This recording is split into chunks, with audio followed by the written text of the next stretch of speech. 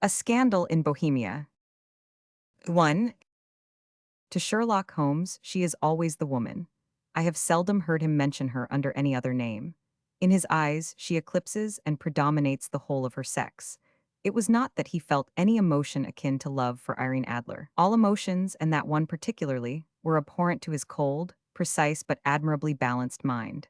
He was, I take it, the most perfect reasoning and observing machine that the world has seen, but as a lover he would have placed himself in a false position. He never spoke of the softer passions, save with a jibe and a sneer. They were admirable things for the observer, excellent for drawing the veil from men's motives and actions, but for the trained reasoner to admit such intrusions into his own delicate and finely adjusted temperament was to introduce a distracting factor, which might throw a doubt upon all his mental results. Grit in a sensitive instrument, or a crack in one of his own high-power lenses, would not be more disturbing than a strong emotion in a nature such as his. And yet there was but one woman to him, and that woman was the late Irene Adler, of dubious and questionable memory. I had seen little of Holmes lately. My marriage had drifted us away from each other, my own complete happiness, and the home-centered interests which rise up around the man who first finds himself master of his own establishment, were sufficient to absorb all my attention, while Holmes, who loathed every form of society with his whole bohemian soul, remained in our lodgings in Baker Street, buried among his old books, and alternating from week to week between cocaine and ambition, the drowsiness of the drug, and the fierce energy of his own keen nature. He was still, as ever, deeply attracted by the study of crime, and occupied his immense faculties and extraordinary powers of observation in following out those clues, and clearing up those mysteries which had been abandoned as hopeless by the official police. From time to time, I heard some vague account of his doings, of his summons to Odessa in the case of the Trepoff murder, of his clearing up of the singular tragedy of the Atkinson brothers at Trincomalee, and finally of the mission which he had accomplished so delicately and successfully for the reigning family of Holland.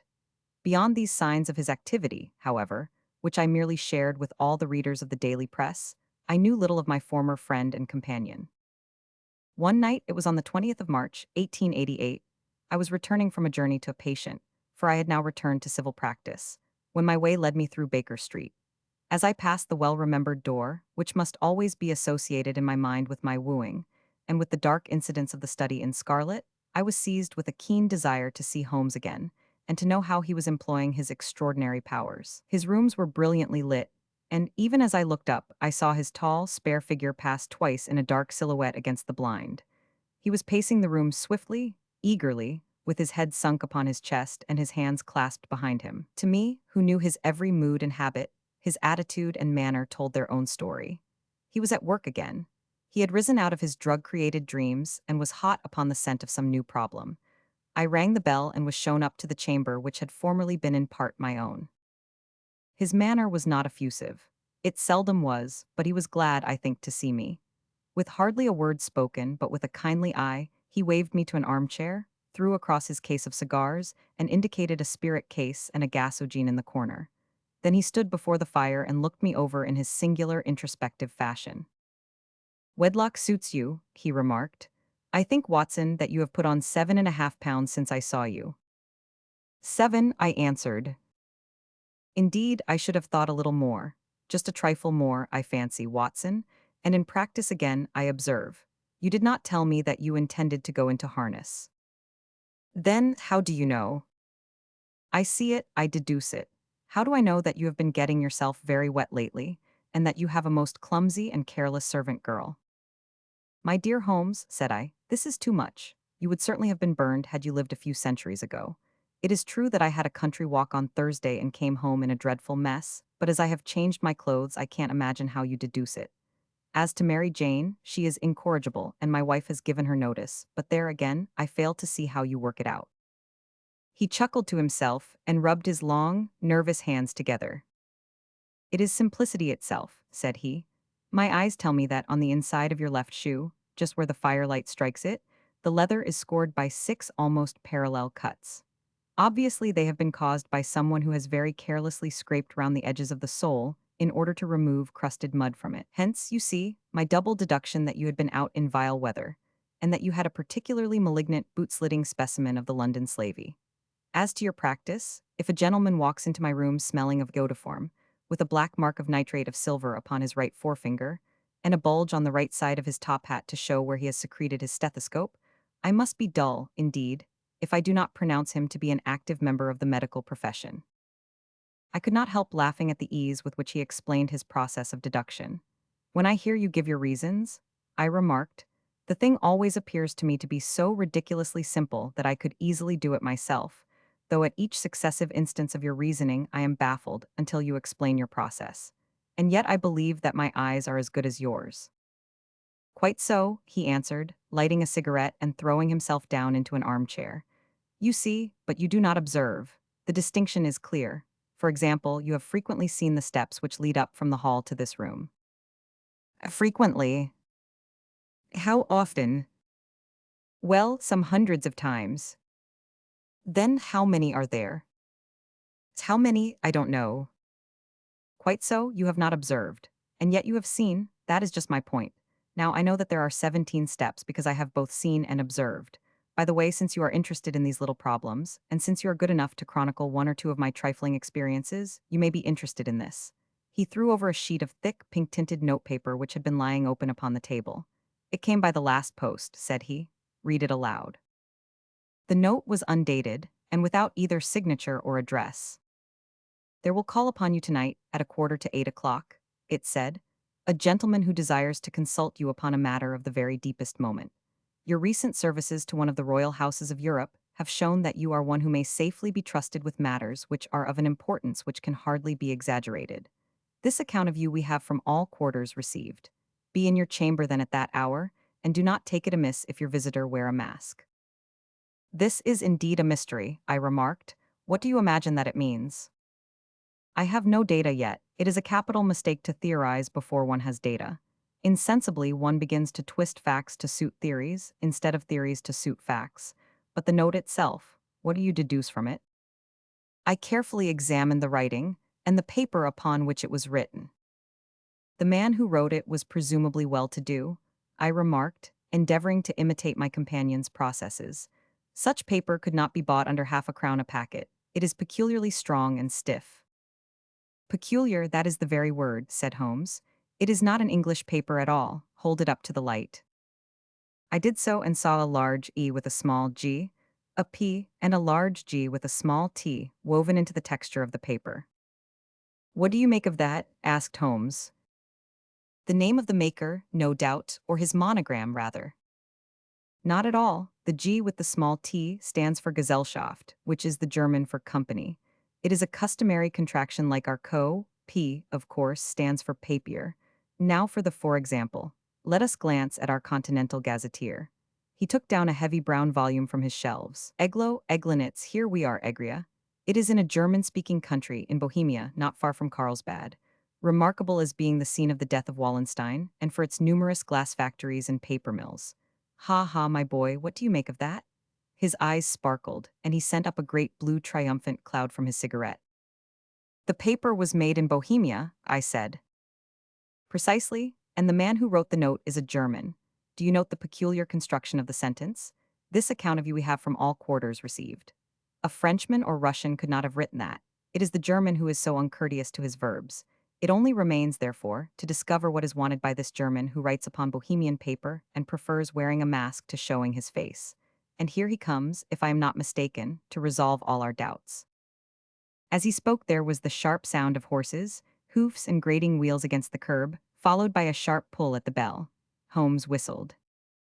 A pair by the sound, said he. Yes, he continued, glancing out of the window.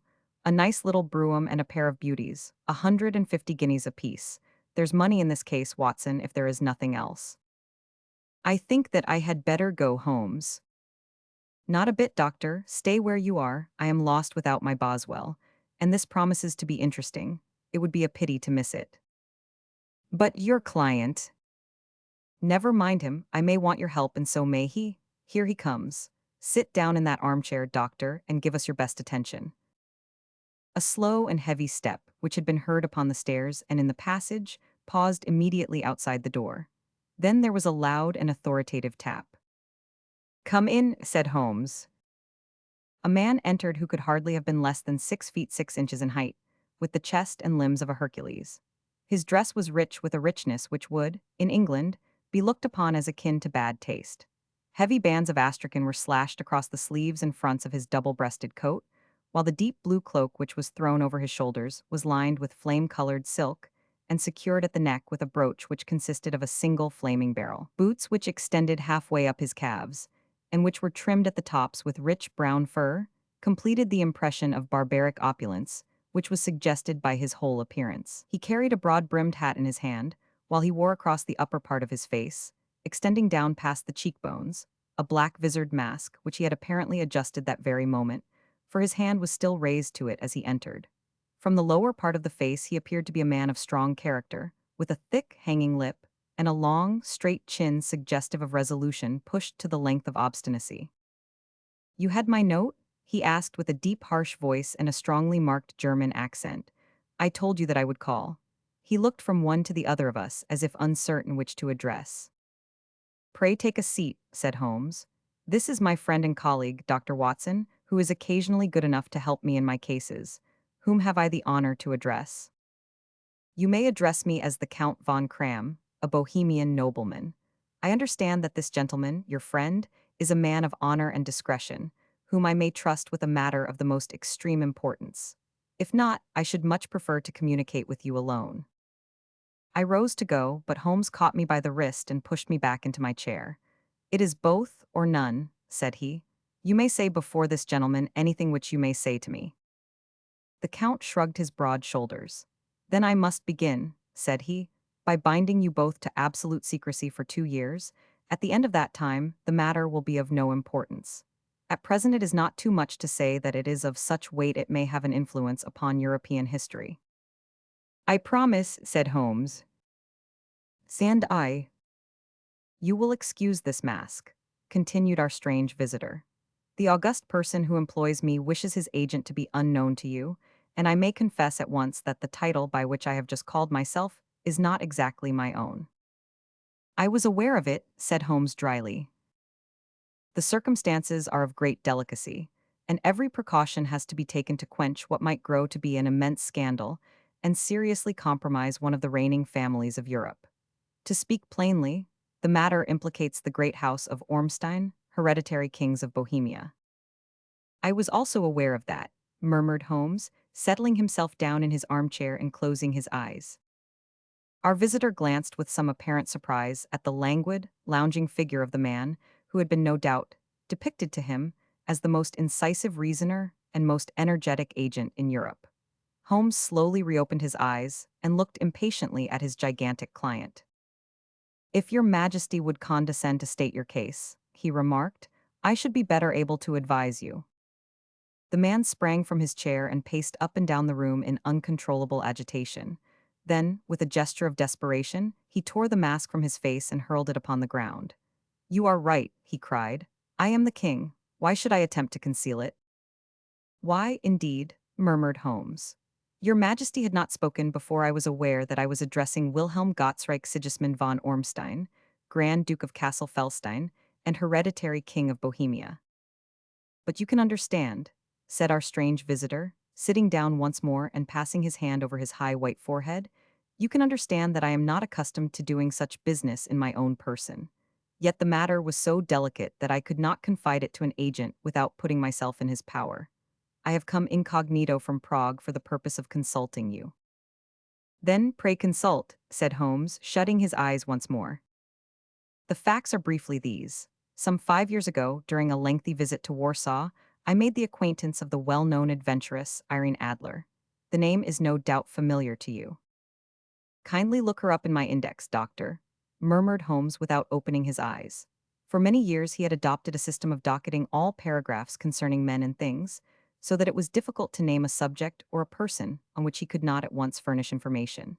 In this case, I found her biography sandwiched in between that of a Hebrew rabbi and that of a staff commander who had written a monograph upon the deep-sea fishes.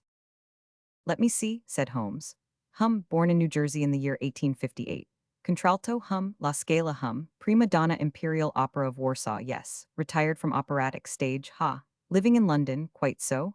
Your Majesty, as I understand, became entangled with this young person, wrote her some compromising letters, and is now desirous of getting those letters back." "Precisely so, but how?" Was there a secret marriage? None. No legal papers or certificates? None.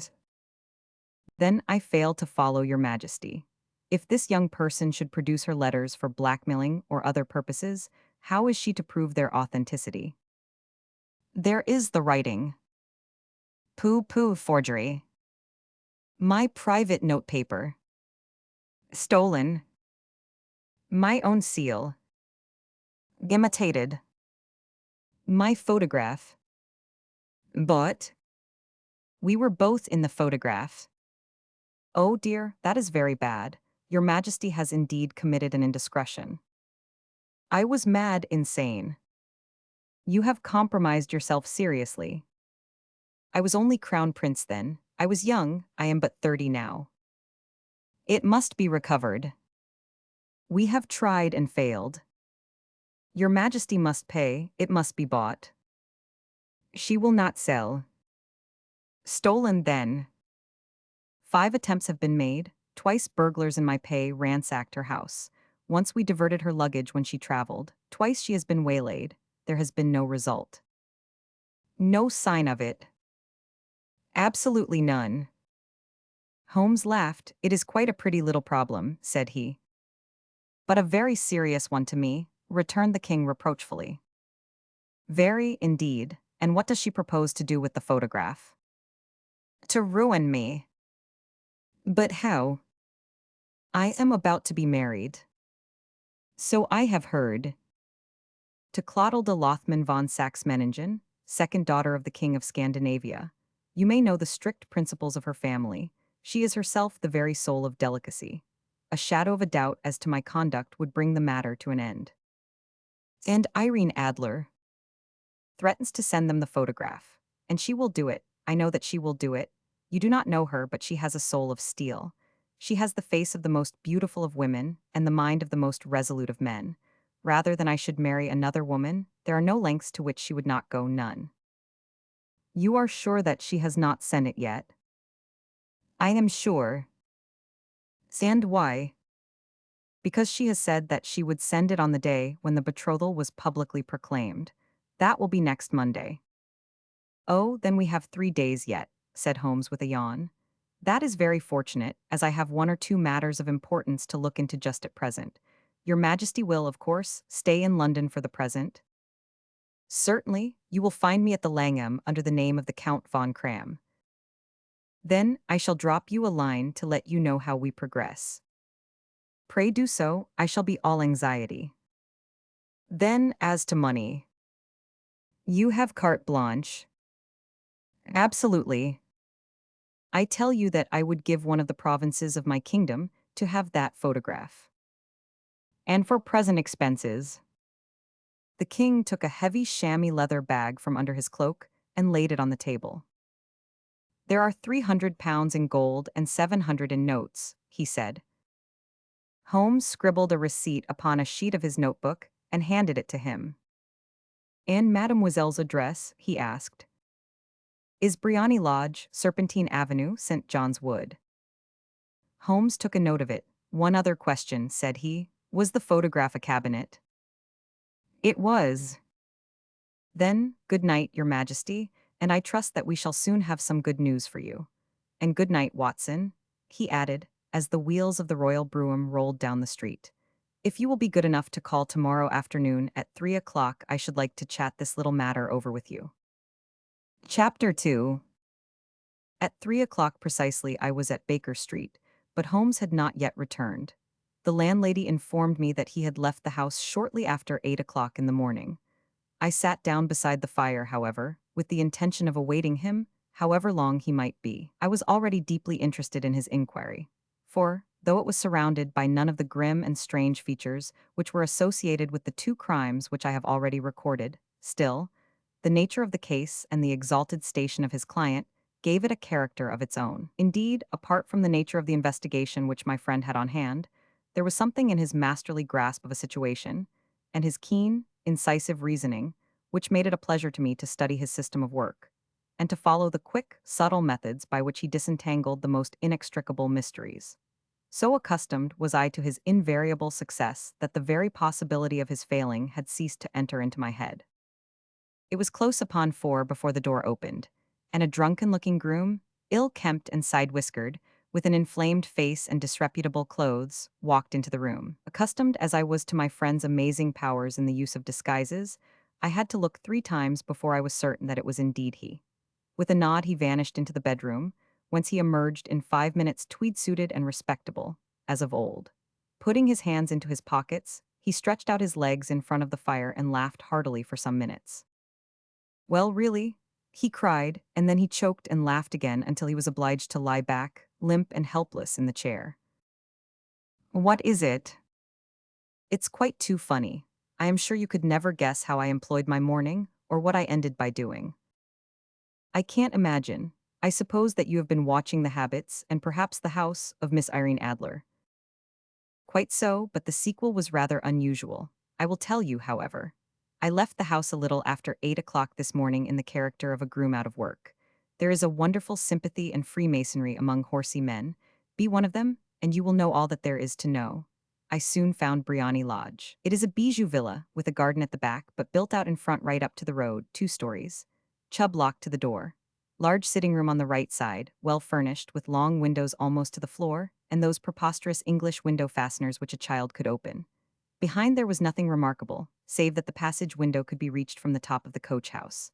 I walked round it and examined it closely from every point of view, but without noting anything else of interest.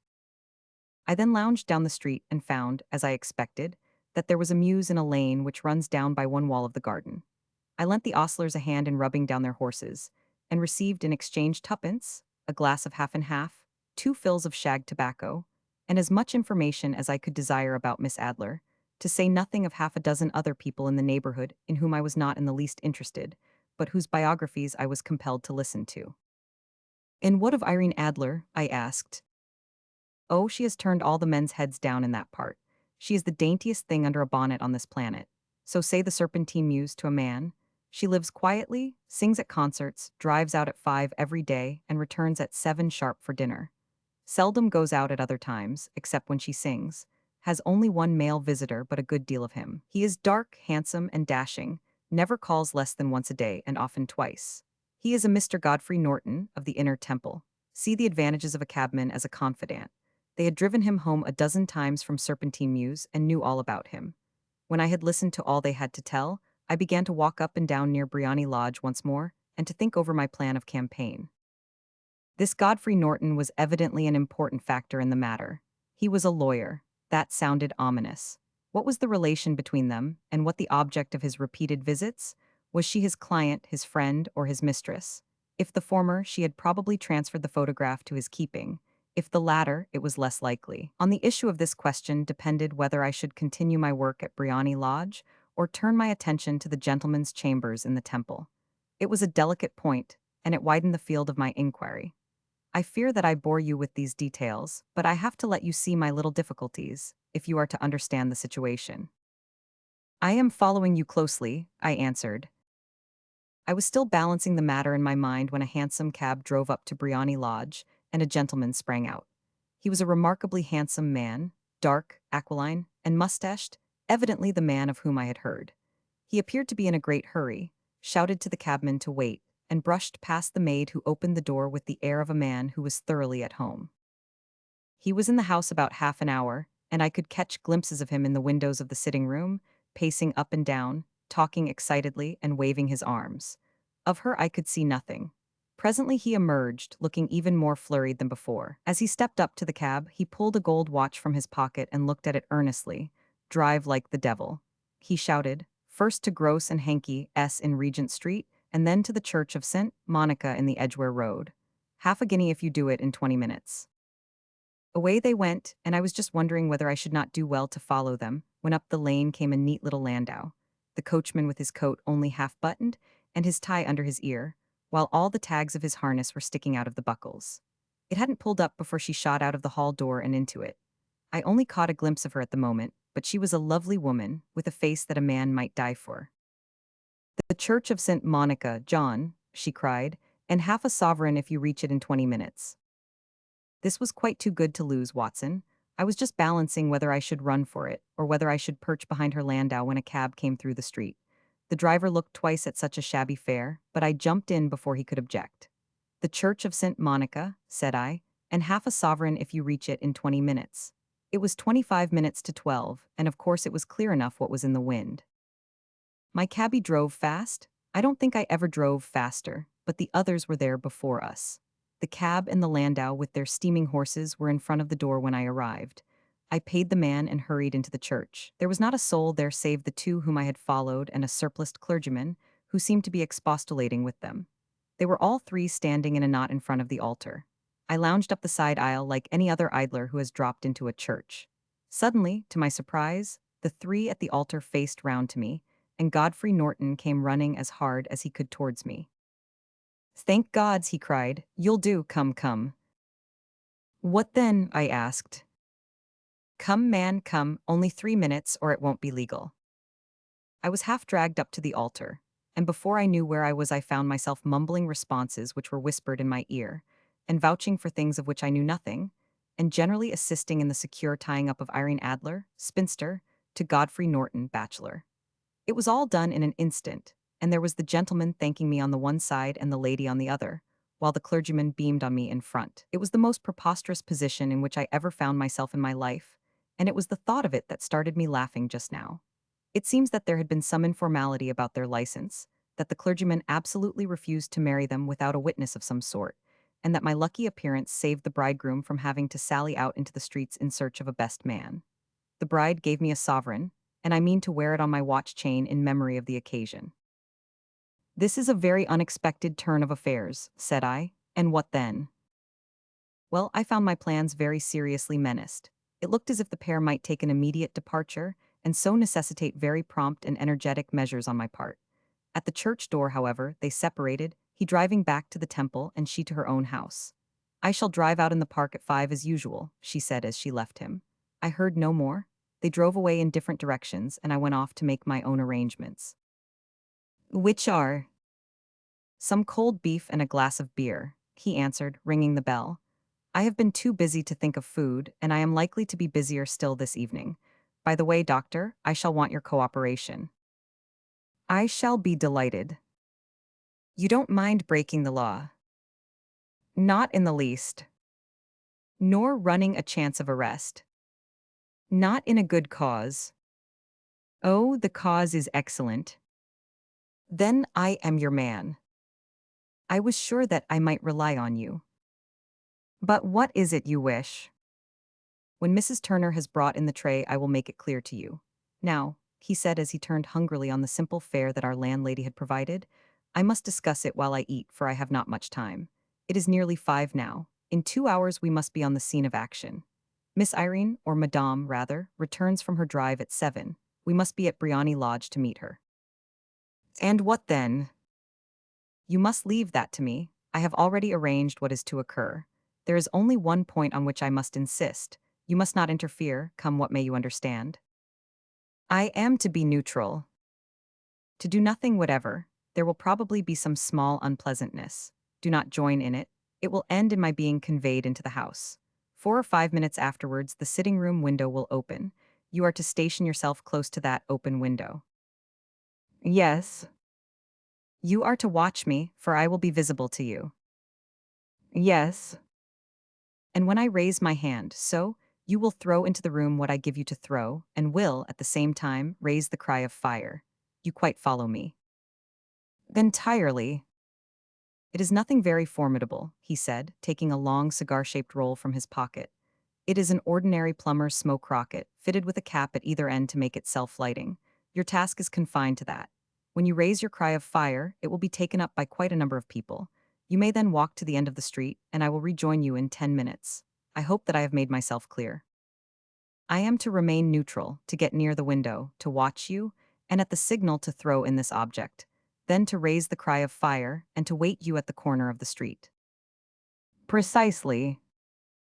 "Then you may entirely rely on me." "That is excellent. I think, perhaps, it is almost time that I prepare for the new role I have to play." He disappeared into his bedroom, and returned in a few minutes in the character of an amiable and simple-minded nonconformist clergyman. His broad black hat, his baggy trousers, his white tie, his sympathetic smile, and general look of peering and benevolent curiosity were such as Mr. John Hare alone could have equaled. It was not merely that Holmes changed his costume. His expression, his manner, his very soul seemed to vary with every fresh part that he assumed. The stage lost a fine actor, even as science lost an acute reasoner when he became a specialist in crime. It was 6:15 when we left Baker Street, and it still wanted 10 minutes to the hour when we found ourselves in Serpentine Avenue. It was already dusk, and the lamps were just being lighted as we paced up and down in front of Briony Lodge, waiting for the coming of its occupant. The house was just such as I had pictured it from Sherlock Holmes, succinct description, but the locality appeared to be less private than I expected. On the contrary, for a small street in a quiet neighborhood, it was remarkably animated. There was a group of shabbily dressed men smoking and laughing in a corner, a scissors grinder with his wheel, two guardsmen who were flirting with a nurse girl, and several well-dressed young men who were lounging up and down with cigars in their mouths. "You see," remarked Holmes as we paced to and fro in front of the house, "this marriage rather simplifies matters. The photograph becomes a double-edged weapon now. The chances are that she would be as averse to its being seen by Mr. Godfrey Norton as our client is to its coming to the eyes of his princess. Now the question is, where are we to find the photograph?" Where indeed? It is most unlikely that she carries it about with her. It is cabinet size, too large for easy concealment about a woman's dress. She knows that the king is capable of having her waylaid and searched. Two attempts of the sort have already been made. We may take it, then, that she does not carry it about with her. Where then? Her banker or her lawyer. There is that double possibility, but I am inclined to think neither. Women are naturally secretive and they like to do their own secreting. Why should she hand it over to anyone else? She could trust her own guardianship, but she could not tell what indirect or political influence might be brought to bear upon a businessman. Besides, remember that she had resolved to use it within a few days. It must be where she can lay her hands upon it. It must be in her own house. But it has twice been burgled. Pshaw, they did not know how to look. But how will you look? I will not look. What then? I will get her to show me. But she will refuse. She will not be able to, but I hear the rumble of wheels. It is her carriage. Now carry out my orders to the letter. As he spoke, the gleam of the side lights of a carriage came round the curve of the avenue. It was a smart little landau, which rattled up to the door of Briony Lodge. As it pulled up, one of the loafing men at the corner dashed forward to open the door in the hope of earning a copper, but was elbowed away by another loafer, who had rushed up with the same intention.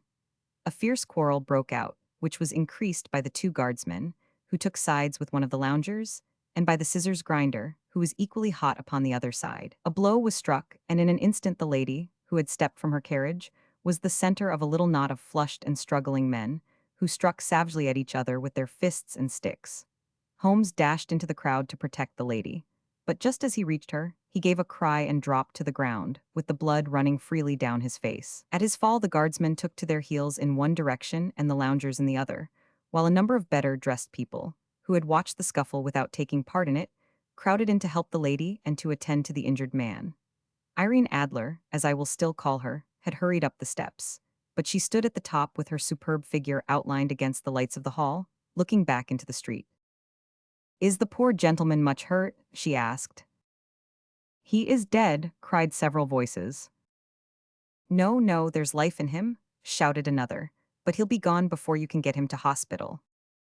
"He's a brave fellow," said a woman. "They would have had the lady's purse and watch if it hadn't been for him. They were a gang, and a rough one too. Ah, he's breathing now." "He can't lie in the street. May we bring him in, marm?" "Surely, bring him into the sitting-room. There is a comfortable sofa. This way, please."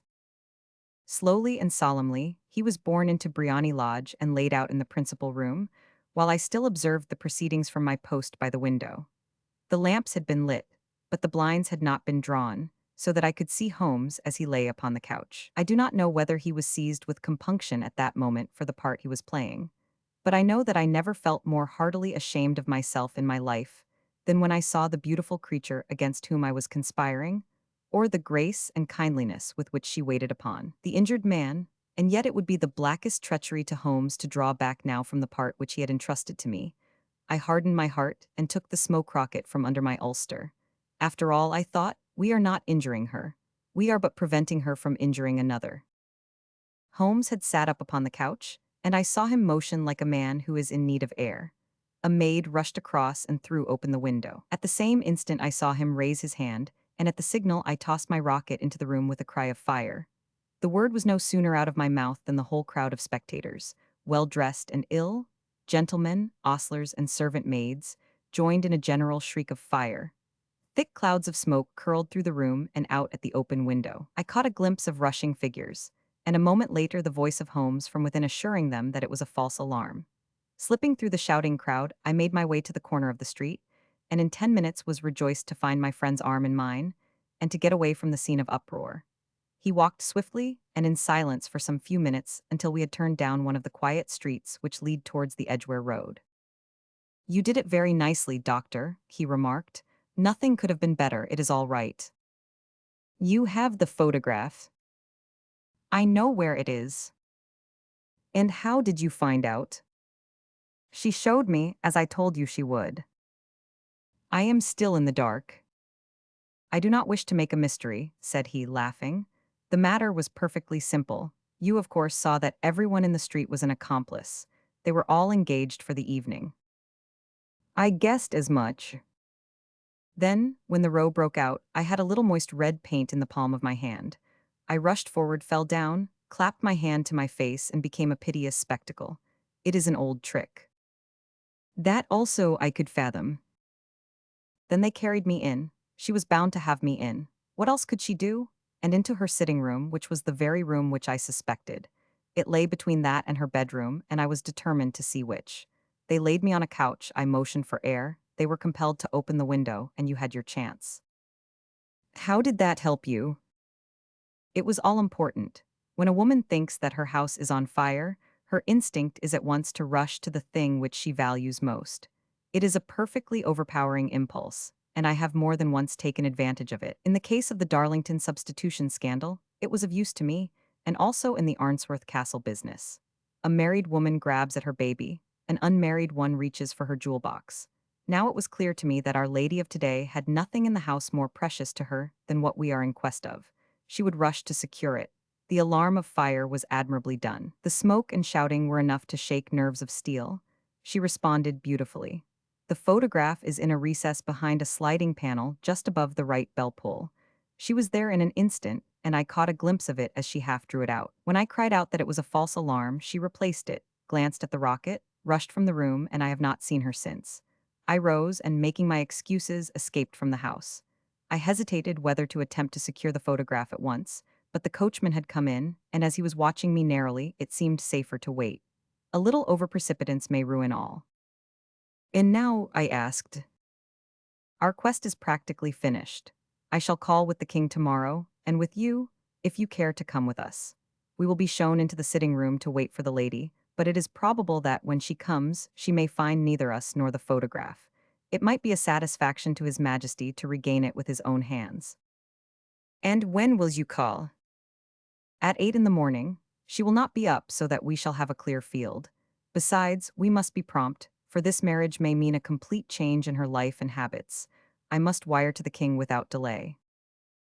We had reached Baker Street and had stopped at the door. He was searching his pockets for the key when someone passing said, "Good night, Mr. Sherlock Holmes." There were several people on the pavement at the time, but the greeting appeared to come from a slim youth in an ulster who had hurried by. "I've heard that voice before," said Holmes, staring down the dimly lit street. "Now, I wonder who the deuce that could have been." Chapter 3.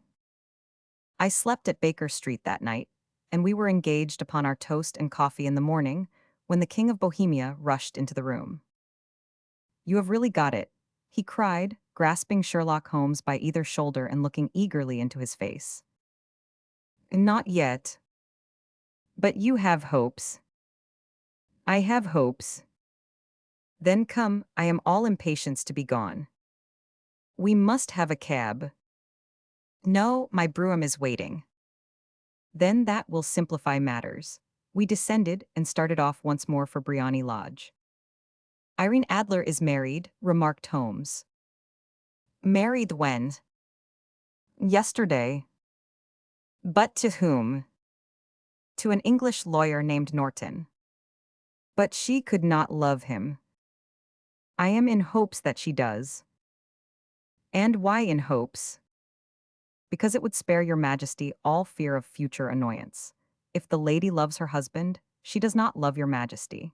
If she does not love your majesty, there is no reason why she should interfere with your majesty's plan. It is true, and yet, well, I wish she had been of my own station. What a queen she would have made. He relapsed into a moody silence, which was not broken until we drew up in Serpentine Avenue. The door of Briony Lodge was open, and an elderly woman stood upon the steps. She watched us with a sardonic eye as we stepped from the brougham. "Mr. Sherlock Holmes, I believe," said she. "I am Mr. Holmes," answered my companion, looking at her with a questioning and rather startled gaze. "Indeed, my mistress told me that you were likely to call. She left this morning with her husband by the 5:15 train from Charing Cross for the Continent." "What?" Sherlock Holmes staggered back, white with chagrin and surprise. "Do you mean that she has left England?" "Never to return." "And the papers?" asked the king hoarsely. "All is lost." "We shall see." He pushed past the servant and rushed into the drawing room, followed by the king and myself. The furniture was scattered about in every direction, with dismantled shelves and open drawers, as if the lady had hurriedly ransacked them before her flight. Holmes rushed at the bell pull, tore back a small sliding shutter, and plunging in his hand, pulled out a photograph and a letter. The photograph was of Irene Adler herself in evening dress. The letter was superscribed to Sherlock Holmes-esque, to be left till called for. My friend tore it open, and we all three read it together. It was dated at midnight of the preceding night and ran in this way. "My dear Mr. Sherlock Holmes, you really did it very well. You took me in completely. Until after the alarm of fire, I had not a suspicion. But then, when I found how I had betrayed myself, I began to think. I had been warned against you months ago. I had been told that, if the king employed an agent, it would certainly be you. And your address had been given me. Yet with all this, you made me reveal what you wanted to know. Even after I became suspicious, I found it hard to think evil of such a dear, kind old clergyman. But you know I have been trained as an actress myself. Male costume is nothing new to me. I often take advantage of the freedom which it gives. I sent John, the coachman, to watch you, ran upstairs, got into my walking clothes, as I call them, and came down just as you departed. Well, I followed you to your door, and so made sure that I was really an object of interest to the celebrated Mr. Sherlock Holmes. Then, I, rather imprudently, wished you good night, and started for the temple to see my husband. We both thought the best resource was flight, when pursued by so formidable an antagonist, so you will find the nest empty when you call tomorrow. As to the photograph, your client may rest in peace. I love and am loved by a better man than he. The king may do what he will without hindrance from one whom he has cruelly wronged. I keep it only to safeguard myself, and to preserve a weapon which will always secure me from any steps which he might take in the future. I leave a photograph which he might care to possess, and I remain, dear Mr. Sherlock Holmes, very truly yours, Irene Norton, nee Adler. "What a woman, oh, what a woman," cried the King of Bohemia, when we had all three read this epistle. "Did I not tell you how quick and resolute she was? Would she not have made an admirable queen? Is it not a pity that she was not on my level? From what I have seen of the lady, she seems, indeed, to be on a very different level to your majesty," said Holmes coldly. "I am sorry that I have not been able to bring your majesty's business to a more successful conclusion." "On the contrary, my dear sir," cried the king, "nothing could be more successful. I know that her word is inviolate. The photograph is now as safe as if it were in the fire." "I am glad to hear your majesty say so. I am immensely indebted to you. Pray tell me in what way I can reward you. This ring," he slipped an emerald snake ring from his finger and held it out upon the palm of his hand. "Your majesty has something which I should value even more highly," said Holmes. "You have but to name it." "This photograph." The king stared at him in amazement. "Irene's photograph," he cried, "certainly if you wish it." "I thank your majesty. Then there is no more to be done in the matter. I have the honor to wish you a very good morning."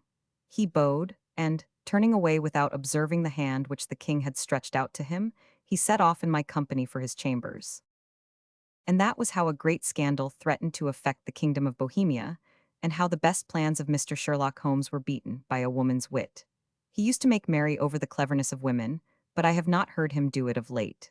And when he speaks of Irene Adler, or when he refers to her photograph, it is always under the honorable title of the woman.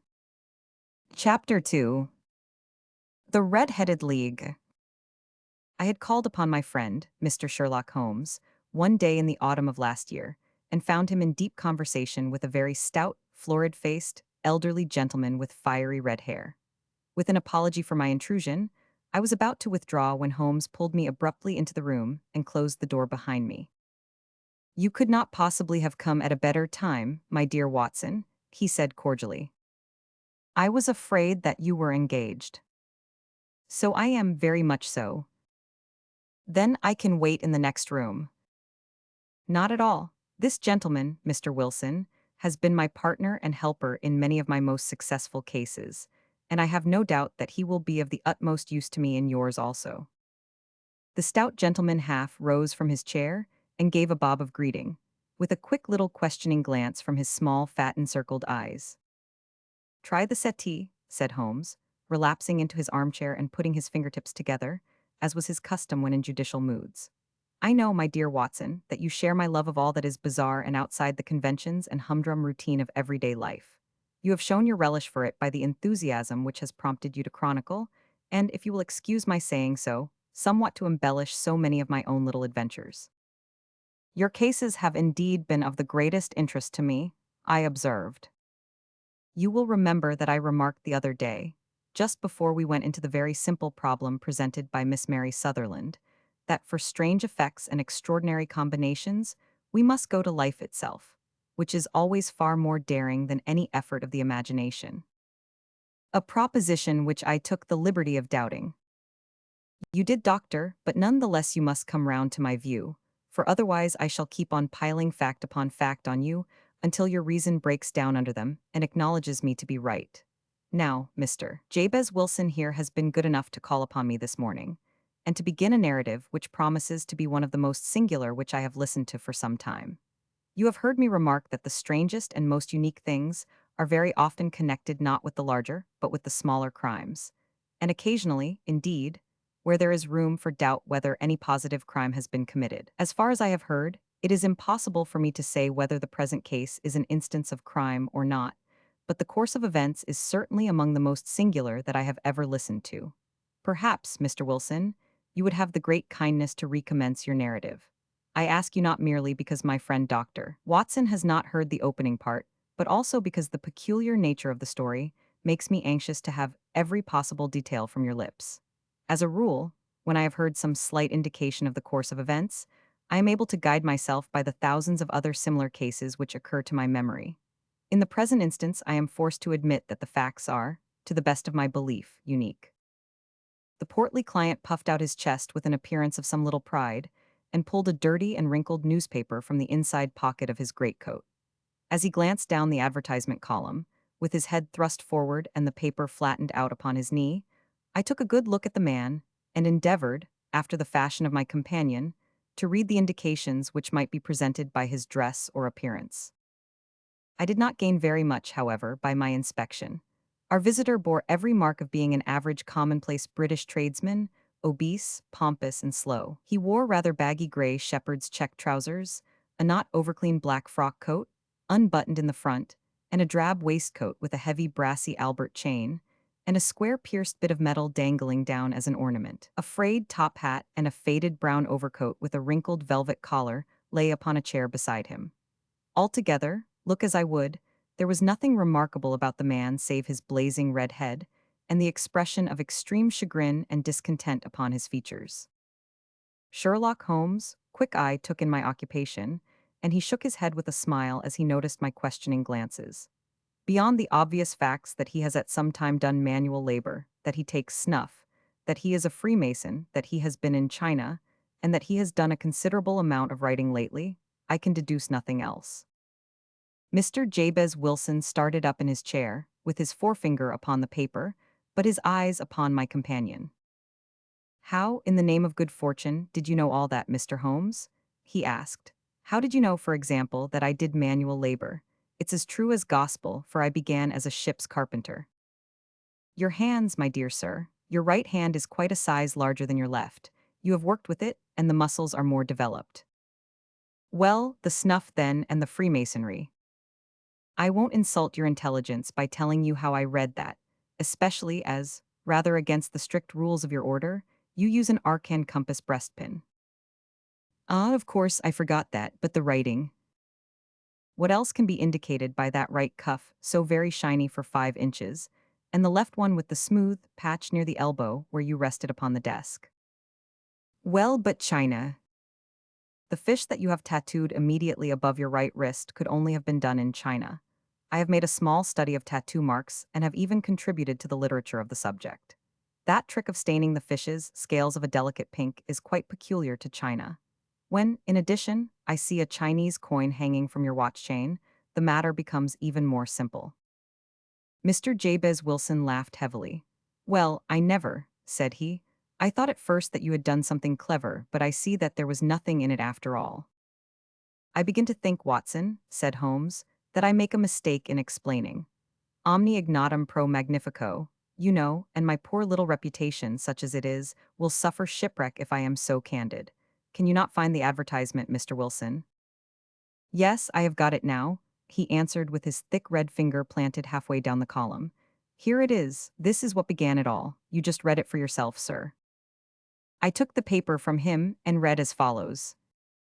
To the Red-Headed League, on account of the bequest of the late Ezekiah Hopkins, of Lebanon, Pennsylvania, USA, there is now another vacancy open which entitles a member of the League to a salary of £4 a week for purely nominal services. All red-headed men who are sound in body and mind, and above the age of 21 years are eligible. Apply in person on Monday at 11 o'clock to Duncan Ross at the offices of the League, 7 Pope's Court, Fleet Street.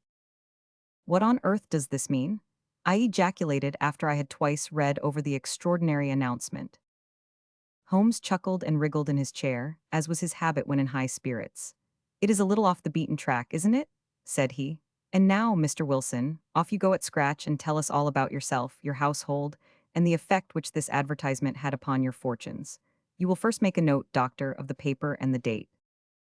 It is the Morning Chronicle of Apra, 1890, just 2 months ago. Very good, now, Mr. Wilson. Well, it is just as I have been telling you, Mr. Sherlock Holmes, said Jabez Wilson, mopping his forehead. I have a small pawnbroker's business at Coburg Square, near the city. It's not a very large affair, and of late years it has not done more than just give me a living. I used to be able to keep 2 assistants, but now I only keep one, and I would have a job to pay him, but that he is willing to come for half wages so as to learn the business. What is the name of this obliging youth? Asked Sherlock Holmes. His name is Vincent Spaulding, and he's not such a youth either. It's hard to say his age. I should not wish a smarter assistant, Mr. Holmes, and I know very well that he could better himself and earn twice what I am able to give him. But after all, if he is satisfied, why should I put ideas in his head? Why, indeed? You seem most fortunate in having an employee who comes under the full market price. It is not a common experience among employers in this age. I don't know that your assistant is not as remarkable as your advertisement. Oh, he has his faults too, said Mr. Wilson. Never was such a fellow for photography. Snapping away with a camera when he ought to be improving his mind, and then diving down into the cellar like a rabbit into its hole to develop his pictures. That is his main fault, but on the whole he's a good worker. There's no vice in him. He is still with you, I presume. Yes, sir, he and a girl of 14, who does a bit of simple cooking and keeps the place clean. That's all I have in the house, for I am a widower and never had any family. We live very quietly, sir, the 3 of us, and we keep a roof over our heads and pay our debts if we do nothing more. The first thing that put us out was that advertisement. Spaulding, he came down into the office just this day 8 weeks, with this very paper in his hand, and he says, I wish to the Lord, Mr. Wilson, that I was a red-headed man. Why that? I asks. Why, says he, here's another vacancy on the League of the Red-Headed Men. It's worth quite a little fortune to any man who gets it, and I understand that there are more vacancies than there are men, so that the trustees are at their wits' end what to do with the money. If my hair would only change color, here's a nice little crib all ready for me to step into. Why, what is it then? I asked. You see, Mr. Holmes, I am a very stay-at-home man, and as my business came to me instead of my having to go to it, I was often weeks on end without putting my foot over the doormat. In that way, I didn't know much of what was going on outside, and I was always glad of a bit of news. Have you never heard of the League of the Red-Headed Men? He asked with his eyes open. Never. Why? I wonder at that, for you are eligible yourself for one of the vacancies. And what are they worth? I asked. Oh, merely a couple of hundred a year, but the work is slight, and it need not interfere very much with one's other occupations. Well, you can easily think that that made me prick up my ears, for the business has not been over good for some years, and an extra couple of hundred would have been very handy. Tell me all about it, said I. Well, said he, showing me the advertisement, you can see for yourself that the league has a vacancy, and there is the address where you should apply for particulars. As far as I can make out, the league was founded by an American millionaire, Ezekiah Hopkins, who was very peculiar in his ways. He was himself redheaded, and he had a great sympathy for all redheaded men. So, when he died, it was found that he had left his enormous fortune in the hands of trustees, with instructions to apply the interest to the providing of easy berths to men whose hair is of that color. From all I hear, it is splendid pay and very little to do. But, said I, there would be millions of red-headed men who would apply. Not so many as you might think, he answered. You see, it is really confined to Londoners and to grown men. This American had started from London when he was young, and he wanted to do the old town a good turn. Then again, I have heard it is no use your applying if your hair is light red, or dark red, or anything but real bright, blazing, fiery red. Now, if you cared to apply, Mr. Wilson, you would just walk in. But perhaps it would hardly be worth your while to put yourself out of the way for the sake of a few £100. Now, it is a fact, gentlemen, as you may see for yourselves, that my hair is of a very full and rich tint, so that it seemed to me that if there was to be any competition in the matter, I stood as good a chance as any man that I had ever met. Vincent Spaulding seemed to know so much about it that I thought he might prove useful, so I just ordered him to put up the shutters for the day and to come right away with me. He was very willing to have a holiday, so we shut the business up and started off for the address that was given us in the advertisement. I never hope to see such a sight as that again, Mr. Holmes. From north, south, east, and west, every man who had a shade of red in his hair had tramped into the city to answer the advertisement. Fleet Street was choked with red-headed folk, and Pope's Court looked like a coster's orange barrow. I should not have thought there were so many in the whole country as were brought together by that single advertisement. Every shade of color they were: straw, lemon, orange, brick, Irish setter, liver, clay. But as Spaulding said, there were not many who had the real vivid flame-colored tint. When I saw how many were waiting, I would have given it up in despair. But Spaulding would not hear of it. How he did it I could not imagine. But he pushed and pulled and buted until he got me through the crowd, and right up to the steps which led to the office. There was a double stream upon the stair, some going up in hope, and some coming back dejected. But we wedged in as well as we could and soon found ourselves in the office. Your experience has been a most entertaining one, remarked Holmes as his client paused and refreshed his memory with a huge pinch of snuff. Pray continue your very interesting statement.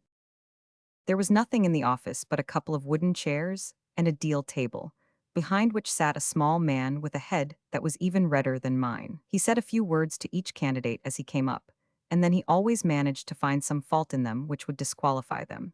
Getting a vacancy did not seem to be such a very easy matter, after all. However, when our turn came, the little man was much more favorable to me than to any of the others, and he closed the door as we entered, so that he might have a private word with us.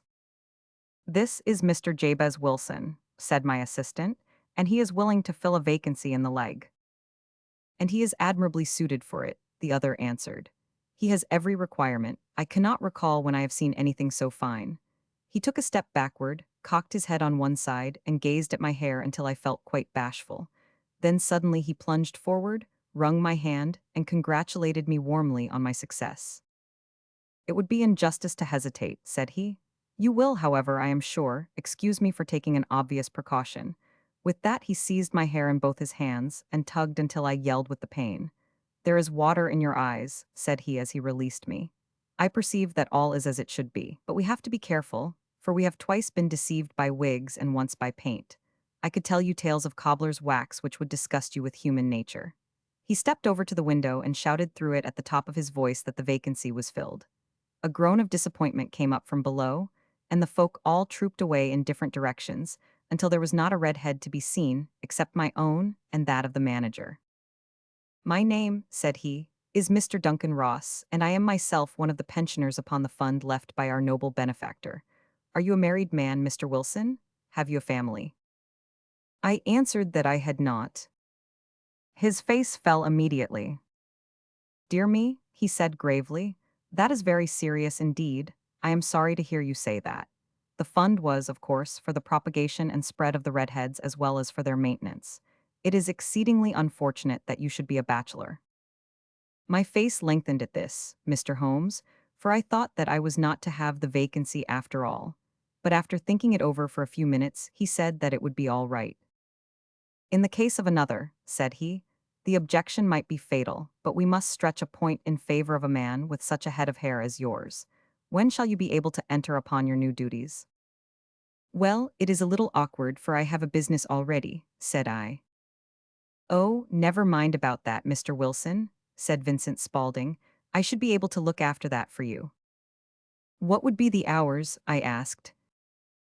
10 to 2. Now a pawnbroker's business is mostly done of an evening, Mr. Holmes, especially Thursday and Friday evening, which is just before payday. So it would suit me very well to earn a little in the mornings. Besides, I knew that my assistant was a good man, and that he would see to anything that turned up. "That would suit me very well," said I, "and the pay?" "Is £4 a week. And the work is purely nominal." "What do you call purely nominal?" "Well, you have to be in the office, or at least in the building, the whole time. If you leave, you forfeit your whole position forever. The will is very clear upon that point. You don't comply with the conditions if you budge from the office during that time." "It's only 4 hours a day, and I should not think of leaving," said I. "No excuse will avail," said Mr. Duncan Ross. "Neither sickness nor business nor anything else. There you must stay, or you lose your billet." "And the work is to copy out the Encyclopaedia Britannica. There is the first volume of it in that press. You must find your own ink, pens, and blotting paper, but we provide this table and chair. Will you be ready tomorrow?" "Certainly," I answered. "Then, goodbye, Mr. Jabez Wilson, and let me congratulate you once more on the important position which you have been fortunate enough to gain." He bowed me out of the room, and I went home with my assistant, hardly knowing what to say or do. I was so pleased at my own good fortune.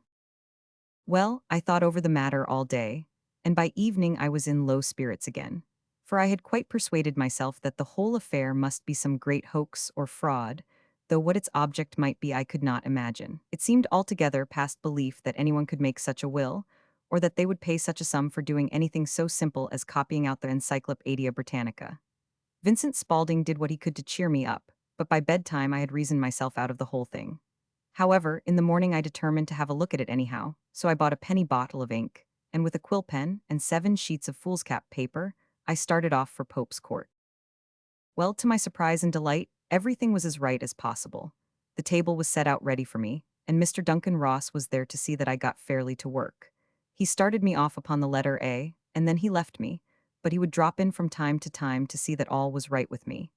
At 2 o'clock he bade me good day, complimented me upon the amount that I had written, and locked the door of the office after me.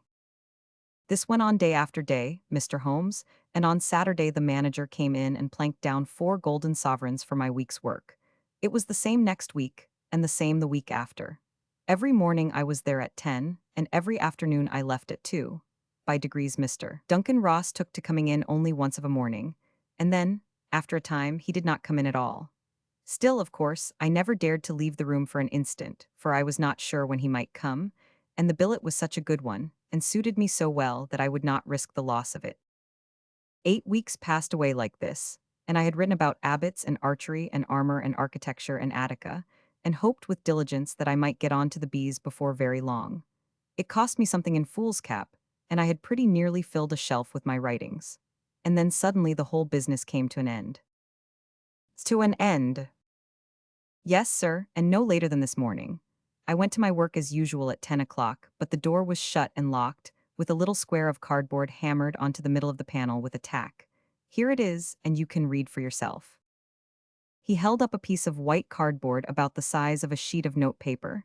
It read in this fashion: The Red-Headed League is dissolved. October 9, 1890. Sherlock Holmes and I surveyed this curt announcement and the rueful face behind it, until the comical side of the affair so completely overtopped every other consideration that we both burst out into a roar of laughter. I cannot see that there is anything very funny, cried our client, flushing up to the roots of his flaming head. If you can do nothing better than laugh at me, I can go elsewhere. No, no, cried Holmes, shoving him back into the chair from which he had half risen. I really wouldn't miss your case for the world. It is most refreshingly unusual.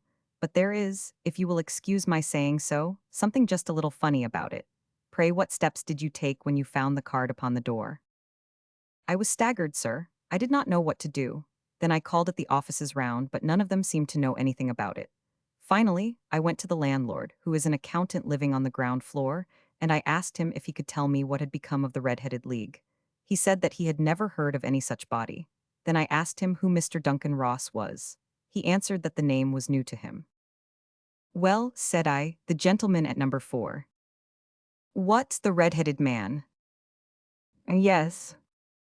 Oh, said he, his name was William Morris. He was a solicitor and was using my room as a temporary convenience until his new premises were ready. He moved out yesterday. Where could I find him? Oh, at his new offices. He did tell me the address. Yes, 17 King Edward Street near St. Paul S. I started off, Mr. Holmes, but when I got to that address, it was a manufactory of artificial kneecaps, and no one in it had ever heard of either Mr. William Morris or Mr. Duncan Ross. And what did you do then? Asked Holmes. I went home to Saxe-Coburg Square, and I took the advice of my assistant, but he could not help me in any way. He could only say that if I waited I should hear by post. But that was not quite good enough, Mr. Holmes. I did not wish to lose such a place without a struggle, so, as I had heard that you were good enough to give advice to poor folk who were in need of it, I came right away to you. And you did very wisely, said Holmes. Your case is an exceedingly remarkable one, and I shall be happy to look into it. From what you have told me, I think that it is possible that graver issues hang from it than might at first sight appear. Grave enough, said Mr. Jabez Wilson. Why, I have lost £4 a week. As far as you are personally concerned, remarked Holmes, I do not see that you have any grievance against this extraordinary league. On the contrary, you are, as I understand, richer by some £30, to say nothing of the minute knowledge which you have gained on every subject which comes under the letter A. You have lost nothing by them. No, sir, but I want to find out about them, and who they are, and what their object was in playing this prank, if it was a prank, upon me. It was a pretty expensive joke for them, for it cost them £32. We shall endeavor to clear up these points for you. And first, 1 or 2 questions, Mr. Wilson. This assistant of yours who first called your attention to the advertisement, how long had he been with you?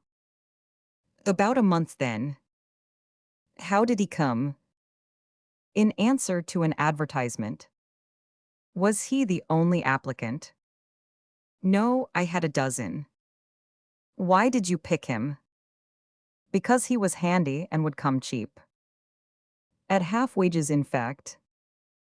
Yes. What is he like, this Vincent Spaulding? Small, stout-built, very quick in his ways, no hair on his face, though he's not short of 30. Has a white splash of acid upon his forehead. Holmes sat up in his chair in considerable excitement. I thought as much, said he. Have you ever observed that his ears are pierced for earrings? Yes, sir. He told me that a gypsy had done it for him when he was a lad.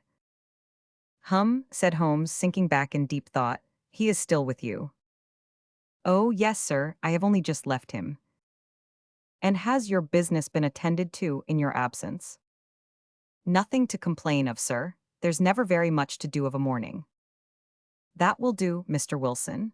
I shall be happy to give you an opinion upon the subject in the course of a day or two. Today is Saturday, and I hope that by Monday we may come to a conclusion. Well, Watson, said Holmes when our visitor had left us, what do you make of it all?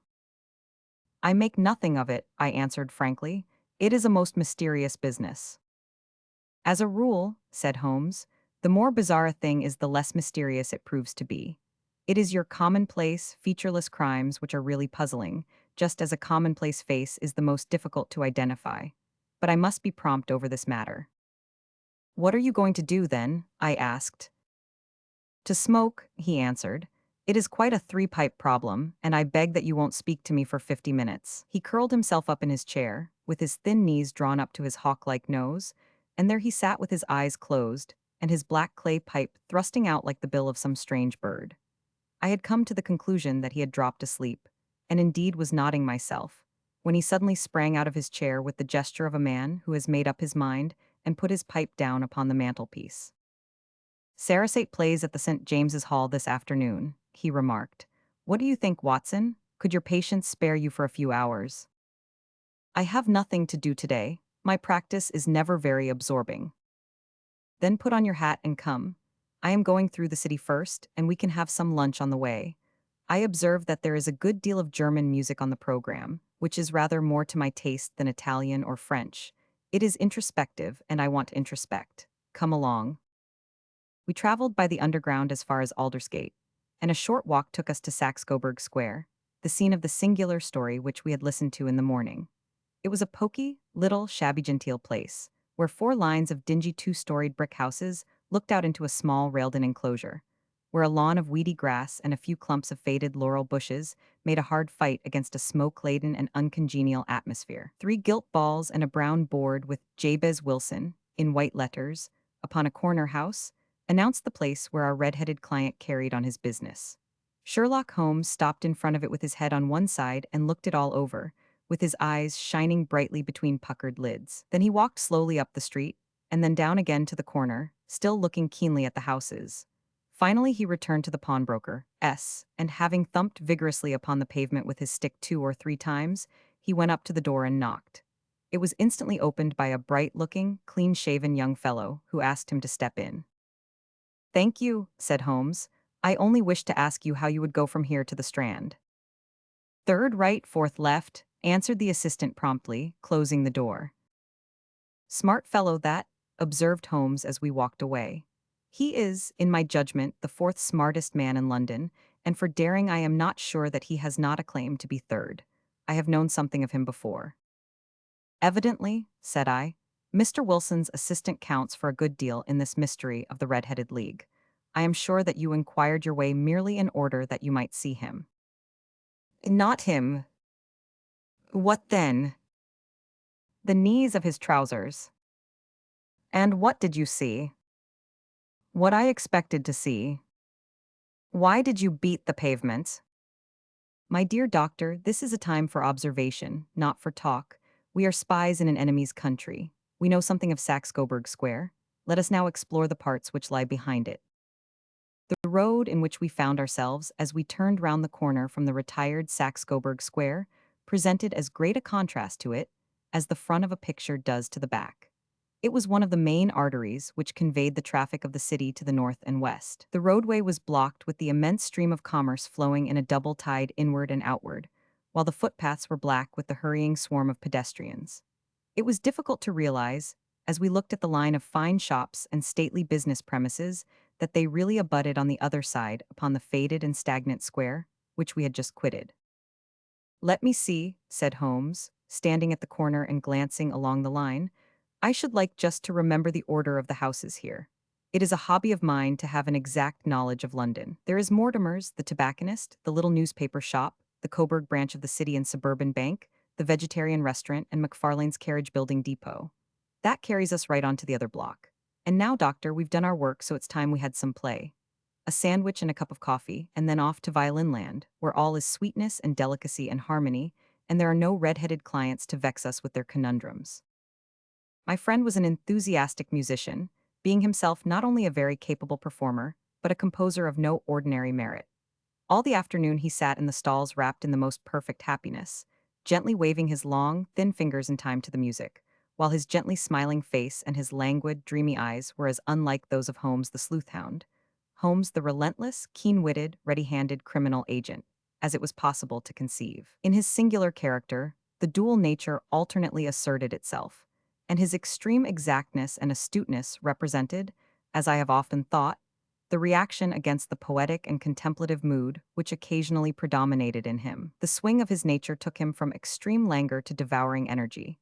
And, as I knew well, he was never so truly formidable as when, for days on end, he had been lounging in his armchair amid his improvisations and his black-letter additions. Then it was that the lust of the chase would suddenly come upon him, and that his brilliant reasoning power would rise to the level of intuition, until those who were unacquainted with his methods would look askance at him, as on a man whose knowledge was not that of other mortals. When I saw him that afternoon so enwrapped in the music at St. James's Hall, I felt that an evil time might be coming upon those whom he had set himself to hunt down. "You want to go home, no doubt, doctor," he remarked as we emerged. "Yes, it would be as well. And I have some business to do which will take some hours.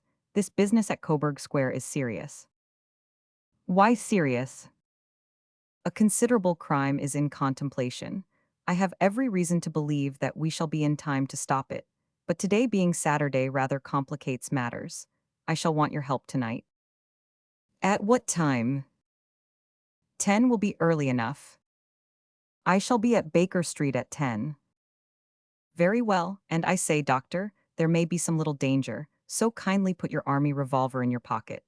He waved his hand, turned on his heel, and disappeared in an instant among the crowd. I trust that I am not more dense than my neighbors, but I was always oppressed with a sense of my own stupidity in my dealings with Sherlock Holmes. Here I had heard what he had heard, I had seen what he had seen, and yet from his words it was evident that he saw clearly not only what had happened but what was about to happen, while to me, the whole business was still confused and grotesque. As I drove home to my house in Kensington, I thought over it all. From the extraordinary story of the red-headed copier of the Encyclopedia down to the visit to Saxe-Coburg Square, and the ominous words with which he had parted from me. What was this nocturnal expedition, and why should I go armed? Where were we going, and what were we to do? I had the hint from Holmes that this smooth-faced pawnbroker's assistant was a formidable man, a man who might play a deep game. I tried to puzzle it out, but gave it up in despair and set the matter aside until night should bring an explanation. It was 9:15 when I started from home and made my way across the park, and so through Oxford Street to Baker Street.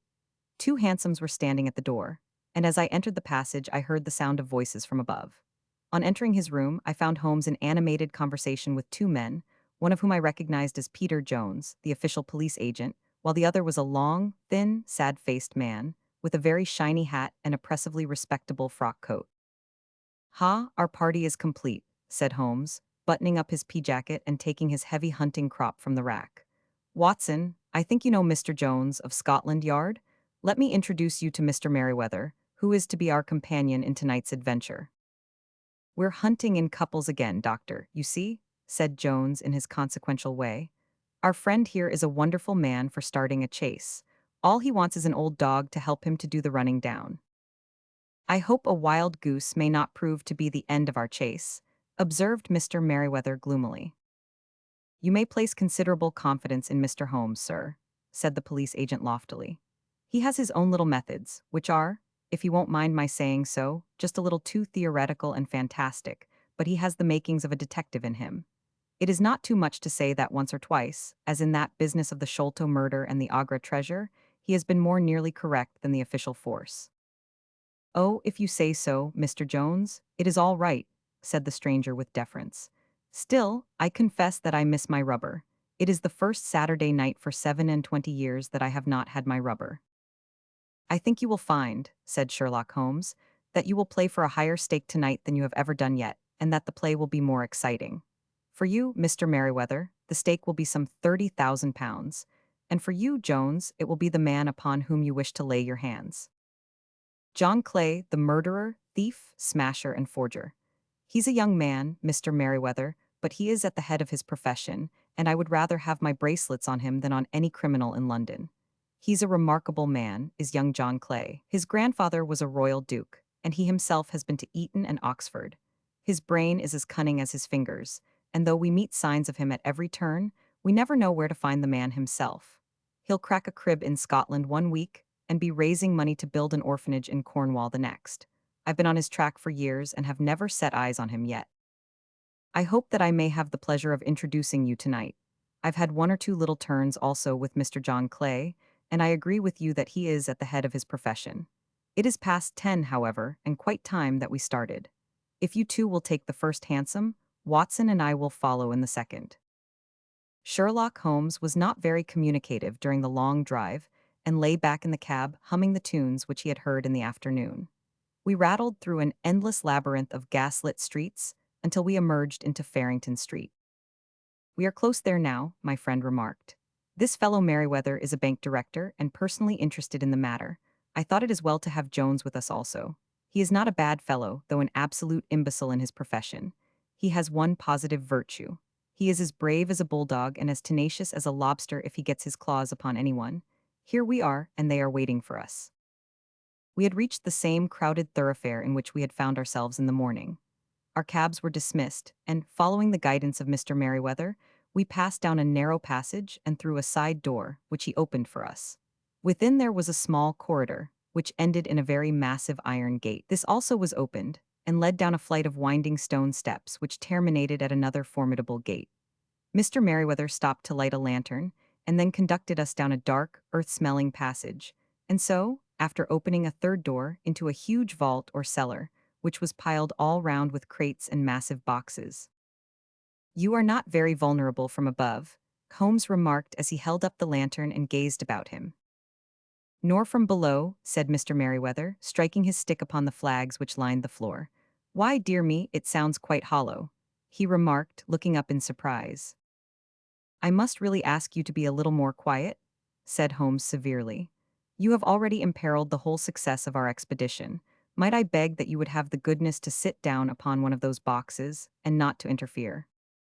The solemn Mr. Merriweather perched himself upon a crate, with a very injured expression upon his face, while Holmes fell upon his knees upon the floor and, with the lantern and a magnifying lens, began to examine minutely the cracks between the stones. A few seconds sufficed to satisfy him, for he sprang to his feet again and put his glass in his pocket. "We have at least an hour before us," he remarked, "for they can hardly take any steps until the good pawnbroker is safely in bed. Then they will not lose a minute, for the sooner they do their work the longer time they will have for their escape. We are at present, doctor, as no doubt you have divined, in the cellar of the city branch of one of the principal London banks. Mr. Merriweather is the chairman of directors, and he will explain to you that there are reasons why the more daring criminals of London should take a considerable interest in this cellar at present." "It is our French gold," whispered the director. "We have had several warnings that an attempt might be made upon it." "Your French gold?" "Yes, we had occasion some months ago to strengthen our resources, and borrowed for that purpose 30,000 Napoleons from the Bank of France. It has become known that we have never had occasion to unpack the money, and that it is still lying in our cellar. The crate upon which I sit contains 2,000 Napoleons packed between layers of lead foil. Our reserve of bullion is much larger at present than is usually kept in a single branch office, and the directors have had misgivings upon the subject." "Which were very well justified," observed Holmes. "And now it is time that we arranged our little plans. I expect that within an hour matters will come to a head. In the meantime, Mr. Merriweather, we must put the screen over that dark lantern." "And sit in the dark?" "I am afraid so. I had brought a pack of cards in my pocket, and I thought that, as we were a party carry, you might have your rubber after all. But I see that the enemy's preparations have gone so far that we cannot risk the presence of a light. And first of all, we must choose our positions. These are daring men, and though we shall take them at a disadvantage, they may do us some harm unless we are careful. I shall stand behind this crate, and do you conceal yourselves behind those. Then, when I flash a light upon them, close in swiftly. If they fire, Watson, have no compunction about shooting them down." I placed my revolver, cocked, upon the top of the wooden case behind which I crouched. Holmes shot the slide across the front of his lantern and left us in pitch darkness, such an absolute darkness as I have never before experienced. The smell of hot metal remained to assure us that the light was still there, ready to flash out at a moment's notice. To me, with my nerves worked up to a pitch of expectancy, there was something depressing and subduing in the sudden gloom, and in the cold dank air of the vault. "They have but one retreat," whispered Holmes. "That is back through the house into Saxe-Coburg Square. I hope that you have done what I asked you, Jones. I have an inspector and 2 officers waiting at the front door." Then we have stopped all the holes, and now we must be silent and wait. What a time it seemed. From comparing notes afterwards, it was but an hour and a quarter, yet it appeared to me that the night must have almost gone, and the dawn be breaking above us. My limbs were weary and stiff, for I feared to change my position, yet my nerves were worked up to the highest pitch of tension, and my hearing was so acute that I could not only hear the gentle breathing of my companions, but I could distinguish the deeper, heavier in breath of the bulky Jones from the thin, sighing note of the bank director. From my position, I could look over the case in the direction of the floor. Suddenly, my eyes caught the glint of a light. At first, it was but a lurid spark upon the stone pavement. Then it lengthened out until it became a yellow line. And then, without any warning or sound, a gash seemed to open and a hand appeared, a white, almost womanly hand, which felt about in the center of the little area of light. For a minute or more, the hand, with its writhing fingers, protruded out of the floor. Then it was withdrawn as suddenly as it appeared, and all was dark again save the single lurid spark which marked a chink between the stones. Its disappearance, however, was but momentary. With a rending, tearing sound, one of the broad, white stones turned over upon its side and left a square, gaping hole, through which streamed the light of a lantern. Over the edge there peeped a clean-cut, boyish face which looked keenly about it, and then, with a hand on either side of the aperture, drew itself shoulder-high and waist-high, until one knee rested upon the edge. In another instant he stood at the side of the hole and was hauling after him a companion, lithe and small like himself, with a pale face and a shock of very red hair. "It's all clear," he whispered. "Have you the chisel and the bags? Great Scott! Jump, Archie, jump, and I'll swing for it." Sherlock Holmes had sprung out and seized the intruder by the collar. The other dived down the hole, and I heard the sound of rending cloth as Jones clutched at his skirts. The light flashed upon the barrel of a revolver, but Holmes' hunting crop came down on the man's wrist, and the pistol clinked upon the stone floor. "It's no use, John Clay," said Holmes blandly. "You have no chance at all." "So I see," the other answered with the utmost coolness. "I fancy that my pal is all right, though I see you have got his coat-tails." "There are 3 men waiting for him at the door," said Holmes. "Oh, indeed, you seem to have done the thing very completely. I must compliment you." "And I you," Holmes answered. "Your red-headed idea was very new and effective." "You'll see your pal again presently," said Jones. "He's quicker at climbing down holes than I am. Just hold out while I fix the darbies." "I beg that you will not touch me with your filthy hands," remarked our prisoner as the handcuffs clattered upon his wrists. "You may not be aware that I have royal blood in my veins. Have the goodness, also, when you address me always to say, 'Sir,' and 'please.'" "All right," said Jones with a stare and a snigger. "Well, would you please, sir, march upstairs, where we can get a cab to carry your highness to the police station?" "That is better," said John Clay serenely. He made a sweeping bow to the 3 of us and walked quietly off in the custody of the detective. "Really, Mr. Holmes," said Mr. Merriweather as we followed them from the cellar, "I do not know how the bank can thank you or repay you. There is no doubt that you have detected and defeated in the most complete manner one of the most determined attempts at bank robbery that have ever come within my experience. I have had 1 or 2 little scores of my own to settle with Mr. John Clay," said Holmes. "I have been at some small expense over this matter, which I shall expect the bank to refund, but beyond that I am amply repaid by having had an experience which is, in many ways, unique, and by hearing the very remarkable narrative of the Red-Headed League. You see, Watson," he explained in the early hours of the morning as we sat over a glass of whiskey and soda in Baker Street, "it was perfectly obvious from the first that the only possible object of this rather fantastic business of the advertisement of the League, and the copying of the encyclopedia, must be to get this not overbright pawnbroker out of the way for a number of hours every day. It was a curious way of managing it, but really, it would be difficult to suggest a better. The method was no doubt suggested to Clay's ingenious mind by the color of his accomplice's hair. The £4 a week was a lure which must draw him, and what was it to them, who were playing for thousands? They put in the advertisement, one rogue has the temporary office, the other rogue incites the man to apply for it, and together they managed to secure his absence every morning in the week.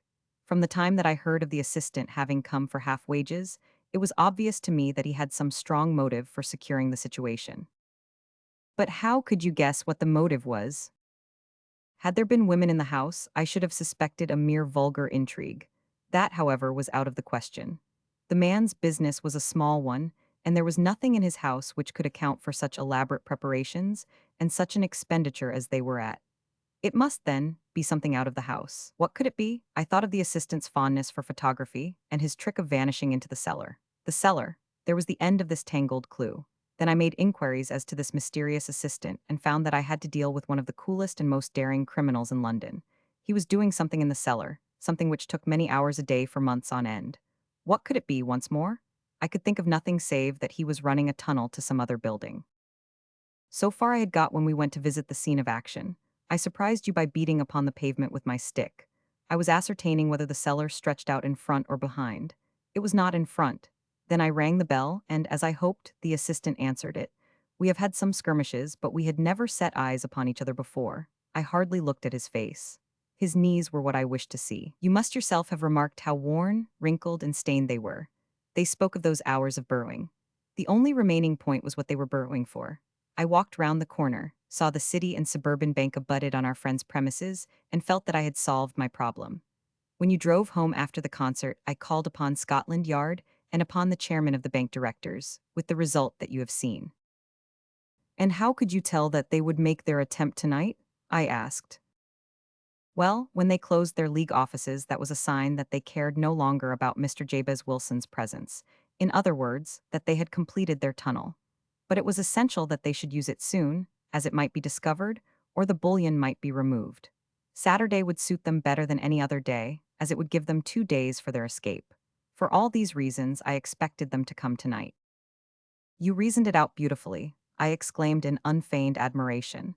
It is so long a chain, and yet every link rings true. It saved me from ennui, he answered, yawning. Alas, I already feel it closing in upon me. My life is spent in one long effort to escape from the commonplaces of existence. These little problems help me to do so. And you are a benefactor of the race, said I. He shrugged his shoulders. Well, perhaps after all, it is of some little use, he remarked.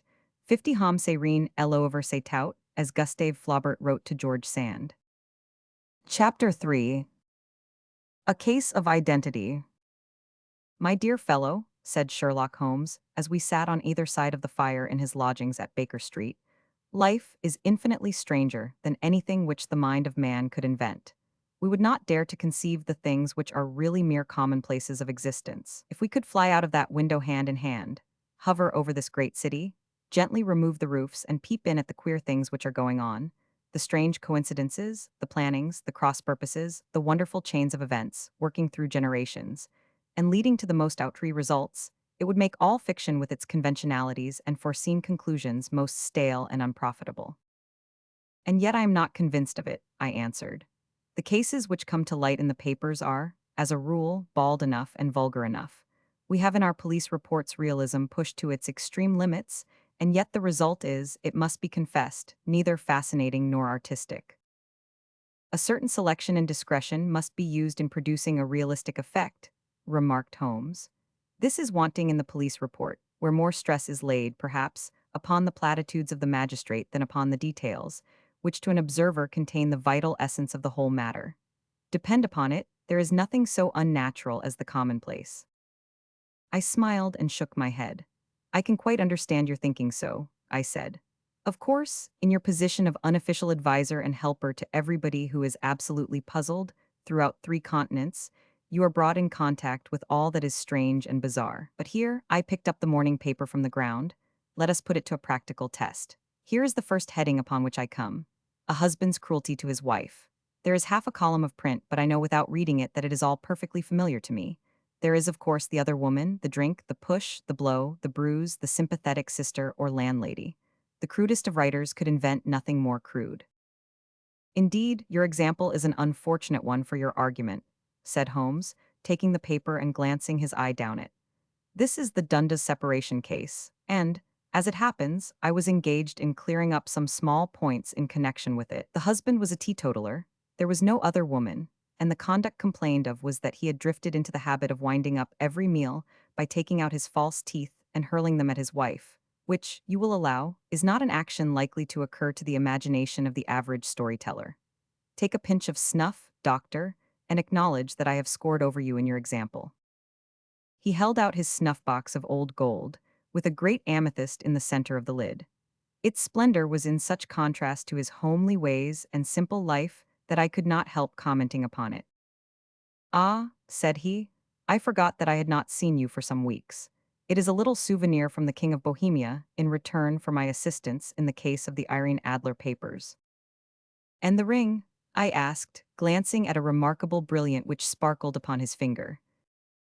It was from the reigning family of Holland, though the matter in which I served them was of such delicacy that I cannot confide it even to you, who have been good enough to chronicle one or two of my little problems. "And have you any on hand just now?" I asked with interest. "Some 10 or 12, but none which present any feature of interest. They are important, you understand, without being interesting. Indeed, I have found that it is usually in unimportant matters that there is a field for the observation and for the quick analysis of cause and effect which gives the charm to an investigation. The larger crimes are apt to be the simpler, for the bigger the crime, the more obvious, as a rule, is the motive. In these cases, save for one rather intricate matter which has been referred to me from Marseille, there is nothing which presents any features of interest. It is possible, however, that I may have something better before very many minutes are over, for this is one of my clients, or I am much mistaken." He had risen from his chair, and was standing between the parted blinds, gazing down into the dull, neutral-tinted London street. Looking over his shoulder, I saw that on the pavement opposite there stood a large woman with a heavy fur boa around her neck, and a large curling red feather in a broad-brimmed hat which was tilted in a coquettish Duchess of Devonshire fashion over her ear. From under this great panoply she peeped up in a nervous, hesitating fashion at our windows, while her body oscillated backward and forward, and her fingers fidgeted with her glove buttons.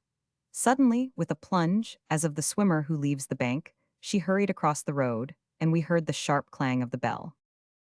"I have seen those symptoms before," said Holmes, throwing his cigarette into the fire. "Oscillation upon the pavement always means an affair de coeur. She would like advice, but is not sure that the matter is not too delicate for communication. And yet, even here we may discriminate. When a woman has been seriously wronged by a man, she no longer oscillates, and the usual symptom is a broken bell wire. Here we may take it that there is a love matter, but that the maiden is not so much angry as perplexed or grieved. But here she comes in person to resolve our doubts." As he spoke, there was a tap at the door, and the boy in buttons entered to announce Miss Mary Sutherland, while the lady herself loomed behind his small black figure like a full-sailed merchantman behind a tiny pilot boat. Sherlock Holmes welcomed her with the easy courtesy for which he was remarkable, and having closed the door and bowed her into an armchair, he looked her over in the minute and yet abstracted fashion which was peculiar to him. "Do you not find," he said, "that with your short sight it is a little trying to do so much typewriting?" "I did at first," she answered, "but now I know where the letters are without looking." Then, suddenly realizing the full purport of his words, she gave a violent start and looked up, with fear and astonishment upon her broad, good-humored face. "You've heard about me, Mr. Holmes?" she cried, "else how could you know all that?" "Never mind," said Holmes, laughing. "It is my business to know things. Perhaps I have trained myself to see what others overlook. If not, why should you come to consult me?" "I came to you, sir, because I heard of you from Mrs. Etheredge, whose husband you found so easy when the police and everyone had given him up for dead. Oh, Mr. Holmes, I wish you would do as much for me. I'm not rich, but still I have 100 a year in my own right, besides the little that I make by the machine, and I would give it all to know what has become of Mr. Hosmer Angel." "Why did you come away to consult me in such a hurry?" asked Sherlock Holmes, with his fingertips together and his eyes to the ceiling. Again a startled look came over the somewhat vacuous face of Miss Mary Sutherland. "Yes, I did bang out of the house," she said, "for it made me angry to see the easy way in which Mr. Windibank, that is, my father, took it all. He would not go to the police, and he would not go to you, and so at last, as he would do nothing and kept on saying that there was no harm done, it made me mad, and I just on with my things and came right away to you." "Your father," said Holmes, "your stepfather, surely, since the name is different." "Yes, my stepfather. I call him father, though it sounds funny too, for he is only 5 years and 2 months older than myself." "And your mother is alive?" "Oh yes, mother is alive and well. I wasn't best pleased, Mr. Holmes, when she married again so soon after father's death, and a man who was nearly 15 years younger than herself. Father was a plumber in the Tottenham Court Road, and he left a tidy business behind him, which Mother carried on with Mr. Hardy, the foreman.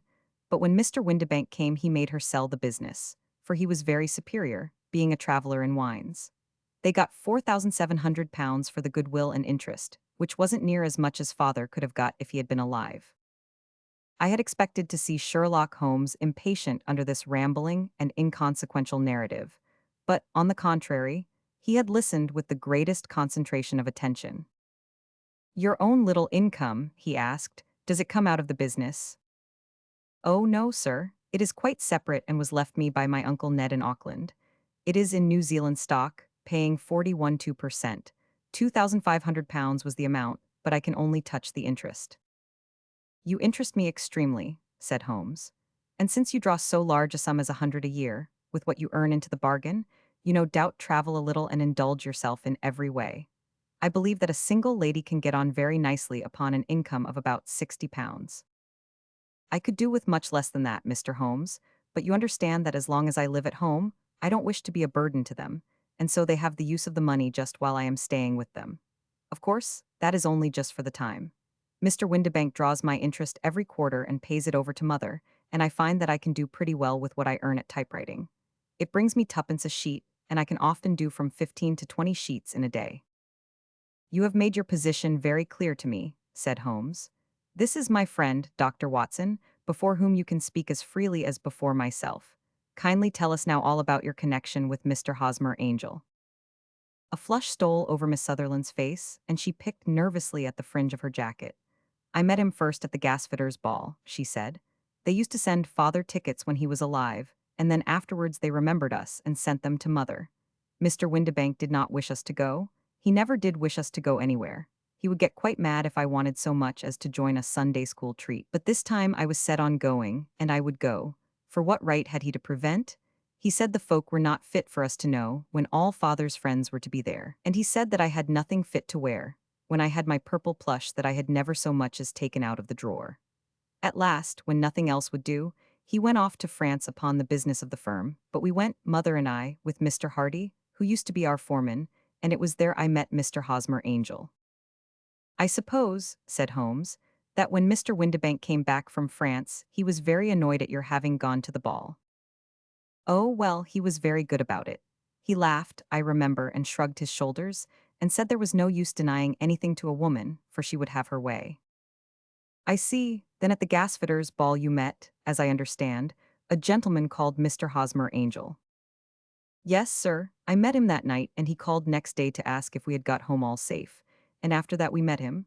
That is to say, Mr. Holmes, I met him twice for walks, but after that Father came back again, and Mr. Hosmer Angel could not come to the house any more."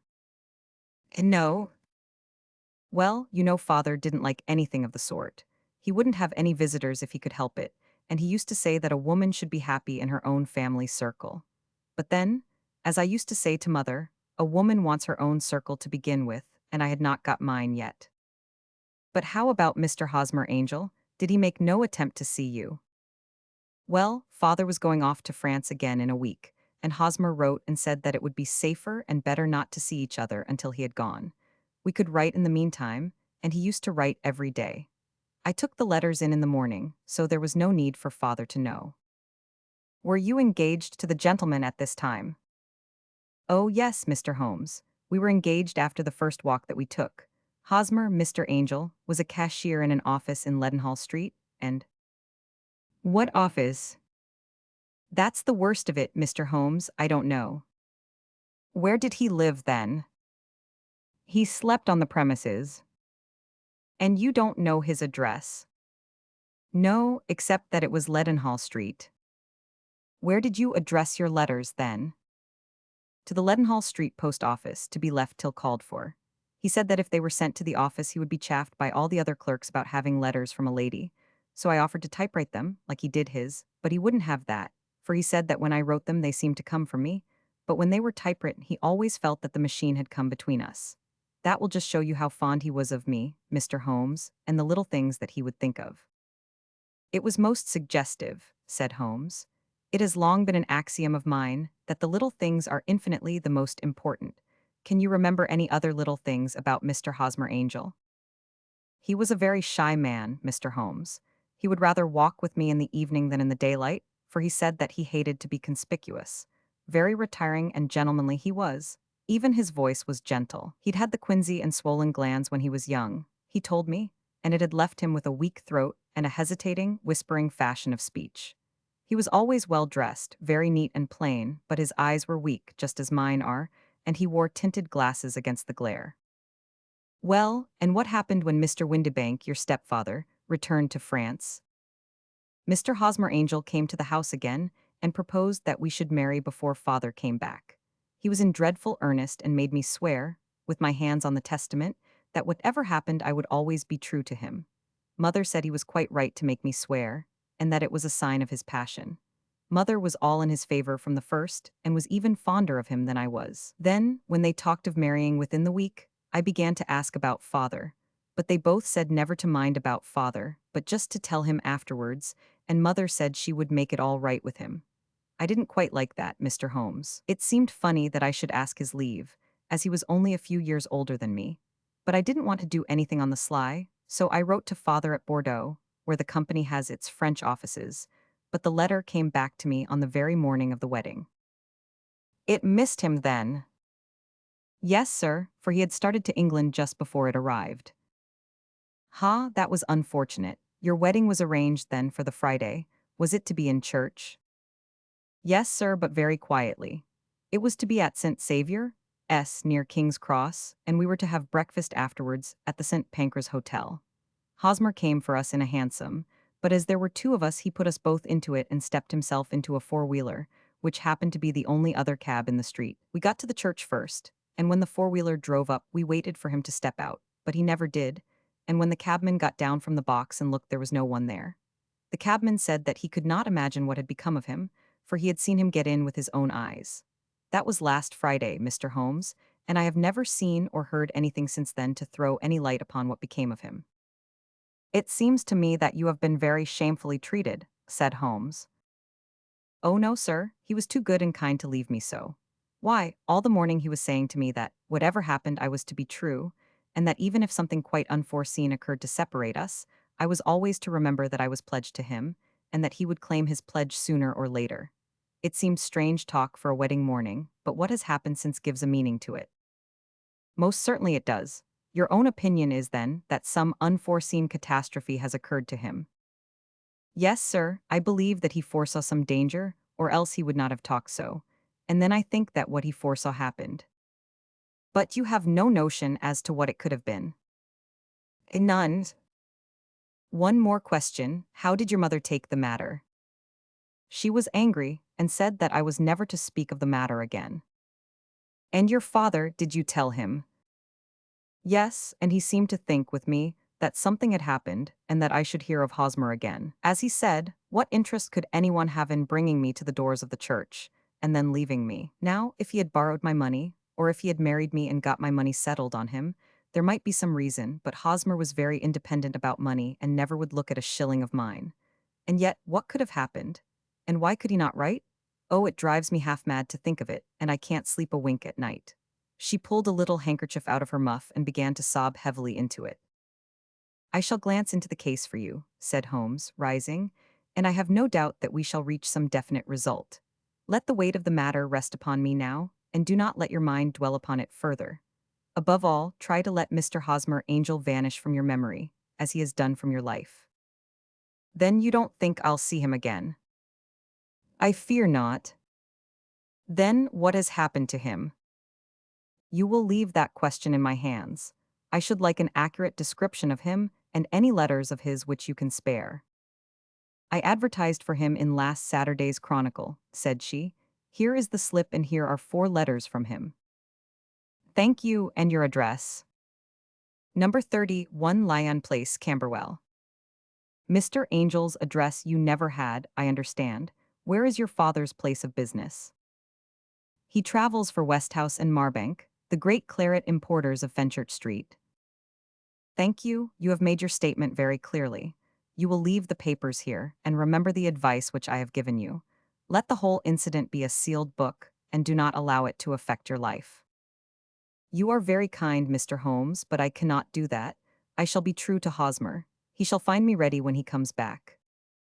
For all the preposterous hat and the vacuous face, there was something noble in the simple faith of our visitor which compelled our respect.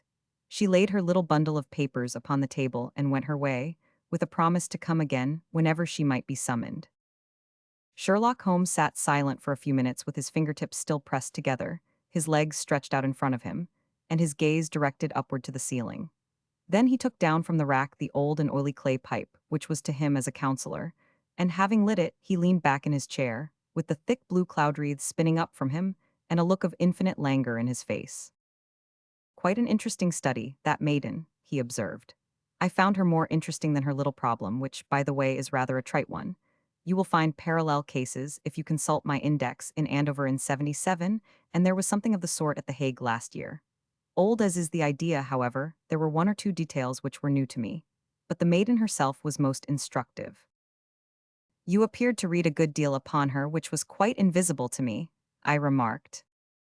Not invisible but unnoticed, Watson. You did not know where to look, and so you missed all that was important. I can never bring you to realize the importance of sleeves, the suggestiveness of thumbnails, or the great issues that may hang from a bootlace. Now, what did you gather from that woman's appearance? Describe it. Well, she had a slate-colored, broad-brimmed straw hat with a feather of a brickish red. Her jacket was black with black beads sewn upon it and a fringe of little black jet ornaments. Her dress was brown, rather darker than coffee color, with a little purple plush at the neck and sleeves. Her gloves were grayish and were worn through at the right forefinger. Her boots I didn't observe. She had small, round, hanging gold earrings and a general air of being fairly well-to-do in a vulgar, comfortable, easygoing way. Sherlock Holmes clapped his hands softly together and chuckled. "'Pon my word, Watson, you're coming along wonderfully. You have really done very well indeed. It is true that you have missed everything of importance, but you have hit upon the method, and you have a quick eye for color. Never trust to general impressions, my boy, but concentrate yourself upon details. My first glance is always at a woman's sleeve. In a man, it is perhaps better first to take the knee of the trouser. As you observe, this woman had plush upon her sleeves, which is a most useful material for showing traces. The double line a little above the wrist, where the typewrist presses against the table, was beautifully defined. The sewing machine of the hand type leaves a similar mark, but only on the left arm, and on the side of it farthest from the thumb, instead of being right across the broadest part, as this was. I then glanced at her face, and observing the dint of a pince-nez at either side of her nose, I ventured a remark upon short sight and typewriting, which seemed to surprise her. It surprised me. But surely it was obvious.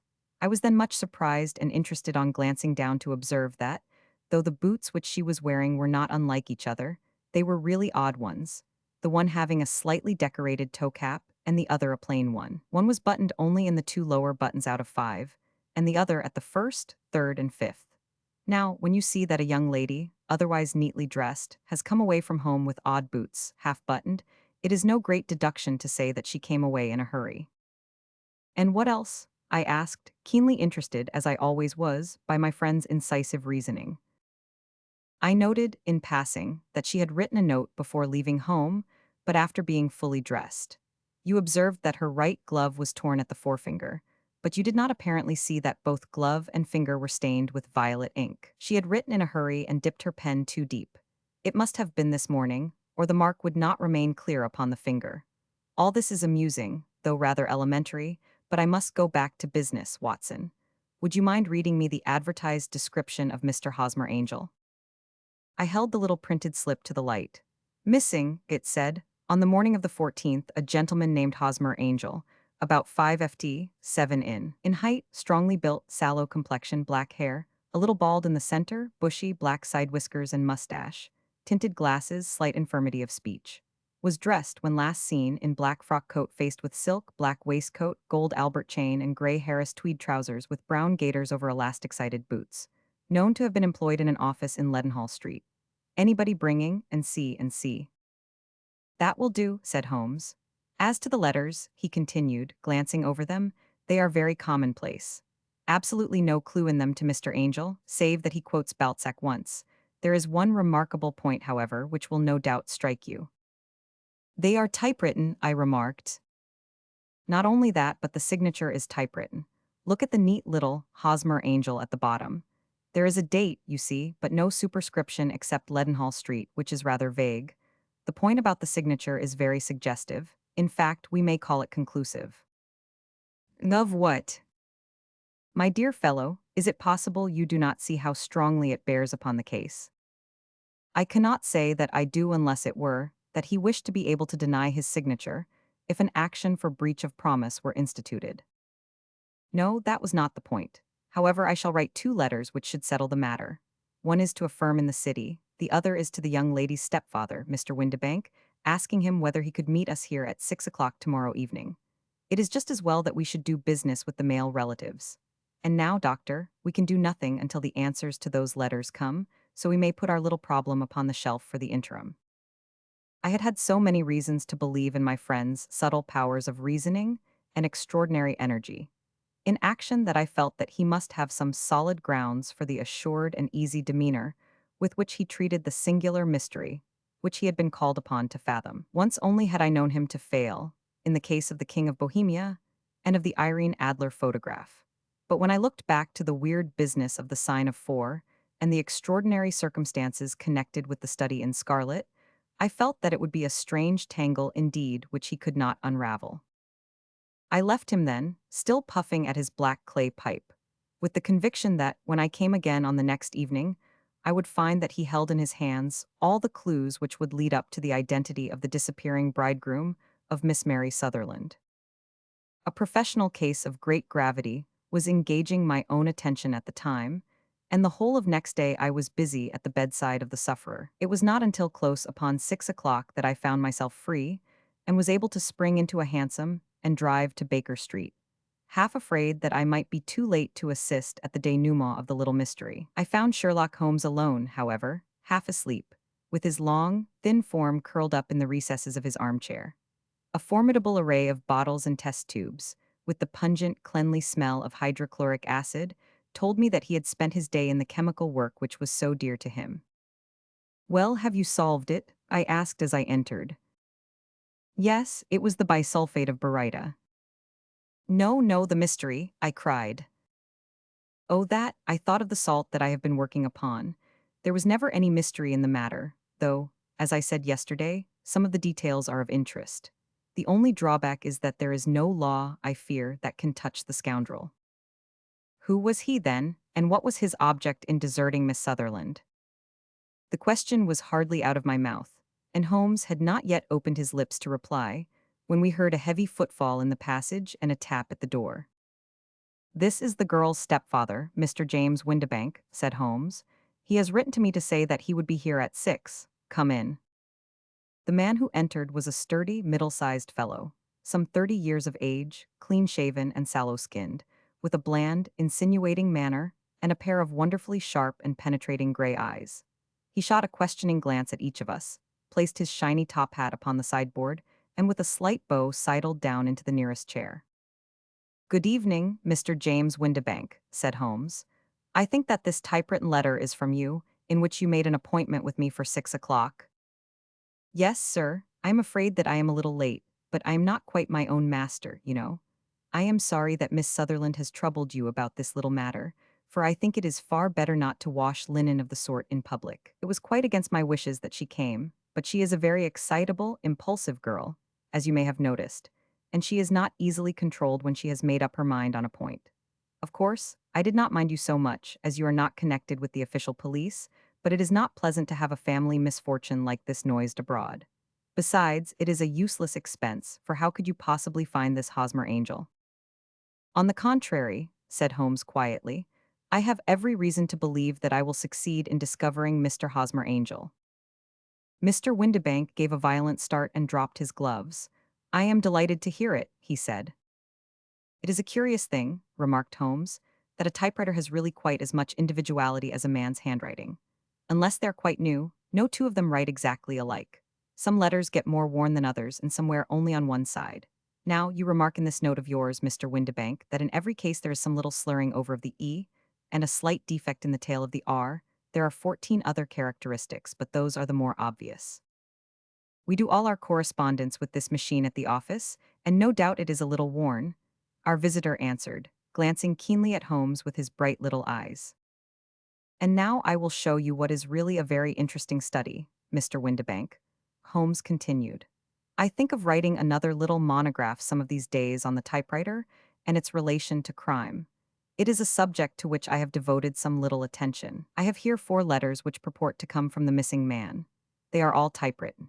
In each case, not only are the E's slurred and the R's tailless, but you will observe, if you care to use my magnifying lens, that the 14 other characteristics to which I have alluded are there as well.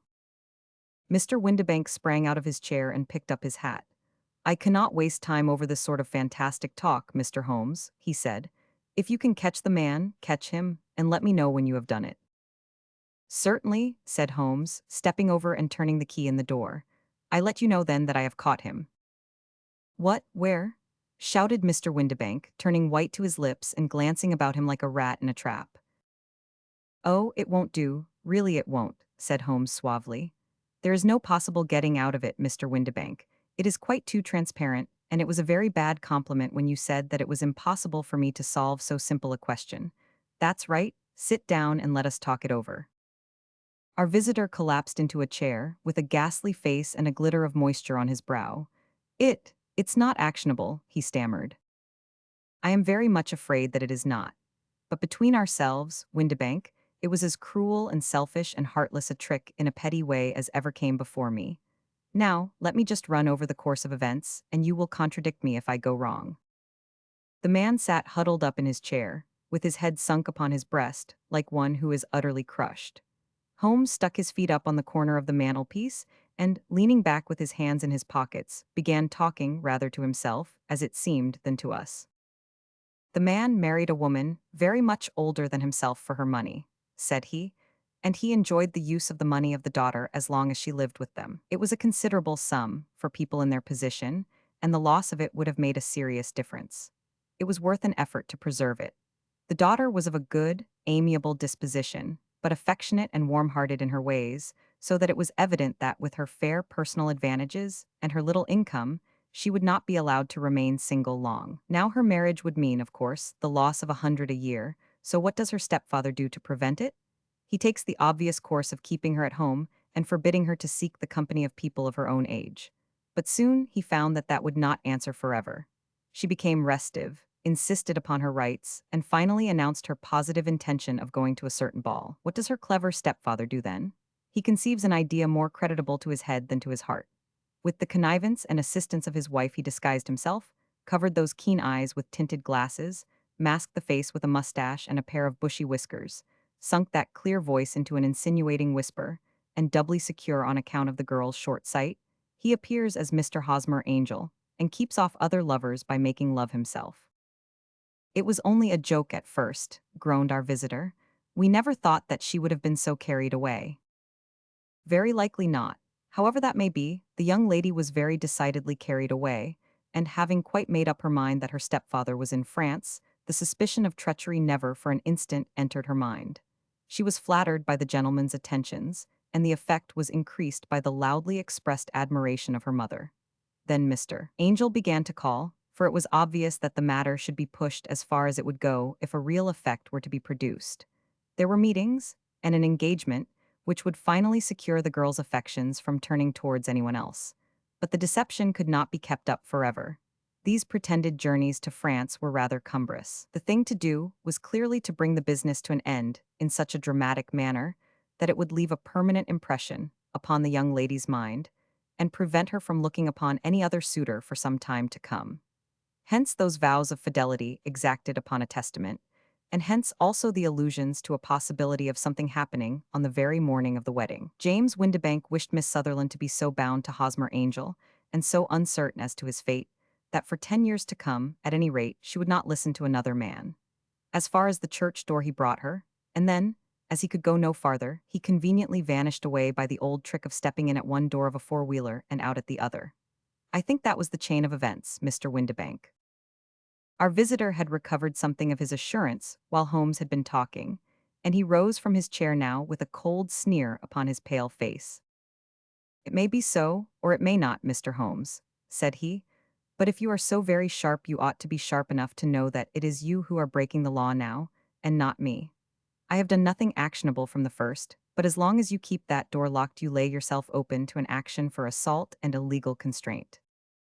The law cannot, as you say, touch you, said Holmes, unlocking and throwing open the door. Yet there never was a man who deserved punishment more. If the young lady has a brother or a friend, he ought to lay a whip across your shoulders. By Jove, he continued, flushing up at the sight of the bitter sneer upon the man's face. It is not part of my duties to my client, but here's a hunting crop handy, and I think I shall just treat myself too. He took 2 swift steps to the whip, but before he could grasp it, there was a wild clatter of steps upon the stairs. The heavy hall door banged, and from the window we could see Mr. James Windibank running at the top of his speed down the road. There's a cold-blooded scoundrel, said Holmes, laughing, as he threw himself down into his chair once more. That fellow will rise from crime to crime until he does something very bad and ends on a gallows. The case has, in some respects, been not entirely devoid of interest. I cannot now entirely see all the steps of your reasoning, I remarked. Well, of course it was obvious from the first that this Mr. Hosmer Angel must have some strong object for his curious conduct, and it was equally clear that the only man who really profited by the incident, as far as we could see, was the stepfather. Then the fact that the two men were never together, but that the one always appeared when the other was away, was suggestive. So were the tinted spectacles and the curious voice, which both hinted at a disguise, as did the bushy whiskers. My suspicions were all confirmed by his peculiar action in typewriting his signature, which, of course, inferred that his handwriting was so familiar to her that she would recognize even the smallest sample of it. You see, all these isolated facts, together with many minor ones, all pointed in the same direction. And how did you verify them? Having once spotted my man, it was easy to get corroboration. I knew the firm for which this man worked, having taken the printed description. I eliminated everything from it which could be the result of a disguise, the whiskers, the glasses, the voice, and I sent it to the firm, with a request that they would inform me whether it answered to the description of any of their travelers. I had already noticed the peculiarities of the typewriter, and I wrote to the man himself at his business address asking him if he would come here. As I expected, his reply was typewritten and revealed the same trivial but characteristic defects. The same post brought me a letter from Westhouse and Marbank, of Fenchurch Street, to say that the description tallied in every respect with that of their employee, James Windibank. Voila tout. And Miss Sutherland. If I tell her, she will not believe me. You may remember the old Persian saying, "There is danger for him who taketh the tiger cub, and danger also for whoso snatches a delusion from a woman." There is as much sense in Hafiz as in Horace, and as much knowledge of the world. 4. The Boscombe Valley Mystery. We were seated at breakfast one morning, my wife and I, when the maid brought in a telegram. It was from Sherlock Holmes and ran in this way. Have you a couple of days to spare? Have just been wired for from the west of England in connection with Boscombe Valley tragedy. Shall be glad if you will come with me. Air and scenery perfect. Leave Paddington by the 11:15. What do you say, dear? Said my wife, looking across at me. Will you go? I really don't know what to say. I have a fairly long list at present. Oh, Anstruther would do your work for you. You have been looking a little pale lately. I think that the change would do you good, and you are always so interested in Mr. Sherlock Holmes' cases. I should be ungrateful if I were not, seeing what I gained through one of them, I answered. But if I am to go, I must pack at once, for I have only half an hour. My experience of camp life in Afghanistan had at least had the effect of making me a prompt and ready traveler. My wants were few and simple, so that in less than the time stated I was in a cab with my valise, rattling away to Paddington Station. Sherlock Holmes was pacing up and down the platform, his tall, gaunt figure made even gaunter and taller by his long gray traveling cloak and close-fitting cloth cap. "It is really very good of you to come, Watson," said he. "It makes a considerable difference to me, having someone with me on whom I can thoroughly rely. Local aid is always either worthless or else biased. If you will keep the 2 corner seats, I shall get the tickets." We had the carriage to ourselves save for an immense litter of papers which Holmes had brought with him. Among these he rummaged and read, with intervals of note-taking and of meditation, until we were past reading. Then he suddenly rolled them all into a gigantic ball and tossed them up onto the rack. "Have you heard anything of the case?" he asked. "Not a word. I have not seen a paper for some days. The London press has not had very full accounts. I have just been looking through all the recent papers in order to master the particulars. It seems, from what I gather, to be one of those simple cases which are so extremely difficult. That sounds a little paradoxical, but it is profoundly true. Singularity is almost invariably a clue. The more featureless and commonplace a crime is, the more difficult it is to bring it home. In this case, however, they have established a very serious case against the son of the murdered man. It is a murder, then. Well, it is conjectured to be so. I shall take nothing for granted until I have the opportunity of looking personally into it. I will explain the state of things to you, as far as I have been able to understand it, in a very few words. Boscombe Valley is a country district not very far from Ross, in Herefordshire. The largest landed proprietor in that part is a Mr. John Turner, who made his money in Australia and returned some years ago to the old country. One of the farms which he held, that of Hatherley, was let to Mr. Charles McCarthy, who was also an ex-Australian. The men had known each other in the colonies, so that it was not unnatural that when they came to settle down, they should do so as near each other as possible. Turner was apparently the richer man, so McCarthy became his tenant but still remained, it seems, upon terms of perfect equality, as they were frequently together. McCarthy had one son, a lad of 18, and Turner had an only daughter of the same age, but neither of them had wives living. They appear to have avoided the society of the neighboring English families and to have led retired lives, though both the McCarthys were fond of sport and were frequently seen at the race meetings of the neighborhood. McCarthy kept two servants, a man and a girl. Turner had a considerable household, some half-dozen at the least. That is as much as I have been able to gather about the families. Now for the facts. On June 3rd, that is, on Monday last, McCarthy left his house at Hatherley about 3 in the afternoon and walked down to the Boscombe Pool, which is a small lake formed by the spreading out of the stream which runs down the Boscombe Valley. He had been out with his serving man in the morning at Ross, and he had told the man that he must hurry, as he had an appointment of importance to keep at 3. From that appointment he never came back alive. From Hatherley farmhouse to the Boscombe Pool is a quarter of a mile, and two people saw him as he passed over this ground. One was an old woman, whose name is not mentioned, and the other was William Crowder, a gamekeeper in the employ of Mr. Turner. Both these witnesses depose that Mr. McCarthy was walking alone. The gamekeeper adds that within a few minutes of his seeing Mr. McCarthy pass, he had seen his son, Mr. James McCarthy, going the same way with a gun under his arm. To the best of his belief, the father was actually in sight at the time, and the son was following him. He thought no more of the matter until he heard in the evening of the tragedy that had occurred.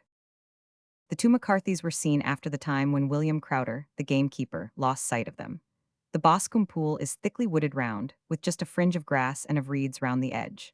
A girl of 14, Patience Morin, who is the daughter of the lodgekeeper of the Boscombe Valley estate, was in one of the woods picking flowers. She states that while she was there she saw, at the border of the wood and close by the lake, Mr. McCarthy and his son, and that they appeared to be having a violent quarrel. She heard Mr. McCarthy the elder using very strong language to his son, and she saw the latter raise up his hand as if to strike his father. She was so frightened by their violence that she ran away and told her mother, when she reached home, that she had left the two McCarthys quarreling near Boscombe Pool, and that she was afraid that they were going to fight. She had hardly said the words when young Mr. McCarthy came running up to the lodge to say that he had found his father dead in the wood, and to ask for the help of the lodgekeeper. He was much excited, without either his gun or his hat, and his right hand and sleeve were observed to be stained with fresh blood. On following him, they found the dead body stretched out upon the grass beside the pool.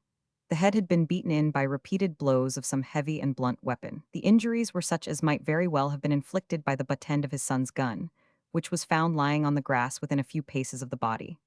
Under these circumstances, the young man was instantly arrested, and a verdict of willful murder having been returned at the inquest on Tuesday, he was on Wednesday brought before the magistrates at Ross, who have referred the case to the next assizes. Those are the main facts of the case as they came out before the coroner and the police court. I could hardly imagine a more damning case, I remarked.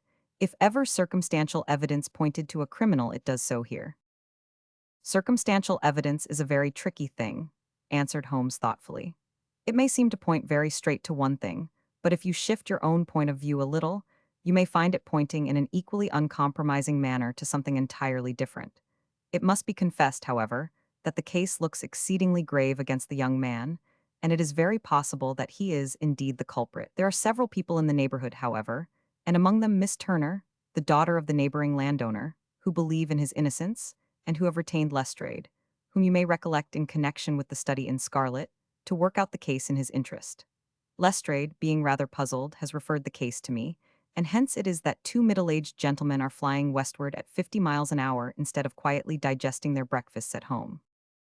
I am afraid, said I, that the facts are so obvious that you will find little credit to be gained out of this case. There is nothing more deceptive than an obvious fact, he answered, laughing. Besides, we may chance to hit upon some other obvious facts which may have been by no means obvious to Mr. Lestrade. You know me too well to think that I am boasting when I say that I shall either confirm or destroy his theory by means which he is quite incapable of employing, or even of understanding. To take the first example to hand, I very clearly perceive that in your bedroom the window is upon the right-hand side, and yet I question whether Mr. Lestrade would have noted even so self-evident a thing as that. How on earth? My dear fellow, I know you well. I know the military neatness which characterizes you. You shave every morning, and in this season you shave by the sunlight.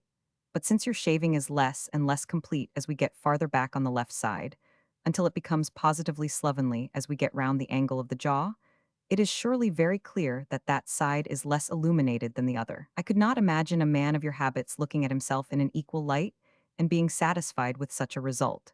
I only quote this as a trivial example of observation and inference. Therein lies my métier, and it is just possible that it may be of some service in the investigation which lies before us. There are one or two minor points which were brought out in the inquest, and which are worth considering. What are they? It appears that his arrest did not take place at once, but after the return to Hatherley Farm. On the inspector of constabulary informing him that he was a prisoner, he remarked that he was not surprised to hear it, and that it was no more than his deserts. This observation of his had the natural effect of removing any traces of doubt which might have remained in the minds of the coroner's jury. It was a confession, I ejaculated. No, for it was followed by a protestation of innocence. Coming on the top of such a damning series of events, it was at least a most suspicious remark. On the contrary, said Holmes, it is the brightest rift which I can at present see in the clouds. However innocent he might be, he could not be such an absolute imbecile as not to see that the circumstances were very black against him. Had he appeared surprised at his own arrest, or feigned indignation at it, I should have looked upon it as highly suspicious, because such surprise or anger would not be natural under the circumstances, and yet might appear to be the best policy to a scheming man. His frank acceptance of the situation marks him as either an innocent man, or else as a man of considerable self-restraint and firmness. As to his remark about his deserts, it was also not unnatural if you consider that he stood beside the dead body of his father, and that there is no doubt that he had that very day so far forgotten his filial duty as to bandy words with him, and even, according to the little girl whose evidence is so important, to raise his hand as if to strike him. The self-reproach and contrition which are displayed in his remark appear to me to be the signs of a healthy mind rather than of a guilty one. I shook my head. Many men have been hanged on far slighter evidence, I remarked. So they have, and many men have been wrongfully hanged. What is the young man's own account of the matter? It is, I am afraid, not very encouraging to his supporters, though there are one or two points in it which are suggestive. You will find it here and may read it for yourself. He picked out from his bundle a copy of the local Herefordshire paper, and having turned down the sheet, he pointed out the paragraph in which the unfortunate young man had given his own statement of what had occurred. I settled myself down in the corner of the carriage and read it very carefully. It ran in this way. Mr. James McCarthy, the only son of the deceased, was then called and gave evidence as follows.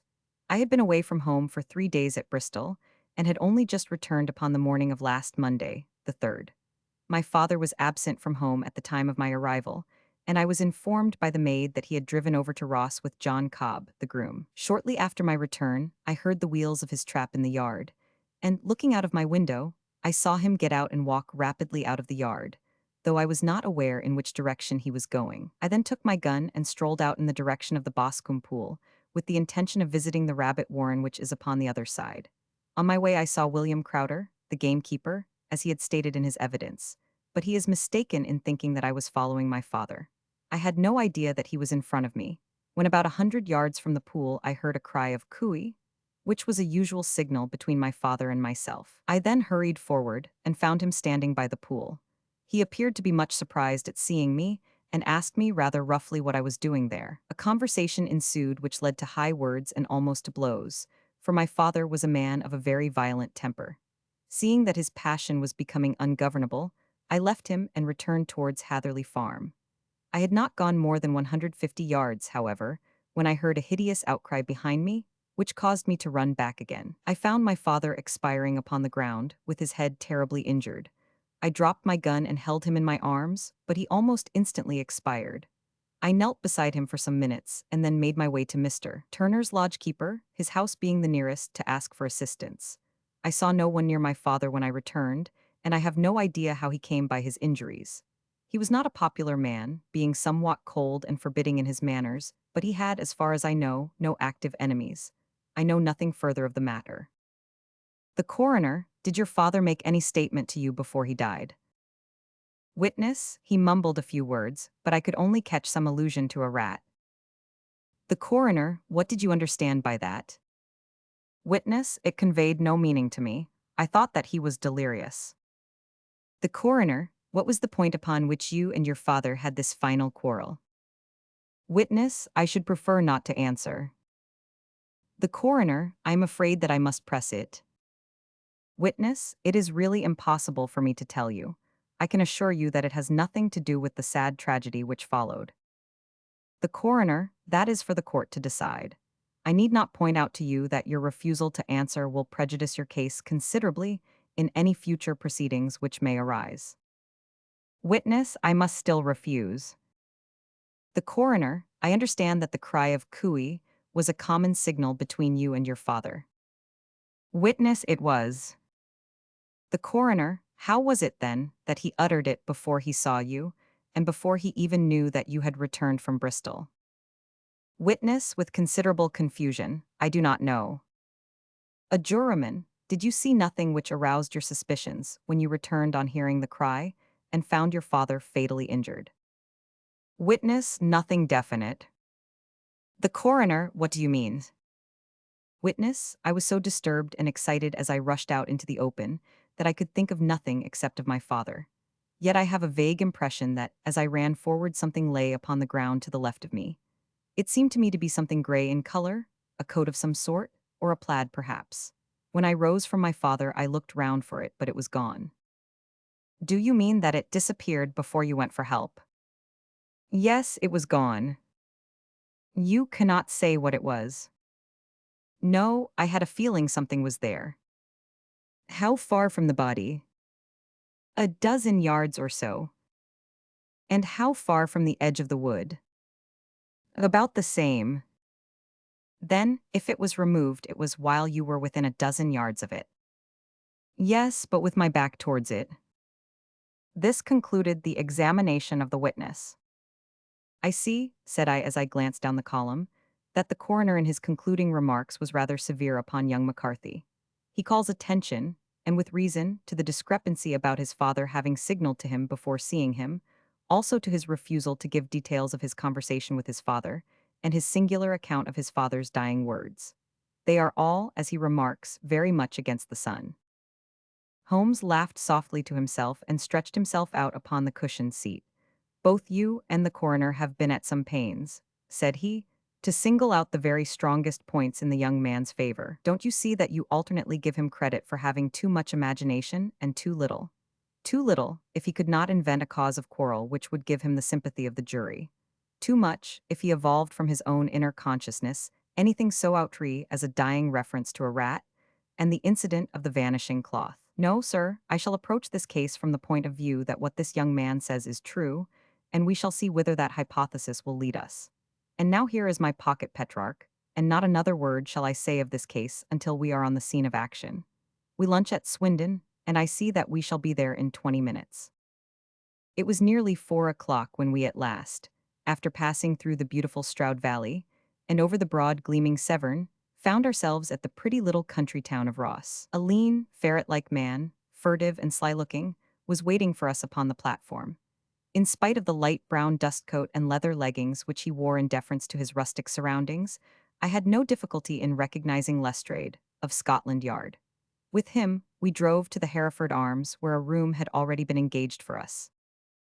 I have ordered a carriage, said Lestrade as we sat over a cup of tea. I knew your energetic nature, and that you would not be happy until you had been on the scene of the crime. It was very nice and complimentary of you, Holmes answered. It is entirely a question of barometric pressure. Lestrade looked startled. I do not quite follow, he said. How is the glass? 29, I see. No wind and not a cloud in the sky. I have a case full of cigarettes here which need smoking, and the sofa is very much superior to the usual country hotel abomination. I do not think that it is probable that I shall use the carriage tonight. Lestrade laughed indulgently. You have, no doubt, already formed your conclusions from the newspapers, he said. The case is as plain as a pikestaff, and the more one goes into it, the plainer it becomes. Still, of course, one can't refuse a lady, and such a very positive one, too. She has heard of you and would have your opinion, though I repeatedly told her that there was nothing which you could do which I had not already done. Why, bless my soul, here is her carriage at the door. He had hardly spoken before there rushed into the room one of the most lovely young women that I have ever seen in my life. Her violet eyes shining, her lips parted, a pink flush upon her cheeks, all thought of her natural reserve lost in her overpowering excitement and concern. "Oh, Mr. Sherlock Holmes," she cried, glancing from one to the other of us, and finally, with a woman's quick intuition, fastening upon my companion, "I am so glad that you have come.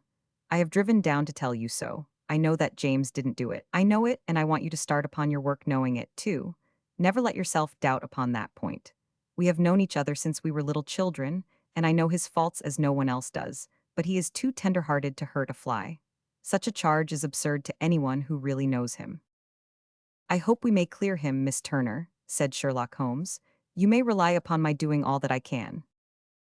"But you have read the evidence. You have formed some conclusion. Do you not see some loophole, some flaw? Do you not yourself think that he is innocent?" "I think that it is very probable." "There now," she cried, throwing back her head and looking defiantly at Lestrade. "You hear, he gives me hopes." Lestrade shrugged his shoulders. "I am afraid that my colleague has been a little quick in forming his conclusions," he said. "But he is right. Oh, I know that he is right. James never did it. And about his quarrel with his father, I am sure that the reason why he would not speak about it to the coroner was because I was concerned in it." "In what way?" asked Holmes. "It is no time for me to hide anything. James and his father had many disagreements about me. Mr. McCarthy was very anxious that there should be a marriage between us. James and I have always loved each other as brother and sister, but of course he is young and has seen very little of life yet, well, he naturally did not wish to do anything like that yet. So there were quarrels, and this, I am sure, was one of them." "And your father," asked Holmes, "was he in favor of such a union?" "No, he was averse to it also. No one but Mr. McCarthy was in favor of it." A quick blush passed over her fresh young face as Holmes shot one of his keen, questioning glances at her. "Thank you for this information," said he. "May I see your father if I call tomorrow?" "I am afraid the doctor won't allow it."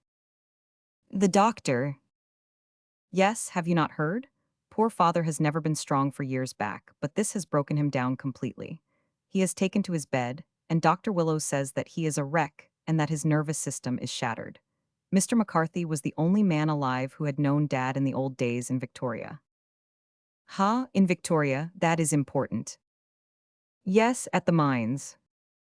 "Quite so, at the gold mines, where, as I understand, Mr. Turner made his money." "Yes, certainly." "Thank you, Miss Turner. You have been of material assistance to me. You will tell me if you have any news tomorrow. No doubt you will go to the prison to see James. Oh, if you do, Mr. Holmes, do tell him that I know him to be innocent." "I will, Miss Turner." "I must go home now, for Dad is very ill, and he misses me so if I leave him. Goodbye, and God help you in your undertaking." She hurried from the room as impulsively as she had entered, and we heard the wheels of her carriage rattle off down the street. "I am ashamed of you, Holmes," said Lestrade with dignity after a few minutes' silence. "Why should you raise up hopes which you are bound to disappoint? I am not over-tender of heart, but I call it cruel." "I think that I see my way to clearing James McCarthy," said Holmes. "Have you an order to see him in prison?" "Yes, but only for you and me." Then I shall reconsider my resolution about going out. We have still time to take a train to Hereford and see him tonight. Ample. Then let us do so. Watson, I fear that you will find it very slow, but I shall only be away a couple of hours. I walked down to the station with them, and then wandered through the streets of the little town, finally returning to the hotel, where I lay upon the sofa and tried to interest myself in a yellow-backed novel. The puny plot of the story was so thin, however, when compared to the deep mystery through which we were groping, and I found my attention wander so continually from the action to the fact, that I at last flung it across the room and gave myself up entirely to a consideration of the events of the day. Supposing that this unhappy young man's story were absolutely true, then what hellish thing, what absolutely unforeseen and extraordinary calamity could have occurred between the time when he parted from his father and the moment when, drawn back by his screams, he rushed into the glade? It was something terrible and deadly. What could it be? Might not the nature of the injuries reveal something to my medical instincts? I rang the bell and called for the weekly county paper, which contained a verbatim account of the inquest. In the surgeon's deposition, it was stated that the posterior third of the left parietal bone and the left half of the occipital bone had been shattered by a heavy blow from a blunt weapon. I marked the spot upon my own head. Clearly such a blow must have been struck from behind. That was to some extent in favor of the accused, as when seen quarreling he was face to face with his father. Still, it did not go for very much, for the older man might have turned his back before the blow fell. Still, it might be worth while to call Holmes' attention to it. Then there was the peculiar dying reference to a rat. What could that mean? It could not be delirium. A man dying from a sudden blow does not commonly become delirious. No, it was more likely to be an attempt to explain how he met his fate. But what could it indicate? I cudgeled my brains to find some possible explanation. And then the incident of the gray cloth scene by young McCarthy. If that were true, the murderer must have dropped some part of his dress, presumably his overcoat, in his flight, and must have had the hardihood to return and to carry it away at the instant when the son was kneeling with his back turned not a dozen paces off. What a tissue of mysteries and improbabilities the whole thing was. I did not wonder at Lestrade's opinion, and yet I had so much faith in Sherlock Holmes, insight that I could not lose hope as long as every fresh fact seemed to strengthen his conviction of young McCarthy's innocence. It was late before Sherlock Holmes returned. He came back alone, for Lestrade was staying in lodgings in the town. "The glass still keeps very high," he remarked as he sat down. "It is of importance that it should not rain before we are able to go over the ground. On the other hand, a man should be at his very best and keenest for such nice work as that, and I did not wish to do it when fagged by a long journey. I have seen young McCarthy." "And what did you learn from him?" "Nothing." "Could he throw no light?" "None at all. I was inclined to think at one time that he knew who had done it and was screening him or her, but I am convinced now that he is as puzzled as everyone else. He is not a very quick-witted youth, though comely to look at, and, I should think, sound at heart. I cannot admire his taste," I remarked, "if it is indeed a fact that he was averse to a marriage with so charming a young lady as this Miss Turner. Ah, thereby hangs a rather painful tale. This fellow is madly, insanely in love with her, but some 2 years ago, when he was only a lad, and before he really knew her, for she had been away 5 years at a boarding school, what does the idiot do but get into the clutches of a barmaid in Bristol and marry her at a registry office? No one knows a word of the matter, but you can imagine how maddening it must be to him to be upbraided for not doing what he would give his very eyes to do, but what he knows to be absolutely impossible. It was sheer frenzy of this sort which made him throw his hands up into the air when his father, at their last interview, was goading him on to propose to Miss Turner. On the other hand, he had no means of supporting himself, and his father, who was by all accounts a very hard man, would have thrown him over utterly had he known the truth.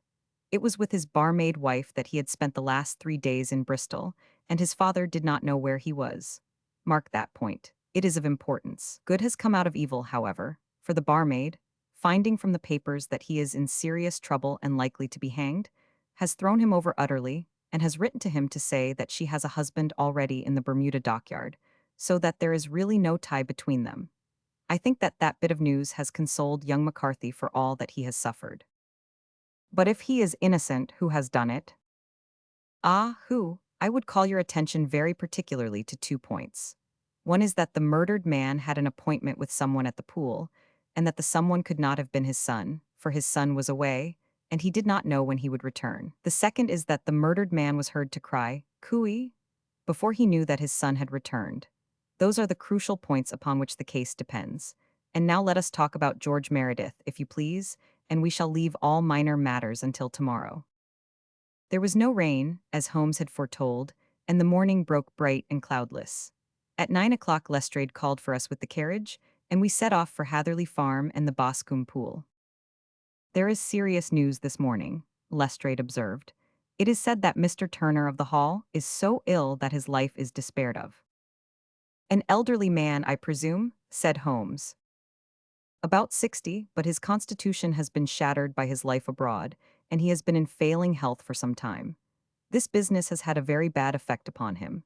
He was an old friend of McCarthy's, and, I may add, a great benefactor to him, for I have learned that he gave him Hatherley Farm rent-free." "Indeed, that is interesting," said Holmes. "Oh, yes, in 100 other ways he has helped him. Everybody about here speaks of his kindness to him." Really, does it not strike you as a little singular that this McCarthy, who appears to have had little of his own, and to have been under such obligations to Turner, should still talk of marrying his son to Turner's daughter, who is, presumably, heiress to the estate, and that in such a very cocksure manner, as if it were merely a case of a proposal and all else would follow?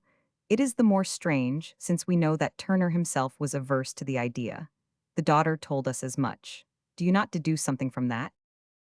"We have got to the deductions and the inferences," said Lestrade, winking at me. "I find it hard enough to tackle facts, Holmes, without flying away after theories and fancies." "You are right," said Holmes demurely. "You do find it very hard to tackle the facts. Anyhow, I have grasped one fact which you seem to find it difficult to get hold of," replied Lestrade with some warmth. "And that is that McCarthy Sr. met his death from McCarthy Jr., and that all theories to the contrary are the merest moonshine." "Well, moonshine is a brighter thing than fog," said Holmes, laughing, "but I am very much mistaken if this is not Hatherley Farm upon the left." "Yes, that is it." It was a widespread, comfortable-looking building, two-storied, slate-roofed, with great yellow blotches of lichen upon the gray walls. The drawn blinds and the smokeless chimneys, however, gave it a stricken look, as though the weight of this horror still lay heavy upon it. We called at the door, when the maid, at Holmes' request, showed us the boots which her master wore at the time of his death, and also a pair of the son's, though not the pair which he had then had. Having measured these very carefully from 7 or 8 different points, Holmes desired to be led to the courtyard, from which we all followed the winding track which led to Boscombe Pool. Sherlock Holmes was transformed when he was hot upon such a scent as this. Men who had only known the quiet thinker and logician of Baker Street would have failed to recognize him. His face flushed and darkened. His brows were drawn into 2 hard black lines, while his eyes shone out from beneath them with a steely glitter. His face was bent downward, his shoulders bowed, his lips compressed, and the veins stood out like whipcord in his long, sinewy neck. His nostrils seemed to dilate with a purely animal lust for the chase, and his mind was so absolutely concentrated upon the matter before him that a question or remark fell unheeded upon his ears, or, at the most, only provoked a quick, impatient snarl in reply. Swiftly and silently he made his way along the track which ran through the meadows, and so by way of the woods to the Boscombe Pool. It was damp, marshy ground, as is all that district, and there were marks of many feet, both upon the path and amid the short grass which bounded it on either side. Sometimes Holmes would hurry on, sometimes stop dead, and once he made quite a little detour into the meadow. Lestrade and I walked behind him, the detective indifferent and contemptuous, while I watched my friend with the interest which sprang from the conviction that every one of his actions was directed towards a definite end. The Boscombe Pool, which is a little reed-girt sheet of water some 50 yards across, is situated at the boundary between the Hatherley Farm and the private park of the wealthy Mr. Turner. Above the woods which lined it upon the farther side, we could see the red, jutting pinnacles which marked the site of the rich landowner's dwelling. On the Hatherley side of the pool, the woods grew very thick, and there was a narrow belt of sodden grass 20 paces across between the edge of the trees and the reeds which lined the lake. Lestrade showed us the exact spot at which the body had been found, and indeed, so moist was the ground, that I could plainly see the traces which had been left by the fall of the stricken man. To Holmes, as I could see by his eager face and peering eyes, very many other things were to be read upon the trampled grass. He ran round, like a dog who is picking up a scent, and then turned upon my companion. "What did you go into the pool for?" he asked. "I fished about with a rake. I thought there might be some weapon or other trace, but how on earth?" "Oh, tut, tut, I have no time. That left foot of yours with its inward twist is all over the place. A mole could trace it, and there it vanishes among the reeds. Oh, how simple it would all have been had I been here before they came like a herd of buffalo and wallowed all over it. Here is where the party with the lodge-keeper came, and they have covered all tracks for 6 or 8 feet round the body. But here are 3 separate tracks of the same feet." He drew out a lens and lay down upon his waterproof to have a better view, talking all the time rather to himself than to us. "These are young McCarthy's feet. Twice he was walking, and once he ran swiftly so that the soles are deeply marked and the heels hardly visible. That bears out his story. He ran when he saw his father on the ground. Then here are the father's feet as he paced up and down. What is this, then? It is the butt end of the gun as the son stood listening. And this, ha ha, what have we here? Tiptoes, tiptoes, square two, quite unusual boots. They come, they go, they come again, of course that was for the cloak. Now where did they come from? He ran up and down, sometimes losing, sometimes finding the track until we were well within the edge of the wood and under the shadow of a great beech, the largest tree in the neighborhood. Holmes traced his way to the farther side of this, and lay down once more upon his face with a little cry of satisfaction. For a long time he remained there, turning over the leaves and dried sticks, gathering up what seemed to me to be dust into an envelope, and examining with his lens not only the ground, but even the bark of the tree as far as he could reach. A jagged stone was lying among the moss, and this also he carefully examined and retained. Then he followed a pathway through the wood until he came to the high road, where all traces were lost. "It has been a case of considerable interest," he remarked, returning to his natural manner. "I fancy that this grey house on the right must be the lodge. I think that I will go in and have a word with Morin, and perhaps write a little note. Having done that, we may drive back to our luncheon. You may walk to the cab, and I shall be with you presently." It was about 10 minutes before we regained our cab and drove back into Ross, Holmes still carrying with him the stone which he had picked up in the wood. "This may interest you, Lestrade," he remarked, holding it out. "The murder was done with it." "I see no marks." "There are none." "How do you know, then?"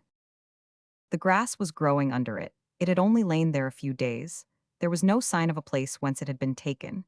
It corresponds with the injuries. There is no sign of any other weapon."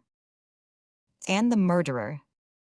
"Is a tall man, left-handed, limps with the right leg, wears thick-soled shooting boots and a gray cloak, smokes Indian cigars, uses a cigar holder, and carries a blunt penknife in his pocket. There are several other indications, but these may be enough to aid us in our search." Lestrade laughed. "I am afraid that I am still a skeptic," he said. "Theories are all very well, but we have to deal with a hard-headed British jury."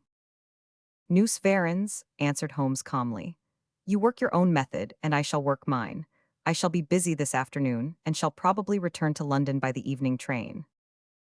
"And leave your case unfinished?" "No, finished. But the mystery. It is solved." "Who was the criminal, then?" "The gentleman I describe." "But who is he?" "Surely it would not be difficult to find out. This is not such a populous neighborhood." Lestrade shrugged his shoulders. "I am a practical man," he said, "and I really cannot undertake to go about the country looking for a left-handed gentleman with a game leg. I should become the laughing-stock of Scotland Yard." "All right," said Holmes quietly. "I have given you the chance. Here are your lodgings. Goodbye. I shall drop you a line before I leave."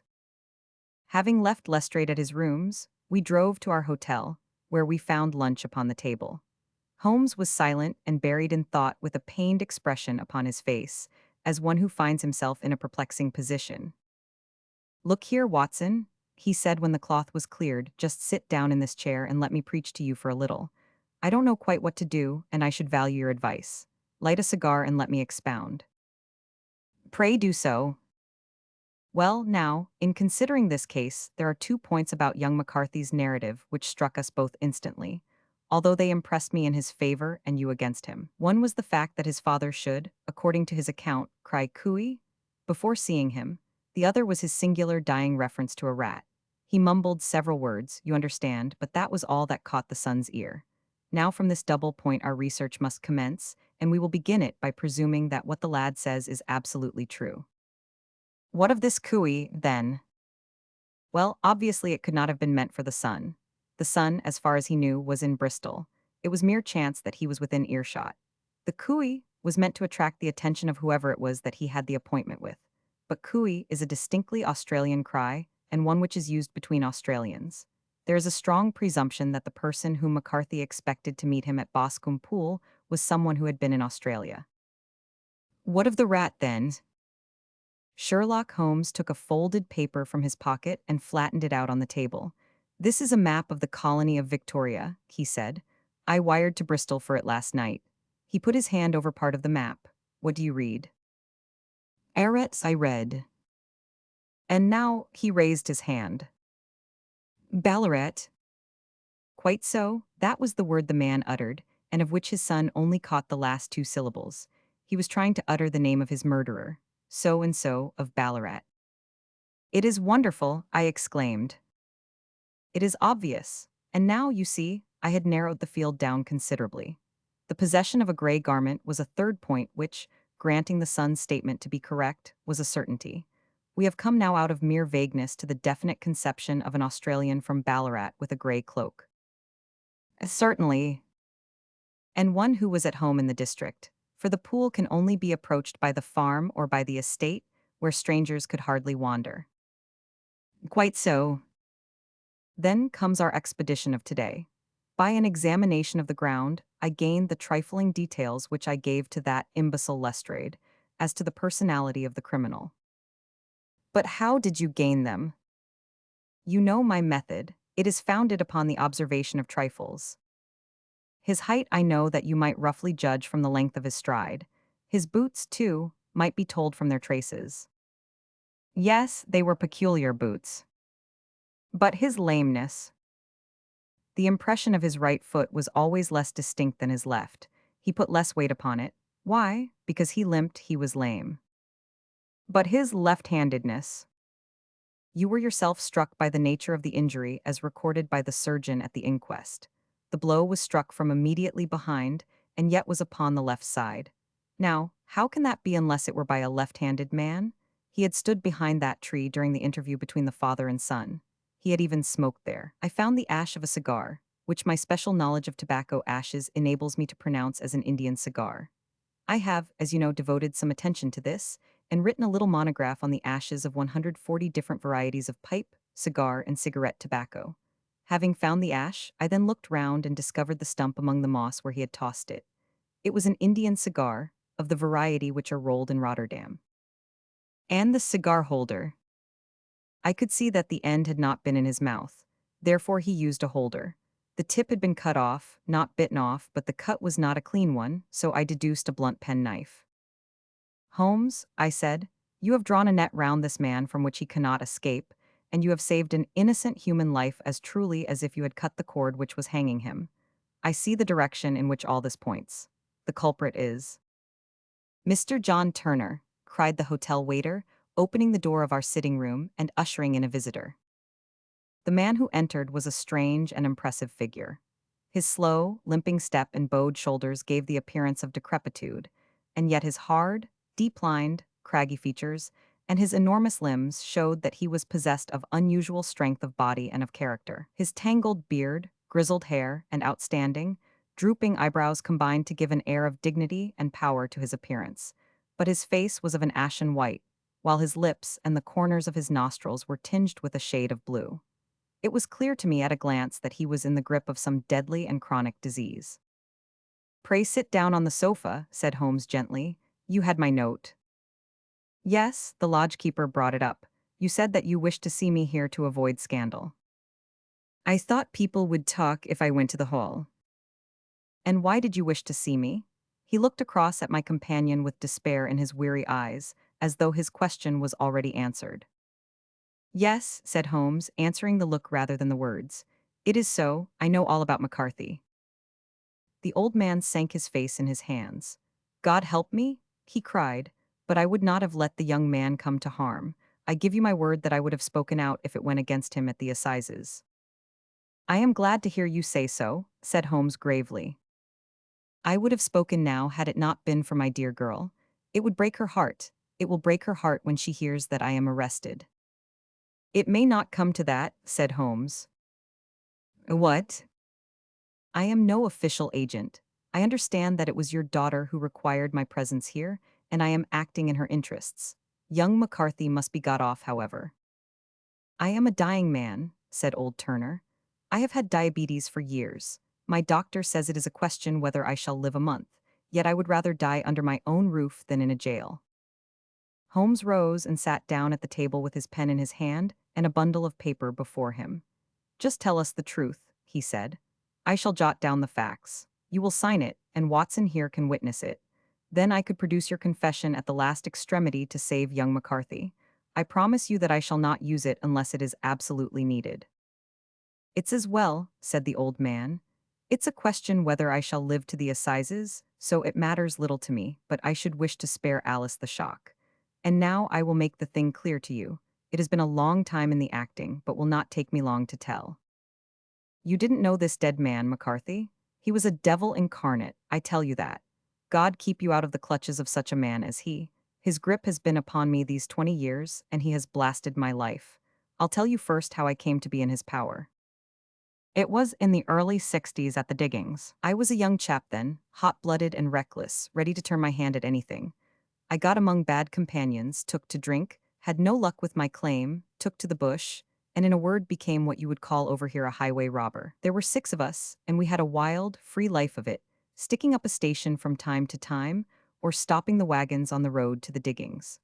Black Jack of Ballarat was the name I went under, and our party is still remembered in the colony as the Ballarat Gang. One day a gold convoy came down from Ballarat to Melbourne, and we lay in wait for it and attacked it.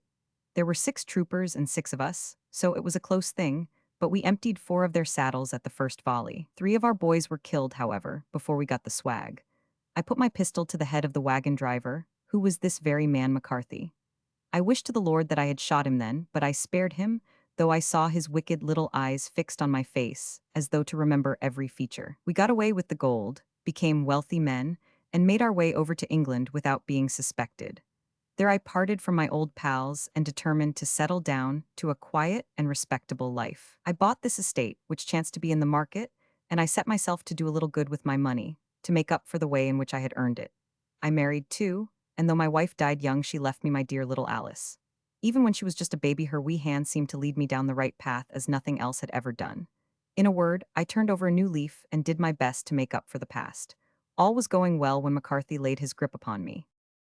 I had gone up to town about an investment, and I met him in Regent Street with hardly a coat to his back or a boot to his foot. Here we are, Jack, says he, touching me on the arm. We'll be as good as a family to you. There's 2 of us, me and my son, and you can have the keeping of us. If you don't, it's a fine, law-abiding country as England, and there's always a policeman within hail. Well, down they came to the West Country, there was no shaking them off, and there they have lived rent-free on my best land ever since. There was no rest for me, no peace, no forgetfulness. Turn where I would, there was his cunning, grinning face at my elbow. It grew worse as Alice grew up, for he soon saw I was more afraid of her knowing my past than of the police. Whatever he wanted he must have, and whatever it was I gave him without question, land, money, houses, until at last he asked a thing which I could not give. He asked for Alice. His son, you see, had grown up, and so had my girl, and as I was known to be in weak health, it seemed a fine stroke to him that his lad should step into the whole property. But there I was firm. I would not have his cursed stock mixed with mine, not that I had any dislike to the lad, but his blood was in him, and that was enough. I stood firm. McCarthy threatened. I braved him to do his worst. We were to meet at the pool midway between our houses to talk it over. When I went down there, I found him talking with his son, so I smoked a cigar and waited behind a tree until he should be alone. But as I listened to his talk, all that was black and bitter in me seemed to come uppermost. He was urging his son to marry my daughter with as little regard for what she might think as if she were a slut from off the streets.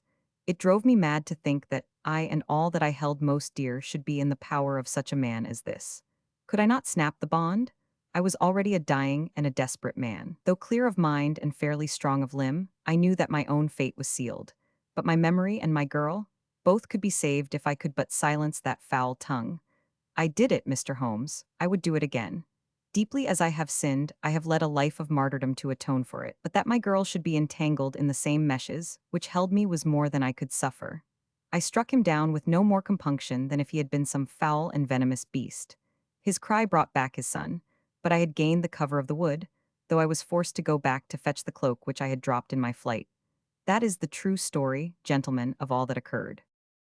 Well, it is not for me to judge you, said Holmes, as the old man signed the statement which had been drawn out.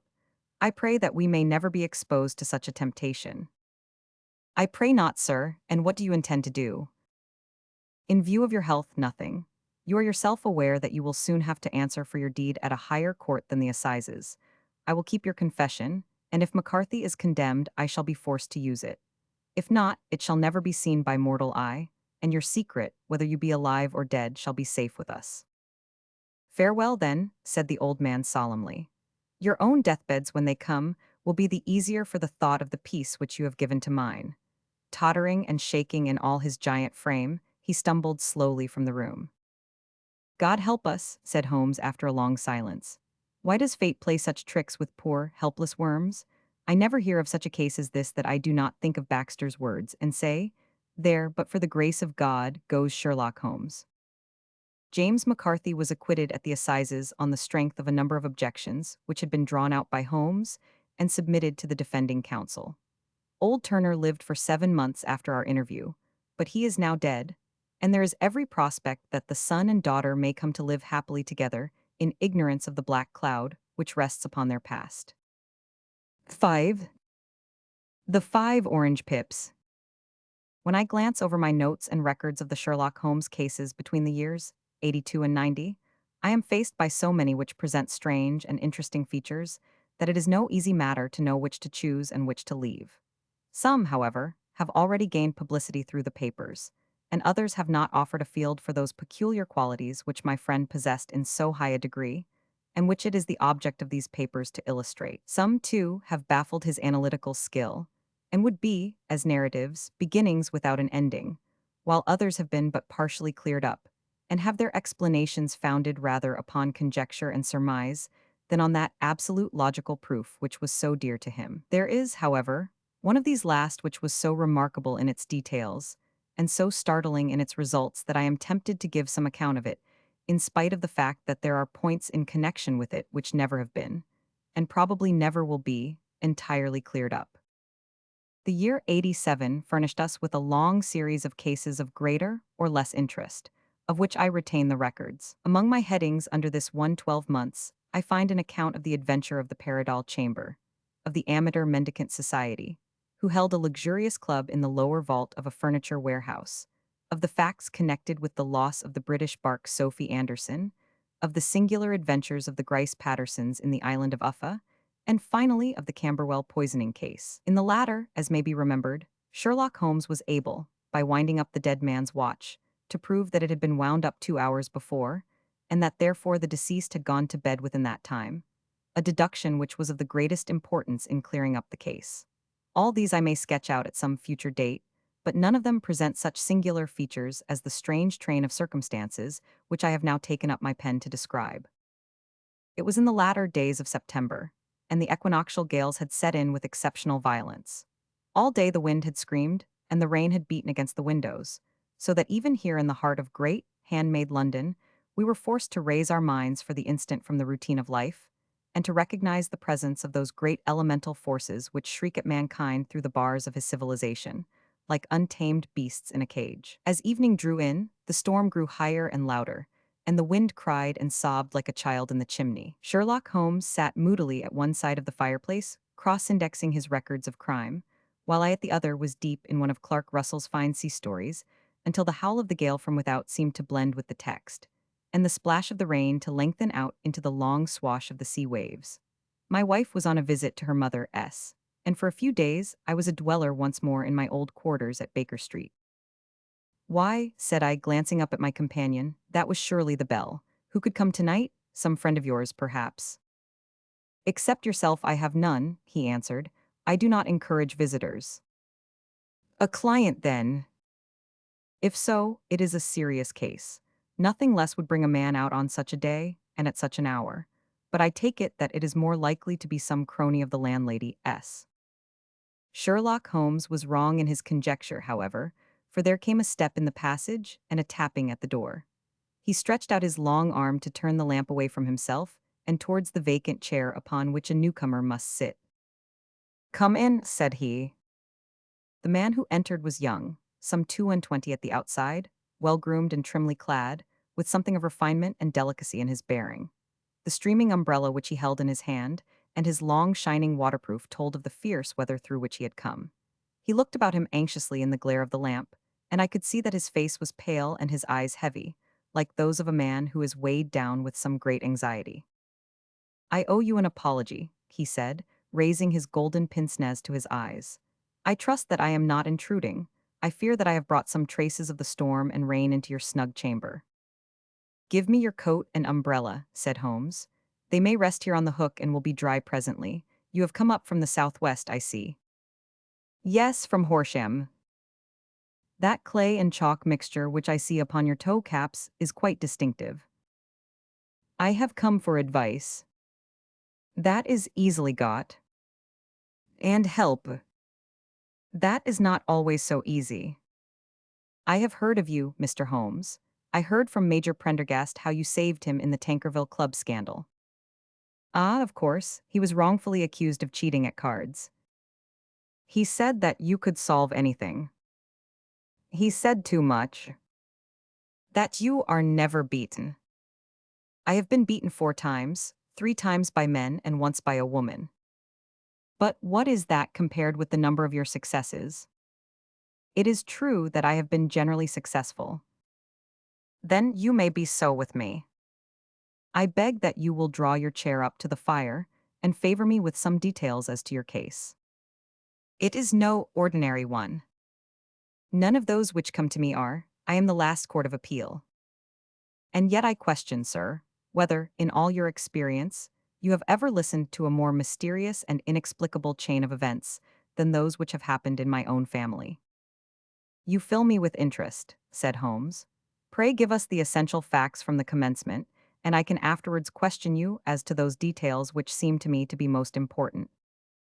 The young man pulled his chair up and pushed his wet feet out towards the blaze. "My name," said he, "is John Openshaw, but my own affairs have, as far as I can understand, little to do with this awful business. It is a hereditary matter, so in order to give you an idea of the facts, I must go back to the commencement of the affair. You must know that my grandfather had 2 sons, my uncle Elias and my father Joseph. My father had a small factory at Coventry, which he enlarged at the time of the invention of bicycling. He was a patentee of the Openshaw unbreakable tire, and his business met with such success that he was able to sell it and to retire upon a handsome competence. My uncle Elias emigrated to America when he was a young man and became a planter in Florida, where he was reported to have done very well. At the time of the war, he fought in Jackson's army, and afterwards under Hood, where he rose to be a colonel. When Lee laid down his arms, my uncle returned to his plantation, where he remained for 3 or 4 years. About 1869 or 1870, he came back to Europe and took a small estate in Sussex, near Horsham. He had made a very considerable fortune in the States, and his reason for leaving them was his aversion to the Negroes and his dislike of the Republican policy in extending the franchise to them. He was a singular man, fierce and quick-tempered, very foul-mouthed when he was angry, and of a most retiring disposition. During all the years that he lived at Horsham, I doubt if ever he set foot in the town. He had a garden and 2 or 3 fields round his house, and there he would take his exercise, though very often for weeks on end he would never leave his room. He drank a great deal of brandy and smoked very heavily, but he would see no society and did not want any friends, not even his own brother. He didn't mind me. In fact, he took a fancy to me, for at the time when he saw me first I was a youngster of 12 or so. This would be in the year 1878, after he had been 8 or 9 years in England. He begged my father to let me live with him, and he was very kind to me in his way. When he was sober, he used to be fond of playing backgammon and draughts with me, and he would make me his representative both with the servants and with the tradespeople, so that by the time that I was 16 I was quite master of the house. I kept all the keys and could go where I liked and do what I liked, so long as I did not disturb him in his privacy. There was one singular exception, however, for he had a single room, a lumber room up among the attics, which was invariably locked, and which he would never permit either me or anyone else to enter. With a boy's curiosity, I have peeped through the keyhole, but I was never able to see more than such a collection of old trunks and bundles as would be expected in such a room. One day, it was in March, 1883, a letter with a foreign stamp lay upon the table in front of the colonel's plate. It was not a common thing for him to receive letters, for his bills were all paid in ready money, and he had no friends of any sort. "From India," said he as he took it up, Pondicherry postmark. "What can this be?"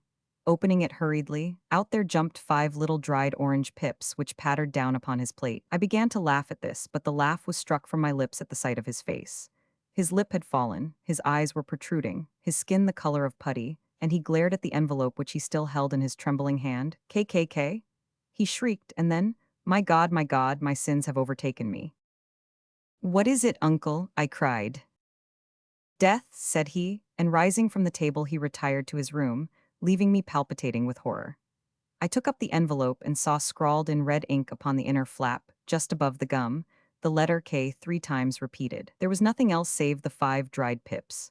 What could be the reason of his overpowering terror? I left the breakfast table, and as I ascended the stair I met him coming down with an old rusty key, which must have belonged to the attic, in one hand, and a small brass box, like a cash box, in the other. "They may do what they like, but I'll checkmate them still," said he with an oath. "Tell Mary that I shall want a fire in my room today, and send down to Fordham, the Horsham lawyer." I did as he ordered, and when the lawyer arrived I was asked to step up to the room. The fire was burning brightly, and in the grate there was a mass of black, fluffy ashes, as of burned paper, while the brass box stood open and empty beside it. As I glanced at the box I noticed, with a start, that upon the lid was printed the treble K which I had read in the morning upon the envelope. "I wish you, John," said my uncle, "to witness my will. I leave my estate with all its advantages and all its disadvantages to my brother your father, whence it will, no doubt, descend to you. If you can enjoy it in peace, well and good. If you find you cannot, take my advice, my boy, and leave it to your deadliest enemy. I am sorry to give you such a two-edged thing, but I can't say what turn things are going to take. Kindly sign the paper where Mr. Fordham shows you." I signed the paper as directed, and the lawyer took it away with him. The singular incident made, as you may think, the deepest impression upon me, and I pondered over it and turned it every way in my mind without being able to make anything of it. Yet I could not shake off the vague feeling of dread which it left behind, though the sensation grew less keen as the weeks passed, and nothing happened to disturb the usual routine of our lives. I could see a change in my uncle, however. He drank more than ever, and he was less inclined for any sort of society. Most of his time he would spend in his room, with the door locked upon the inside, but sometimes he would emerge in a sort of drunken frenzy, and would burst out of the house and tear about the garden with a revolver in his hand, screaming out that he was afraid of no man, and that he was not to be cooped up, like a sheep in a pen, by man or devil. When these hot fits were over, however, he would rush tumultuously in at the door and lock and bar it behind him, like a man who can brazen it out no longer against the terror which lies at the roots of his soul. At such times I have seen his face, even on a cold day, glisten with moisture, as though it were new raised from a basin. Well, to come to an end of the matter, Mr. Holmes, and not to abuse your patience, there came a night when he made one of those drunken sallies from which he never came back. We found him, when we went to search for him, face downward in a little greenscummed pool, which lay at the foot of the garden. There was no sign of any violence, and the water was but 2 feet deep, so that the jury, having regard to his known eccentricity, brought in a verdict of suicide. But I, who knew how he winced from the very thought of death, had much ado to persuade myself that he had gone out of his way to meet it. The matter passed, however, and my father entered into possession of the estate and of some £14,000, which lay to his credit at the bank. "One moment," Holmes interposed. "Your statement is, I foresee, one of the most remarkable to which I have ever listened. Let me have the date of the reception by your uncle of the letter, and the date of his supposed suicide." The letter arrived on March 10, 1883. His death was 7 weeks later, upon the night of May 2nd. "Thank you, pray proceed." When my father took over the Horsham property, he, at my request, made a careful examination of the attic, which had been always locked up. We found the brass box there, although its contents had been destroyed. On the inside of the cover was a paper label, with the initials of KKK repeated upon it, and letters, memoranda, receipts, and a register written beneath. These, we presume, indicated the nature of the papers which had been destroyed by Colonel Openshaw. For the rest, there was nothing of much importance in the attic save a great many scattered papers and notebooks bearing upon my uncle's life in America. Some of them were of the wartime, and showed that he had done his duty well and had borne the repute of a brave soldier. Others were of a date during the reconstruction of the southern states and were mostly concerned with politics, for he had evidently taken a strong part in opposing the carpetbag politicians who had been sent down from the north. Well, it was the beginning of '84 when my father came to live at Horsham, and all went as well as possible with us until the January of '85. On the fourth day after the new year, I heard my father give a sharp cry of surprise as we sat together at the breakfast table. There he was, sitting with a newly opened envelope in one hand and 5 dried orange pips in the outstretched palm of the other one. He had always laughed at what he called my cock and bull story about the colonel, but he looked very scared and puzzled now that the same thing had come upon himself. "Why, what on earth does this mean, John?" he stammered. My heart had turned to lead. "It is KKK," said I. He looked inside the envelope. "So it is," he cried. "Here are the very letters, but what is this written above them?" "Put the papers on the sundial," I read, peeping over his shoulder. "What papers, what sundial?" he asked. "The sundial in the garden. There is no other," said I, "but the papers must be those that are destroyed." "Pooh," said he, gripping hard at his courage. "We are in a civilized land here, and we can't have tomfoolery of this kind. Where does the thing come from?" "From Dundee," I answered, glancing at the postmark. "Some preposterous practical joke," said he. "What have I to do with sundials and papers? I shall take no notice of such nonsense." "I should certainly speak to the police," I said. "And be laughed at for my pains, nothing of the sort." "Then let me do so." "No, I forbid you. I won't have a fuss made about such nonsense." It was in vain to argue with him, for he was a very obstinate man. I went about, however, with a heart which was full of forebodings. On the third day after the coming of the letter, my father went from home to visit an old friend of his, Major Freebody, who is in command of one of the forts upon Portstone Hill. I was glad that he should go, for it seemed to me that he was farther from danger when he was away from home. In that, however, I was in error. Upon the second day of his absence, I received a telegram from the major, imploring me to come at once. My father had fallen over one of the deep chalk pits which abound in the neighborhood, and was lying senseless with a shattered skull. I hurried to him, but he passed away without having ever recovered his consciousness. He had, as it appears, been returning from Fareham in the twilight, and as the country was unknown to him, and the chalk pit unfenced, the jury had no hesitation in bringing in a verdict of death from accidental causes. Carefully as I examined every fact connected with his death, I was unable to find anything which could suggest the idea of murder. There were no signs of violence, no footmarks, no robbery, no record of strangers having been seen upon the roads. And yet I need not tell you that my mind was far from at ease, and that I was well nigh certain that some foul plot had been woven round him. In this sinister way I came into my inheritance. You will ask me why I did not dispose of it? I answer, because I was well convinced that our troubles were in some way dependent upon an incident in my uncle's life, and that the danger would be as pressing in one house as in another. It was in January, '85, that my poor father met his end, and 2 years and 8 months have elapsed since then. During that time I have lived happily at Horsham, and I had begun to hope that this curse had passed away from the family, and that it had ended with the last generation. I had begun to take comfort too soon, however. Yesterday morning the blow fell in the very shape in which it had come upon my father. The young man took from his waistcoat a crumpled envelope, and turning to the table he shook out upon it 5 little dried orange pips. "This is the envelope," he continued. "The postmark is London Eastern Division. Within are the very words which were upon my father's last message, KKK, and then put the papers on the sundial." "What have you done?" asked Holmes. "And nothing. And nothing." To tell the truth, he sank his face into his thin, white hands. I have felt helpless. I have felt like one of those poor rabbits when the snake is writhing towards it.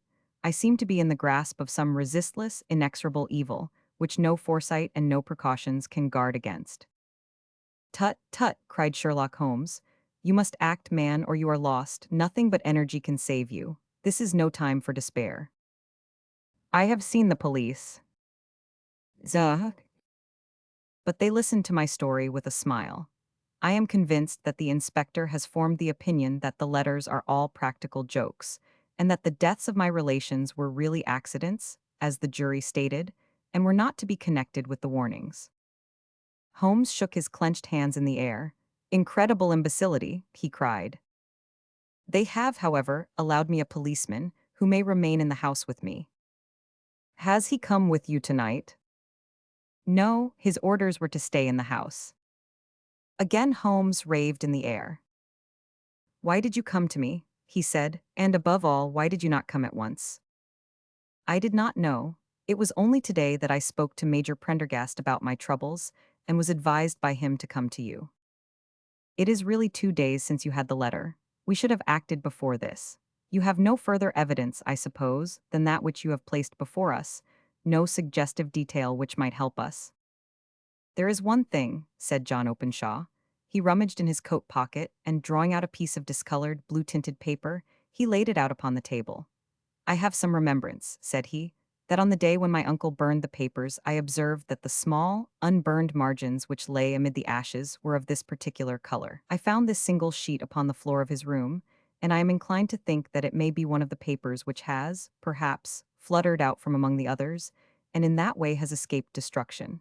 Beyond the mention of pips, I do not see that it helps us much. I think myself that it is a page from some private diary. The writing is undoubtedly my Uncle S. Holmes moved the lamp, and we both bent over the sheet of paper, which showed by its ragged edge that it had indeed been torn from a book. It was headed, March 1869, and beneath were the following enigmatical notices.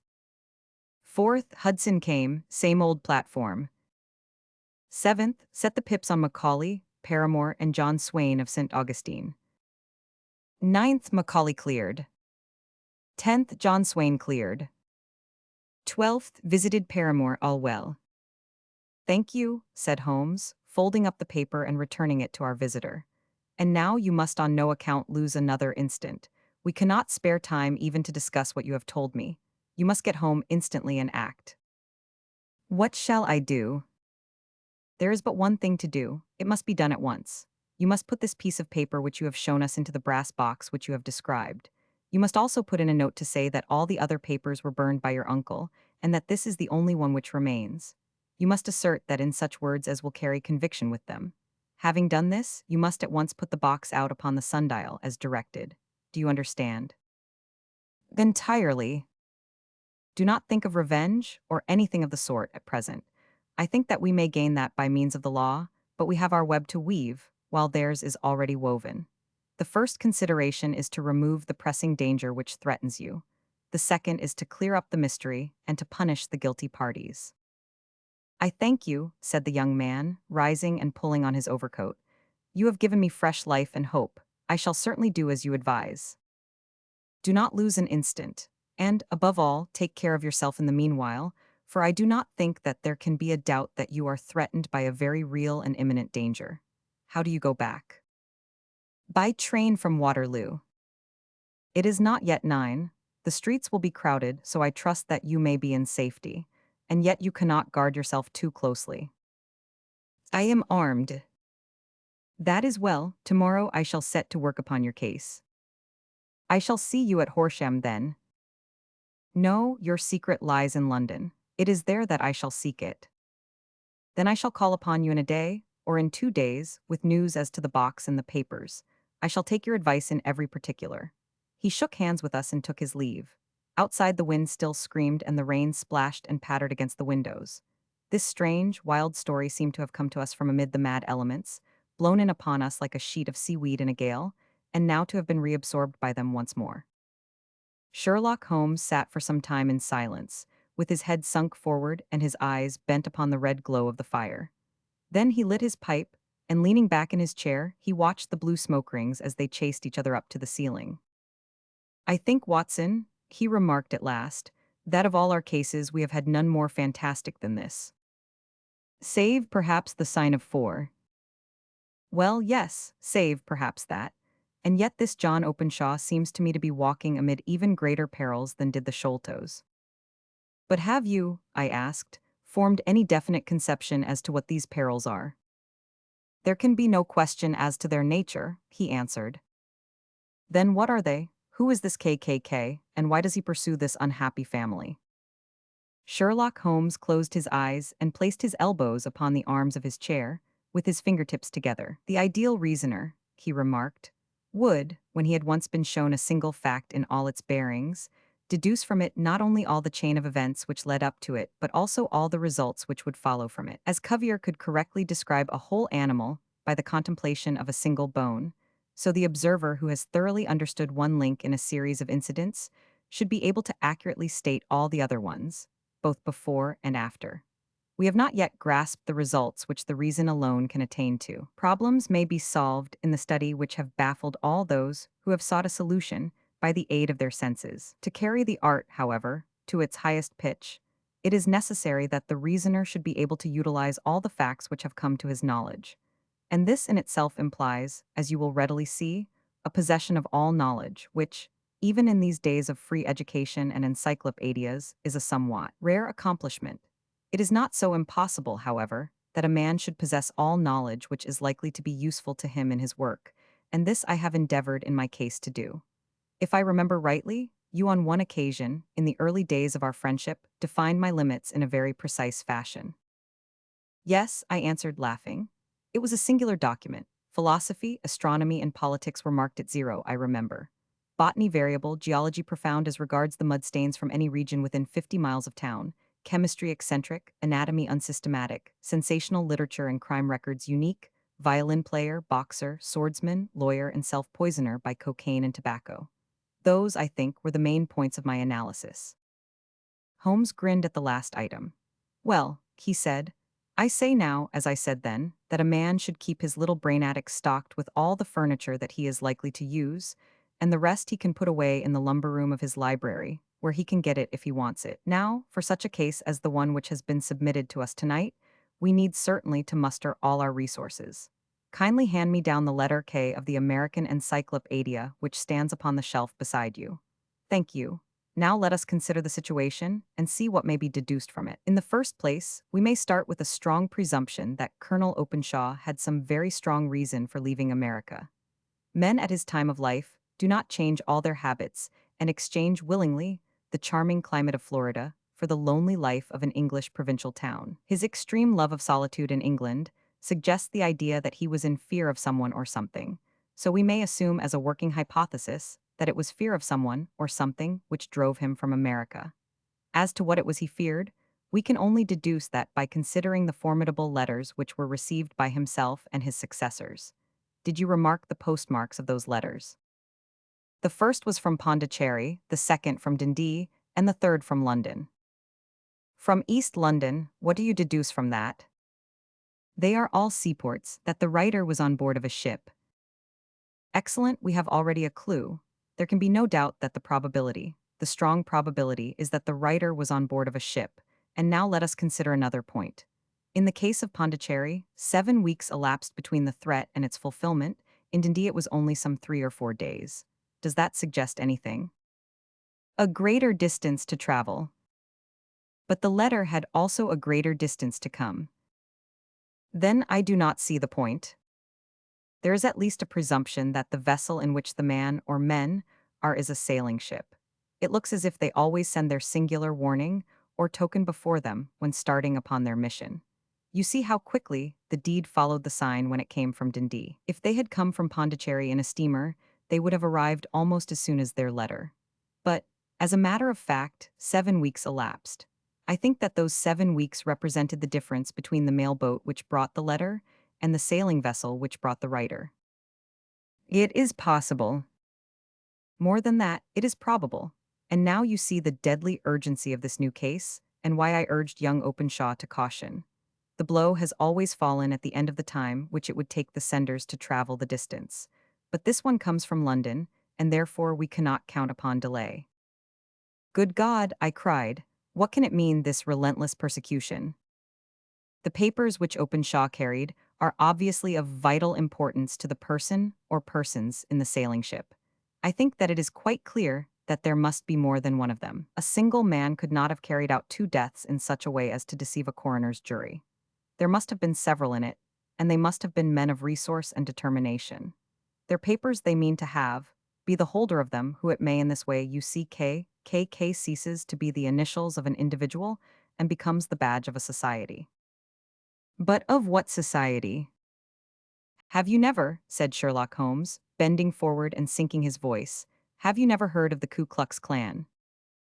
I never have. Holmes turned over the leaves of the book upon his knee. Here it is, said he presently. Ku Klux Klan, a name derived from the fanciful resemblance to the sound produced by cocking a rifle. This terrible secret society was formed by some ex-Confederate soldiers in the southern states after the Civil War, and it rapidly formed local branches in different parts of the country, notably in Tennessee, Louisiana, the Carolinas, Georgia, and Florida. Its power was used for political purposes, principally for the terrorizing of the Negro voters and the murdering and driving from the country of those who were opposed to its views. Its outrages were usually preceded by a warning sent to the marked man in some fantastic but generally recognized shape, a sprig of oak leaves in some parts, melon seeds or orange pips in others. On receiving this, the victim might either openly abjure his former ways or might fly from the country. If he braved the matter out, death would unfailingly come upon him, and usually in some strange and unforeseen manner. So perfect was the organization of the society, and so systematic its methods, that there is hardly a case upon record where any man succeeded in braving it with impunity, or in which any of its outrages were traced home to the perpetrators. For some years, the organization flourished in spite of the efforts of the United States government and of the better classes of the community in the South. Eventually, in the year 1869, the movement rather suddenly collapsed, although there have been sporadic outbreaks of the same sort since that date. You will observe, said Holmes, laying down the volume, that the sudden breaking up of the society was coincident with the disappearance of Openshaw from America with their papers. It may well have been cause and effect. It is no wonder that he and his family have some of the more implacable spirits upon their track. You can understand that this register and diary may implicate some of the first men in the South, and that there may be many who will not sleep easy at night until it is recovered. Then the page we have seen is such as we might expect. It ran, if I remember right, sent the pips to A, B, and 100, that is, sent the society's warning to them. Then there are successive entries that A and B cleared or left the country, and finally that 100 was visited with, I fear, a sinister result for C. Well, I think, Doctor, that we may let some light into this dark place, and I believe that the only chance young Openshaw has in the meantime is to do what I have told him. There is nothing more to be said or to be done tonight, so hand me over my violin, and let us try to forget for half an hour the miserable weather and the still more miserable ways of our fellow men. It had cleared in the morning, and the sun was shining with a subdued brightness through the dim veil which hangs over the great city. Sherlock Holmes was already at breakfast when I came down. You will excuse me for not waiting for you, said he. I have, I foresee, a very busy day before me in looking into this case of young Openshaw S. What steps will you take? I asked. It will very much depend upon the results of my first inquiries. I may have to go down to Horsham after all. You will not go there first. No, I shall commence with the city. Just ring the bell and the maid will bring up your coffee. As I waited, I lifted the unopened newspaper from the table and glanced my eye over it. It rested upon a heading which sent a chill to my heart. Holmes, I cried, you are too late.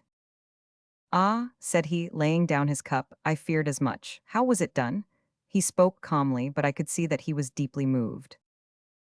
My eye caught the name of Openshaw and the heading, Tragedy near Waterloo Bridge. Here is the account. Between 9 and 10 last night, Police Constable Cook, of the H Division, on duty near Waterloo Bridge, heard a cry for help and a splash in the water. The night, however, was extremely dark and stormy, so that, in spite of the help of several passers-by, it was quite impossible to effect a rescue.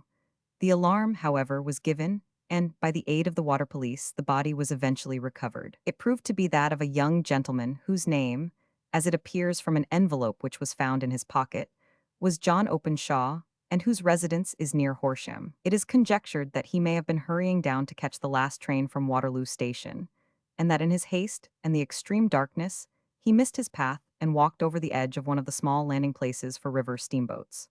The body exhibited no traces of violence, and there can be no doubt that the deceased had been the victim of an unfortunate accident, which should have the effect of calling the attention of the authorities to the condition of the riverside landing stages. We sat in silence for some minutes, Holmes more depressed and shaken than I had ever seen him. That hurts my pride, Watson, he said at last. It is a petty feeling, no doubt, but it hurts my pride. It becomes a personal matter with me now, and if God sends me health, I shall set my hand upon this gang. That he should come to me for help, and that I should send him away to his death.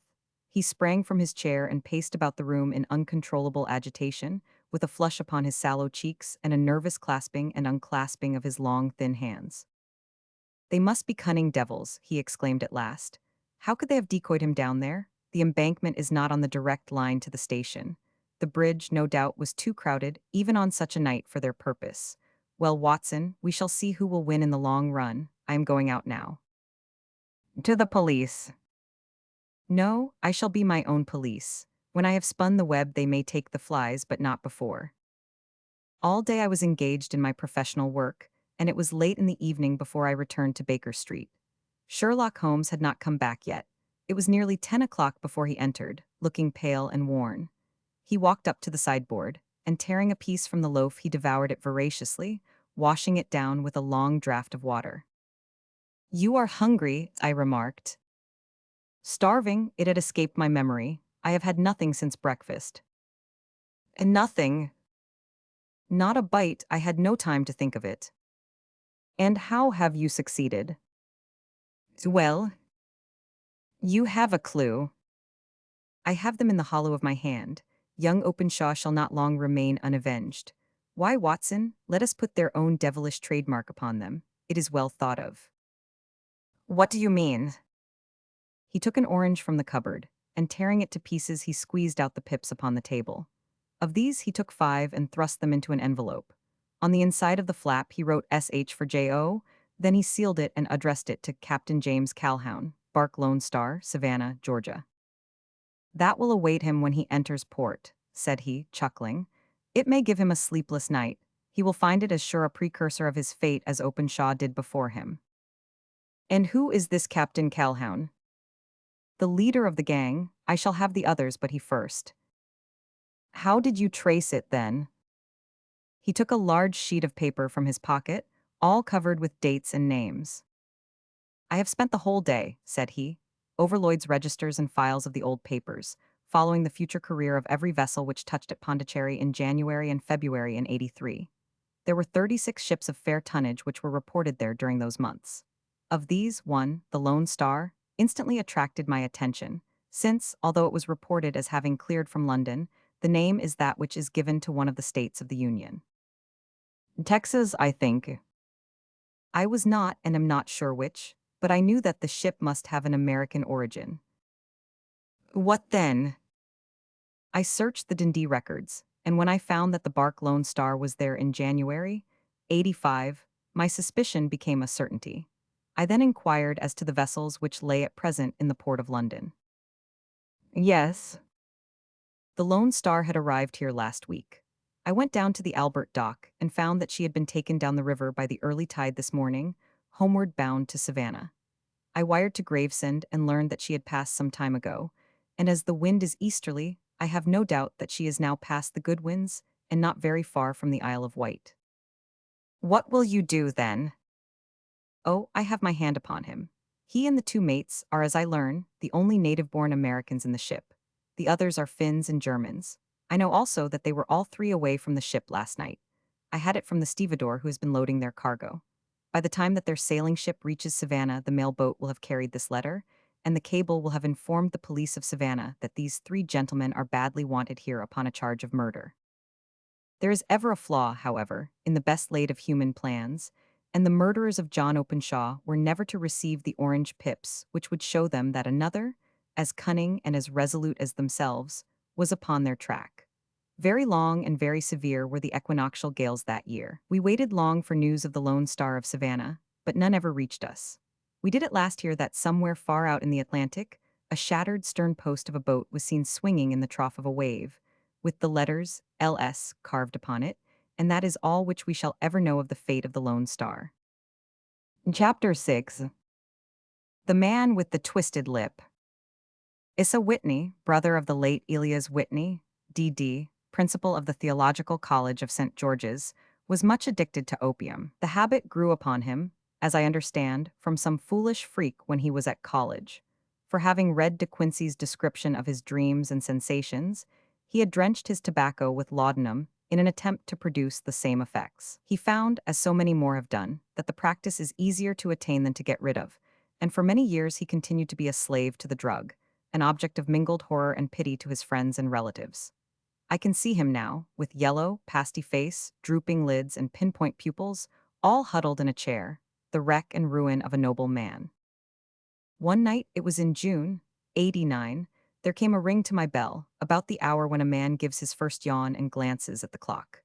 I sat up in my chair, and my wife laid her needlework down in her lap and made a little face of disappointment. "A patient," said she, "you'll have to go out." I groaned, for I was newly come back from a weary day. We heard the door open, a few hurried words, and then quick steps upon the linoleum. Our own door flew open, and a lady, clad in some dark-colored stuff with a black veil, entered the room. "You will excuse my calling so late," she began, and then, suddenly losing her self-control, she ran forward, threw her arms about my wife's neck, and sobbed upon her shoulder.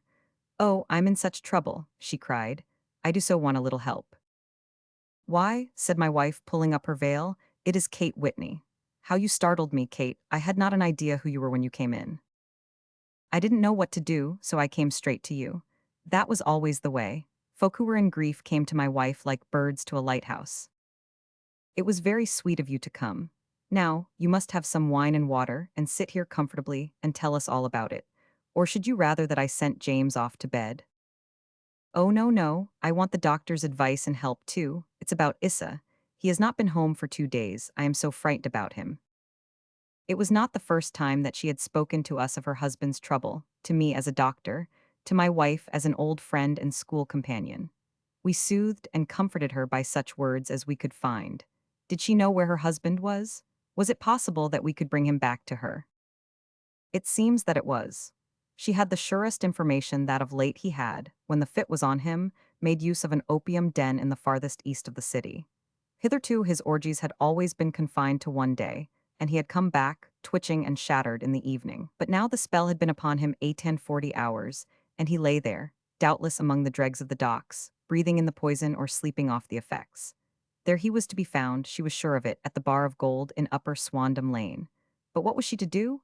How could she, a young and timid woman, make her way into such a place and pluck her husband out from among the ruffians who surrounded him?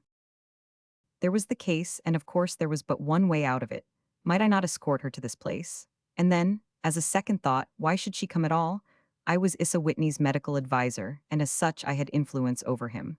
I could manage it better if I were alone. I promised her on my word that I would send him home in a cab within 2 hours if he were indeed at the address which she had given me. And so, in 10 minutes, I had left my armchair and cheery sitting room behind me, and was speeding eastward in a hansom on a strange errand, as it seemed to me at the time, though the future only could show how strange it was to be. But there was no great difficulty in the first stage of my adventure. Upper Swandam Lane is a vile alley lurking behind the high wharves which line the north side of the river to the east of London Bridge. Between a slop shop and a gin shop, approached by a steep flight of steps leading down to a black gap like the mouth of a cave, I found the den of which I was in search. Ordering my cab to wait, I passed down the steps, worn hollow in the center by the ceaseless tread of drunken feet, and by the light of a flickering oil lamp above the door I found the latch and made my way into a long, low room, thick and heavy with the brown opium smoke, and terraced with wooden berths like the forecastle of an emigrant ship. Through the gloom one could dimly catch a glimpse of bodies lying in strange, fantastic poses, bowed shoulders, bent knees, heads thrown back, and chins pointing upward, with here and there a dark, lackluster eye turned upon the newcomer. Out of the black shadows there glimmered little red circles of light, now bright, now faint, as the burning poison waxed or waned in the bowls of the metal pipes. The most lay silent, but some muttered to themselves, and others talked together in a strange, low, monotonous voice, their conversation coming in gushes, and then suddenly tailing off into silence, each mumbling out his own thoughts and paying little heed to the words of his neighbor. At the farther end was a small brazier of burning charcoal, beside which on a three-legged wooden stool there sat a tall, thin old man, with his jaw resting upon his two fists and his elbows upon his knees, staring into the fire. As I entered, a sallow Malay attendant had hurried up with a pipe for me and a supply of the drug, beckoning me to an empty berth. Thank you, I have not come to stay, said I. There is a friend of mine here, Mr. Issa Whitney, and I wish to speak with him. There was a movement and an exclamation from my right, and peering through the gloom, I saw Whitney, pale, haggard, and unkempt, staring out at me. My God, it's Watson, said he. He was in a pitiable state of reaction with every nerve in a twitter. I say, Watson, what o'clock is it? Nearly 11. Of what day? Of Friday, June 19th. Good heavens, I thought it was Wednesday. It is Wednesday. What do you want to frighten a chap for? He sank his face onto his arms and began to sob in a high treble key. I tell you that it is Friday, man. Your wife has been waiting this 2 days for you. You should be ashamed of yourself. So I am, but you've got mixed, Watson, for I have only been here a few hours, 3 pipes, 4 pipes, I forget how many, but I'll go home with you. I wouldn't frighten Kate, poor little Kate. Give me your hand, have you a cab? Yes, I have one waiting. Then I shall go in it, but I must owe something.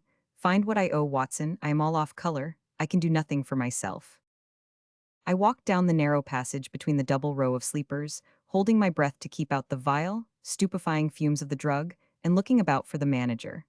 As I passed the tall man who sat by the brazier, I felt a sudden pluck at my skirt, and a low voice whispered, "Walk past me, and then look back at me." The words fell quite distinctly upon my ear.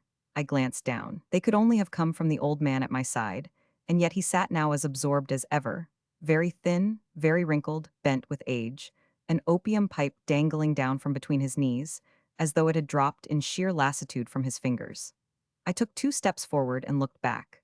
It took all my self-control to prevent me from breaking out into a cry of astonishment. He had turned his back so that none could see him, but his form had filled out, his wrinkles were gone, the dull eyes had regained their fire. And there, sitting by the fire and grinning at my surprise, was none other than Sherlock Holmes. He made a slight motion to me to approach him, and instantly, as he turned his face half round to the company once more, subsided into a doddering, loose-lipped senility. "Holmes," I whispered, "what on earth are you doing in this den?" "As low as you can," he answered. "I have excellent ears. If you would have the great kindness to get rid of that sottish friend of yours, I should be exceedingly glad to have a little talk with you." "I have a cab outside."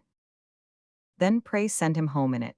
You may safely trust him, for he appears to be too limp to get into any mischief. I should recommend you also to send a note by the cabman to your wife to say that you have thrown in your lot with me. If you will wait outside, I shall be with you in 5 minutes." It was difficult to refuse any of Sherlock Holmes' requests, for they were always so exceedingly definite, and put forward with such a quiet air of mastery. I felt, however, that when Whitney was once confined in the cab my mission was practically accomplished. And for the rest, I could not wish anything better than to be associated with my friend in one of those singular adventures which were the normal condition of his existence. In a few minutes I had written my note, paid Whitney's bill, led him out to the cab, and seen him driven through the darkness. In a very short time a decrepit figure had emerged from the opium den, and I was walking down the street with Sherlock Holmes. For 2 streets he shuffled along with a bent back and an uncertain foot. Then, glancing quickly round, he straightened himself out and burst into a hearty fit of laughter. "I suppose, Watson," said he, "that you imagine that I have added opium smoking to cocaine injections, and all the other little weaknesses on which you have favored me with your medical views. I was certainly surprised to find you there, but not more so than I to find you. I came to find a friend, and I to find an enemy." "An enemy?" "Yes, one of my natural enemies, or shall I say, my natural prey.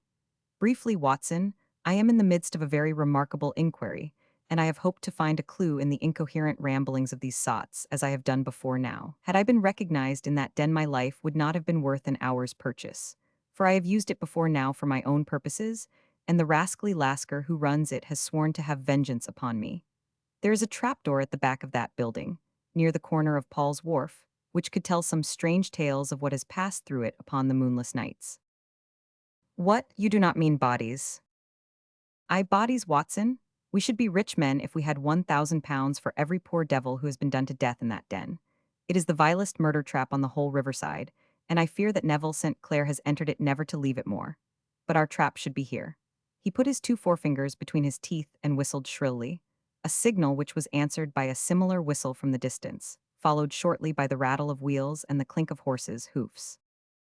"Now, Watson," said Holmes, as a tall dog cart dashed up through the gloom, throwing out two golden tunnels of yellow light from its side lanterns. "You'll come with me, won't you? If I can be of use." Oh, a trusty comrade is always of use, and a chronicler still more so. My room at the Cedars is a double-bedded one. The Cedars. Yes, that is Mr. St. Clair's house. I am staying there while I conduct the inquiry. Where is it then? Near Lee, in Kent. We have a 7-mile drive before us. But I am all in the dark. Of course you are, you'll know all about it presently. Jump up here. All right, John, we shall not need you. Here's half a crown. Look out for me tomorrow about 11. Give her head, so long then. He flicked the horse with his whip, and we dashed away through the endless succession of somber and deserted streets, which widened gradually, until we were flying across a broad balustraded bridge, with the murky river flowing sluggishly beneath us. Beyond lay another dull wilderness of bricks and mortar, its silence broken only by the heavy, regular footfall of the policeman, or the songs and shouts of some belated party of revelers. A dull rack was drifting slowly across the sky, and a star or two twinkled dimly here and there through the rifts of the clouds. Holmes drove in silence, with his head sunk upon his breast, and the air of a man who is lost in thought, while I sat beside him, curious to learn what this new quest might be which seemed to tax his powers so sorely, and yet afraid to break in upon the current of his thoughts. We had driven several miles, and were beginning to get to the fringe of the belt of suburban villas, when he shook himself, shrugged his shoulders, and lit up his pipe with the air of a man who has satisfied himself that he is acting for the best. "You have a grand gift of silence, Watson," said he. "It makes you quite invaluable as a companion. 'Pon my word, it is a great thing for me to have someone to talk to, for my own thoughts are not overpleasant. I was wondering what I should say to this dear little woman tonight when she meets me at the door." "You forget that I know nothing about it. I shall just have time to tell you the facts of the case before we get to Lee. It seems absurdly simple, and yet somehow I can get nothing to go upon. There's plenty of thread, no doubt, but I can't get the end of it into my hand. Now I'll state the case clearly and concisely to you, Watson, and maybe you can see a spark where all is dark to me." "Proceed, then." Some years ago, to be definite, in May 1884, there came to Lee a gentleman, Neville St. Clair by name, who appeared to have plenty of money. He took a large villa, laid out the grounds very nicely, and lived generally in good style.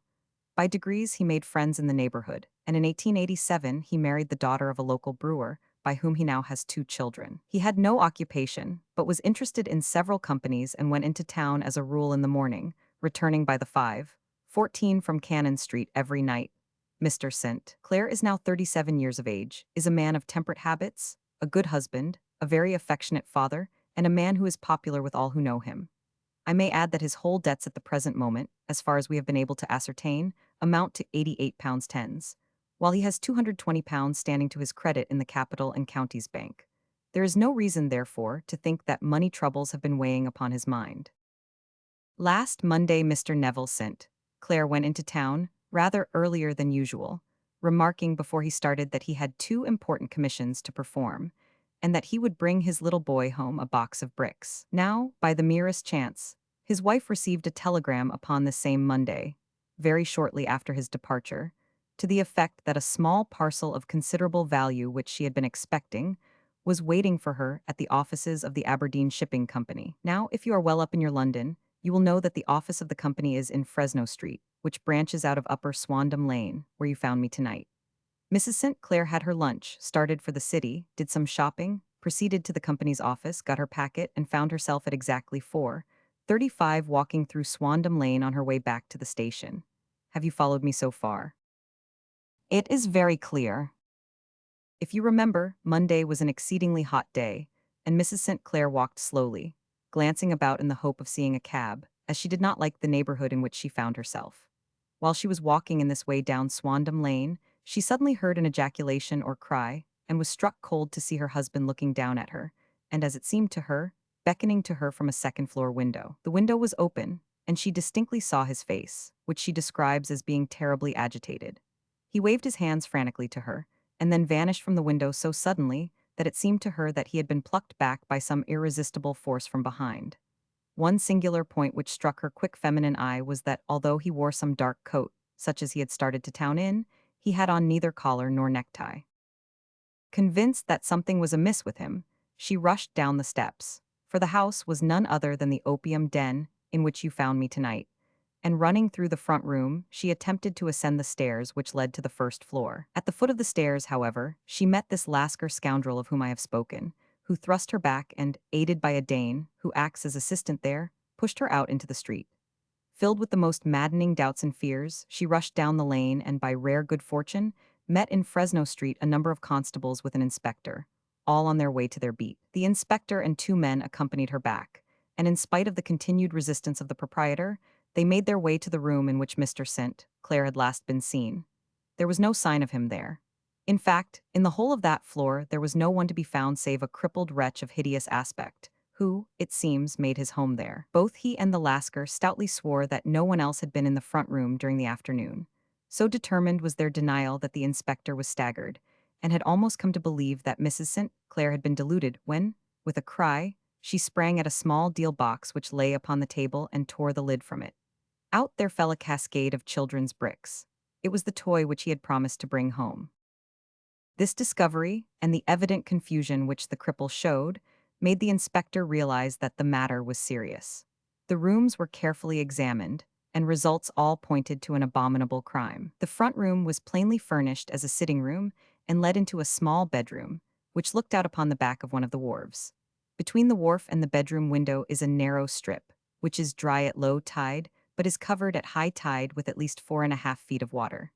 The bedroom window was a broad one and opened from below. On examination, traces of blood were to be seen upon the windowsill, and several scattered drops were visible upon the wooden floor of the bedroom. Thrust away behind a curtain in the front room were all the clothes of Mr. Neville St. Clair, with the exception of his coat. His boots, his socks, his hat, and his watch all were there. There were no signs of violence upon any of these garments, and there were no other traces of Mr. Neville St. Clair. Out of the window, he must apparently have gone, for no other exit could be discovered, and the ominous bloodstains upon the sill gave little promise that he could save himself by swimming, for the tide was at its very highest at the moment of the tragedy. And now as to the villains who seemed to be immediately implicated in the matter. The Lascar was known to be a man of the vilest antecedents, but as, by Mrs. St. Clair's story, he was known to have been at the foot of the stair within a very few seconds of her husband's appearance at the window, he could hardly have been more than an accessory to the crime. His defense was one of absolute ignorance, and he protested that he had no knowledge as to the doings of Hugh Boone, his lodger, and that he could not account in any way for the presence of the missing gentleman's clothes. So much for the Lascar manager. Now for the sinister cripple who lives upon the second floor of the opium den, and who was certainly the last human being whose eyes rested upon Neville St. Clair. His name is Hugh Boone, and his hideous face is one which is familiar to every man who goes much to the city. He is a professional beggar, though in order to avoid the police regulations, he pretends to a small trade in wax vestas. Some little distance down Threadneedle Street, upon the left-hand side, there is, as you may have remarked, a small angle in the wall. Here it is that this creature takes his daily seat, cross-legged with his tiny stock of matches on his lap, and as he is a piteous spectacle, a small rain of charity descends into the greasy leather cap which lies upon the pavement beside him. I have watched the fellow more than once before ever I thought of making his professional acquaintance, and I have been surprised at the harvest which he has reaped in a short time. His appearance, you see, is so remarkable that no one can pass him without observing him. A shock of orange hair, a pale face disfigured by a horrible scar, which, by its contraction, has turned up the outer edge of his upper lip, a bulldog chin, and a pair of very penetrating dark eyes, which present a singular contrast to the color of his hair, all mark him out from amid the common crowd of mendicants, and so, too, does his wit, for he is ever ready with a reply to any piece of chaff which may be thrown at him by the passers-by. This is the man whom we now learn to have been the lodger at the opium den, and to have been the last man to see the gentleman of whom we are in quest. But a cripple, said I, what could he have done single-handed against a man in the prime of life? He is a cripple in the sense that he walks with a limp, but in other respects he appears to be a powerful and well-nurtured man. Surely your medical experience would tell you, Watson, that weakness in one limb is often compensated for by exceptional strength in the others. Pray continue your narrative. Mrs. St. Clair had fainted at the sight of the blood upon the window, and she was escorted home in a cab by the police, as her presence could be of no help to them in their investigations. Inspector Barton, who had charge of the case, made a very careful examination of the premises, but without finding anything which threw any light upon the matter.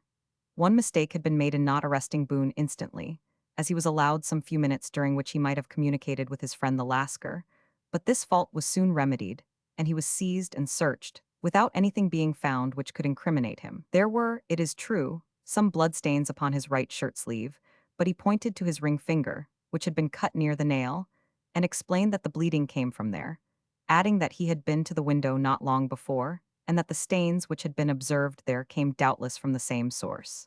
He denied strenuously having ever seen Mr. Neville St. Clair and swore that the presence of the clothes in his room was as much a mystery to him as to the police. As to Mrs. St. Clair's assertion that she had actually seen her husband at the window, he declared that she must have been either mad or dreaming.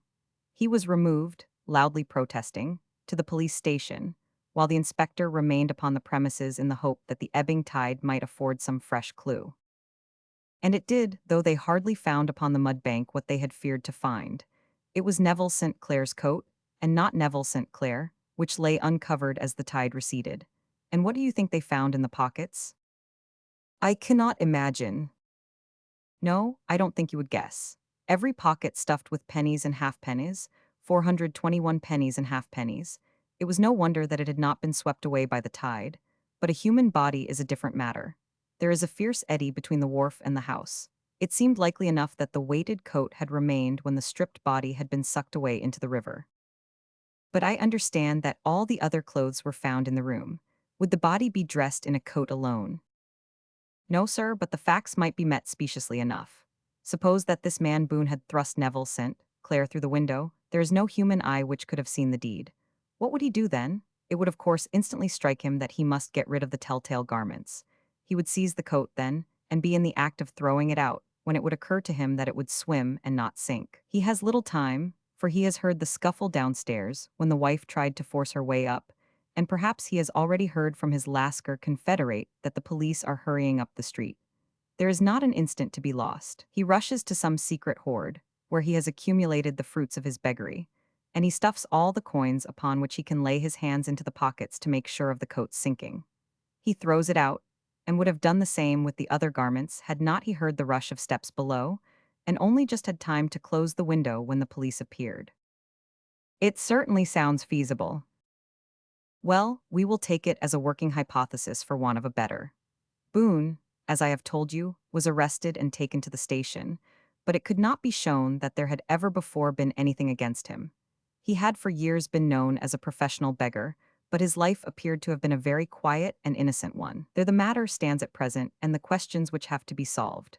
What Neville St. Clair was doing in the opium den, what happened to him when there, where is he now, and what Hugh Boone had to do with his disappearance, are all as far from a solution as ever. I confess that I cannot recall any case within my experience which looked at the first glance so simple, and yet which presented such difficulties. While Sherlock Holmes had been detailing this singular series of events, we had been whirling through the outskirts of the great town until the last straggling houses had been left behind, and we rattled along with a country hedge upon either side of us. Just as he finished, however, we drove through two scattered villages, where a few lights still glimmered in the windows. We are on the outskirts of Ley, said my companion. We have touched on 3 English counties in our short drive, starting in Middlesex, passing over an angle of Surrey, and ending in Kent. See that light among the trees? That is the Cedars, and beside that lamp sits a woman whose anxious ears have already, I have little doubt, caught the clink of our horses' feet. But why are you not conducting the case from Baker Street? I asked. Because there are many inquiries which must be made out here. Mrs. St. Clair has most kindly put 2 rooms at my disposal, and you may rest assured that she will have nothing but a welcome for my friend and colleague. I hate to meet her, Watson, when I have no news of her husband. Here we are. Woe there, woe. We had pulled up in front of a large villa which stood within its own grounds. A stable boy had run out to the horse's head, and springing down, I followed Holmes up the small, winding gravel drive which led to the house. As we approached, the door flew open, and a little blonde woman stood in the opening, clad in some sort of light mousseline de soie, with a touch of fluffy pink chiffon at her neck and wrists. She stood with her figure outlined against the flood of light, one hand upon the door, one half raised in her eagerness, her body slightly bent, her head and face protruded with eager eyes and parted lips, a standing question. "Well?" she cried, "well?" And then, seeing that there were two of us, she gave a cry of hope which sank into a groan as she saw that my companion shook his head and shrugged his shoulders. "No good news. None. No bad. No. Thank God for that, but come in. You must be weary, for you have had a long day. This is my friend, Dr. Watson. He has been of most vital use to me in several of my cases, and a lucky chance has made it possible for me to bring him out and associate him with this investigation. I am delighted to see you," said she, pressing my hand warmly. "You will, I am sure, forgive anything that may be wanting in our arrangements, when you consider the blow which has come so suddenly upon us." "My dear madam," said I am an old campaigner, and if I were not I can very well see that no apology is needed. If I can be of any assistance, either to you or to my friend here, I shall be indeed happy." "Now, Mr. Sherlock Holmes," said the lady as we entered a well-lit dining room, upon the table of which a cold supper had been laid out, "I should very much like to ask you one or two plain questions, to which I beg that you will give a plain answer." "Certainly, madam." "Do not trouble about my feelings. I am not hysterical, nor given to fainting. I simply wish to hear your real opinion." "Upon what point?" "In your heart of hearts, do you think that Neville is alive?" Sherlock Holmes seemed to be embarrassed by the question. "Frankly, now," she repeated, standing upon the rug and looking keenly down at him as he leaned back in a basket chair. "Frankly, then, madam, I do not." "You think that he is dead?" "I do." "Murdered?" "I don't say that, perhaps." "And on what day did he meet his death?" "On Monday." "Then perhaps, Mr. Holmes, you will be good enough to explain how it is that I have received a letter from him today." Sherlock Holmes sprang out of his chair, as if he had been galvanized. "What?" he roared. "Yes, today." She stood smiling, holding up a little slip of paper in the air. "May I see it?" "Certainly." He snatched it from her in his eagerness, and smoothing it out upon the table he drew over the lamp and examined it intently. I had left my chair and was gazing at it over his shoulder. The envelope was a very coarse one and was stamped with the Gravesend postmark, and with the date of that very day, or rather of the day before, for it was considerably after midnight. "Coarse writing," murmured Holmes. "Surely this is not your husband's writing, madam." "No, but the enclosure is." I perceive also that whoever addressed the envelope had to go and inquire as to the address. "How can you tell that?" "The name, you see, is in perfectly black ink which has dried itself. The rest is of the grayish color, which shows that blotting paper has been used. If it had been written straight off and then blotted, none would be of a deep black shade. This man has written the name, and there has then been a pause before he wrote the address, which can only mean that he was not familiar with it. It is, of course, a trifle, but there is nothing so important as trifles. Let us now see the letter. Ha, there has been an enclosure here. Yes, there was a ring, his signet ring. And you are sure that this is your husband's hand?" "One of his hands." "One." "His hand when he wrote hurriedly. It is very unlike his usual writing, and yet I know it well." "Dearest, do not be frightened. All will come well. There is a huge error which it may take some little time to rectify. Wait in patience. Neville, written in pencil upon the flyleaf of a book, octavo size, no watermark. Posted today in Gravesend by a man with a dirty thumb. Ha! And the flap has been gummed, if I am not very much in error, by a person who had been chewing tobacco. And you have no doubt that it is your husband's hand, madam." "None. Neville wrote those words." "And they were posted today at Gravesend. Well, Mrs. St. Clair, the clouds lighten, though I should not venture to say that the danger is over." "But he must be alive, Mr. Holmes." "Unless this is a clever forgery to put us on the wrong scent. The ring, after all, proves nothing. It may have been taken from him." "No, no, it is his very own writing." "Very well. It may, however, have been written on Monday and only posted today." "That is possible." "If so, much may have happened between." Oh, you must not discourage me, Mr. Holmes. I know that all is well with him. There is so keen a sympathy between us that I should know if evil came upon him. On the very day that I saw him last, he cut himself in the bedroom, and yet I in the dining room rushed upstairs instantly with the utmost certainty that something had happened. Do you think that I would respond to such a trifle, and yet be ignorant of his death? I have seen too much not to know that the impression of a woman may be more valuable than the conclusion of an analytical reasoner. And in this letter, you certainly have a very strong piece of evidence to corroborate your view. But if your husband is alive and able to write letters, why should he remain away from you? I cannot imagine, it is unthinkable. And on Monday, he made no remarks before leaving you. No. And you were surprised to see him in Swandam Lane. Very much so. Was the window open? Yes. Then he might have called to you. He might. He only, as I understand, gave an inarticulate cry. Yes. A call for help, you thought? Yes, he waved his hands. But it might have been a cry of surprise. Astonishment at the unexpected sight of you might cause him to throw up his hands. It is possible. And you thought he was pulled back? He disappeared so suddenly. He might have leaped back. You did not see anyone else in the room. No, but this horrible man confessed to having been there, and the Lascar was at the foot of the stairs. Quite so, your husband, as far as you could see, had his ordinary clothes on. But without his collar or tie, I distinctly saw his bare throat. Had he ever spoken of Swandam Lane? Never. Had he ever showed any signs of having taken opium? Never. Thank you, Mrs. St. Clair. Those are the principal points about which I wish to be absolutely clear. We shall now have a little supper and then retire, for we may have a very busy day tomorrow.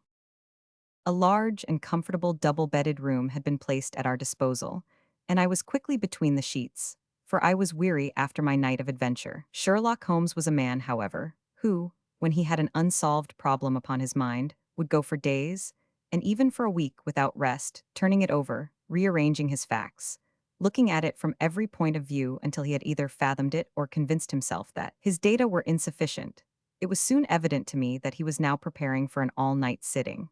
He took off his coat and waistcoat, put on a large blue dressing gown, and then wandered about the room collecting pillows from his bed and cushions from the sofa and armchairs. With these he constructed a sort of Eastern divan, upon which he perched himself cross-legged, with an ounce of shag tobacco and a box of matches laid out in front of him. In the dim light of the lamp I saw him sitting there, an old briar pipe between his lips, his eyes fixed vacantly upon the corner of the ceiling, the blue smoke curling up from him, silent, motionless, with the light shining upon his strong-set aquiline features. So he sat as I dropped off to sleep, and so he sat when a sudden ejaculation caused me to wake up, and I found the summer sun shining into the apartment.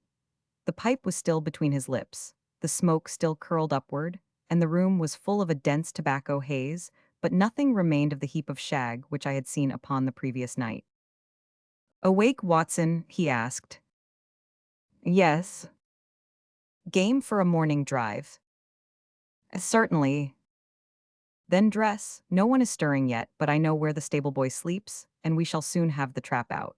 He chuckled to himself as he spoke, his eyes twinkled, and he seemed a different man to the somber thinker of the previous night. As I dressed, I glanced at my watch. It was no wonder that no one was stirring. It was 25 minutes past 4. I had hardly finished when Holmes returned with the news that the boy was putting in the horse.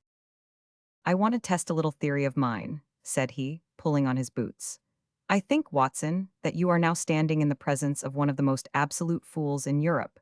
I deserve to be kicked from here to Charing Cross, but I think I have the key of the affair now." "And where is it?" I asked, smiling. "In the bathroom," he answered. "Oh, yes, I am not joking," he continued, seeing my look of incredulity. "I have just been there, and I have taken it out, and I have got it in this Gladstone bag. Come on, my boy, and we shall see whether it will not fit the lock." We made our way downstairs as quietly as possible, and out into the bright morning sunshine. In the road stood our horse and trap, with the half-clad stable boy waiting at the head.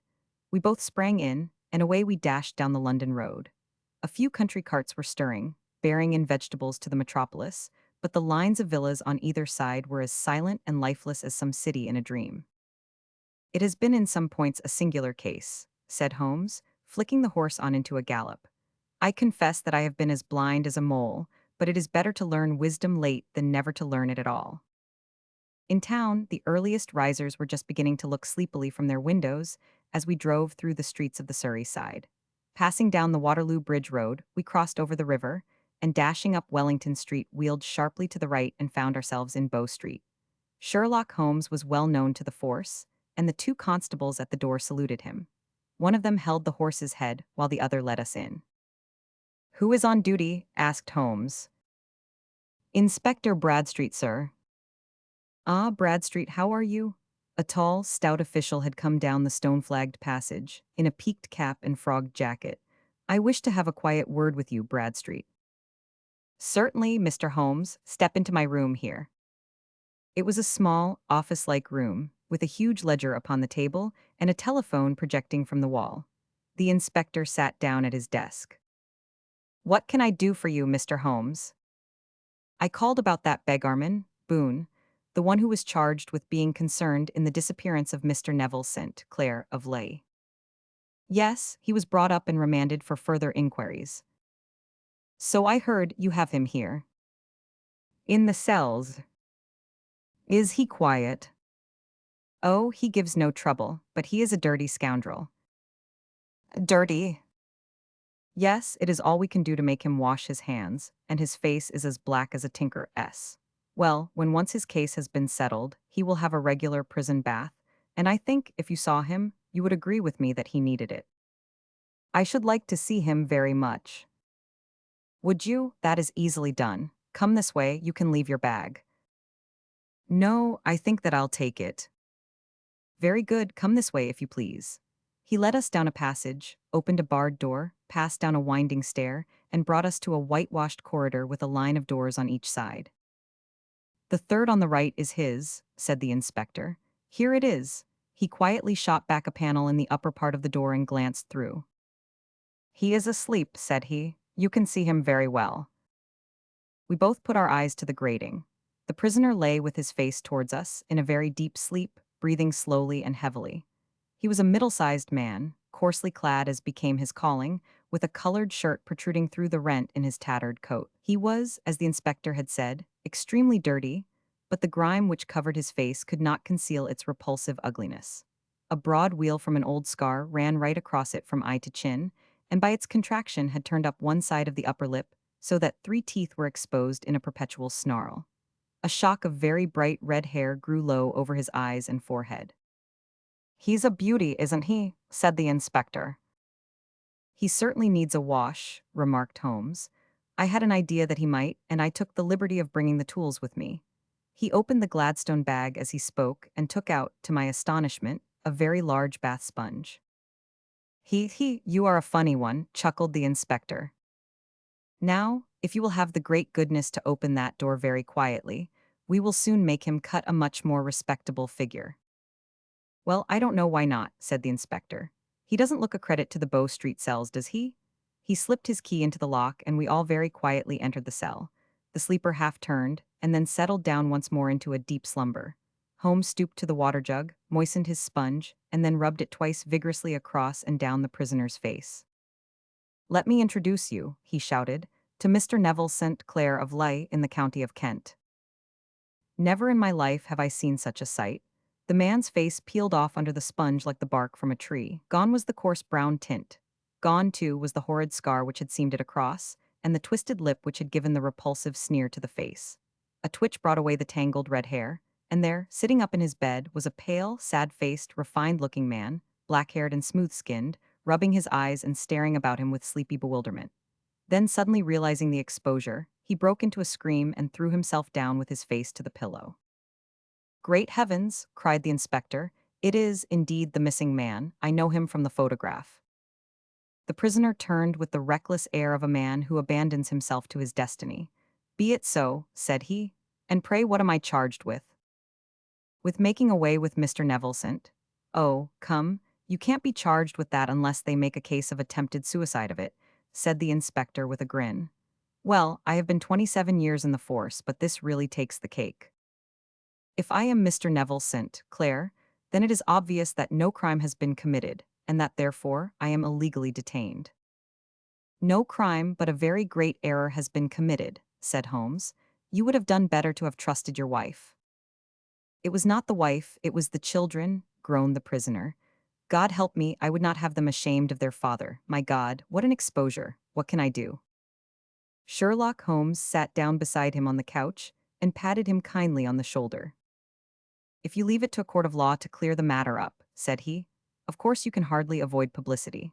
On the other hand, if you convince the police authorities that there is no possible case against you, I do not know that there is any reason that the details should find their way into the papers. Inspector Bradstreet would, I am sure, make notes upon anything which you might tell us and submit it to the proper authorities. The case would then never go into court at all. God bless you, cried the prisoner passionately.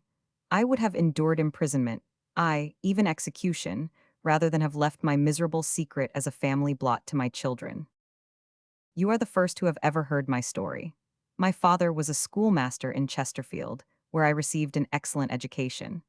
I traveled in my youth, took to the stage, and finally became a reporter on an evening paper in London. One day, my editor wished to have a series of articles upon begging in the metropolis, and I volunteered to supply them. There was the point from which all my adventures started.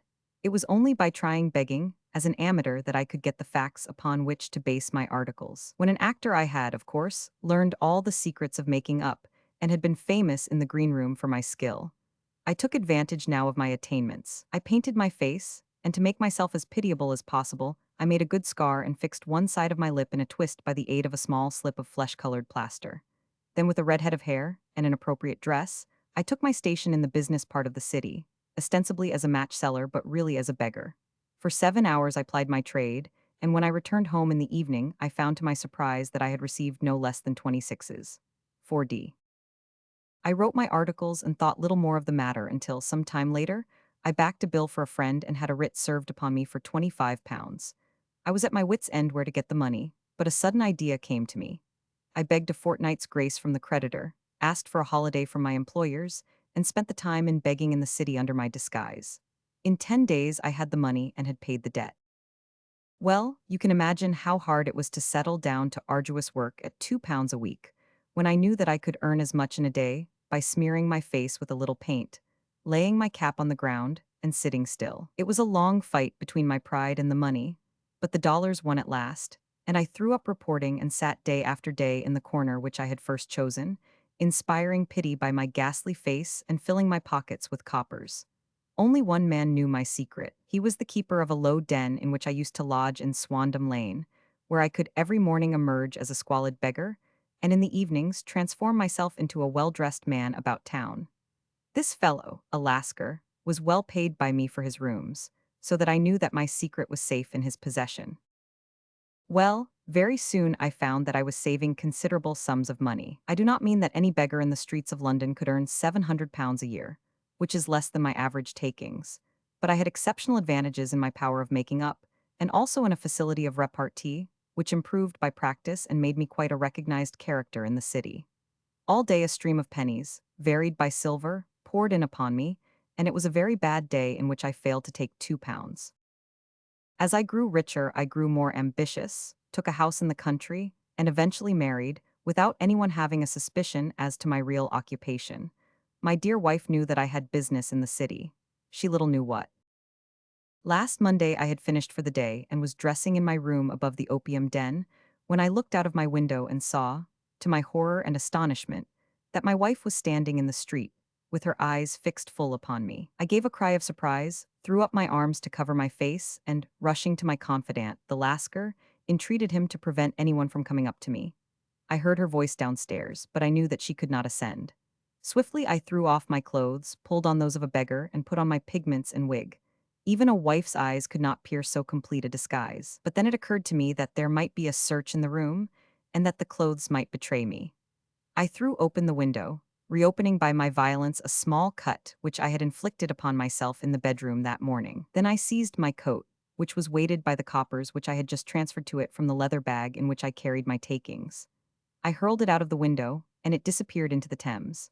The other clothes would have followed, but at that moment there was a rush of constables up the stair, and a few minutes after I confessed to my relief that instead of being identified as Mr. Neville St. Clair, I was arrested as his murderer. I do not know that there is anything else for me to explain. I was determined to preserve my disguise as long as possible, and hence my preference for a dirty face. Knowing that my wife would be terribly anxious, I slipped off my ring and confided it to the Lascar at a moment when no constable was watching me, together with a hurried scrawl, telling her that she had no cause to fear. That note only reached her yesterday, said Holmes. Good God, what a week she must have spent. The police have watched this Lascar, said Inspector Bradstreet, and I can quite understand that he might find it difficult to post a letter unobserved. Probably he handed it to some sailor customer of his, who forgot all about it for some days. That was it, said Holmes, nodding approvingly. I have no doubt of it, but have you never been prosecuted for begging? Many times, but what was a fine to me? It must stop here, however, said Bradstreet. If the police are to hush this thing up, there must be no more of Hugh Boone. I have sworn it by the most solemn oaths which a man can take. In that case, I think that it is probable that no further steps may be taken, but if you are found again, then all must come out. I am sure, Mr. Holmes, that we are very much indebted to you for having cleared the matter up. I wish I knew how you reach your results. I reached this one, said my friend, by sitting upon 5 pillows and consuming an ounce of shag. I think, Watson, that if we drive to Baker Street, we shall just be in time for breakfast. Chapter 7. The Adventure of the Blue Carbuncle. I had called upon my friend Sherlock Holmes upon the second morning after Christmas, with the intention of wishing him the compliments of the season. He was lounging upon the sofa in a purple dressing gown, a pipe rack within his reach upon the right, and a pile of crumpled morning papers, evidently newly studied, near at hand. Beside the couch was a wooden chair, and on the angle of the back hung a very seedy and disreputable hard felt hat, much the worse for wear, and cracked in several places. A lens and a forceps lying upon the seat of the chair suggested that the hat had been suspended in this manner for the purpose of examination. You are engaged, said I. Perhaps I interrupt you. Not at all. I am glad to have a friend with whom I can discuss my results. The matter is a perfectly trivial one. He jerked his thumb in the direction of the old hat, but there are points in connection with it which are not entirely devoid of interest and even of instruction. I seated myself in his armchair and warmed my hands before his crackling fire, for a sharp frost had set in, and the windows were thick with the ice crystals. I suppose, I remarked, that homely as it looks, this thing has some deadly story linked onto it, that it is the clue which will guide you in the solution of some mystery and the punishment of some crime. No, no, no crime, said Sherlock Holmes, laughing. Only one of those whimsical little incidents which will happen when you have 4 million human beings all jostling each other within the space of a few square miles. Amid the action and reaction of so dense a swarm of humanity, every possible combination of events may be expected to take place, and many a little problem will be presented which may be striking and bizarre without being criminal. We have already had experience of such. So much so, I remarked, that of the last 6 cases which I have added to my notes, 3 have been entirely free of any legal crime. Precisely. You allude to my attempt to recover the Irene Adler papers, to the singular case of Miss Mary Sutherland, and to the adventure of the man with the twisted lip. Well, I have no doubt that this small matter will fall into the same innocent category. You know Peterson, the commissionaire? Yes. It is to him that this trophy belongs. It is his hat. No, no, he found it. Its owner is unknown. I beg that you will look upon it not as a battered billycock but as an intellectual problem. And first, as to how it came here. It arrived upon Christmas morning, in company with a good fat goose, which is, I have no doubt, roasting at this moment in front of Peterson's fire. The facts are these. About 4 o'clock on Christmas morning, Peterson, who, as you know, is a very honest fellow, was returning from some small jollification and was making his way homeward down Tottenham Court Road. In front of him he saw, in the gaslight, a tallish man, walking with a slight stagger, and carrying a white goose slung over his shoulder. As he reached the corner of Good Street, a row broke out between this stranger and a little knot of roughs. One of the latter knocked off the man's hat, on which he raised his stick to defend himself, and, swinging it over his head, smashed the shop window behind him. Peterson had rushed forward to protect the stranger from his assailants.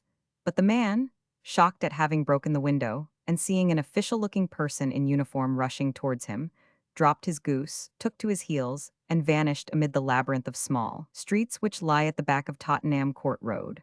The roughs had also fled at the appearance of Peterson, so that he was left in possession of the field of battle, and also of the spoils of victory in the shape of this battered hat and a most unimpeachable Christmas goose, which surely he restored to their owner.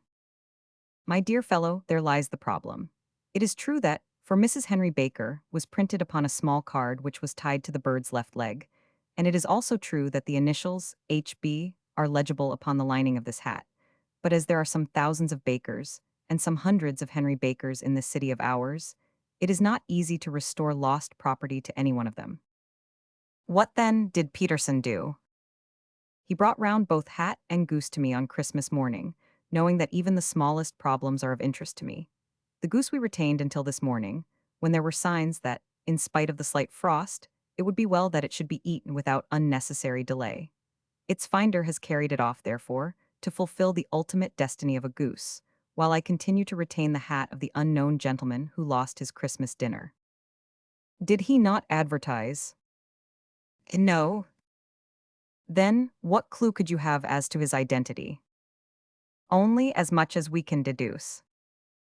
From his head. Precisely. But you are joking. What can you gather from this old battered felt? Here is my lens, you know my methods. What can you gather yourself as to the individuality of the man who has worn this article? I took the tattered object in my hands and turned it over rather ruefully. It was a very ordinary black hat of the usual round shape, hard and much the worse for wear. The lining had been of red silk, but was a good deal discolored. There was no maker's name, but, as Holmes had remarked, the initials HB were scrawled upon one side. It was pierced in the brim for a hat securer, but the elastic was missing. For the rest, it was cracked, exceedingly dusty, and spotted in several places, although there seemed to have been some attempt to hide the discolored patches by smearing them with ink. I can see nothing, said I, handing it back to my friend. On the contrary, Watson, you can see everything. You fail, however, to reason from what you see. You are too timid in drawing your inferences. Then, pray tell me what it is that you can infer from this hat. He picked it up and gazed at it in the peculiar introspective fashion which was characteristic of him. It is perhaps less suggestive than it might have been, he remarked, and yet there are a few inferences which are very distinct, and a few others which represent at least a strong balance of probability. That the man was highly intellectual is of course obvious upon the face of it, and also that he was fairly well-to-do within the last 3 years, although he has now fallen upon evil days. He had foresight, but has less now than formerly, pointing to a moral retrogression, which, when taken with the decline of his fortunes, seems to indicate some evil influence, probably drink, at work upon him. This may account also for the obvious fact that his wife has ceased to love him. My dear Holmes, he has, however, retained some degree of self-respect, he continued, disregarding my remonstrance. He is a man who leads a sedentary life, goes out little, is out of training entirely, is middle-aged, has grizzled hair which he has had cut within the last few days, and which he anoints with lime cream. These are the more patent facts which are to be deduced from his hat. Also, by the way, that it is extremely improbable that he has gas laid on in his house. You are certainly joking, Holmes. Not in the least. Is it possible that even now, when I give you these results, you are unable to see how they are attained? I have no doubt that I am very stupid, but I must confess that I am unable to follow you. For example, how did you deduce that this man was intellectual? For answer, Holmes clapped the hat upon his head. It came right over the forehead and settled upon the bridge of his nose. It is a question of cubic capacity, said he.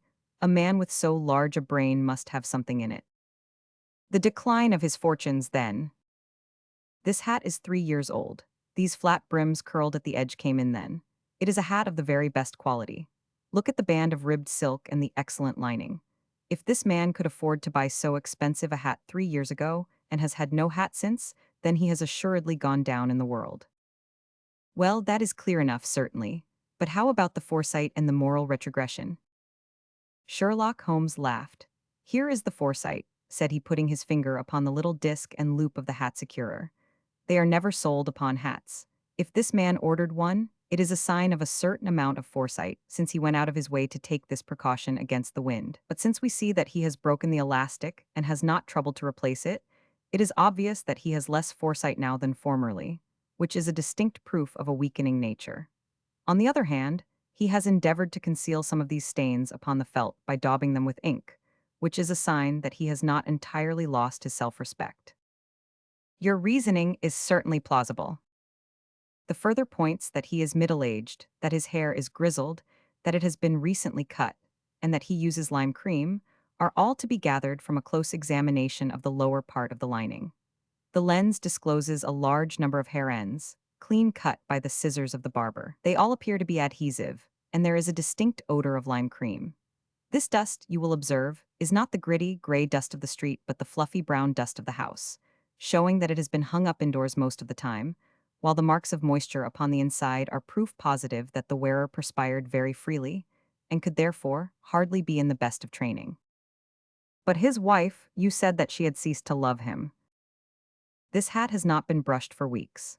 When I see you, my dear Watson, with a week's accumulation of dust upon your hat, and when your wife allows you to go out in such a state, I shall fear that you also have been unfortunate enough to lose your wife's affection. But he might be a bachelor. Nay, he was bringing home the goose as a peace offering to his wife. Remember the card upon the bird's leg.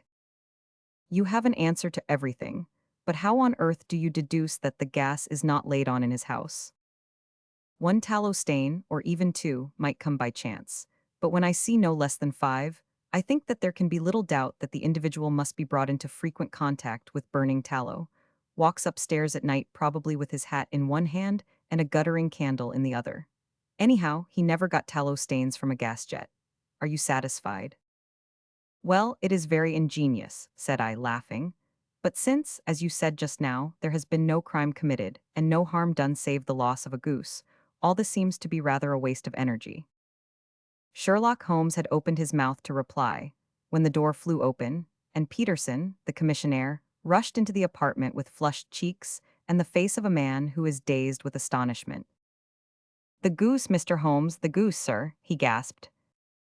"Eh, what of it then? Has it returned to life and flapped off through the kitchen window?" Holmes twisted himself round upon the sofa to get a fairer view of the man's excited face. "See here, sir, see what my wife found in its crop." He held out his hand and displayed upon the center of the palm a brilliantly scintillating blue stone, rather smaller than a bean in size, but of such purity and radiance that it twinkled like an electric point in the dark hollow of his hand. Sherlock Holmes sat up with a whistle. "By Jove, Peterson," said he, "this is treasure trove indeed. I suppose you know what you have got." "A diamond, sir, a precious stone. It cuts into glass as though it were putty." "It's more than a precious stone, it is the precious stone." "Not the Countess of Morcar's blue carbuncle?" I ejaculated. "Precisely so. I ought to know its size and shape, seeing that I have read the advertisement about it in the Times every day lately. It is absolutely unique, and its value can only be conjectured, but the reward offered of £1,000 is certainly not within a 20th part of the market price." £1,000, great Lord of mercy! The commissionaire plumped down into a chair and stared from one to the other of us. "That is the reward, and I have reason to know that there are sentimental considerations in the background, which would induce the Countess to part with half her fortune if she could but recover the gem. It was lost, if I remember right, at the Hotel Cosmopolitan," I remarked. "Precisely so, on December 22nd, just 5 days ago. John Horner, a plumber, was accused of having abstracted it from the lady's jewel case. The evidence against him was so strong that the case has been referred to the assizes. I have some account of the matter here, I believe." He rummaged amid his newspapers, glancing over the dates, until at last he smoothed one out, doubled it over, and read the following paragraph. "Hotel Cosmopolitan Jewel Robbery. John Horner, 26, plumber, was brought up upon the charge of having upon the 22nd inst. abstracted from the jewel case of the Countess of Morcar the valuable gem known as the blue carbuncle. James Ryder, upper attendant at the hotel, gave his evidence to the effect that he had shown Horner up to the dressing room of the Countess of Morcar upon the day of the robbery, in order that he might solder the second bar of the grate, which was loose. He had remained with Horner some little time, but had finally been called away. On returning, he found that Horner had disappeared, that the bureau had been forced open, and that the small Morocco casket in which, as it afterwards transpired, the Countess was accustomed to keep her jewel, was lying empty upon the dressing table. Ryder instantly gave the alarm, and Horner was arrested the same evening. But the stone could not be found either upon his person or in his rooms. Catherine Cusack, maid to the Countess, deposed to having heard Ryder's cry of dismay on discovering the robbery, and to having rushed into the room, where she found matters as described by the last witness. Inspector Bradstreet, B Division, gave evidence as to the arrest of Horner, who struggled frantically, and protested his innocence in the strongest terms. Evidence of a previous conviction for robbery having been given against the prisoner, the magistrate refused to deal summarily with the offense, but referred it to the assizes. Horner, who had shown signs of intense emotion during the proceedings, fainted away at the conclusion and was carried out of court. So much for the police court, said Holmes thoughtfully, tossing aside the paper.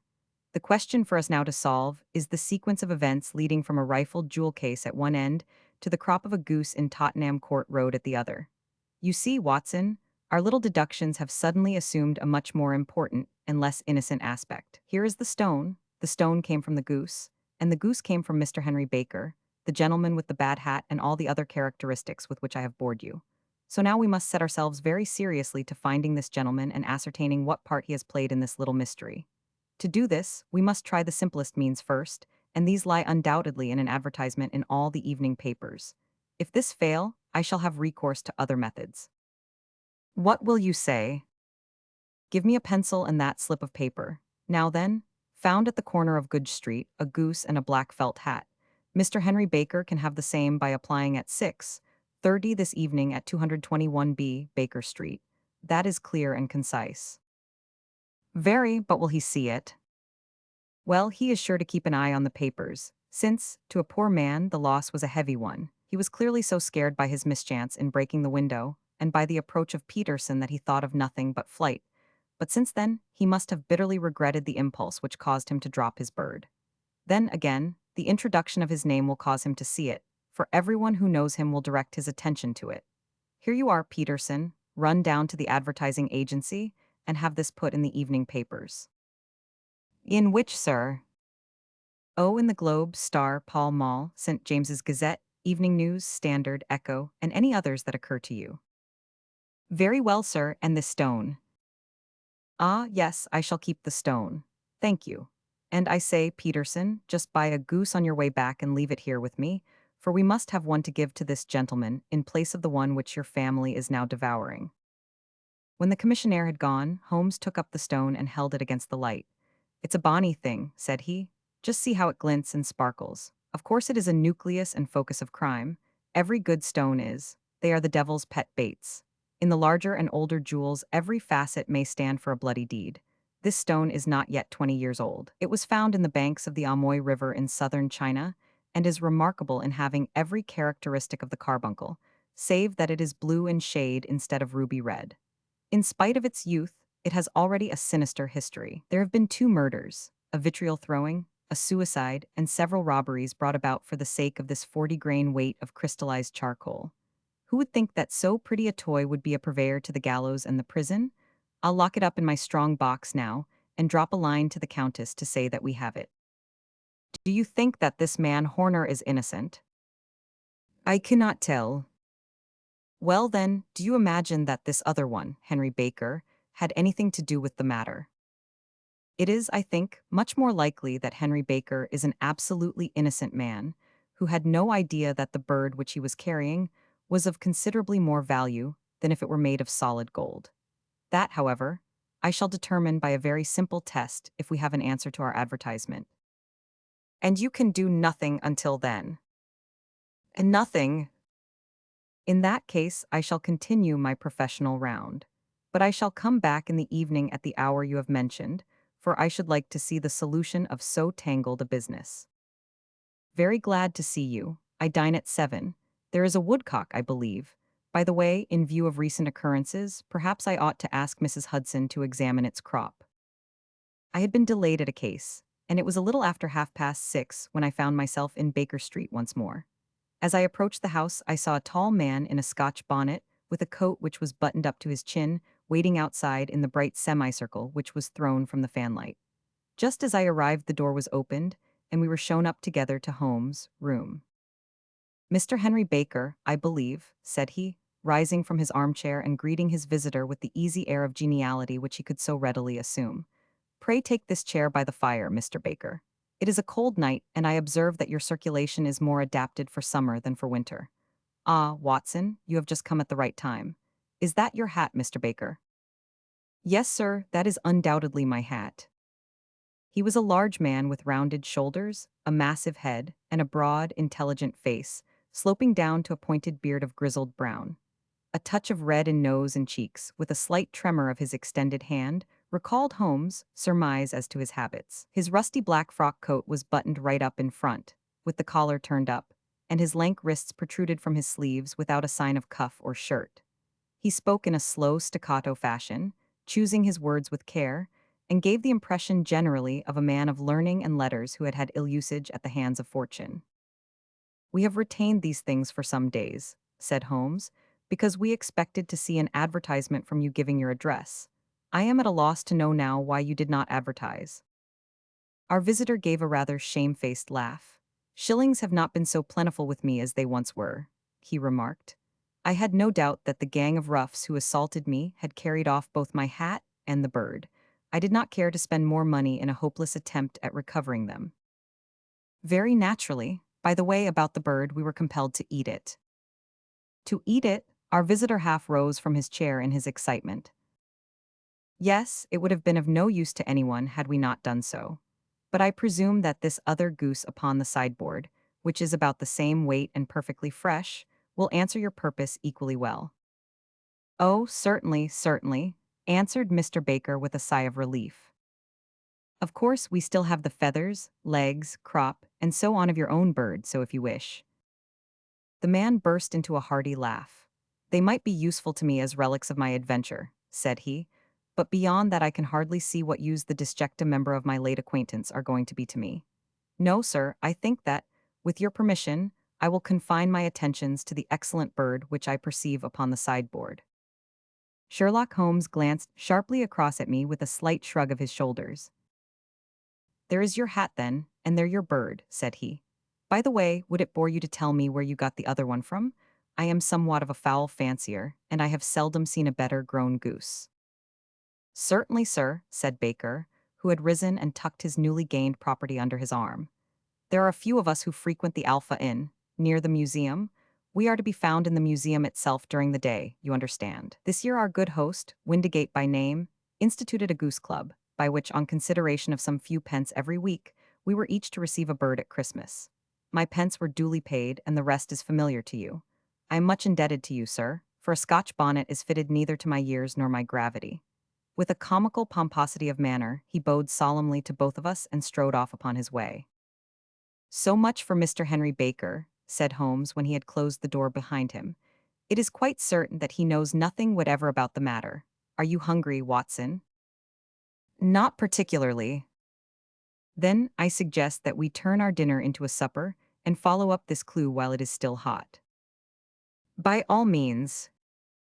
It was a bitter night, so we drew on our ulsters and wrapped cravats about our throats. Outside, the stars were shining coldly in a cloudless sky, and the breath of the passers-by blew out into smoke like so many pistol shots. Our footfalls rang out crisply and loudly as we swung through the Doctor's Quarter, Wimpole Street, Harley Street, and so through Wigmore Street into Oxford Street. In a quarter of an hour we were in Bloomsbury at the Alpha Inn, which is a small public house at the corner of one of the streets which runs down into Holborn. Holmes pushed open the door of the private bar and ordered 2 glasses of beer from the ruddy-faced, white-aproned landlord. Your beer should be excellent if it is as good as your geese, said he. My geese, the man seemed surprised. Yes, I was speaking only half an hour ago to Mr. Henry Baker, who was a member of your goose club. Ah, yes, I see, but you see, sir, them's not our geese. Indeed, whose then? Well, I got the 2 dozen from a salesman in Covent Garden.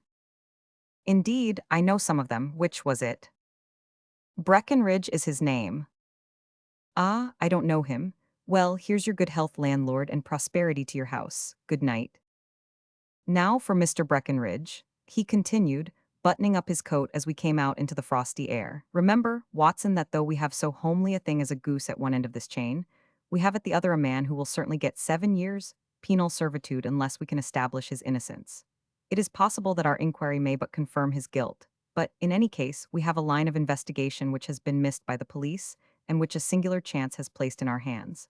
Let us follow it out to the bitter end. Faces to the south, then, and quick march. We passed across Holborn, down in Dell Street, and so through a zigzag of slums to Covent Garden Market. One of the largest stalls bore the name of Breckenridge upon it, and the proprietor, a horsey-looking man, with a sharp face and trim side whiskers, was helping a boy to put up the shutters. "Good evening, it's a cold night," said Holmes. The salesman nodded and shot a questioning glance at my companion. "Sold out of geese, I see," continued Holmes, pointing at the bare slabs of marble. "Let you have 500 tomorrow morning." "That's no good." "Well, there are some on the stall with the gas flare." "Ah, but I was recommended to you." "Who by?" "The landlord of the Alpha." "Oh yes, I sent him a couple of dozen." "Fine birds they were too. Now where did you get them from?" To my surprise, the question provoked a burst of anger from the salesman. "Now then, mister," said he, with his head cocked and his arms akimbo, "what are you driving at? Let's have it straight now." "It is straight enough. I should like to know who sold you the geese which you supplied to the Alpha." "Well then, I shan't tell you, so now." "Oh, it is a matter of no importance. But I don't know why you should be so warm over such a trifle." "Warm? You'd be as warm, maybe, if you were as pestered as I am. When I pay good money for a good article, there should be an end of the business. But it's where are the geese? And who did you sell the geese to? And what will you take for the geese? One would think they were the only geese in the world, to hear the fuss that is made over them." "Well, I have no connection with any other people who have been making inquiries," said Holmes carelessly. "If you won't tell us, the bet is off, that is all. But I'm always ready to back my opinion on a matter of fowls, and I have a fiver on it that the bird I ate is country bred." "Well then, you've lost your fiver, for it's town bred," snapped the salesman. "It's nothing of the kind." "I say it is." "I don't believe it." 500. You think you know more about fowls than I, who have handled them ever since I was a nipper? I tell you, all those birds that went to the Alpha were town bred." "You'll never persuade me to believe that." "Will you bet then?" "It's merely taking your money, for I know that I am right. But I'll have a sovereign on with you, just to teach you not to be obstinate." The salesman chuckled grimly. "Bring me the books, Bill," said he. The small boy brought round a small, thin volume and a great greasy-backed one, laying them out together beneath the hanging lamp. "Now then, Mr. Cocksure," said the salesman, "I thought that I was out of geese, but before I finish you'll find that there is still one left in my shop. You see this little book? Well, that's the list of the folk from whom I buy. 500, you see? Well then, here on this page are the country folk, and the numbers after their names are where their accounts are in the big ledger. Now then, you see this other page in red ink? Well, that is a list of my town suppliers. Now look at that third name, just read it out to me. Mrs. Oakshott, 117, Brixton Road, 249, Red Holmes. Quite so, now turn that up in the ledger. Holmes turned to the page indicated. Here you are, Mrs. Oakshott, 117, Brixton Road, egg and poultry supplier. Now then, what's the last entry? December 22nd, 24 geese at sevens, 6D. Quite so, there you are, and underneath. Sold to Mr. Windigate of the Alpha at 12s. What have you to say now? Sherlock Holmes looked deeply chagrined. He drew a sovereign from his pocket and threw it down upon the slab, turning away with the air of a man whose disgust is too deep for words. A few yards off he stopped under a lamp post and laughed in the hearty, noiseless fashion which was peculiar to him. When you see a man with whiskers of that cut, and the pink protruding out of his pocket, you can always draw him by a bet, said he. I dare say that if I had put £100 down in front of him, That man would not have given me such complete information, as was drawn from him by the idea that he was doing me on a wager. Well, Watson, we are, I fancy, nearing the end of our quest, and the only point which remains to be determined is whether we should go on to this Mrs. Oakshott tonight, or whether we should reserve it for tomorrow. It is clear from what that surly fellow said that there are others besides ourselves who are anxious about the matter, and I should. His remarks were suddenly cut short by a loud hubbub which broke out from the stall which we had just left. Turning round, we saw a little rat-faced fellow standing in the center of the circle of yellow light which was thrown by the swinging lamp, while Breckenridge, the salesman, framed in the door of his stall, was shaking his fists fiercely at the cringing figure. "I've had enough of you and your geese," he shouted. "I wish you were all at the devil together. If you come pestering me any more with your silly talk, I'll set the dog at you. You bring Mrs. Oakshott here and I'll answer her, but what have you to do with it? Did I buy the geese off you?" "No, but one of them was mine all the same," whined the little man. "Well then, ask Mrs. Oakshott for it." "She told me to ask you." "Well, you can ask the King of Prussia for all I care. I've had enough of it. Get out of this."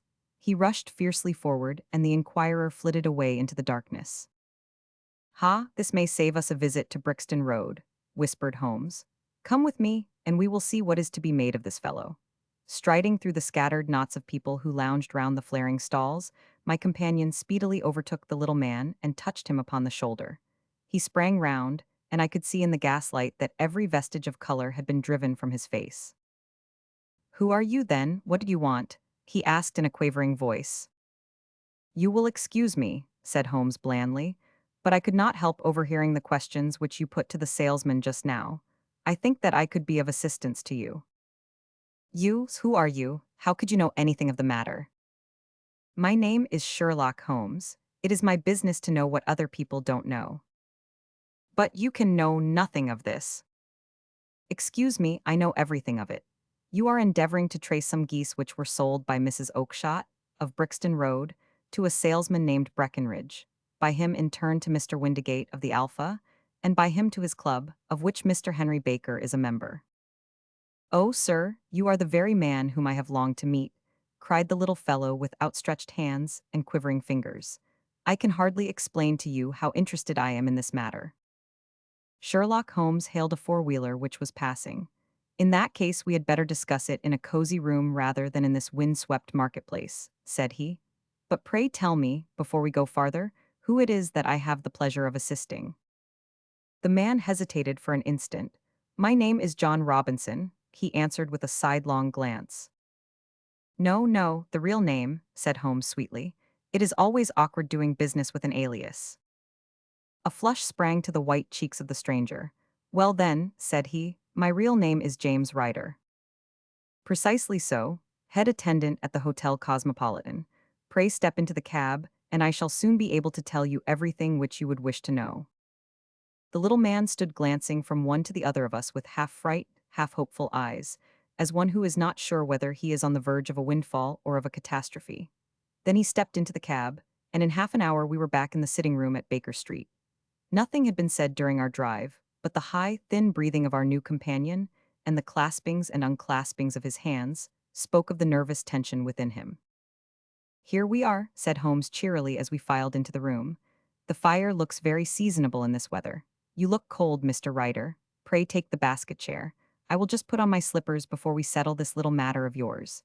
Now then, you want to know what became of those geese?" "Yes, sir." "Or rather, I fancy, of that goose. It was one bird, I imagine, in which you were interested, white with a black bar across the tail." Ryder quivered with emotion. "Oh, sir," he cried, "can you tell me where it went to?" "That came here." "Here?" "Yes, and a most remarkable bird it proved. I don't wonder that you should take an interest in it. It laid an egg after it was dead, the bonniest, brightest little blue egg that ever was seen. I have it here in my museum." Our visitor staggered to his feet and clutched the mantelpiece with his right hand. Holmes unlocked his strong-box and held up the blue carbuncle, which shone out like a star, with a cold, brilliant, many-pointed radiance. Ryder stood glaring with a drawn face, uncertain whether to claim or to disown it. "The game's up, Ryder," said Holmes quietly. "Hold up, man, or you'll be into the fire. Give him an arm back into his chair, Watson," He's not got blood enough to go in for felony with impunity. Give him a dash of brandy. So, now he looks a little more human. What a shrimp it is, to be sure. For a moment he had staggered and nearly fallen, but the brandy brought a tinge of color into his cheeks, and he sat staring with frightened eyes at his accuser. I have almost every link in my hands, and all the proofs which I could possibly need, so there is little which you need tell me. Still, that little may as well be cleared up to make the case complete. You had heard, writer, of this blue stone of the Countess of Morcar S. It was Catherine Cusack who told me of it, said he in a crackling voice. I see, her ladyship's waiting maid. Well, the temptation of sudden wealth so easily acquired was too much for you, as it has been for better men before you, but you were not very scrupulous in the means you used. It seems to me, writer, that there is the making of a very pretty villain in you. You knew that this man Horner, the plumber, had been concerned in some such matter before, and that suspicion would rest the more readily upon him. What did you do then? You made some small job in my lady's room, you and your confederate Cusack, and you managed that he should be the man sent for. Then, when he had left, you rifled the jewel case, raised the alarm, and had this unfortunate man arrested. You then. Ryder threw himself down suddenly upon the rug and clutched at my companion's knees. For God's sake, have mercy, he shrieked. Think of my father, of my mother, it would break their hearts. I never went wrong before, I never will again, I swear it. I'll swear it on a Bible. Oh, don't bring it into court, for Christ's sake, do. Get back into your chair, said Holmes sternly. It is very well to cringe and crawl now, but you thought little enough of this poor Horner in the dock for a crime of which he knew nothing. I will fly, Mr. Holmes, I will leave the country, sir. Then the charge against him will break down. We will talk about that. And now let us hear a true account of the next act. How came the stone into the goose, and how came the goose into the open market? Tell us the truth, for there lies your only hope of safety. Ryder passed his tongue over his parched lips. I will tell you it just as it happened, sir, said he. When Horner had been arrested, it seemed to me that it would be best for me to get away with the stone at once, for I did not know at what moment the police might not take it into their heads to search me and my room. There was no place about the hotel where it would be safe. I went out, as if on some commission, and I made for my sister's house. She had married a man named Oakshott, and lived in Brixton Road, where she fattened fowls for the market. All the way there every man I met seemed to me to be a policeman or a detective, and, for all that it was a cold night, the sweat was pouring down my face before I came to the Brixton Road. My sister asked me what was the matter, and why I was so pale, but I told her that I had been upset by the jewel robbery at the hotel. Then I went into the backyard and smoked a pipe and wondered what it would be best to do. I had a friend once called Maudsley, who went to the bad and has just been serving his time in Pentonville.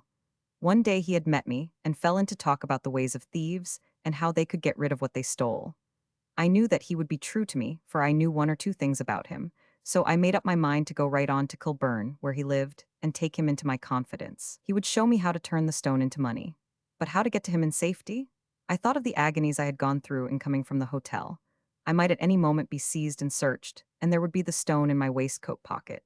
I was leaning against the wall at the time, and looking at the geese which were waddling about round my feet, and suddenly an idea came into my head which showed me how I could beat the best detective that ever lived. My sister had told me some weeks before that I might have the pick of her geese for a Christmas present, and I knew that she was always as good as her word. I would take my goose now, and in it I would carry my stone to Kilburn. There was a little shed in the yard, and behind this I drove one of the birds. A fine big one, white, with a barred tail. I caught it, and prying its bill open, I thrust the stone down its throat as far as my finger could reach. The bird gave a gulp, and I felt the stone pass along its gullet and down into its crop. But the creature flapped and struggled, and out came my sister to know what was the matter. As I turned to speak to her, the brute broke loose and fluttered off among the others. "Whatever were you doing with that bird, Jem?" says she. "Well," said I, "you said you'd give me one for Christmas, and I was feeling which was the fattest." "Oh," says she, "we've set yours aside for you, Jem's bird, we call it. It's the big white one over yonder. There's 26 of them, which makes one for you, and one for us, and 2 dozen for the market." "Thank you, Maggie," says I, "but if it is all the same to you, I'd rather have that one I was handling just now." "The other is a good 3 pound heavier," said she, "and we fattened it expressly for you." "Never mind, I'll have the other and I'll take it now," said I. "Oh, just as you like," said she, a little huffed. "Which is it you want, then?" "That white one with the barred tail, right in the middle of the flock." Oh, very well, kill it and take it with you. Well, I did what she said, Mr. Holmes, and I carried the bird all the way to Kilburn. I told my pal what I had done, for he was a man that it was easy to tell a thing like that to. He laughed until he choked, and we got a knife and opened the goose.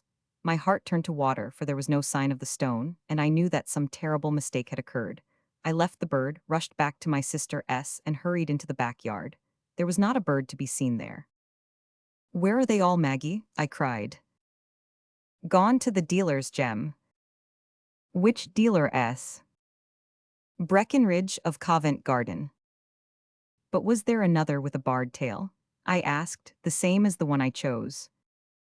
Yes, Jem, there were two barred-tailed ones, and I could never tell them apart. Well then, of course I saw it all, and I ran off as hard as my feet would carry me to this man Breckenridge, but he had sold the lot at once, and not one word would he tell me as to where they had gone. You heard him yourselves tonight. Well, he has always answered me like that. My sister thinks that I am going mad. Sometimes I think that I am myself, and now I am myself a branded thief without ever having touched the wealth for which I sold my character. God help me, God help me. He burst into convulsive sobbing with his face buried in his hands. There was a long silence, broken only by his heavy breathing and by the measured tapping of Sherlock Holmes' fingertips upon the edge of the table. Then my friend rose and threw open the door. Get out, said he. What, sir? Oh, heaven bless you. No more words, get out. And no more words were needed. There was a rush, a clatter upon the stairs, the bang of a door, and the crisp rattle of running footfalls from the street. After all, Watson, said Holmes, reaching up his hand for his clay pipe, I am not retained by the police to supply their deficiencies. If Horner were in danger, it would be another thing, but this fellow will not appear against him, and the case must collapse. I suppose that I am commuting a felony, but it is just possible that I am saving a soul. This fellow will not go wrong again. He is too terribly frightened. Send him to jail now, and you make him a jailbird for life. Besides, it is the season of forgiveness. Chance has put in our way a most singular and whimsical problem, and its solution is its own reward. If you will have the goodness to touch the bell, doctor, we will begin another investigation, in which also a bird will be the chief feature. Chapter 8.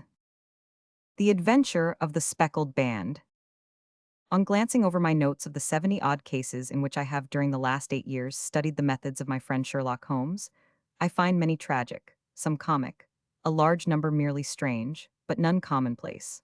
For, working as he did rather for the love of his art than for the acquirement of wealth, he refused to associate himself with any investigation which did not tend towards the unusual and even the fantastic. Of all these varied cases, however, I cannot recall any which presented more singular features than that which was associated with the well-known Surrey family of the Roylotts of Stoke Moran. The events in question occurred in the early days of my association with Holmes, when we were sharing rooms as bachelors in Baker Street. It is possible that I might have placed them upon record before, but a promise of secrecy was made at the time, from which I have only been freed during the last month by the untimely death of the lady to whom the pledge was given. It is perhaps as well that the facts should now come to light, for I have reasons to know that there are widespread rumors as to the death of Dr. Grimesby Roylott, which tend to make the matter even more terrible than the truth. It was early in April in the year 83 that I woke one morning to find Sherlock Holmes standing, fully dressed, by the side of my bed. He was a late riser, as a rule, and as the clock on the mantelpiece showed me that it was only 7:15, I blinked up at him in some surprise, and perhaps just a little resentment, for I was myself regular in my habits. Very sorry to knock you up, Watson, said he, but it's the common lot this morning. Mrs. Hudson has been knocked up, she retorted upon me, and I on you. What is it then, a fire? No, a client. It seems that a young lady has arrived in a considerable state of excitement, who insists upon seeing me. She is waiting now in the sitting room. Now, when young ladies wander about the metropolis at this hour of the morning, and knock sleepy people up out of their beds, I presume that it is something very pressing which they have to communicate. Should it prove to be an interesting case, you would, I am sure, wish to follow it from the outset. I thought, at any rate, that I should call you and give you the chance. My dear fellow, I would not miss it for anything. I had no keener pleasure than in following Holmes in his professional investigations, and in admiring the rapid deductions, as swift as intuitions, and yet always founded on a logical basis with which he unraveled the problems which were submitted to him. I rapidly threw on my clothes and was ready in a few minutes to accompany my friend down to the sitting room. A lady dressed in black and heavily veiled, who had been sitting in the window, rose as we entered. "Good morning, madam," said Holmes cheerily. "My name is Sherlock Holmes. This is my intimate friend and associate, Dr. Watson, before whom you can speak as freely as before myself. Ha, I am glad to see that Mrs. Hudson has had the good sense to light the fire. Pray draw up to it, and I shall order you a cup of hot coffee, for I observe that you are shivering." "It is not cold which makes me shiver," said the woman in a low voice, changing her seat as requested. "What then?" "It is fear, Mr. Holmes, it is terror." She raised her veil as she spoke, and we could see that she was indeed in a pitiable state of agitation, her face all drawn and gray, with restless, frightened eyes, like those of some hunted animal. Her features and figure were those of a woman of 30, but her hair was shot with premature gray, and her expression was weary and haggard.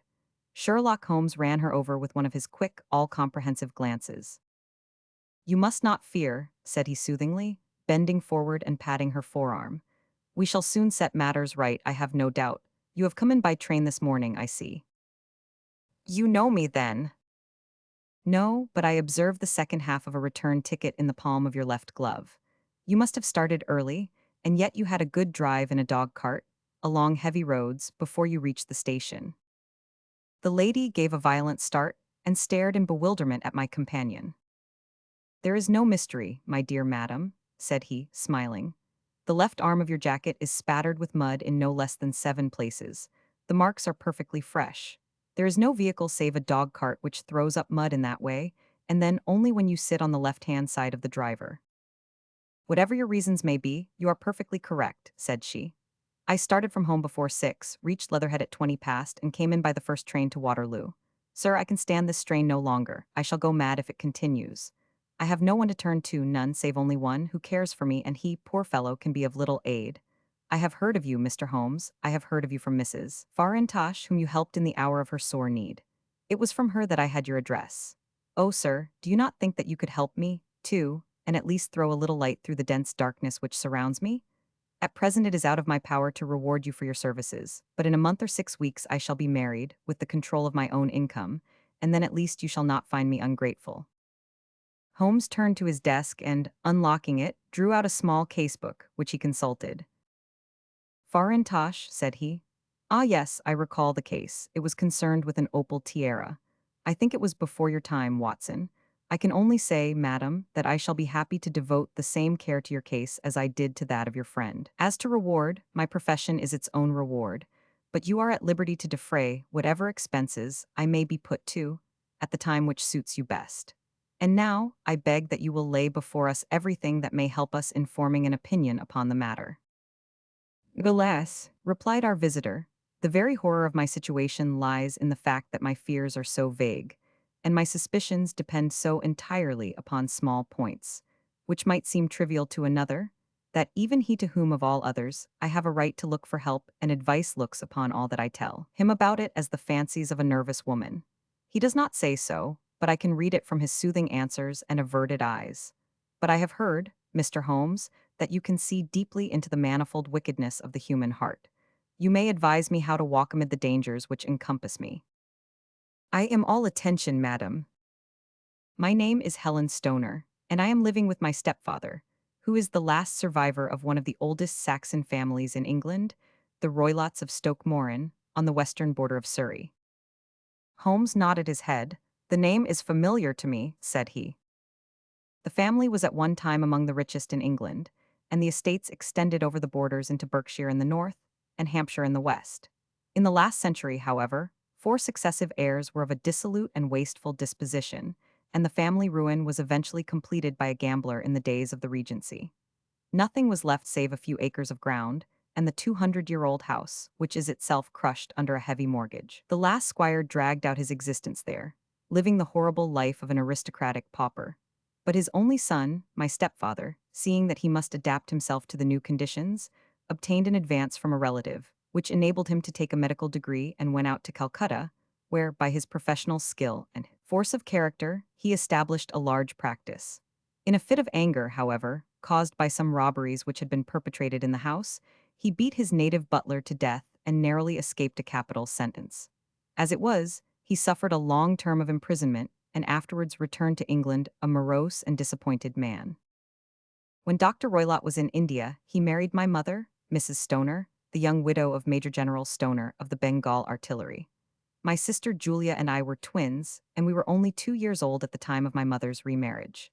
She had a considerable sum of money, not less than £1,000 a year, and this she bequeathed to Dr. Roylott entirely while we resided with him, with a provision that a certain annual sum should be allowed to each of us in the event of our marriage. Shortly after our return to England, my mother died. She was killed 8 years ago in a railway accident near Crewe. Dr. Roylott then abandoned his attempts to establish himself in practice in London and took us to live with him in the old ancestral house at Stoke Moran. The money which my mother had left was enough for all our wants, and there seemed to be no obstacle to our happiness. But a terrible change came over our stepfather about this time. Instead of making friends and exchanging visits with our neighbors, who had at first been overjoyed to see a Roylott of Stoke Moran back in the old family seat, he shut himself up in his house and seldom came out save to indulge in ferocious quarrels with whoever might cross his path. Violence of temper approaching to mania has been hereditary in the men of the family, and in my stepfather's case it had, I believe, been intensified by his long residence in the tropics. A series of disgraceful brawls took place, two of which ended in the police court, until at last he became the terror of the village, and the folks would fly at his approach, for he is a man of immense strength and absolutely uncontrollable in his anger. Last week he hurled the local blacksmith over a parapet into a stream, and it was only by paying over all the money which I could gather together that I was able to avert another public exposure. He had no friends at all save the wandering gypsies, and he would give these vagabonds leave to encamp upon the few acres of bramble-covered land which represent the family estate, and would accept in return the hospitality of their tents, wandering away with them, sometimes for weeks on end. He has a passion also for Indian animals, which are sent over to him by a correspondent, and he has at this moment a cheetah and a baboon, which wander freely over his grounds and are feared by the villagers almost as much as their master. You can imagine from what I say that my poor sister Julia and I had no great pleasure in our lives. No servant would stay with us, and for a long time we did all the work of the house. She was but 30 at the time of her death, and yet her hair had already begun to whiten, even as mine has. Your sister is dead, then? She died just 2 years ago, and it is of her death that I wish to speak to you. You can understand that, living the life which I have described, we were little likely to see anyone of our own age and position. We had, however, an aunt, my mother's maiden sister, Miss Honoria Westphale, who lives near Harrow, and we were occasionally allowed to pay short visits at this lady's house. Julia went there at Christmas 2 years ago, and met there a half-pay major of Marines, to whom she became engaged. My stepfather learned of the engagement when my sister returned and offered no objection to the marriage. But within a fortnight of the day which had been fixed for the wedding, the terrible event occurred which has deprived me of my only companion. Sherlock Holmes had been leaning back in his chair with his eyes closed and his head sunk in a cushion, but he half opened his lids now and glanced across at his visitor. "Pray be precise as to details," said he. "It is easy for me to be so, for every event of that dreadful time is seared into my memory. The manor house is, as I have already said, very old, and only one wing is now inhabited. The bedrooms in this wing are on the ground floor, the sitting rooms being in the central block of the buildings. Of these bedrooms, the first is Dr. Roylott's, the second my sister, S., and the third my own. There is no communication between them, but they all open out into the same corridor. Do I make myself plain?" "Perfectly so." The windows of the 3 rooms open out upon the lawn. That fatal night Dr. Roylott had gone to his room early, though we knew that he had not retired to rest, for my sister was troubled by the smell of the strong Indian cigars which it was his custom to smoke. She left her room, therefore, and came into mine, where she sat for some time, chatting about her approaching wedding. At 11 o'clock she rose to leave me, but she paused at the door and looked back. "Tell me, Helen," said she, "have you ever heard anyone whistle in the dead of the night?" "Never," said I. "I suppose that you could not possibly whistle, yourself, in your sleep?" "Certainly not, but why?" "Because during the last few nights I have always, about 3 in the morning, heard a low, clear whistle. I am a light sleeper, and it has awakened me. I cannot tell where it came from, perhaps from the next room, perhaps from the lawn, I thought that I would just ask you whether you had heard it. No, I have not. It must be those wretched gypsies in the plantation. Very likely, and yet if it were on the lawn, I wonder that you did not hear it also. Ah, but I sleep more heavily than you. Well, it is of no great consequence, at any rate. She smiled back at me, closed my door, and a few moments later I heard her key turn in the lock. Indeed, said Holmes. Was it your custom always to lock yourselves in at night? Always. And why? I think that I mentioned to you that the doctor kept a cheetah and a baboon. We had no feeling of security unless our doors were locked. Quite so, pray proceed with your statement. I could not sleep that night. A vague feeling of impending misfortune impressed me. My sister and I, you will recollect, were twins, and you know how subtle are the links which bind two souls which are so closely allied. It was a wild night. The wind was howling outside, and the rain was beating and splashing against the windows. Suddenly, amid all the hubbub of the gale, there burst forth the wild scream of a terrified woman. I knew that it was my sister's voice. I sprang from my bed, wrapped a shawl round me, and rushed into the corridor. As I opened my door, I seemed to hear a low whistle, such as my sister described, and a few moments later a clanging sound, as if a mass of metal had fallen. As I ran down the passage, my sister's door was unlocked and revolved slowly upon its hinges. I stared at it horror-stricken, not knowing what was about to issue from it. By the light of the corridor lamp, I saw my sister appear at the opening, her face blanched with terror, her hands groping for help, her whole figure swaying to and fro like that of a drunkard. I ran to her and threw my arms round her.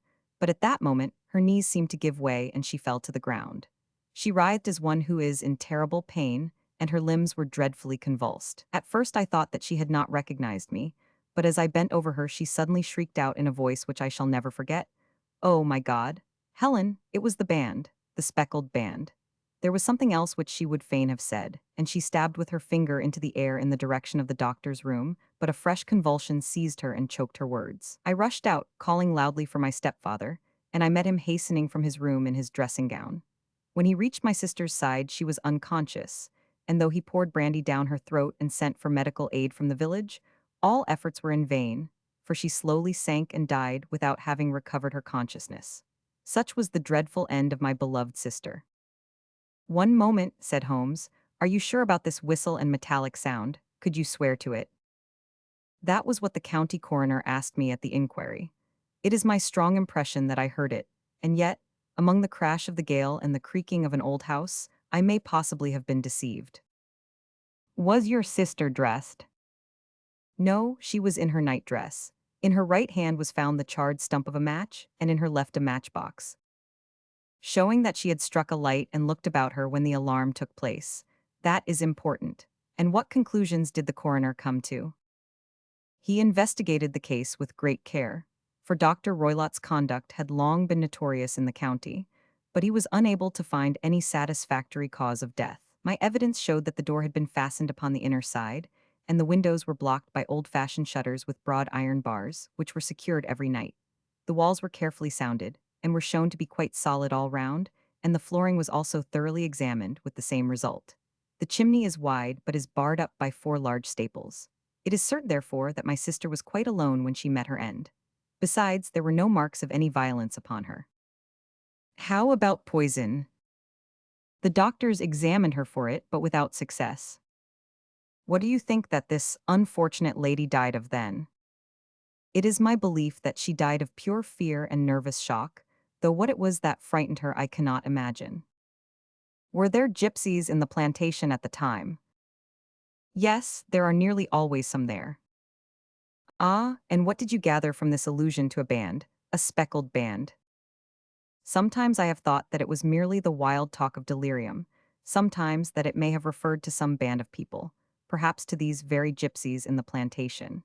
I do not know whether the spotted handkerchiefs which so many of them wear over their heads might have suggested the strange adjective which she used. Holmes shook his head like a man who is far from being satisfied. These are very deep waters, said he. Pray go on with your narrative. 2 years have passed since then, and my life has been until lately lonelier than ever. A month ago, however, a dear friend whom I have known for many years has done me the honor to ask my hand in marriage. His name is Armitage, Percy Armitage, the second son of Mr. Armitage of Crane Water near Reading. My stepfather has offered no opposition to the match, and we are to be married in the course of the spring. 2 days ago, some repairs were started in the west wing of the building, and my bedroom wall has been pierced, so that I have had to move into the chamber in which my sister died, and to sleep in the very bed in which she slept. Imagine, then, my thrill of terror when last night, as I lay awake, thinking over her terrible fate, I suddenly heard in the silence of the night the low whistle which had been the herald of her own death.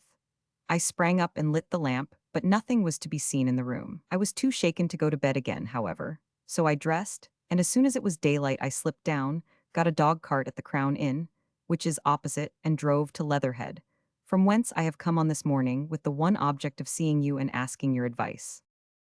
You have done wisely, said my friend, but have you told me all? Yes, all. Miss Roylott, you have not. You are screening your stepfather. Wise, what do you mean? For answer, Holmes pushed back the frill of black lace which fringed the hand that lay upon our visitor's knee.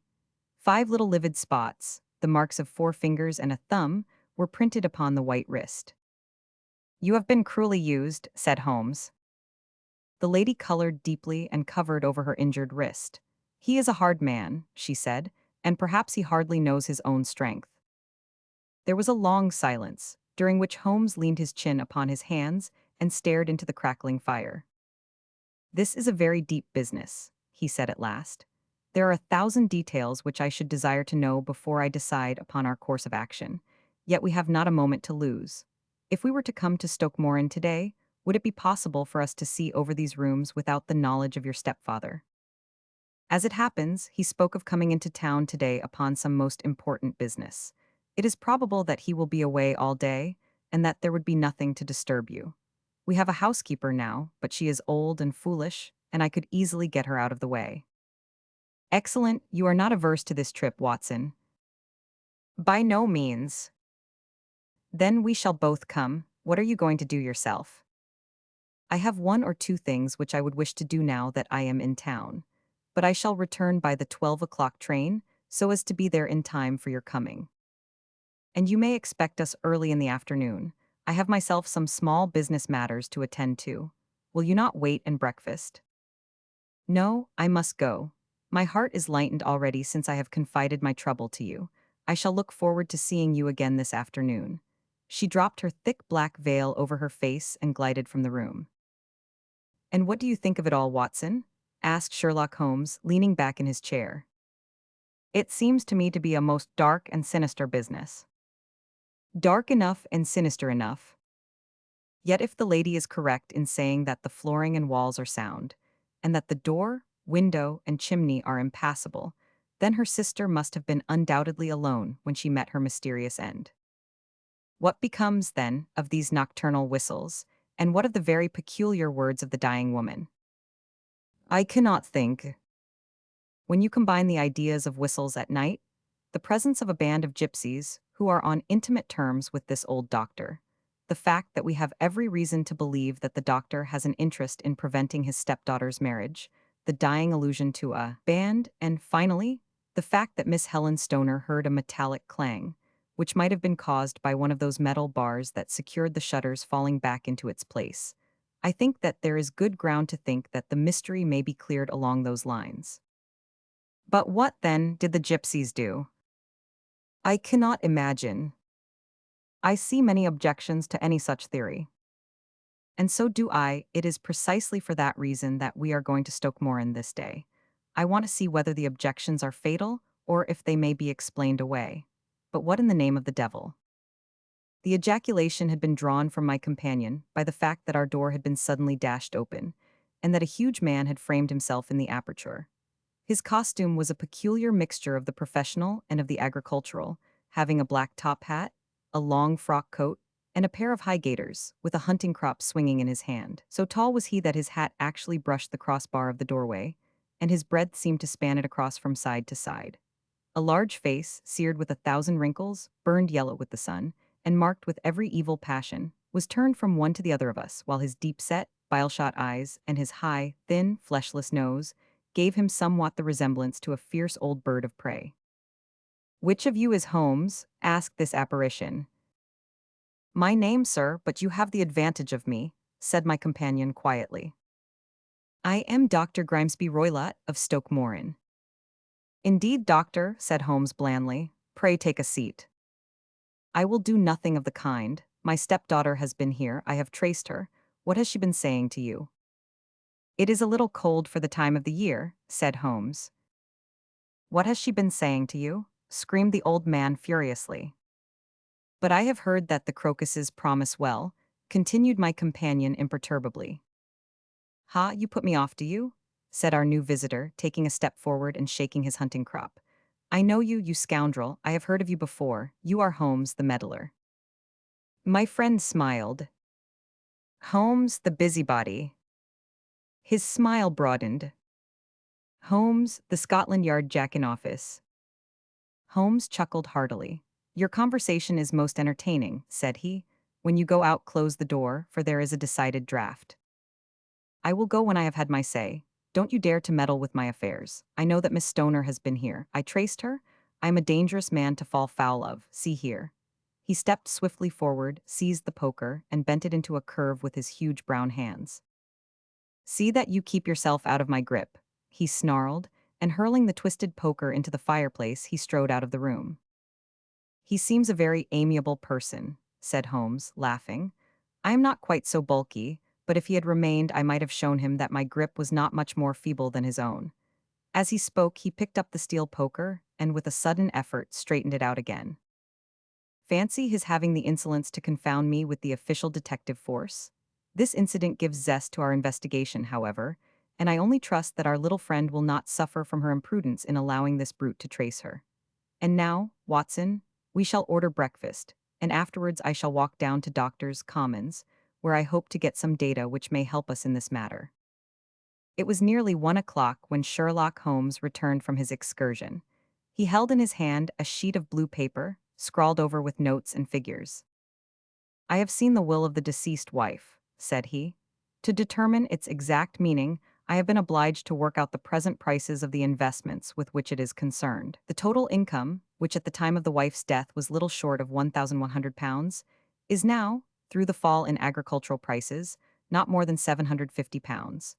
Each daughter can claim an income of £250 in case of marriage. It is evident, therefore, that if both girls had married, this beauty would have had a mere pittance, while even one of them would cripple him to a very serious extent. My morning's work has not been wasted, since it has proved that he has the very strongest motives for standing in the way of anything of the sort. And now, Watson, this is too serious for dawdling, especially as the old man is aware that we are interesting ourselves in his affairs. So if you are ready, we shall call a cab and drive to Waterloo. I should be very much obliged if you would slip your revolver into your pocket.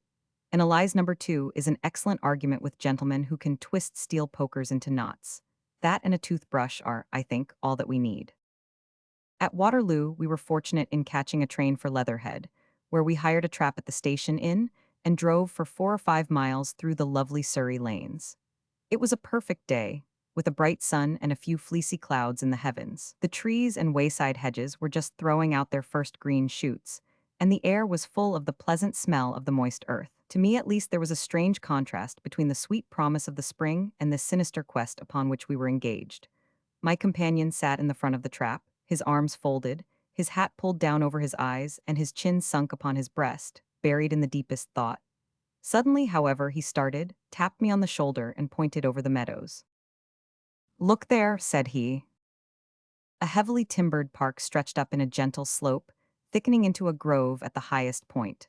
From amid the branches, there jutted out the gray gables and high roof tree of a very old mansion.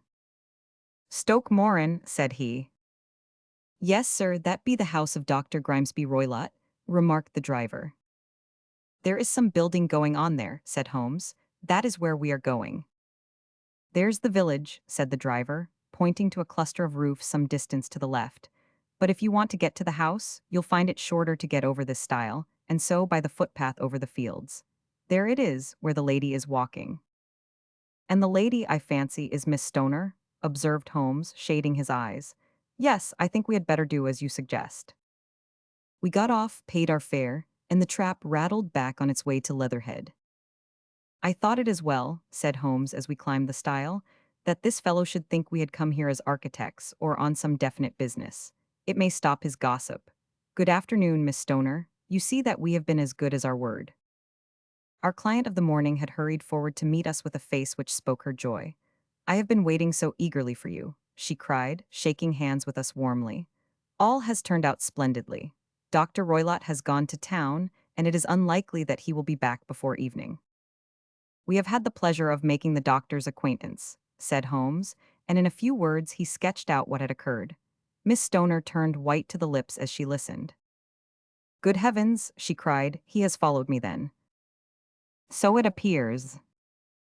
He is so cunning that I never know when I am safe from him. What will he say when he returns? He must guard himself, for he may find that there is someone more cunning than himself upon his track. You must lock yourself up from him tonight.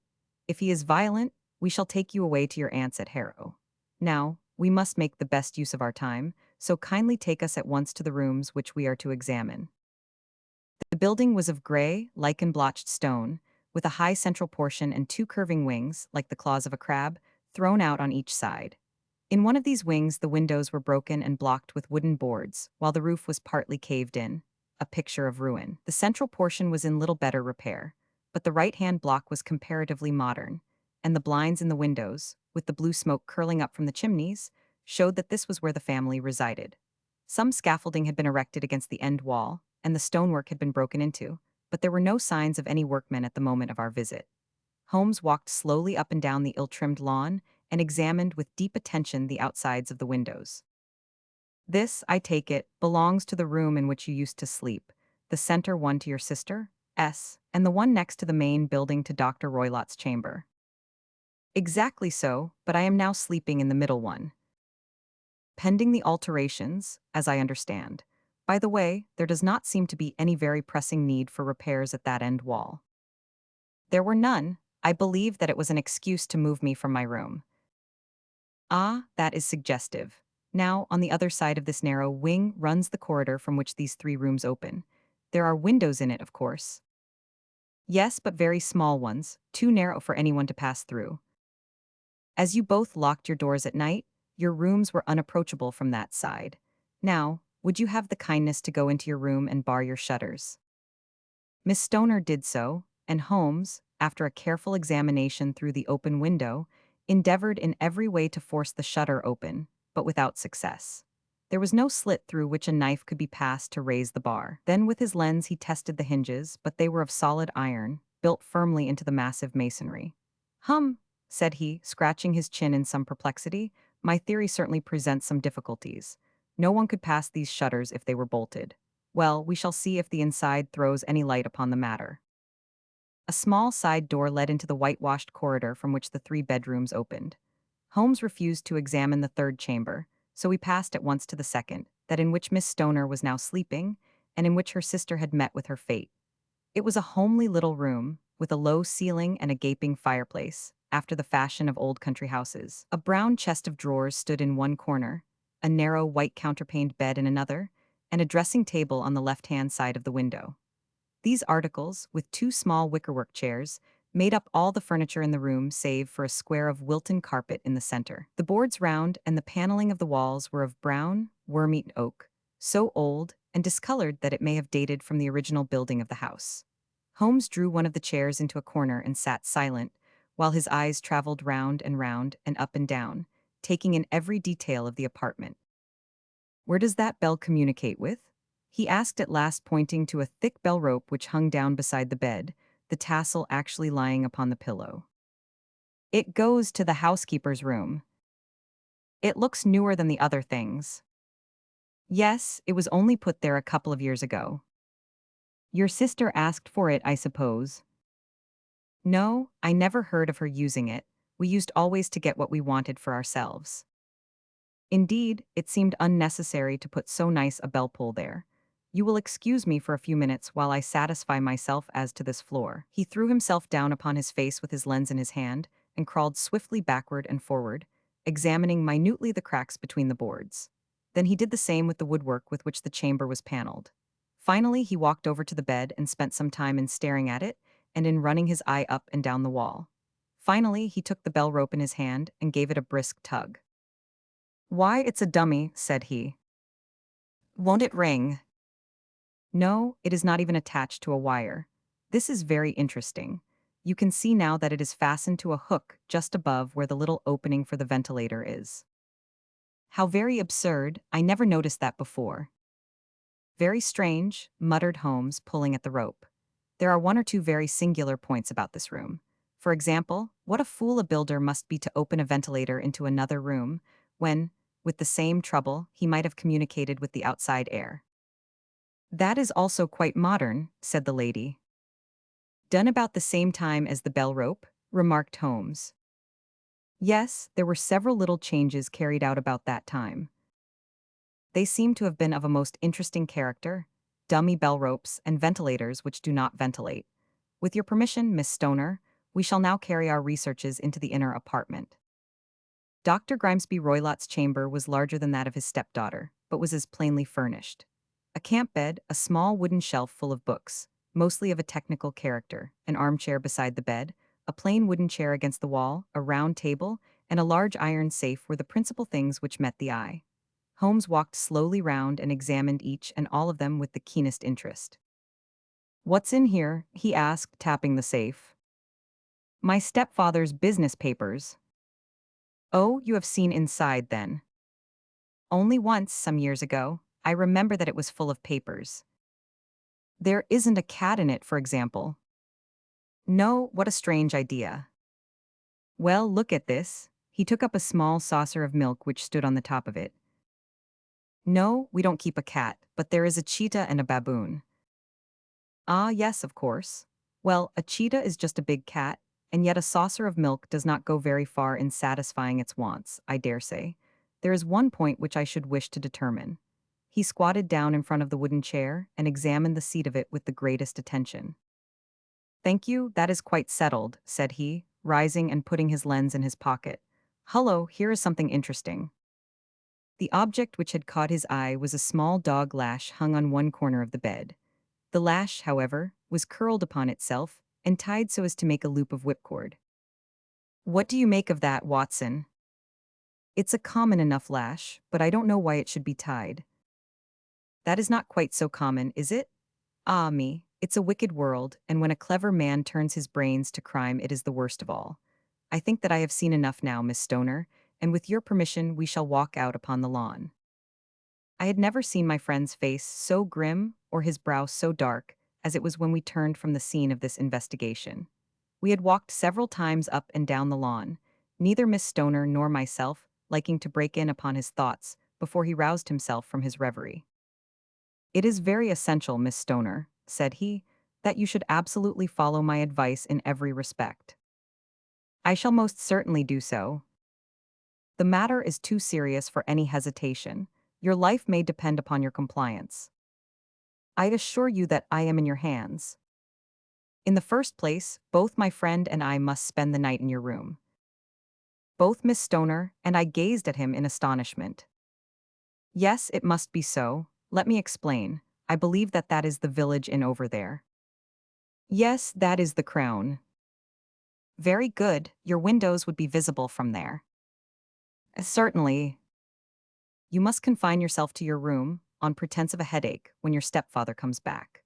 Then, when you hear him retire for the night, you must open the shutters of your window, undo the hasp, put your lamp there as a signal to us, and then withdraw quietly with everything which you are likely to want into the room which you used to occupy. I have no doubt that, in spite of the repairs, you could manage there for one night." "Oh, yes, easily. The rest you will leave in our hands." "But what will you do?" "We shall spend the night in your room, and we shall investigate the cause of this noise which has disturbed you." "I believe, Mr. Holmes, that you have already made up your mind," said Miss Stoner, laying her hand upon my companion's sleeve. "Perhaps I have." "Then, for pity's sake, tell me what was the cause of my sister's death." "I should prefer to have clearer proofs before I speak." "You can at least tell me whether my own thought is correct, and if she died from some sudden fright." "No, I do not think so. I think that there was probably some more tangible cause. And now, Miss Stoner, we must leave you, for if Dr. Roylott returned and saw us our journey would be in vain. Goodbye, and be brave, for if you will do what I have told you, you may rest assured that we shall soon drive away the dangers that threaten you." Sherlock Holmes and I had no difficulty in engaging a bedroom and sitting room at the Crown Inn. They were on the upper floor, and from our window we could command a view of the avenue gate and of the inhabited wing of Stoke Moran Manor House. At dusk we saw Dr. Grimesby Roylott drive past, his huge form looming up beside the little figure of the lad who drove him. The boy had some slight difficulty in undoing the heavy iron gates, and we heard the hoarse roar of the doctor's voice and saw the fury with which he shook his clenched fists at him. The trap drove on, and a few minutes later we saw a sudden light spring up among the trees as the lamp was lit in one of the sitting rooms. "Do you know, Watson," said Holmes as we sat together in the gathering darkness, "I have really some scruples as to taking you tonight. There is a distinct element of danger." "Can I be of assistance?" "Your presence might be invaluable." "Then I shall certainly come." "It is very kind of you." "You speak of danger. You have evidently seen more in these rooms than was visible to me." "No, but I fancy that I may have deduced a little more. I imagine that you saw all that I did." "I saw nothing remarkable save the bell rope, and what purpose that could answer, I confess, is more than I can imagine." "You saw the ventilator, too." "Yes, but I do not think that it is such a very unusual thing to have a small opening between two rooms. It was so small that a rat could hardly pass through." "I knew that we should find a ventilator before ever we came to Stoke Moran." "My dear Holmes." "Oh, yes, I did. You remember in her statement she said that her sister could smell Dr. Roylott's cigar. Now, of course, that suggested at once that there must be a communication between the two rooms. It could only be a small one, or it would have been remarked upon at the coroner's inquiry. I deduced a ventilator." "But what harm can there be in that?" "Well, there is at least a curious coincidence of dates. A ventilator is made, a cord is hung, and a lady who sleeps in the bed dies. Does not that strike you?" "I cannot as yet see any connection." "Did you observe anything very peculiar about that bed?" "No." "It was clamped to the floor. Did you ever see a bed fastened like that before?" "I cannot say that I have." "The lady could not move her bed. It must always be in the same relative position to the ventilator and to the rope, or so we may call it, since it was clearly never meant for a bell pull." "Holmes," I cried, "I seem to see dimly what you are hinting at. We are only just in time to prevent some subtle and horrible crime." "Subtle enough and horrible enough. When a doctor does go wrong, he is the first of criminals. He has nerve and he has knowledge. Palmer and Pritchard were among the heads of their profession. This man strikes even deeper, but I think, Watson, that we shall be able to strike deeper still. But we shall have horrors enough before the night is over. For goodness' sake, let us have a quiet pipe and turn our minds for a few hours to something more cheerful." About 9 o'clock the light among the trees was extinguished, and all was dark in the direction of the manor house. 2 hours passed slowly away, and then, suddenly, just at the stroke of 11, a single bright light shone out right in front of us. "That is our signal," said Holmes, springing to his feet. "It comes from the middle window." As we passed out, he exchanged a few words with the landlord, explaining that we were going on a late visit to an acquaintance, and that it was possible that we might spend the night there. A moment later we were out on the dark road, a chill wind blowing in our faces, and one yellow light twinkling in front of us through the gloom to guide us on our somber errand. There was little difficulty in entering the grounds, for unrepaired breaches gaped in the old park wall. Making our way among the trees, we reached the lawn, crossed it, and were about to enter through the window when out from a clump of laurel bushes there darted what seemed to be a hideous and distorted child, who threw itself upon the grass with writhing limbs and then ran swiftly across the lawn into the darkness. "My God," I whispered, "did you see it?" Holmes was for the moment as startled as I. His hand closed like a vice upon my wrist in his agitation. Then he broke into a low laugh and put his lips to my ear. "It is a nice household," he murmured. "That is the baboon." I had forgotten the strange pets which the doctor affected. There was a cheetah, too. Perhaps we might find it upon our shoulders at any moment. I confess that I felt easier in my mind when, after following Holmes' example and slipping off my shoes, I found myself inside the bedroom. My companion noiselessly closed the shutters, moved the lamp onto the table, and cast his eyes round the room. All was as we had seen it in the daytime. Then, creeping up to me and making a trumpet of his hand, He whispered into my ear again so gently that it was all that I could do to distinguish the words. The least sound would be fatal to our plans. I nodded to show that I had heard. We must sit without light, he would see it through the ventilator. I nodded again. Do not go asleep, your very life may depend upon it. Have your pistol ready in case we should need it. I will sit on the side of the bed, and you in that chair. I took out my revolver and laid it on the corner of the table. Holmes had brought up a long, thin cane, and this he placed upon the bed beside him. By it he laid the box of matches and the stump of a candle. Then he turned down the lamp, and we were left in darkness. How shall I ever forget that dreadful vigil? I could not hear a sound, not even the drawing of a breath, and yet I knew that my companion sat open-eyed, within a few feet of me, in the same state of nervous tension in which I was myself. The shutters cut off the least ray of light, and we waited in absolute darkness. From outside came the occasional cry of a night bird, and once at our very window a long-drawn cat-like whine, which told us that the cheetah was indeed at liberty. Far away we could hear the deep tones of the parish clock, which boomed out every quarter of an hour. How long they seemed, those quarters. 12 struck, and 1 and 2 and 3, and still we sat waiting silently for whatever might befall. Suddenly there was the momentary gleam of a light up in the direction of the ventilator, which vanished immediately, but was succeeded by a strong smell of burning oil and heated metal. Someone in the next room had lit a dark lantern. I heard a gentle sound of movement, and then all was silent once more, though the smell grew stronger. For half an hour I sat with straining ears. Then suddenly another sound became audible, a very gentle, soothing sound, like that of a small jet of steam escaping continually from a kettle. The instant that we heard it, Holmes sprang from the bed, struck a match, and lashed furiously with his cane at the bell pull. "You see it, Watson," he yelled, "you see it." But I saw nothing. At the moment when Holmes struck the light, I heard a low, clear whistle, but the sudden glare flashing into my weary eyes made it impossible for me to tell what it was at which my friend lashed so savagely. I could, however, see that his face was deadly pale and filled with horror and loathing. He had ceased to strike and was gazing up at the ventilator, when suddenly there broke from the silence of the night the most horrible cry to which I have ever listened. It swelled up louder and louder, a hoarse yell of pain and fear and anger all mingled in the one dreadful shriek. They say that away down in the village, and even in the distant parsonage, that cry raised the sleepers from their beds. It struck cold to our hearts, and I stood gazing at Holmes, and he at me, until the last echoes of it had died away into the silence from which it rose. "What can it mean?" I gasped. "It means that it is all over," Holmes answered. "And perhaps, after all, it is for the best. Take your pistol, and we will enter Dr. Roylott's room." With a grave face he lit the lamp and led the way down the corridor. Twice he struck at the chamber door without any reply from within. Then he turned the handle and entered, I at his heels, with the cocked pistol in my hand. It was a singular sight which met our eyes. On the table stood a dark lantern with the shutter half open, throwing a brilliant beam of light upon the iron safe, the door of which was ajar. Beside this table, on the wooden chair, sat Dr. Grimesby Roylott, clad in a long grey dressing gown, his bare ankles protruding beneath, and his feet thrust into red, heelless Turkish slippers. Across his lap lay the short stock with the long lash which we had noticed during the day.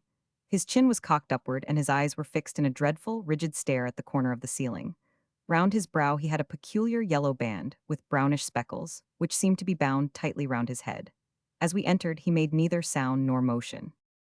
The speckled band," whispered Holmes. I took a step forward. In an instant his strange headgear began to move, and there reared itself from among his hair the squat diamond-shaped head and puffed neck of a loathsome serpent. "It is a swamp adder," cried Holmes, "the deadliest snake in India.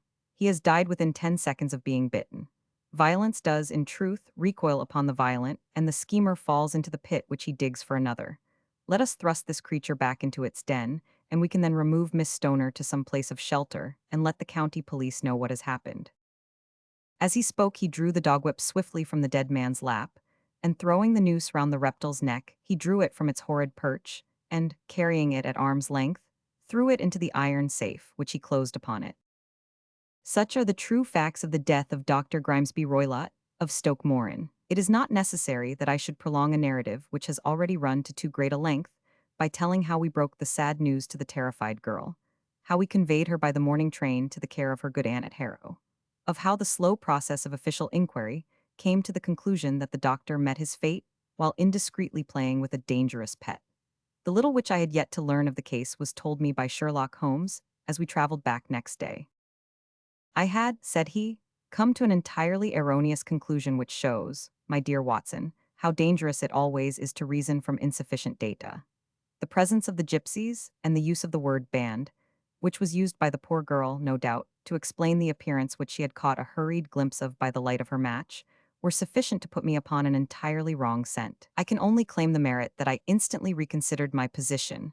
When, however, it became clear to me that whatever danger threatened an occupant of the room could not come either from the window or the door. My attention was speedily drawn, as I have already remarked to you, to this ventilator, and to the bell rope which hung down to the bed. The discovery that this was a dummy, and that the bed was clamped to the floor, instantly gave rise to the suspicion that the rope was there as a bridge for something passing through the hole and coming to the bed. The idea of a snake instantly occurred to me, and when I coupled it with my knowledge that the doctor was furnished with a supply of creatures from India, I felt that I was probably on the right track. The idea of using a form of poison which could not possibly be discovered by any chemical test was just such a one as would occur to a clever and ruthless man who had had an Eastern training. The rapidity with which such a poison would take effect would also, from his point of view, be an advantage. It would be a sharp-eyed coroner, indeed, who could distinguish the two little dark punctures, which would show where the poison fangs had done their work. Then I thought of the whistle. Of course he must recall the snake before the morning light revealed it to the victim. He had trained it, probably by the use of the milk which we saw, to return to him when summoned. He would put it through this ventilator at the hour that he thought best, with the certainty that it would crawl down the rope and land on the bed. It might or might not bite the occupant. Perhaps she might escape every night for a week, but sooner or later she must fall a victim. I had come to these conclusions before ever I had entered his room.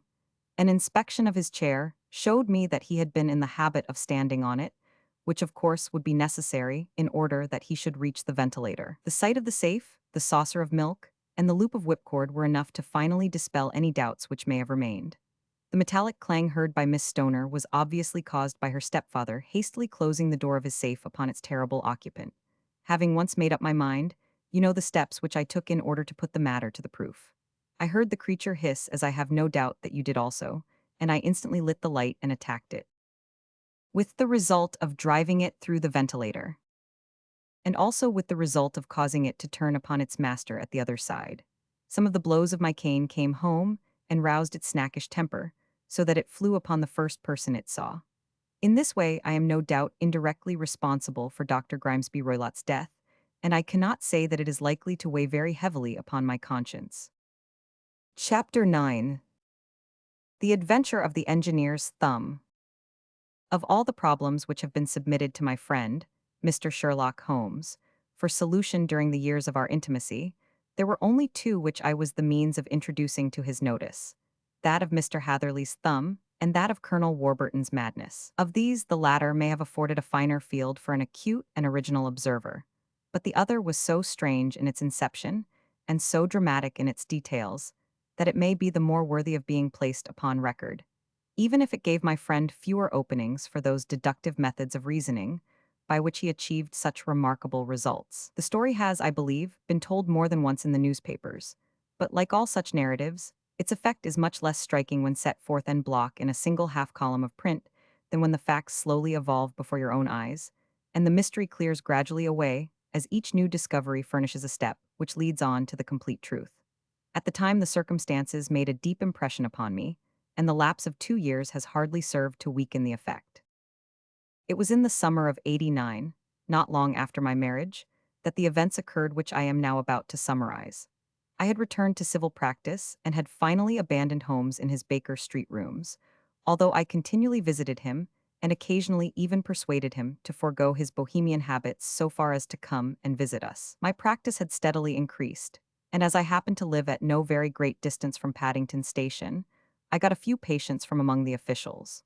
One of these, whom I had cured of a painful and lingering disease, was never weary of advertising my virtues and of endeavoring to send me on every sufferer over whom he might have any influence. One morning, at a little before 7 o'clock, I was awakened by the maid tapping at the door to announce that two men had come from Paddington and were waiting in the consulting room. I dressed hurriedly, for I knew by experience that railway cases were seldom trivial, and hastened downstairs. As I descended, my old ally, the guard, came out of the room and closed the door tightly behind him. "I've got him here," he whispered, jerking his thumb over his shoulder. "He's all right." "What is it then?"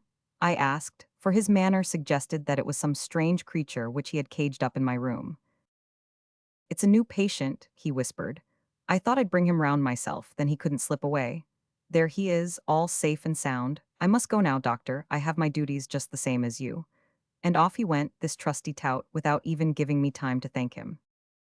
I entered my consulting room and found a gentleman seated by the table. He was quietly dressed in a suit of heather tweed with a soft cloth cap, which he had laid down upon my books. Round one of his hands he had a handkerchief wrapped, which was mottled all over with bloodstains. He was young, not more than 25, I should say, with a strong, masculine face, but he was exceedingly pale and gave me the impression of a man who was suffering from some strong agitation, which it took all his strength of mind to control. "I am sorry to knock you up so early, doctor," said he, "but I have had a very serious accident during the night. I came in by train this morning, and on inquiring at Paddington as to where I might find a doctor, a worthy fellow very kindly escorted me here. I gave the maid a card, but I see that she has left it upon the side table." I took it up and glanced at it. "Mr. Victor Hatherley, hydraulic engineer, 16A, Victoria Street, 3rd floor." That was the name, style, and abode of my morning visitor. "I regret that I have kept you waiting," said I, sitting down in my library chair. "You are fresh from a night journey, I understand, which is in itself a monotonous occupation." "Oh, my night could not be called monotonous," said he, and laughed. He laughed very heartily, with a high, ringing note, leaning back in his chair and shaking his sides. All my medical instincts rose up against that laugh. "Stop it," I cried, "pull yourself together," and I poured out some water from a carafe. It was useless, however. He was off in one of those hysterical outbursts which come upon a strong nature when some great crisis is over and gone. Presently he came to himself once more, very weary and pale-looking. "I have been making a fool of myself," he gasped. "Not at all, drink this." I dashed some brandy into the water, and the color began to come back to his bloodless cheeks. "That's better," said he. "And now, doctor, perhaps you would kindly attend to my thumb, or rather to the place where my thumb used to be." He unwound the handkerchief and held out his hand. It gave even my hardened nerves a shudder to look at it. There were 4 protruding fingers and a horrid red, spongy surface where the thumb should have been. It had been hacked or torn right out from the roots. "Good heavens!" I cried. "This is a terrible injury. It must have bled considerably." "Yes, it did. I fainted when it was done, and I think that I must have been senseless for a long time. When I came to, I found that it was still bleeding, so I tied one end of my handkerchief very tightly round the wrist and braced it up with a twig." "Excellent, you should have been a surgeon." "It is a question of hydraulics, you see, and came within my own province." "This has been done," said I, examining the wound, "by a very heavy and sharp instrument." "A thing like a cleaver," said he. "An accident, I presume." "By no means." "What, a murderous attack?" "Very murderous indeed." "You horrify me." I sponged the wound, cleaned it, dressed it, and finally covered it over with cotton wadding and carbolized bandages. He lay back without wincing, though he bit his lip from time to time. "How is that?" I asked when I had finished. "Capital, between your brandy and your bandage. I feel a new man. I was very weak, but I have had a good deal to go through." "Perhaps you had better not speak of the matter. It is evidently trying to your nerves." "Oh no, not now. I shall have to tell my tale to the police. But between ourselves, if it were not for the convincing evidence of this wound of mine, I should be surprised if they believed my statement, for it is a very extraordinary one, and I have not much in the way of proof with which to back it up. And, even if they believe me, the clues which I can give them are so vague that it is a question whether justice will be done." "Ha!" cried I, "if it is anything in the nature of a problem which you desire to see solved, I should strongly recommend you to come to my friend, Mr. Sherlock Holmes, before you go to the official police." "Oh, I have heard of that fellow," answered my visitor, "and I should be very glad if he would take the matter up, though of course I must use the official police as well. Would you give me an introduction to him?" I'll do better, I'll take you round to him myself. I should be immensely obliged to you. We'll call a cab and go together. We shall just be in time to have a little breakfast with him. Do you feel equal to it? Yes, I shall not feel easy until I have told my story. Then my servant will call a cab, and I shall be with you in an instant.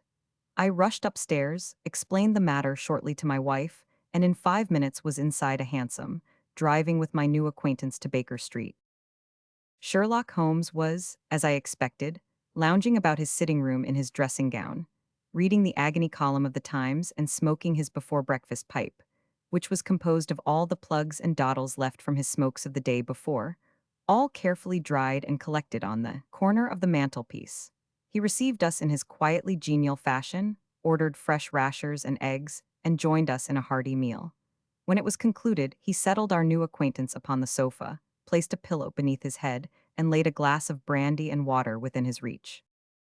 "It is easy to see that your experience has been no common one, Mr. Hatherley," said he. "Pray, lie down there and make yourself absolutely at home. Tell us what you can, but stop when you are tired and keep up your strength with a little stimulant." "Thank you," said my patient, "but I have felt another man since the doctor bandaged me, and I think that your breakfast has completed the cure. I shall take up as little of your valuable time as possible, so I shall start at once upon my peculiar experiences." Holmes sat in his big armchair with the weary, heavy-lidded expression which veiled his keen and eager nature, while I sat opposite to him, and we listened in silence to the strange story which our visitor detailed to us. "Must know," said he, "that I am an orphan and a bachelor, residing alone in lodgings in London.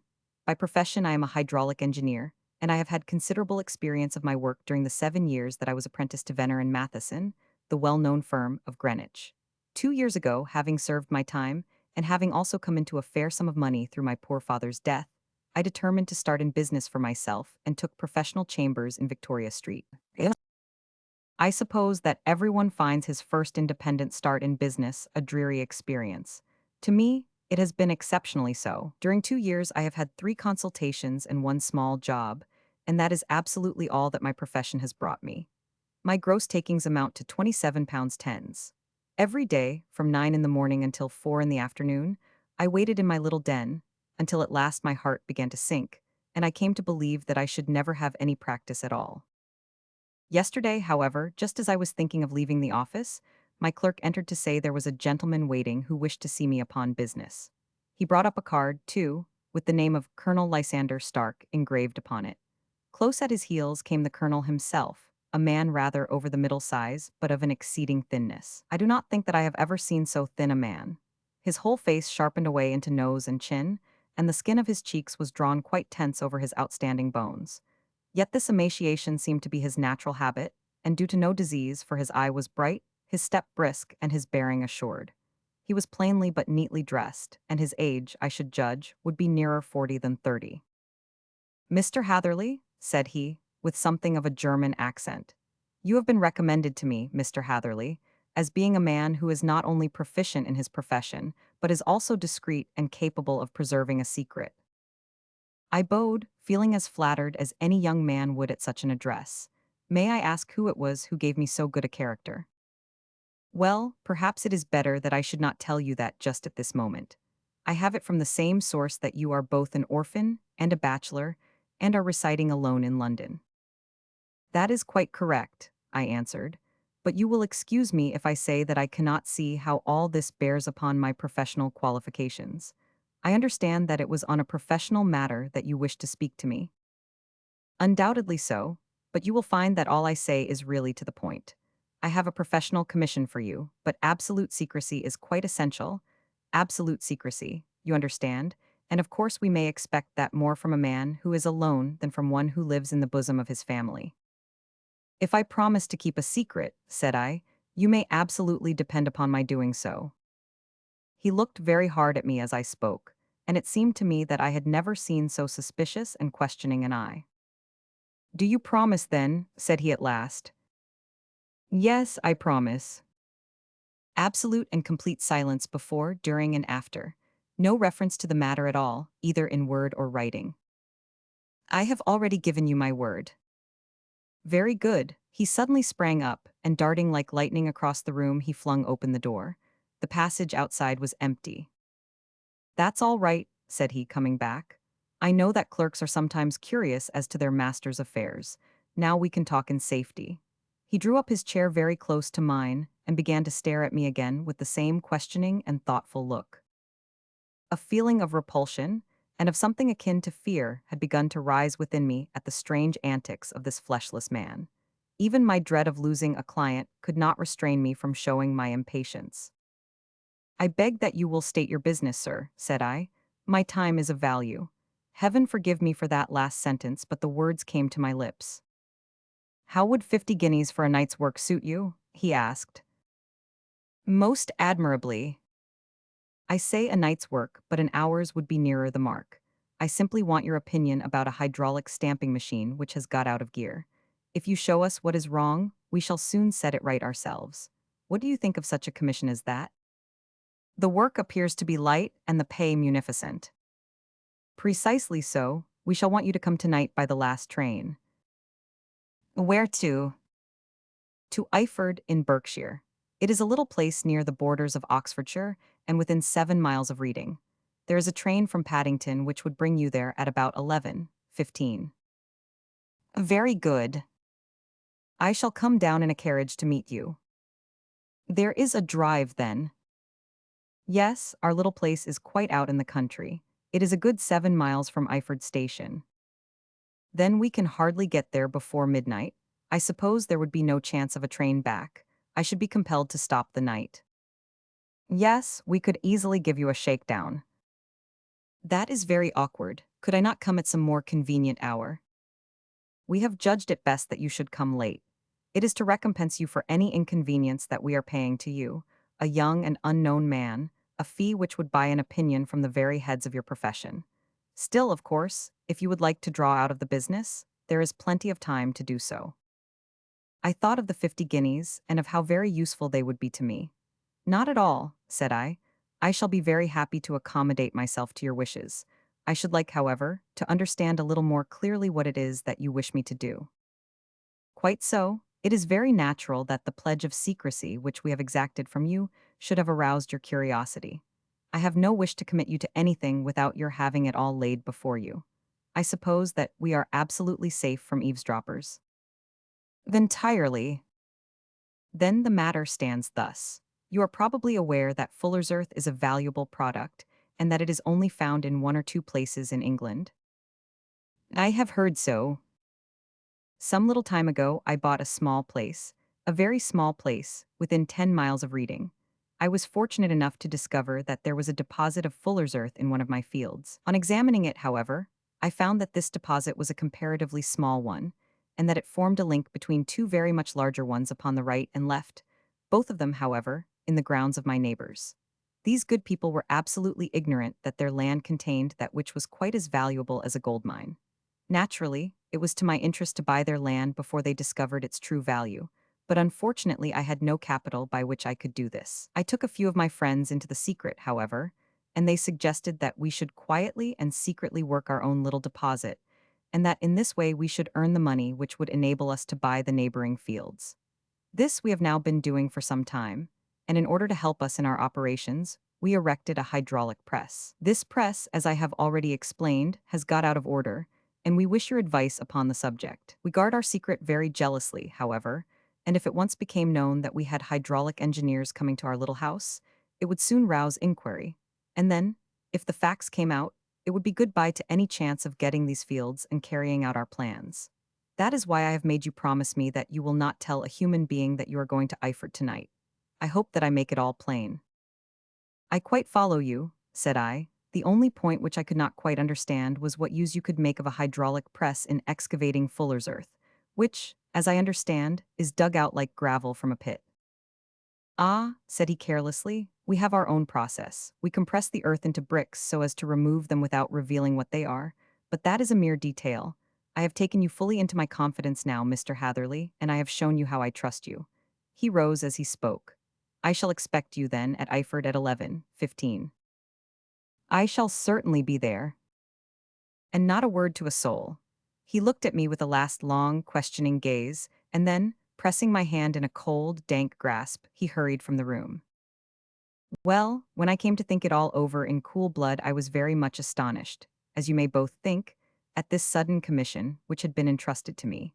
On the one hand, of course, I was glad, for the fee was at least tenfold what I should have asked had I set a price upon my own services, and it was possible that this order might lead to other ones. On the other hand, the face and manner of my patron had made an unpleasant impression upon me, and I could not think that his explanation of the fuller's earth was sufficient to explain the necessity for my coming at midnight, and his extreme anxiety lest I should tell anyone of my errand. However, I threw all fears to the winds, ate a hearty supper, drove to Paddington, and started off, having obeyed to the letter the injunction as to holding my tongue. At Reading I had to change, not only my carriage but my station. However, I was in time for the last train to Iford, and I reached the little dim-lit station after 11 o'clock. I was the only passenger who got out there, and there was no one upon the platform save a single sleepy porter with a lantern. As I passed out through the wicket gate, however, I found my acquaintance of the morning waiting in the shadow upon the other side. Without a word, he grasped my arm and hurried me into a carriage, the door of which was standing open. He drew up the windows on either side, tapped on the woodwork, and away we went as fast as the horse could go. One horse, interjected Holmes. Yes, only one. Did you observe the color? Yes, I saw it by the side lights when I was stepping into the carriage. It was a chestnut. Tired looking or fresh? Oh, fresh and glossy. Thank you, I am sorry to have interrupted you. Pray continue your most interesting statement. Away we went then, and we drove for at least an hour. Colonel Lysander Stark had said that it was only 7 miles, but I should think, from the rate that we seemed to go, and from the time that we took, that it must have been nearer 12. He sat at my side in silence all the time, and I was aware, more than once when I glanced in his direction, that he was looking at me with great intensity. The country roads seemed to be not very good in that part of the world, for we lurched and jolted terribly. I tried to look out of the windows to see something of where we were, but they were made of frosted glass, and I could make out nothing save the occasional bright blur of a passing light. Now and then I hazarded some remark to break the monotony of the journey, but the colonel answered only in monosyllables, and the conversation soon flagged. At last, however, the bumping of the road was exchanged for the crisp smoothness of a gravel drive, and the carriage came to a stand. Colonel Lysander Stark sprang out, and, as I followed after him, pulled me swiftly into a porch which gaped in front of us. We stepped, as it were, right out of the carriage and into the hall, so that I failed to catch the most fleeting glance of the front of the house. The instant that I had crossed the threshold, the door slammed heavily behind us, and I heard faintly the rattle of the wheels as the carriage drove away. It was pitch dark inside the house, and the colonel fumbled about looking for matches and muttering under his breath. Suddenly a door opened at the other end of the passage, and a long, golden bar of light shot out in our direction. It grew broader, and a woman appeared with a lamp in her hand, which she held above her head, pushing her face forward and peering at us. I could see that she was pretty, and from the gloss with which the light shone upon her dark dress, I knew that it was a rich material. She spoke a few words in a foreign tongue in a tone as though asking a question, and when my companion answered in a gruff monosyllable, she gave such a start that the lamp nearly fell from her hand. Colonel Stark went up to her, whispered something in her ear, and then, pushing her back into the room from whence she had come, he walked towards me again with the lamp in his hand. Perhaps you will have the kindness to wait in this room for a few minutes, said he, throwing open another door. It was a quiet, little, plainly furnished room with a round table in the center, on which several German books were scattered. Colonel Stark laid down the lamp on the top of a harmonium beside the door. I shall not keep you waiting an instant, said he, and vanished into the darkness. I glanced at the books upon the table, and in spite of my ignorance of German, I could see that two of them were treatises on science, the others being volumes of poetry. Then I walked across to the window, hoping that I might catch some glimpse of the countryside, but an oak shutter, heavily barred, was folded across it. It was a wonderfully silent house. There was an old clock ticking loudly somewhere in the passage, but otherwise everything was deadly still. A vague feeling of uneasiness began to steal over me. Who were these German people, and what were they doing living in this strange, out-of-the-way place? And where was the place? I was 10 miles or so from Iford, that was all I knew, but whether north, south, east, or west I had no idea. For that matter, Reading, and possibly other large towns, were within that radius, so the place might not be so secluded after all. Yet it was quite certain, from the absolute stillness, that we were in the country. I paced up and down the room, humming a tune under my breath to keep up my spirits, and feeling that I was thoroughly earning my 50 guinea fee. Suddenly, without any preliminary sound in the midst of the utter stillness, the door of my room swung slowly open. The woman was standing in the aperture, the darkness of the hall behind her, the yellow light from my lamp beating upon her eager and beautiful face. I could see at a glance that she was sick with fear, and the sight sent a chill to my own heart. She held up one shaking finger to warn me to be silent, and she shot a few whispered words of broken English at me, her eyes glancing back, like those of a frightened horse, into the gloom behind her. "I would go," said she, trying hard as it seemed to me to speak calmly. "I would go, I should not stay here. There is no good for you to do." "But, madam," said I have not yet done what I came for. I cannot possibly leave until I have seen the machine." "It is not worth your while to wait," she went on. "You can pass through the door, no one hinders." And then, seeing that I smiled and shook my head, she suddenly threw aside her constraint and made a step forward with her hands wrung together. "For the love of heaven," she whispered, "get away from here before it is too late." But I am somewhat headstrong by nature, and the more ready to engage in an affair when there is some obstacle in the way. I thought of my 50 guinea fee, of my wearisome journey, and of the unpleasant night which seemed to be before me. Was it all to go for nothing? Why should I slink away without having carried out my commission, and without the payment which was my due? This woman might, for all I knew, be a monomaniac. With a stout bearing, therefore, though her manner had shaken me more than I cared to confess, I still shook my head and declared my intention of remaining where I was. She was about to renew her entreaties when a door slammed overhead, and the sound of several footsteps was heard upon the stairs. She listened for an instant, threw up her hands with a despairing gesture, and vanished as suddenly and as noiselessly as she had come.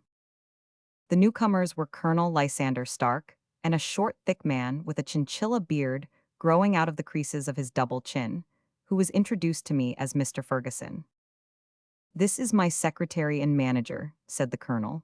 "By the way, I was under the impression that I left this door shut just now. I fear that you have felt the draught." "On the contrary," said I opened the door myself because I felt the room to be a little close." He shot one of his suspicious looks at me. "Perhaps we had better proceed to business then," said he. "Mr. Ferguson and I will take you up to see the machine." "I had better put my hat on, I suppose." "Oh no, it is in the house." "What, you dig fuller's earth in the house?" "No, no, this is only where we compress it, but never mind that. All we wish you to do is to examine the machine and to let us know what is wrong with it." We went upstairs together, the colonel first with the lamp, the fat manager and I behind him. It was a labyrinth of an old house, with corridors, passages, narrow winding staircases, and little low doors, the thresholds of which were hollowed out by the generations who had crossed them. There were no carpets and no signs of any furniture above the ground floor, while the plaster was peeling off the walls, and the damp was breaking through in green, unhealthy blotches. I tried to put on as unconcerned an air as possible, but I had not forgotten the warnings of the lady, even though I disregarded them, and I kept a keen eye upon my two companions. Ferguson appeared to be a morose and silent man, but I could see from the little that he said that he was at least a fellow countryman. Colonel Lysander Stark stopped at last before a low door, which he unlocked. Within was a small, square room, in which the three of us could hardly get at one time. Ferguson remained outside, and the colonel ushered me in. "We are now," said he, "actually within the hydraulic press, and it would be a particularly unpleasant thing for us if anyone were to turn it on. The ceiling of this small chamber is really the end of the descending piston, and it comes down with the force of many tons upon this metal floor. There are small lateral columns of water outside which receive the force, and which transmit and multiply it in the manner which is familiar to you. The machine goes readily enough, but there is some stiffness in the working of it, and it has lost a little of its force. Perhaps you will have the goodness to look it over and to show us how we can set it right." I took the lamp from him, and I examined the machine very thoroughly. It was indeed a gigantic one, and capable of exercising enormous pressure. When I passed outside, however, and pressed down the levers which controlled it, I knew at once by the whishing sound that there was a slight leakage, which allowed a regurgitation of water through one of the side cylinders.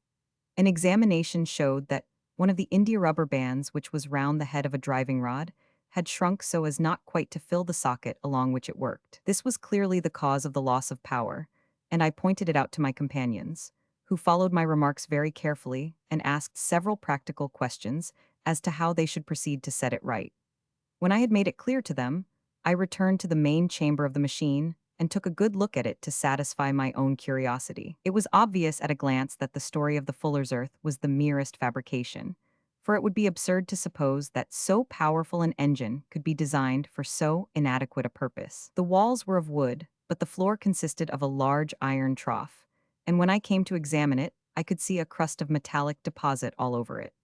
I had stooped and was scraping at this to see exactly what it was when I heard a muttered exclamation in German and saw the cadaverous face of the colonel looking down at me. "What are you doing there?" he asked. I felt angry at having been tricked by so elaborate a story as that which he had told me. "I was admiring your Fuller's Earth," said I. "I think that I should be better able to advise you as to your machine if I knew what the exact purpose was for which it was used." The instant that I uttered the words, I regretted the rashness of my speech. His face set hard, and a baleful light sprang up in his gray eyes. "Very well," said he, "you shall know all about the machine." He took a step backward, slammed the little door, and turned the key in the lock. I rushed towards it and pulled at the handle, but it was quite secure and did not give in the least to my kicks and shoves. "Hullo," I yelled. "Hullo, Colonel, let me out." And then suddenly in the silence, I heard a sound which sent my heart into my mouth. It was the clank of the levers and the swish of the leaking cylinder. He had set the engine at work. The lamp still stood upon the floor where I had placed it when examining the trough. By its light I saw that the black ceiling was coming down upon me, slowly, jerkily, but, as none knew better than myself, with a force which must within a minute grind me to a shapeless pulp. I threw myself, screaming, against the door and dragged with my nails at the lock. I implored the colonel to let me out, but the remorseless clanking of the levers drowned my cries. The ceiling was only a foot or two above my head, and with my hand upraised, I could feel its hard, rough surface. Then it flashed through my mind that the pain of my death would depend very much upon the position in which I met it. If I lay on my face, the weight would come upon my spine, and I shuddered to think of that dreadful snap. Easier the other way, perhaps, and yet, had I the nerve to lie and look up at that deadly black shadow wavering down upon me? Already I was unable to stand erect, when my eye caught something which brought a gush of hope back to my heart. I have said that though the floor and ceiling were of iron, the walls were of wood. As I gave a last hurried glance around, I saw a thin line of yellow light between two of the boards, which broadened and broadened as a small panel was pushed backward. For an instant I could hardly believe that here was indeed a door which led away from death. The next instant I threw myself through and lay half fainting upon the other side. The panel had closed again behind me, but the crash of the lamp, and a few moments afterwards the clang of the two slabs of metal, told me how narrow had been my escape. I was recalled to myself by a frantic plucking at my wrist, and I found myself lying upon the stone floor of a narrow corridor, while a woman bent over me and tugged at me with her left hand, while she held a candle in her right. It was the same good friend whose warning I had so foolishly rejected. "Come, come," she cried breathlessly. "They will be here in a moment. They will see that you are not there. Oh, do not waste the so precious time, but come." This time, at least, I did not scorn her advice. I staggered to my feet and ran with her along the corridor and down a winding stair. The latter led to another broad passage, and just as we reached it, we heard the sound of running feet and the shouting of two voices, one answering the other from the floor on which we were, and from the one beneath. My guide stopped and looked about her like one who is at her wit's end. Then she threw open a door which led into a bedroom, through the window of which the moon was shining brightly. "It is your only chance," said she. "It is high, but it may be that you can jump it." As she spoke, a light sprang into view at the further end of the passage, and I saw the lean figure of Colonel Lysander Stark rushing forward with a lantern in one hand and a weapon like a butcher's cleaver in the other. I rushed across the bedroom, flung open the window, and looked out. How quiet and sweet and wholesome the garden looked in the moonlight, and it could not be more than 30 feet down. I clambered out upon the sill, but I hesitated to jump until I should have heard what passed between my savior and the ruffian who pursued me. If she were ill-used, then at any risks I was determined to go back to her assistance. The thought had hardly flashed through my mind before he was at the door, pushing his way past her. But she threw her arms round him and tried to hold him back. "Fritz, Fritz," she cried in English, "remember your promise after the last time. You said it should not be again. He will be silent. Oh, he will be silent." "You are mad, Elise," he shouted, struggling to break away from her. You will be the ruin of us. He has seen too much. Let me pass, I say." He dashed her to one side and, rushing to the window, cut at me with his heavy weapon. I had let myself go and was hanging by the hands to the sill when his blow fell. I was conscious of a dull pain, my grip loosened, and I fell into the garden below. I was shaken but not hurt by the fall, so I picked myself up and rushed off among the bushes as hard as I could run, for I understood that I was far from being out of danger yet. Suddenly, however, as I ran, a deadly dizziness and sickness came over me. I glanced down at my hand, which was throbbing painfully, and then, for the first time, saw that my thumb had been cut off and that the blood was pouring from my wound. I endeavored to tie my handkerchief round it, but there came a sudden buzzing in my ears, and next moment I fell in a dead faint among the rose bushes. How long I remained unconscious I cannot tell. It must have been a very long time, for the moon had sunk, and a bright morning was breaking when I came to myself. My clothes were all sodden with dew, and my coat sleeve was drenched with blood from my wounded thumb. The smarting of it recalled in an instant all the particulars of my night's adventure, and I sprang to my feet with the feeling that I might hardly yet be safe from my pursuers. But to my astonishment, when I came to look round me, neither house nor garden were to be seen.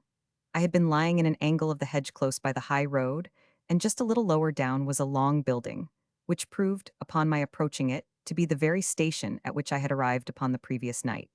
Were it not for the ugly wound upon my hand, all that had passed during those dreadful hours might have been an evil dream. Half dazed, I went into the station and asked about the morning train. There would be one to Reading in less than an hour. The same porter was on duty, I found, as had been there when I arrived. I inquired of him whether he had ever heard of Colonel Lysander Stark. The name was strange to him. Had he observed a carriage the night before waiting for me? No, he had not. Was there a police station anywhere near? There was one about 3 miles off. It was too far for me to go, weak and ill as I was. I determined to wait until I got back to town before telling my story to the police. It was a little past 6 when I arrived, so I went first to have my wound dressed, and then the doctor was kind enough to bring me along here. I put the case into your hands and shall do exactly what you advise." We both sat in silence for some little time after listening to this extraordinary narrative. Then Sherlock Holmes pulled down from the shelf one of the ponderous commonplace books in which he placed his cuttings. "Here is an advertisement which will interest you," said he. "It appeared in all the papers about a year ago. Listen to this: lost on the 9th inst. Mr. Jeremiah Hailing, aged 26, a hydraulic engineer. Left his lodgings at 10 o'clock at night and has not been heard of since. Was dressed in, etc., etc. Ha! That represents the last time that the colonel needed to have his machine overhauled, I fancy." "Good heavens!" cried my patient. "Then that explains what the girl said."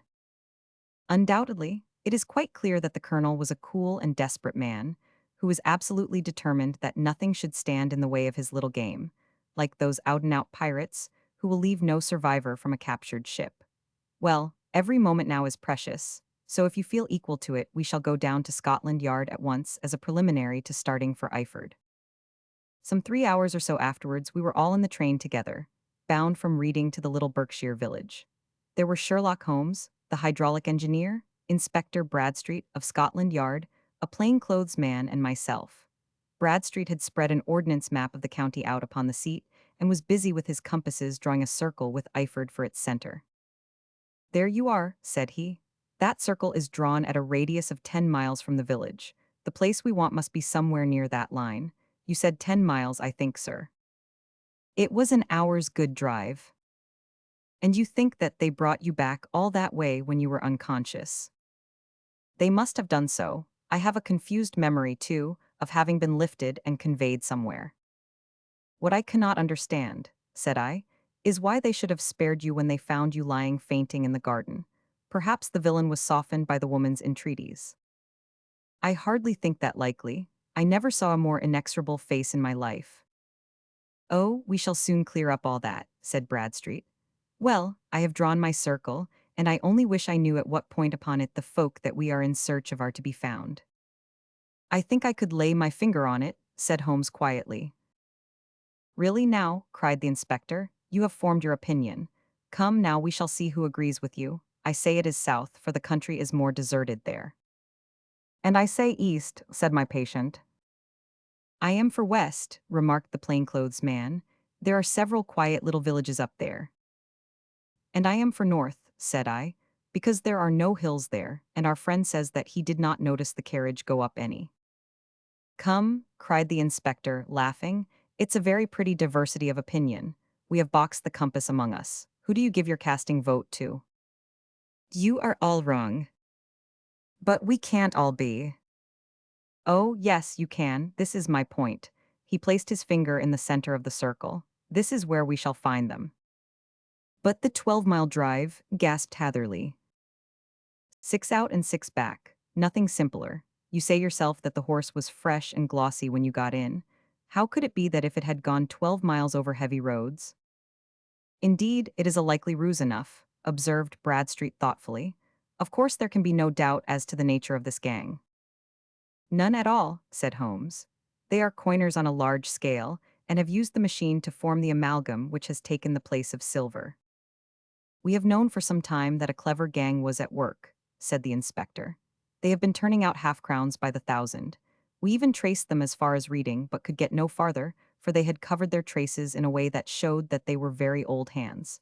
But now, thanks to this lucky chance, I think that we have got them right enough. But the inspector was mistaken, for those criminals were not destined to fall into the hands of justice. As we rolled into Iford Station, we saw a gigantic column of smoke which streamed up from behind a small clump of trees in the neighborhood and hung like an immense ostrich feather over the landscape. A house on fire? Asked Bradstreet as the train steamed off again on its way. Yes, sir, said the station master. When did it break out? I hear that it was during the night, sir, but it has got worse, and the whole place is in a blaze. Whose house is it? Dr. Betcher S. Tell me, broke in the engineer, is Dr. Betcher a German, very thin with a long, sharp nose? The station master laughed heartily. No, sir, Dr. Betcher is an Englishman, and there isn't a man in the parish who has a better lined waistcoat. But he has a gentleman staying with him, a patient, as I understand, who is a foreigner, and he looks as if a little good Berkshire beef would do him no harm. The station master had not finished his speech before we were all hastening in the direction of the fire. The road topped a low hill, and there was a great widespread whitewashed building in front of us, spouting fire at every chink and window, while in the garden in front, 3 fire engines were vainly striving to keep the flames under. That's it, cried Hatherley in intense excitement. There is the gravel drive, and there are the rose bushes where I lay. That second window is the one that I jumped from.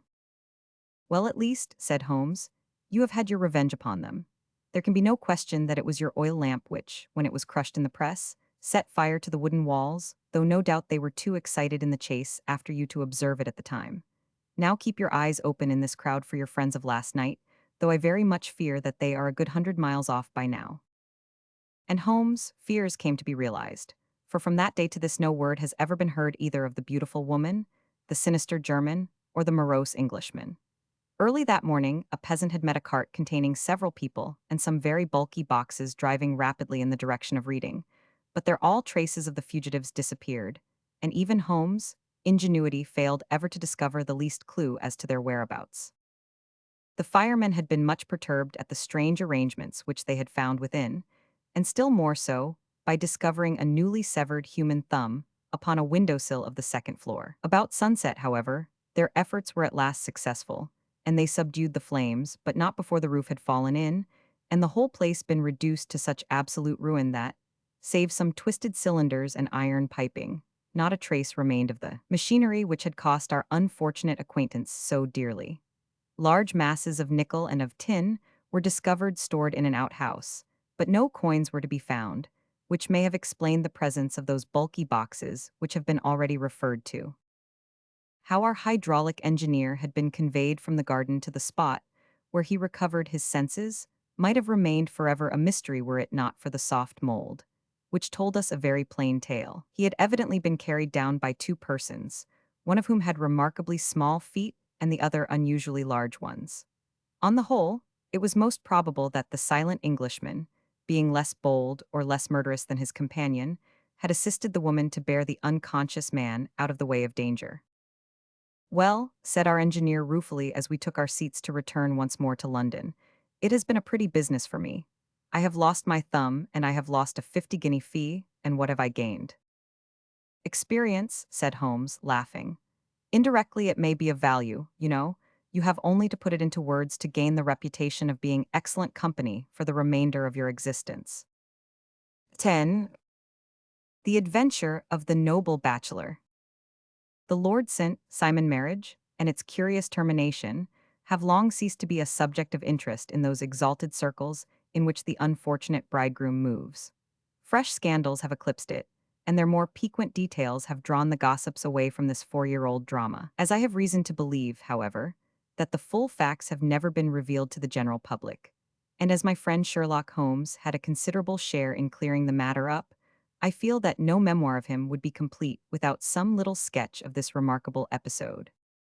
It was a few weeks before my own marriage, during the days when I was still sharing rooms with Holmes in Baker Street, that he came home from an afternoon stroll to find a letter on the table waiting for him. I had remained indoors all day, for the weather had taken a sudden turn to rain, with high autumnal winds, and the Jezal bullet which I had brought back in one of my limbs as a relic of my Afghan campaign throbbed with dull persistence. With my body in one easy chair and my legs upon another, I had surrounded myself with a cloud of newspapers until at last, saturated with the news of the day, I tossed them all aside and lay listless, watching the huge crest and monogram upon the envelope upon the table, and wondering lazily who my friend's noble correspondent could be.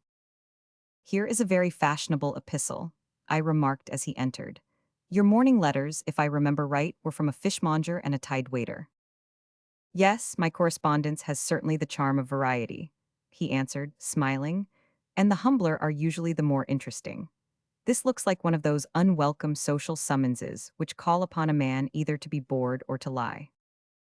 He broke the seal and glanced over the contents. Oh, come, it may prove to be something of interest after all. Not social, then. No, distinctly professional. And from a noble client. One of the highest in England. My dear fellow, I congratulate you. I assure you, Watson, without affectation, that the status of my client is a matter of less moment to me than the interest of his case. It is just possible, however, that also may not be wanting in this new investigation. You have been reading the papers diligently of late, have you not? It looks like it, said I ruefully, pointing to a huge bundle in the corner. I have had nothing else to do. It is fortunate, for you will perhaps be able to post me up. I read nothing except the criminal news and the agony column. The latter is always instructive. But if you have followed recent events so closely, you must have read about Lord St. Simon and his wedding. Oh, yes, with the deepest interest. That is well. The letter which I hold in my hand is from Lord St. Simon. I will read it to you, and in return you must turn over these papers and let me have whatever bears upon the matter. This is what he says. My dear Mr. Sherlock Holmes, Lord Backwater tells me that I may place implicit reliance upon your judgment and discretion. I have determined, therefore, to call upon you and to consult you in reference to the very painful event which has occurred in connection with my wedding. Mr. Lestrade of Scotland Yard is acting already in the matter, but he assures me that he sees no objection to your cooperation and that he even thinks that it might be of some assistance. I will call at 4 o'clock in the afternoon, and should you have any other engagement at that time, I hope that you will postpone it, as this matter is of paramount importance. Yours faithfully, Robert St. Simon. It is dated from Grosvenor Mansions, written with a quill pen, and the noble lord has had the misfortune to get a smear of ink upon the outer side of his right little finger, remarked Holmes as he folded up the epistle. He says 4 o'clock, it is 3 now, he will be here in an hour. Then I have just time, with your assistance, to get clear upon the subject. Turn over those papers and arrange the extracts in their order of time, while I take a glance as to who our client is. He picked a red-covered volume from a line of books of reference beside the mantelpiece. Here he is, said he, sitting down and flattening it out upon his knee. Lord Robert Walsingham de Vere St. Simon, second son of the Duke of Balmoral. Arms, azure, 3 caltrops in chief over a fess sable. Born in 1846. He's 41 years of age, which is mature for marriage. Was under secretary for the colonies in a late administration. The Duke, his father, was at one time secretary for foreign affairs. They inherit Plantagenet blood by direct descent and Tudor on the distaff side. Ha! Well, there is nothing very instructive in all this. I think that I must turn to you, Watson, for something more solid. I have very little difficulty in finding what I want, said I, for the facts are quite recent, and the matter struck me as remarkable. I feared to refer them to you, however, as I knew that you had an inquiry on hand and that you disliked the intrusion of other matters. Oh, you mean the little problem of the Grosvenor Square furniture van. That is quite cleared up now, though, indeed, it was obvious from the first. Pray give me the results of your newspaper selections. Here is the first notice which I can find. It is in the personal column of the Morning Post, and dates, as you see, some weeks back. A marriage has been arranged, it says, and will, if rumor is correct, very shortly take place between Lord Robert St. Simon, second son of the Duke of Balmoral, and Miss Hattie Doran, the only daughter of Aloysius Doran, Esquire of San Francisco, Cal, USA, that is all. Terse and to the point, remarked Holmes, stretching his long, thin legs towards the fire. There was a paragraph amplifying this in one of the society papers of the same week. Ah, here it is. There will soon be a call for protection in the marriage market, for the present free trade principle appears to tell heavily against our home product. One by one, the management of the noble houses of Great Britain is passing into the hands of our fair cousins from across the Atlantic. An important addition has been made during the last week to the list of the prizes which have been borne away by these charming invaders. Lord St. Simon, who has shown himself for over 20 years proof against the little god's arrows, has now definitely announced his approaching marriage with Miss Hattie Doran, the fascinating daughter of a California millionaire. Miss Doran, whose graceful figure and striking face attracted much attention at the Westbury House festivities, is an only child, and it is currently reported that her dowry will run to considerably over the six figures, with expectancies for the future, as it is an open secret that the Duke of Balmoral has been compelled to sell his pictures within the last few years, and as Lord St.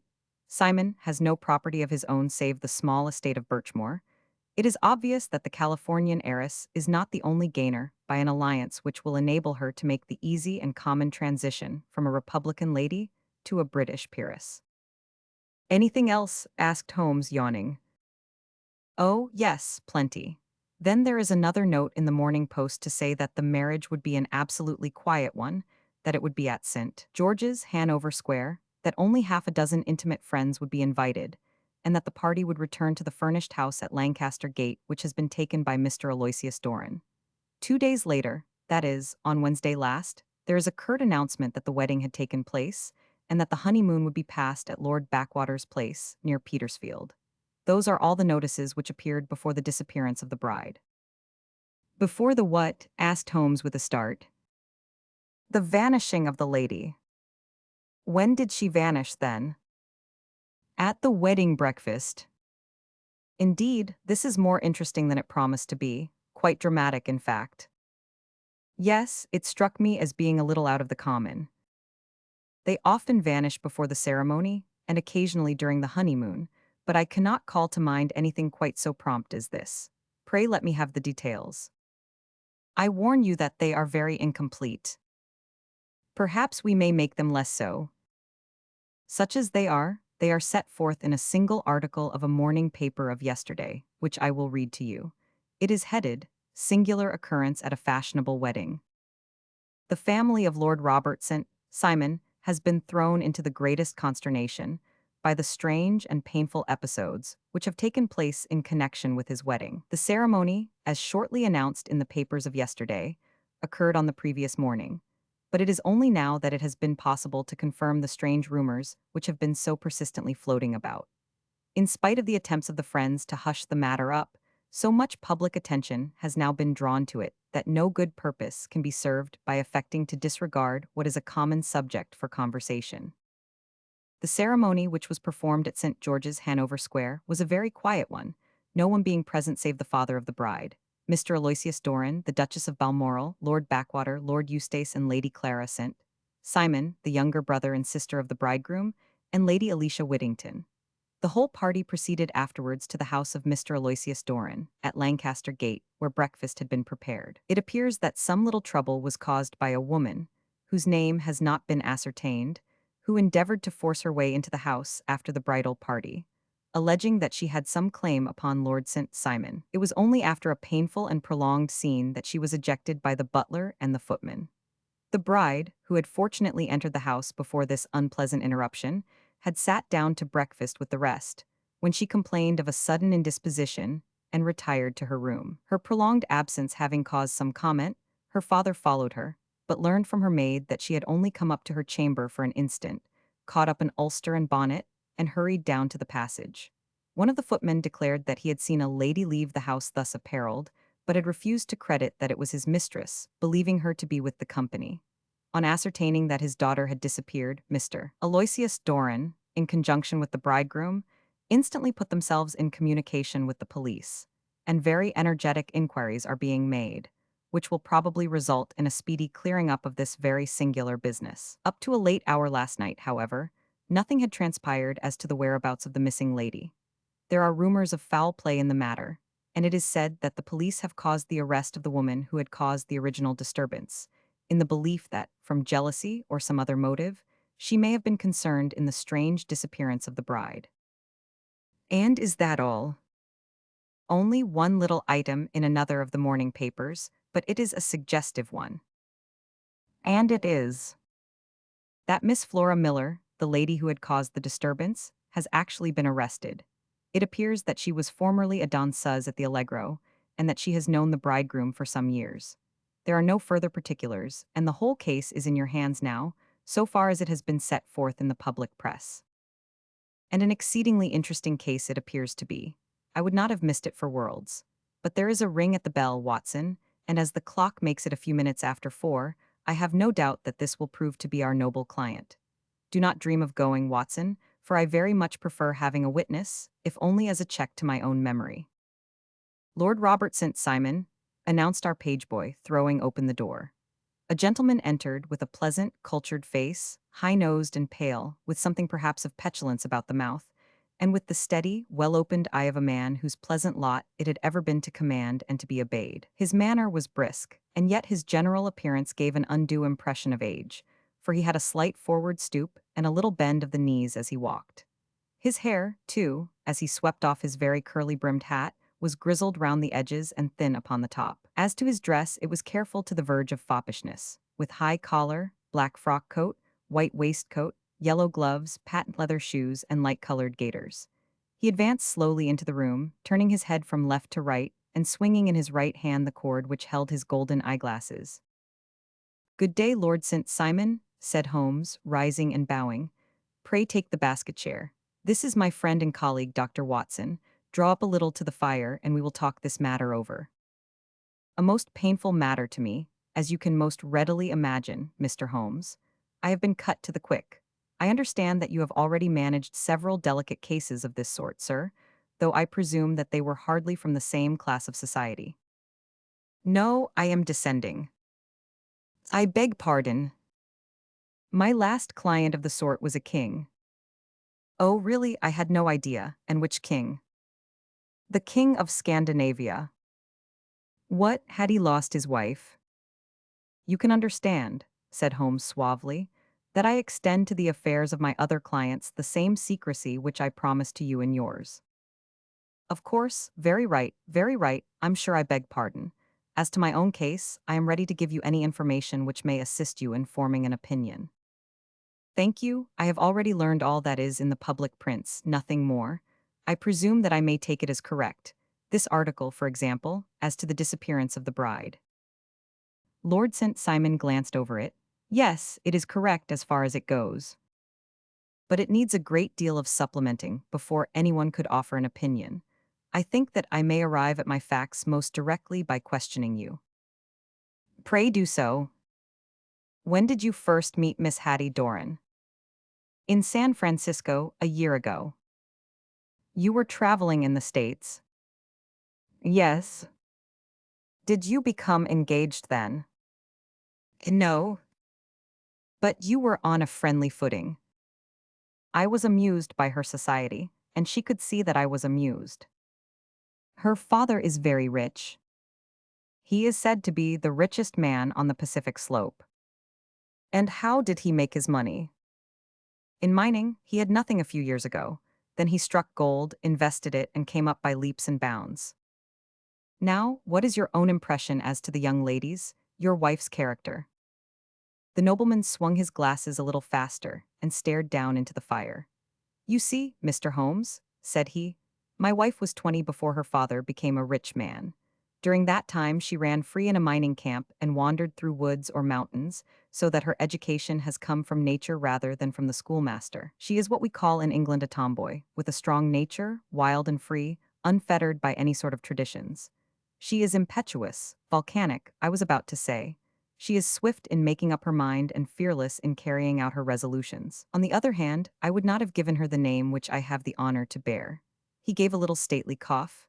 Had I not thought her to be at bottom a noble woman, I believe that she is capable of heroic self-sacrifice and that anything dishonorable would be repugnant to her.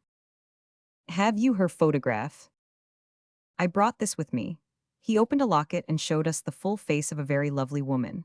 It was not a photograph but an ivory miniature, and the artist had brought out the full effect of the lustrous black hair, the large dark eyes, and the exquisite mouth. Holmes gazed long and earnestly at it. Then he closed the locket and handed it back to Lord St. Simon. The young lady came to London then, and you renewed your acquaintance. Yes, her father brought her over for this last London season.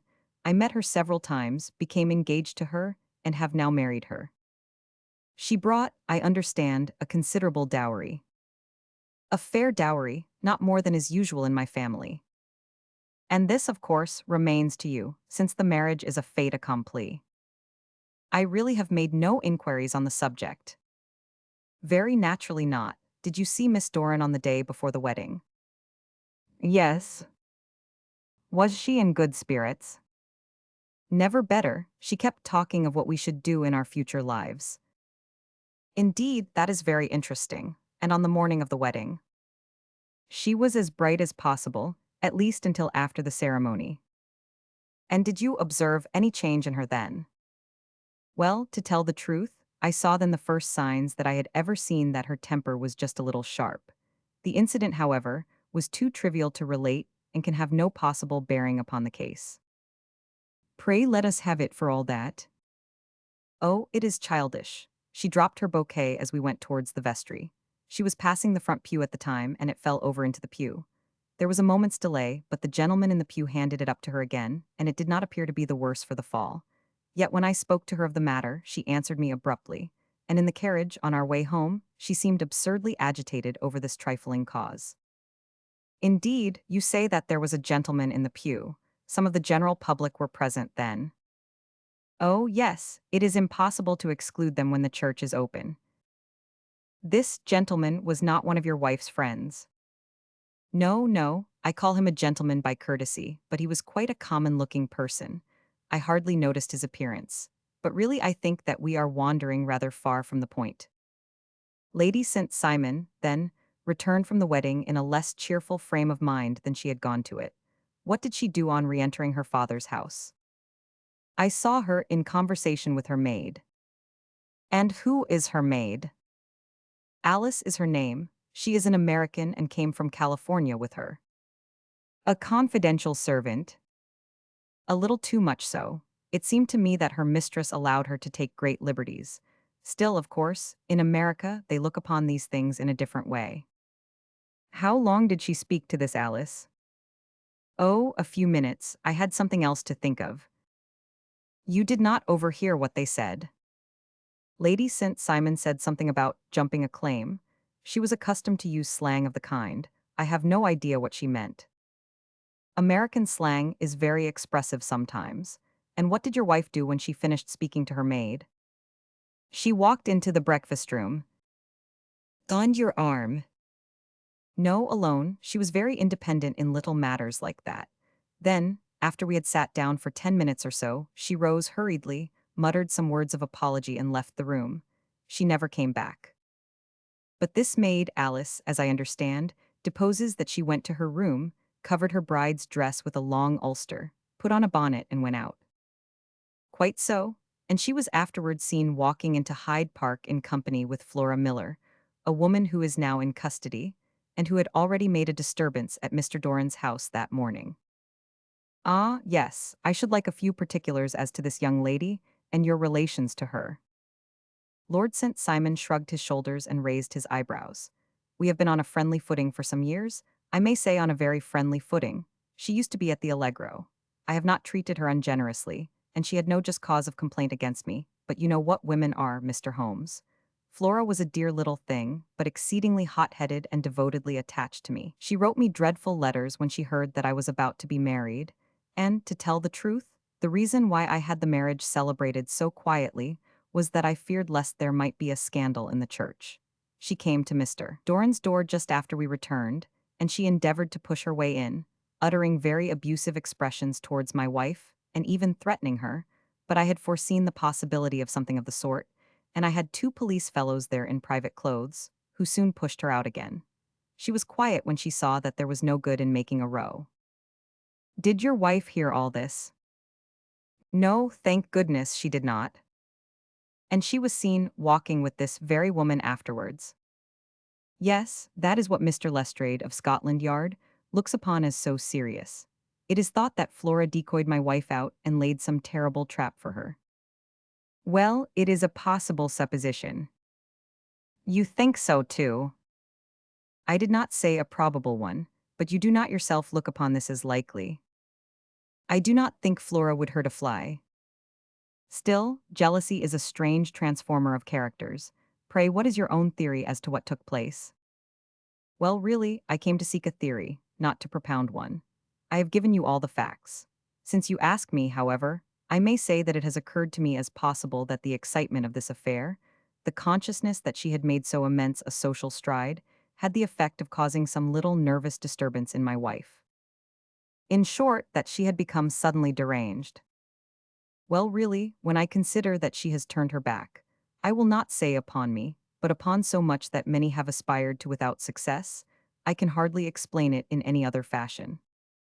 Well, certainly that is also a conceivable hypothesis, said Holmes, smiling. And now, Lord St. Simon, I think that I have nearly all my data. May I ask whether you were seated at the breakfast table so that you could see out of the window? We could see the other side of the road and the park. Quite so, then I do not think that I need to detain you longer. I shall communicate with you. Should you be fortunate enough to solve this problem, said our client, rising. I have solved it. What was that? I say that I have solved it. Where then is my wife? That is a detail which I shall speedily supply. Lord St. Simon shook his head.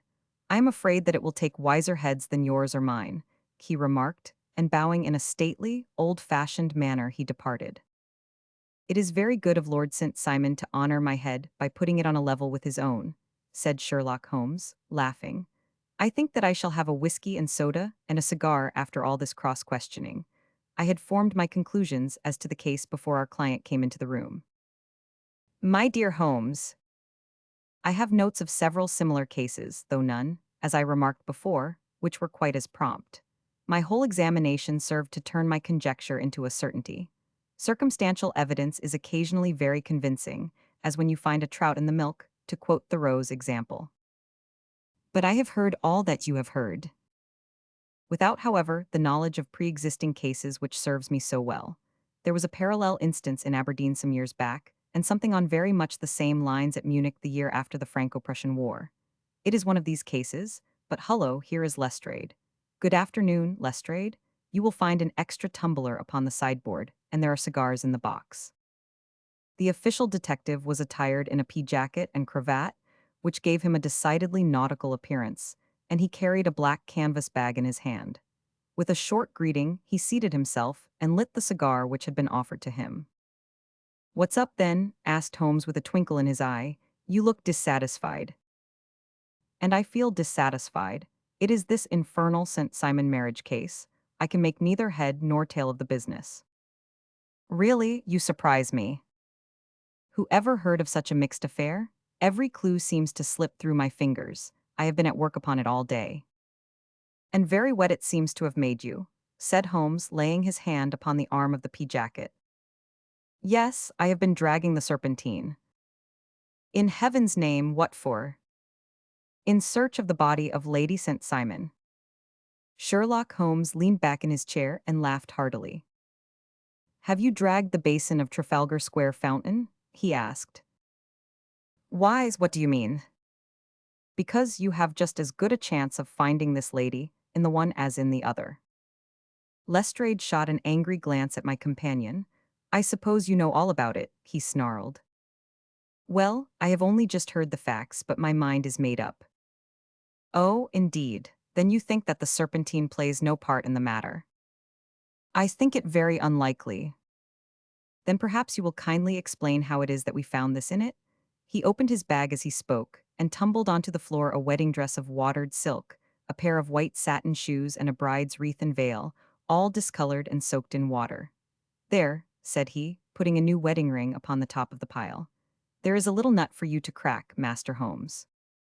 Oh, indeed, said my friend, blowing blue rings into the air. You dragged them from the serpentine. No, they were found floating near the margin by a park keeper. They have been identified as her clothes, and it seemed to me that if the clothes were there, the body would not be far off.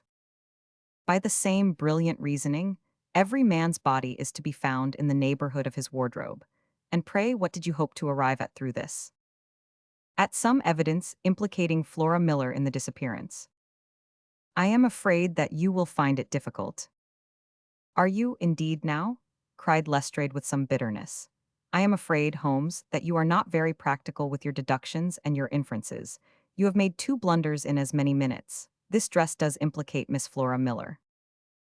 And how? In the dress is a pocket, in the pocket is a card case, in the card case is a note, and here is the very note. He slapped it down upon the table in front of him. Listen to this, you will see me when all is ready. Come at once. FHM. Now my theory all along has been that Lady Simon was decoyed away by Flora Miller, and that she, with confederates, no doubt, was responsible for her disappearance. Here, signed with her initials, is the very note which was no doubt quietly slipped into her hand at the door, and which lured her within their reach. Very good, Lestrade, said Holmes, laughing. You really are very fine indeed, let me see it. He took up the paper in a listless way, but his attention instantly became riveted, and he gave a little cry of satisfaction. This is indeed important, said he. Ha, you find it so? Extremely so, I congratulate you warmly. Lestrade rose in his triumph and bent his head to look. Why, he shrieked, you're looking at the wrong side. On the contrary, this is the right side. The right side? You're mad. Here is the note written in pencil over here. And over here is what appears to be the fragment of a hotel bill, which interests me deeply. There's nothing in it, I looked at it before, said Lestrade. October 4th, rooms 8s, breakfast 2s, 6D, cocktails, lunch 2s, 6D, glass sherry 8D. I see nothing in that. Very likely not. It is most important, all the same. As to the note, it is important also, or at least the initials are, so I congratulate you again. I've wasted time enough, said Lestrade, rising. I believe in hard work and not in sitting by the fire spinning fine theories. Good day, Mr. Holmes, and we shall see which gets to the bottom of the matter first. He gathered up the garments, thrust them into the bag, and made for the door. Just one hint to you, Lestrade, drawled Holmes before his rival vanished. I will tell you the true solution of the matter. Lady St. Simon is a myth. There is not, and there never has been, any such person. Lestrade looked sadly at my companion. Then he turned to me, tapped his forehead 3 times, shook his head solemnly, and hurried away. He had hardly shut the door behind him when Holmes rose to put on his overcoat. There is something in what the fellow says about outdoor work, he remarked. So I think, Watson, that I must leave you to your papers for a little. It was after 5 o'clock when Sherlock Holmes left me, but I had no time to be lonely, for within an hour there arrived a confectioner's man with a very large flat box. This he unpacked with the help of a youth whom he had brought with him, and presently, to my very great astonishment, a quite Epicurean little cold supper began to be laid out upon our humble lodging-house mahogany. There were a couple of brace of cold woodcock, a pheasant, a pate de foie gras pie with a group of ancient and cobwebby bottles. Having laid out all these luxuries, my 2 visitors vanished away, like the genii of the Arabian Nights, with no explanation save that the things had been paid for and were ordered to this address. Just before 9 o'clock, Sherlock Holmes stepped briskly into the room. His features were gravely set, but there was a light in his eye which made me think that he had not been disappointed in his conclusions. They have laid the supper, then, he said, rubbing his hands. You seem to expect company. They have laid for 5. Yes, I fancy we may have some company dropping in, said he. I am surprised that Lord St. Simon has not already arrived. Ha, I fancy that I hear his step now upon the stairs. It was indeed our visitor of the afternoon, who came bustling in, dangling his glasses more vigorously than ever, and with a very perturbed expression upon his aristocratic features. My messenger reached you then? Asked Holmes. Yes, and I confess that the contents startled me beyond measure. Have you good authority for what you say? The best possible. Lord St. Simon sank into a chair and passed his hand over his forehead. What will the Duke say, he murmured, when he hears that one of the family has been subjected to such humiliation? It is the purest accident. I cannot allow that there is any humiliation. Ah, you look on these things from another standpoint. I fail to see that anyone is to blame. I can hardly see how the lady could have acted otherwise, though her abrupt method of doing it was undoubtedly to be regretted. Having no mother, she had no one to advise her at such a crisis. It was a slight, sir, a public slight, said Lord St. Simon, tapping his fingers upon the table. You must make allowance for this poor girl, placed in so unprecedented a position. I will make no allowance. I am very angry indeed, and I have been shamefully used. I think that I heard a ring, said Holmes. Yes, there are steps on the landing. If I cannot persuade you to take a lenient view of the matter, Lord St. Simon, I have brought an advocate here who may be more successful. He opened the door and ushered in a lady and gentleman. Lord St. Simon, said he, allow me to introduce you to Mr. and Mrs. Francis Hay Moulton. The lady, I think, you have already met. At the sight of these newcomers, our client had sprung from his seat and stood very erect, with his eyes cast down and his hand thrust into the breast of his frock coat, a picture of offended dignity. The lady had taken a quick step forward and had held out her hand to him, but he still refused to raise his eyes. It was as well for his resolution, perhaps, for her pleading face was one which it was hard to resist. You're angry, Robert, said she. Well, I guess you have every cause to be. Pray make no apology to me, said Lord St. Simon bitterly. Oh, yes, I know that I have treated you real bad, and that I should have spoken to you before I went. But I was kind of rattled, and from the time when I saw Frank here again, I just didn't know what I was doing or saying. I only wonder I didn't fall down and do a faint right there before the altar. Perhaps, Mrs. Moulton, you would like my friend and me to leave the room while you explain this matter. If I may give an opinion, remarked the strange gentleman, we've had just a little too much secrecy over this business already. For my part, I should like all Europe and America to hear the rights of it. He was a small, wiry, sunburnt man, clean-shaven, with a sharp face and alert manner. Then I'll tell our story right away, said the lady. Frank here and I met in '84 in McQuire's camp near the Rockies, where Pa was working a claim. We were engaged to each other, Frank and I. But then one day Father struck a rich pocket and made a pile, while poor Frank here had a claim that petered out and came to nothing.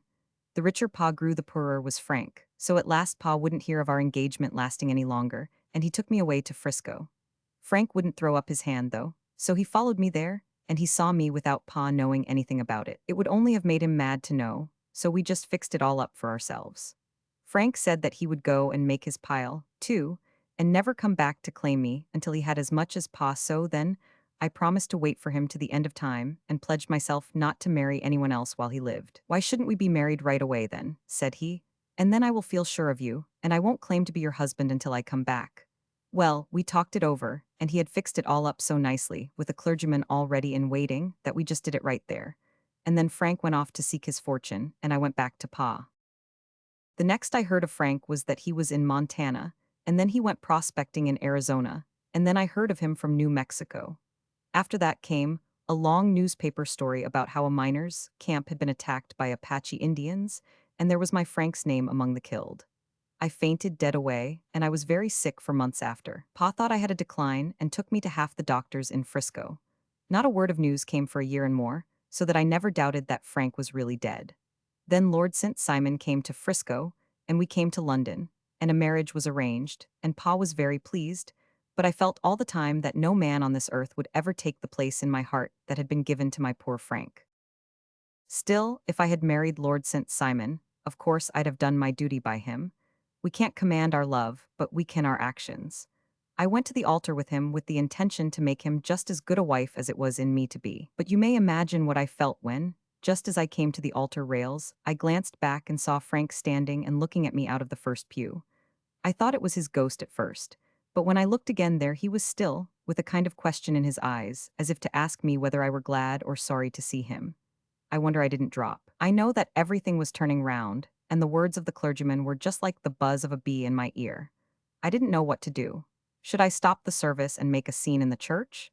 I glanced at him again, and he seemed to know what I was thinking, for he raised his finger to his lips to tell me to be still. Then I saw him scribble on a piece of paper, and I knew that he was writing me a note. As I passed his pew on the way out, I dropped my bouquet over to him, and he slipped the note into my hand when he returned me the flowers. It was only a line asking me to join him when he made the sign to me to do so. Of course, I never doubted for a moment that my first duty was now to him, and I determined to do just whatever he might direct. When I got back, I told my maid, who had known him in California and had always been his friend. I ordered her to say nothing, but to get a few things packed and my ulster ready. I know I ought to have spoken to Lord St. Simon, but it was dreadful hard before his mother and all those great people. I just made up my mind to run away and explain afterwards. I hadn't been at the table 10 minutes before I saw Frank out of the window at the other side of the road.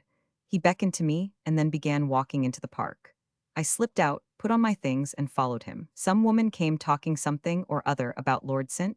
Simon to me. Seemed to me from the little I heard as if he had a little secret of his own before marriage also.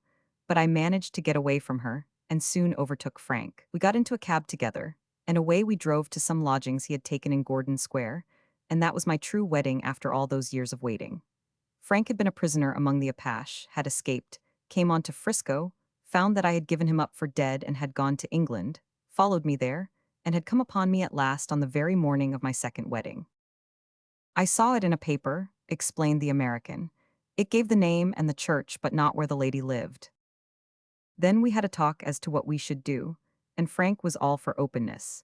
But I was so ashamed of it all that I felt as if I should like to vanish away and never see any of them again. Just sending a line to Pa, perhaps, to show him that I was alive. It was awful to me to think of all those lords and ladies sitting round that breakfast table and waiting for me to come back.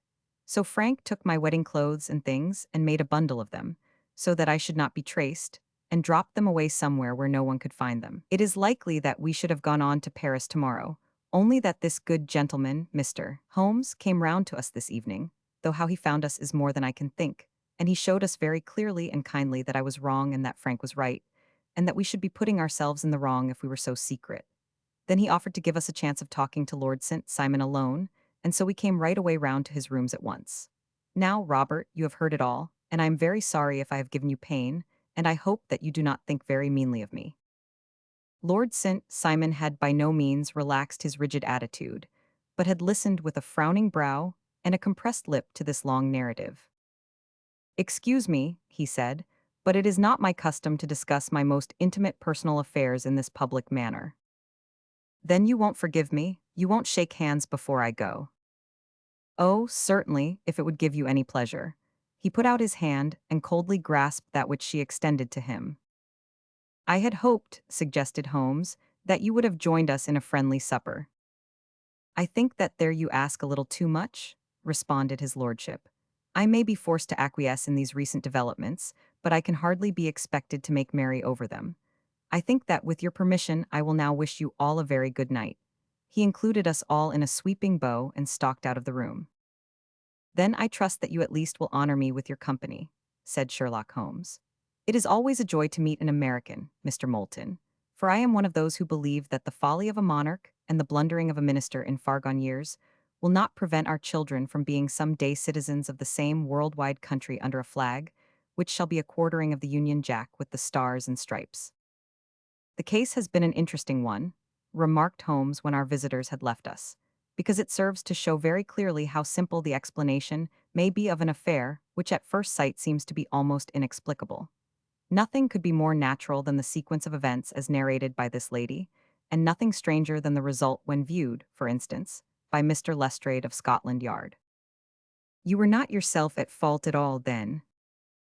"From the first, two facts were very obvious to me. The one that the lady had been quite willing to undergo the wedding ceremony. the other that she had repented of it within a few minutes of returning home. Obviously, something had occurred during the morning, then, to cause her to change her mind. What could that something be? She could not have spoken to anyone when she was out, for she had been in the company of the bridegroom. Had she seen someone then? If she had, it must be someone from America, because she had spent so short a time in this country that she could hardly have allowed anyone to acquire so deep an influence over her that the mere sight of him would induce her to change her plans so completely. You see, we have already arrived, by a process of exclusion, at the idea that she might have seen an American. Then who could this American be, and why should he possess so much influence over her? It might be a lover, it might be a husband. Her young womanhood had, I knew, been spent in rough scenes and under strange conditions. So far I had got before I ever heard Lord St. Simon's narrative. When he told us of a man in a pew, of the change in the bride's manner, of so transparent a device for obtaining a note as the dropping of a bouquet, of her resort to her confidential maid, and of her very significant allusion to claim jumping, which in miners' parlance means taking possession of that which another person has a prior claim to, the whole situation became absolutely clear. She had gone off with a man, and the man was either a lover or was a previous husband, the chances being in favor of the latter. And how in the world did you find them? It might have been difficult, but friend Lestrade held information in his hands the value of which he did not himself know. The initials were, of course, of the highest importance, but more valuable still was it to know that within a week he had settled his bill at one of the most select London hotels. How did you deduce the select? By the select prices. 8 shillings for a bed and eightpence for a glass of sherry, pointed to one of the most expensive hotels. There are not many in London which charge at that rate. In the second one which I visited in Northumberland Avenue, I learned by an inspection of the book that Francis H. Moulton, an American gentleman, had left only the day before, and on looking over the entries against him, I came upon the very items which I had seen in the duplicate bill. His letters were to be forwarded to 226 Gordon Square. So thither I traveled, and being fortunate enough to find the loving couple at home, I ventured to give them some paternal advice, and to point out to them that it would be better in every way that they should make their position a little clearer both to the general public and to Lord St. Simon in particular. I invited them to meet him here, and, as you see, I made him keep the appointment. But with no very good result, I remarked. His conduct was certainly not very gracious. Ah, Watson, said Holmes, smiling, perhaps you would not be very gracious either, if, after all the trouble of wooing and wedding, you found yourself deprived in an instant of wife and of fortune. I think that we may judge Lord St. Simon very mercifully, and thank our stars that we are never likely to find ourselves in the same position. Draw your chair up and hand me my violin, for the only problem we have still to solve is how to while away these bleak autumnal evenings. Chapter 11. The Adventure of the Barrel Coronet. Holmes, said I as I stood one morning in our bow window looking down the street, here is a madman coming along. It seems rather sad that his relatives should allow him to come out alone. My friend rose lazily from his armchair and stood with his hands in the pockets of his dressing gown, looking over my shoulder. It was a bright, crisp February morning, and the snow of the day before still lay deep upon the ground, shimmering brightly in the wintry sun. Down the center of Baker Street it had been plowed into a brown crumbly band by the traffic, but at either side, and on the heaped-up edges of the footpaths, it still lay as white as when it fell. The gray pavement had been cleaned and scraped, but was still dangerously slippery, so that there were fewer passengers than usual. Indeed, from the direction of the Metropolitan Station, no one was coming save the single gentleman whose eccentric conduct had drawn my attention. He was a man of about 50, tall, portly, and imposing, with a massive, strongly marked face and a commanding figure. He was dressed in a somber yet rich style, in black frock coat, shining hat, neat brown gaiters, and well-cut pearl gray trousers. Yet his actions were in absurd contrast to the dignity of his dress and features, for he was running hard, with occasional little springs, such as a weary man gives who is little accustomed to set any tax upon his legs. As he ran, he jerked his hands up and down, waggled his head, and writhed his face into the most extraordinary contortions. "What on earth can be the matter with him?" I asked. "He is looking up at the numbers of the houses." "I believe that he is coming here," said Holmes, rubbing his hands. "Here?" "Yes, I rather think he is coming to consult me professionally. I think that I recognize the symptoms. Ha, did I not tell you?" As he spoke, the man, puffing and blowing, rushed at our door and pulled at our bell until the whole house resounded with the clanging. A few moments later, he was in our room, still puffing, still gesticulating, but with so fixed a look of grief and despair in his eyes that our smiles were turned in an instant to horror and pity. For a while he could not get his words out, but swayed his body and plucked at his hair like one who has been driven to the extreme limits of his reason. Then, suddenly springing to his feet, he beat his head against the wall with such force that we both rushed upon him and tore him away to the center of the room. Sherlock Holmes pushed him down into the easy chair, and sitting beside him, patted his hand and chatted with him in the easy, soothing tones which he knew so well how to employ. "You have come to me to tell your story, have you not?" said he. "You are fatigued with your haste. Pray wait until you have recovered yourself, and then I shall be most happy to look into any little problem which you may submit to me." The man sat for a minute or more with a heaving chest, fighting against his emotion.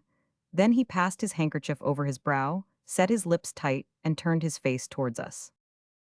"No doubt you think me mad," said he. "I see that you have had some great trouble," responded Holmes. "God knows I have.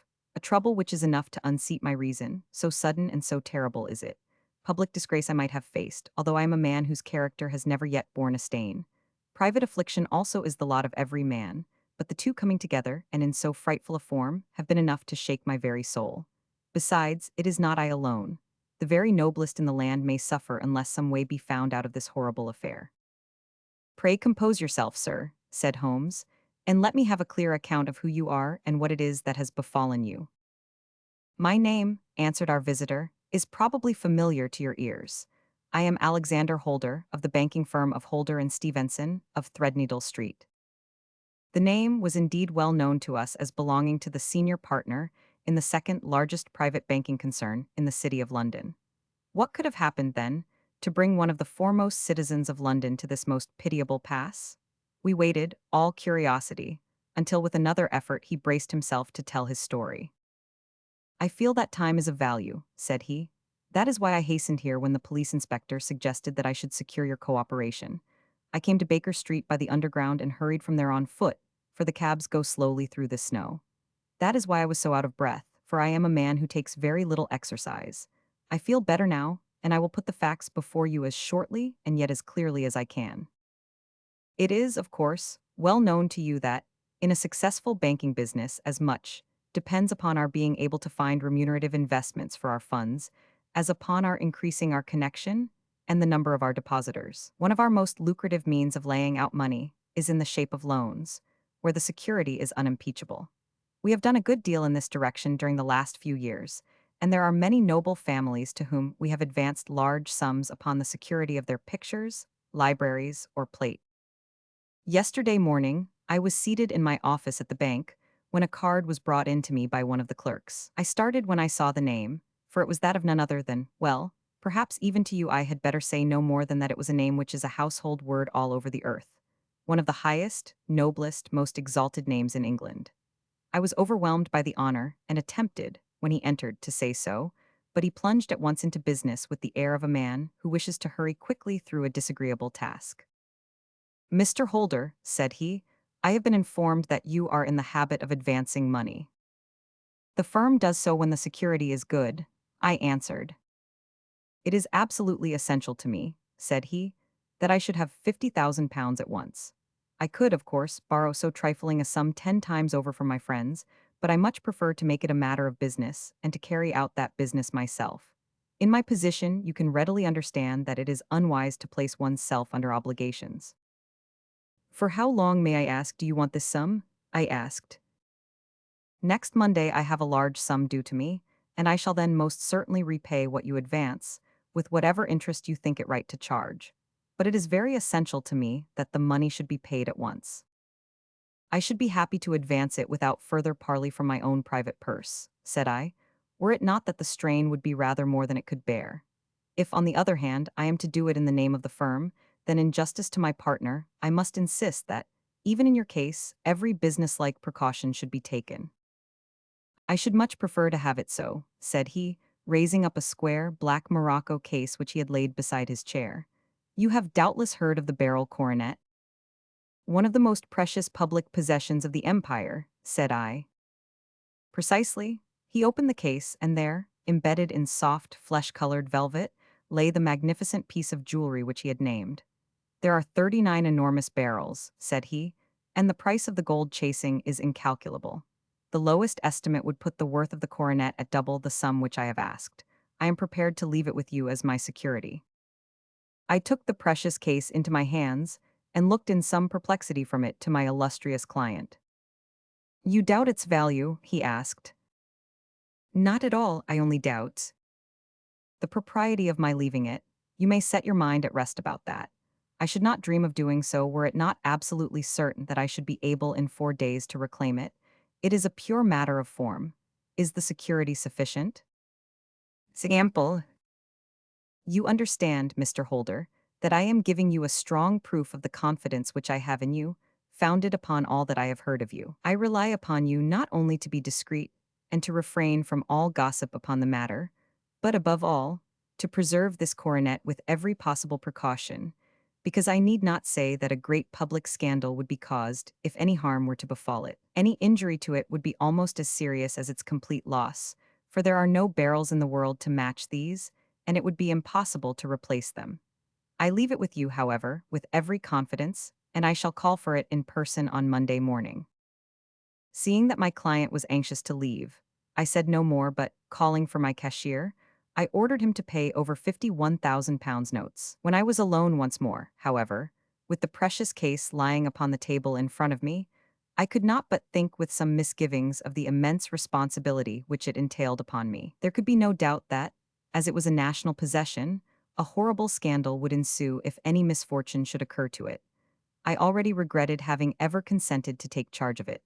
However, it was too late to alter the matter now, so I locked it up in my private safe and turned once more to my work. When evening came, I felt that it would be an imprudence to leave so precious a thing in the office behind me. Bankers' safes had been forced before now, and why should not mine be? If so, how terrible would be the position in which I should find myself. I determined, therefore, that for the next few days I would always carry the case backward and forward with me, so that it might never be really out of my reach. With this intention, I called a cab and drove out to my house at Streatham, carrying the jewel with me. I did not breathe freely until I had taken it upstairs and locked it in the bureau of my dressing room. And now a word as to my household, Mr. Holmes, for I wish you to thoroughly understand the situation. My groom and my page sleep out of the house, and may be set aside altogether. I have 3 maidservants who have been with me a number of years, and whose absolute reliability is quite above suspicion. Another, Lucy Parr, the second waiting maid, has only been in my service a few months. She came with an excellent character, however, and has always given me satisfaction. She is a very pretty girl and has attracted admirers who have occasionally hung about the place. That is the only drawback which we have found to her, but we believe her to be a thoroughly good girl in every way. So much for the servants. My family itself is so small that it will not take me long to describe it. I am a widower and have an only son, Arthur. He has been a disappointment to me, Mr. Holmes, a grievous disappointment. I have no doubt that I am myself to blame. People tell me that I have spoiled him. Very likely I have. When my dear wife died, I felt that he was all I had to love. I could not bear to see the smile fade even for a moment from his face. I have never denied him a wish. Perhaps it would have been better for both of us had I been sterner, but I meant it for the best. It was naturally my intention that he should succeed me in my business, but he was not of a business turn. He was wild, wayward, and to speak the truth, I could not trust him in the handling of large sums of money. When he was young, he became a member of an aristocratic club, and there, having charming manners, he was soon the intimate of a number of men with long purses and expensive habits. He learned to play heavily at cards and to squander money on the turf, until he had again and again to come to me and implore me to give him an advance upon his allowance, that he might settle his debts of honor. He tried more than once to break away from the dangerous company which he was keeping, but each time the influence of his friend, Sir George Burnwell, was enough to draw him back again. And, indeed, I could not wonder that such a man as Sir George Burnwell should gain an influence over him, for he has frequently brought him to my house, and I have found myself that I could hardly resist the fascination of his manner. He is older than Arthur, a man of the world to his fingertips, one who had been everywhere, seen everything, a brilliant talker, and a man of great personal beauty. Yet when I think of him in cold blood, far away from the glamour of his presence, I am convinced from his cynical speech and the look which I have caught in his eyes that he is one who should be deeply distrusted. So I think, and so, too, thinks my little Mary, who has a woman's quick insight into character. and now there is only she to be described. She is my niece, but when my brother died 5 years ago and left her alone in the world, I adopted her, and have looked upon her ever since as my daughter. She is a sunbeam in my house, sweet, loving, beautiful, a wonderful manager and housekeeper, yet as tender and quiet and gentle as a woman could be. She is my right hand. I do not know what I could do without her. In only one matter has she ever gone against my wishes. Twice my boy has asked her to marry him, for he loves her devotedly, but each time she has refused him. I think that if anyone could have drawn him into the right path, it would have been she, and that his marriage might have changed his whole life. But now, alas, it is too late, forever too late. Now, Mr. Holmes, you know the people who live under my roof, and I shall continue with my miserable story. When we were taking coffee in the drawing room that night after dinner, I told Arthur and Mary my experience, and of the precious treasure which we had under our roof, suppressing only the name of my client. Lucy Parr, who had brought in the coffee, had, I am sure, left the room, but I cannot swear that the door was closed. Mary and Arthur were much interested and wished to see the famous coronet, but I thought it better not to disturb it. "Where have you put it?" asked Arthur. "It's in my own bureau." "Well, I hope to goodness the house won't be burgled during the night," said he. "It is locked up," I answered. "Oh, any old key will fit that bureau.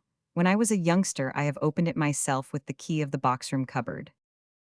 He often had a wild way of talking, so that I thought little of what he said. He followed me to my room, however, that night with a very grave face. "Look here, Dad," said he with his eyes cast down, "can you let me have £200? "No, I cannot," I answered sharply. "I have been far too generous with you in money matters." "You have been very kind," said he, "but I must have this money, or else I can never show my face inside the club again." "And a very good thing, too," I cried. "Yes, but you would not have me leave it a dishonored man," said he. "I could not bear the disgrace. I must raise the money in some way, and if you will not let me have it, then I must try other means." I was very angry, for this was the third demand during the month. "You shall not have a farthing from me," I cried, on which he bowed and left the room without another word. When he was gone, I unlocked my bureau, made sure that my treasure was safe, and locked it again. Then I started to go round the house to see that all was secure, a duty which I usually leave to Mary, but which I thought it well to perform myself that night. As I came down the stairs, I saw Mary herself at the side window of the hall, which she closed and fastened as I approached. "Tell me, Dad," said she, looking, I thought, a little disturbed, "did you give Lucy, the maid, leave to go out tonight?" Certainly not. She came in just now by the back door. I have no doubt that she has only been to the side gate to see someone, but I think that it is hardly safe and should be stopped. You must speak to her in the morning, or I will if you prefer it. Are you sure that everything is fastened?" "Quite sure, Dad." "Then, good night." I kissed her and went up to my bedroom again, where I was soon asleep. I am endeavoring to tell you everything, Mr. Holmes, which may have any bearing upon the case, but I beg that you will question me upon any point which I do not make clear. On the contrary, your statement is singularly lucid. I come to a part of my story now in which I should wish to be particularly so. I am not a very heavy sleeper, and the anxiety in my mind tended, no doubt, to make me even less so than usual. About 2 in the morning, then, I was awakened by some sound in the house. It had ceased ere I was wide awake, but it had left an impression behind it as though a window had gently closed somewhere. I lay listening with all my ears. Suddenly, to my horror, there was a distinct sound of footsteps moving softly in the next room. I slipped out of bed, all palpitating with fear, and peeped round the corner of my dressing-room door. "Arthur," I screamed, "you villain, you thief, how dare you touch that coronet?" The gas was half up as I had left it, and my unhappy boy, dressed only in his shirt and trousers, was standing beside the light, holding the coronet in his hands. He appeared to be wrenching at it, or bending it with all his strength. At my cry, he dropped it from his grasp and turned as pale as death. I snatched it up and examined it. One of the gold corners with 3 of the barrels in it was missing. "You blackguard," I shouted beside myself with rage. "You have destroyed it, you have dishonored me forever. Where are the jewels which you have stolen?" "Stolen," he cried. "Yes, thief," I roared, shaking him by the shoulder. "There are none missing, there cannot be any missing," said he. "There are 3 missing, and you know where they are. Must I call you a liar as well as a thief? Did I not see you trying to tear off another piece? You have called me names enough, said he. I will not stand it any longer. I shall not say another word about this business, since you have chosen to insult me. I will leave your house in the morning and make my own way in the world. You shall leave it in the hands of the police. I cried half mad with grief and rage. I shall have this matter probed to the bottom. You shall learn nothing from me, said he with a passion such as I should not have thought was in his nature. If you choose to call the police, let the police find what they can. By this time the whole house was astir, for I had raised my voice in my anger. Mary was the first to rush into my room, and, at the sight of the coronet and of Arthur's face, she read the whole story, and, with a scream, fell down senseless on the ground. I sent the housemaid for the police and put the investigation into their hands at once. When the inspector and a constable entered the house, Arthur, who had stood sullenly with his arms folded, asked me whether it was my intention to charge him with theft. I answered that it had ceased to be a private matter, but had become a public one, since the ruined coronet was national property. I was determined that the law should have its way in everything. At least, said he, you will not have me arrested at once. It would be to your advantage as well as mine if I might leave the house for 5 minutes. That you may get away, or perhaps that you may conceal what you have stolen, said I, and then, realizing the dreadful position in which I was placed, I implored him to remember that not only my honor but that of one who was far greater than I was at stake, and that he threatened to raise a scandal which would convulse the nation. He might avert it all if he would but tell me what he had done with the 3 missing stones. You may as well face the matter, said I. You have been caught in the act, and no confession could make your guilt more heinous. If you but make such reparation as is in your power, by telling us where the barrels are, all shall be forgiven and forgotten. Keep your forgiveness for those who ask for it, he answered, turning away from me with a sneer. I saw that he was too hardened for any words of mine to influence him. There was but one way for it. I called in the inspector and gave him into custody. A search was made at once not only of his person, but of his room and of every portion of the house where he could possibly have concealed the gems. But no trace of them could be found, nor would the wretched boy open his mouth for all our persuasions and our threats. This morning he was removed to a cell, and I, after going through all the police formalities, have hurried round to you to implore you to use your skill in unraveling the matter. The police have openly confessed that they can at present make nothing of it. You may go to any expense which you think necessary. I have already offered a reward of £1,000. My God, what shall I do? I have lost my honor, my gems, and my son in one night. Oh, what shall I do? He put a hand on either side of his head, and rocked himself to and fro, droning to himself like a child whose grief has got beyond words. Sherlock Holmes sat silent for some few minutes, with his brows knitted and his eyes fixed upon the fire. Do you receive much company? He asked. None save my partner with his family and an occasional friend of Arthur S. Sir George Burnwell has been several times lately. No one else, I think. Do you go out much in society? Arthur does. Mary and I stay at home. We neither of us care for it. That is unusual in a young girl. She is of a quiet nature. Besides, she is not so very young. She is 24. This matter, from what you say, seems to have been a shock to her also. Terrible, she is even more affected than I. You have neither of you any doubt as to your son's guilt. How can we have when I saw him with my own eyes with the coronet in his hands? I hardly consider that a conclusive proof. Was the remainder of the coronet at all injured? Yes, it was twisted. Do you not think, then, that he might have been trying to straighten it? God bless you, you are doing what you can for him and for me, but it is too heavy a task. What was he doing there at all? If his purpose were innocent, why did he not say so? Precisely, and if it were guilty, why did he not invent a lie? His silence appears to me to cut both ways. There are several singular points about the case. What did the police think of the noise which awoke you from your sleep? They considered that it might be caused by Arthur's closing his bedroom door. A likely story, as if a man bent on felony would slam his door so as to wake a household. What did they say, then, of the disappearance of these gems? They are still sounding the planking and probing the furniture in the hope of finding them. Have they thought of looking outside the house? Yes, they have shown extraordinary energy. The whole garden has already been minutely examined. Now, my dear sir, said Holmes, Is it not obvious to you now that this matter really strikes very much deeper than either you or the police were at first inclined to think? It appeared to you to be a simple case. To me, it seems exceedingly complex. Consider what is involved by your theory. You suppose that your son came down from his bed, went at great risk to your dressing room, opened your bureau, took out your coronet, broke off by main force a small portion of it, went off to some other place, concealed 3 gems out of the 39, with such skill that nobody can find them, and then returned with the other 36 into the room in which he exposed himself to the greatest danger of being discovered. I ask you now, is such a theory tenable? But what other is there? Cried the banker with a gesture of despair.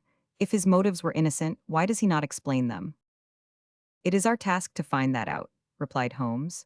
So now, if you please, Mr. Holder, we will set off for Streatham together, and devote an hour to glancing a little more closely into details. My friend insisted upon my accompanying them in their expedition, which I was eager enough to do, for my curiosity and sympathy were deeply stirred by the story to which we had listened. I confess that the guilt of the banker's son appeared to me to be as obvious as it did to his unhappy father, but still, I had such faith in Holmes' judgment that I felt that there must be some grounds for hope as long as he was dissatisfied with the accepted explanation. He hardly spoke a word the whole way out to the southern suburb, but sat with his chin upon his breast and his hat drawn over his eyes, sunk in the deepest thought. Our client appeared to have taken fresh heart at the little glimpse of hope which had been presented to him, and he even broke into a desultory chat with me over his business affairs. A short railway journey and a shorter walk brought us to Fairbank, the modest residence of the great financier. Fairbank was a good-sized square house of white stone, standing back a little from the road. A double carriage sweep with a snow-clad lawn stretched down in front to 2 large iron gates which closed the entrance. On the right side was a small wooden thicket, which led into a narrow path between 2 neat hedges stretching from the road to the kitchen door and forming the tradesman's entrance. On the left ran a lane which led to the stables, and was not itself within the grounds at all, being a public, though little used, thoroughfare. Holmes left us standing at the door and walked slowly all round the house, across the front, down the tradesman's path, and so round by the garden behind into the stable lane. So long was he that Mr. Holder and I went into the dining room and waited by the fire until he should return. We were sitting there in silence when the door opened, and a young lady came in.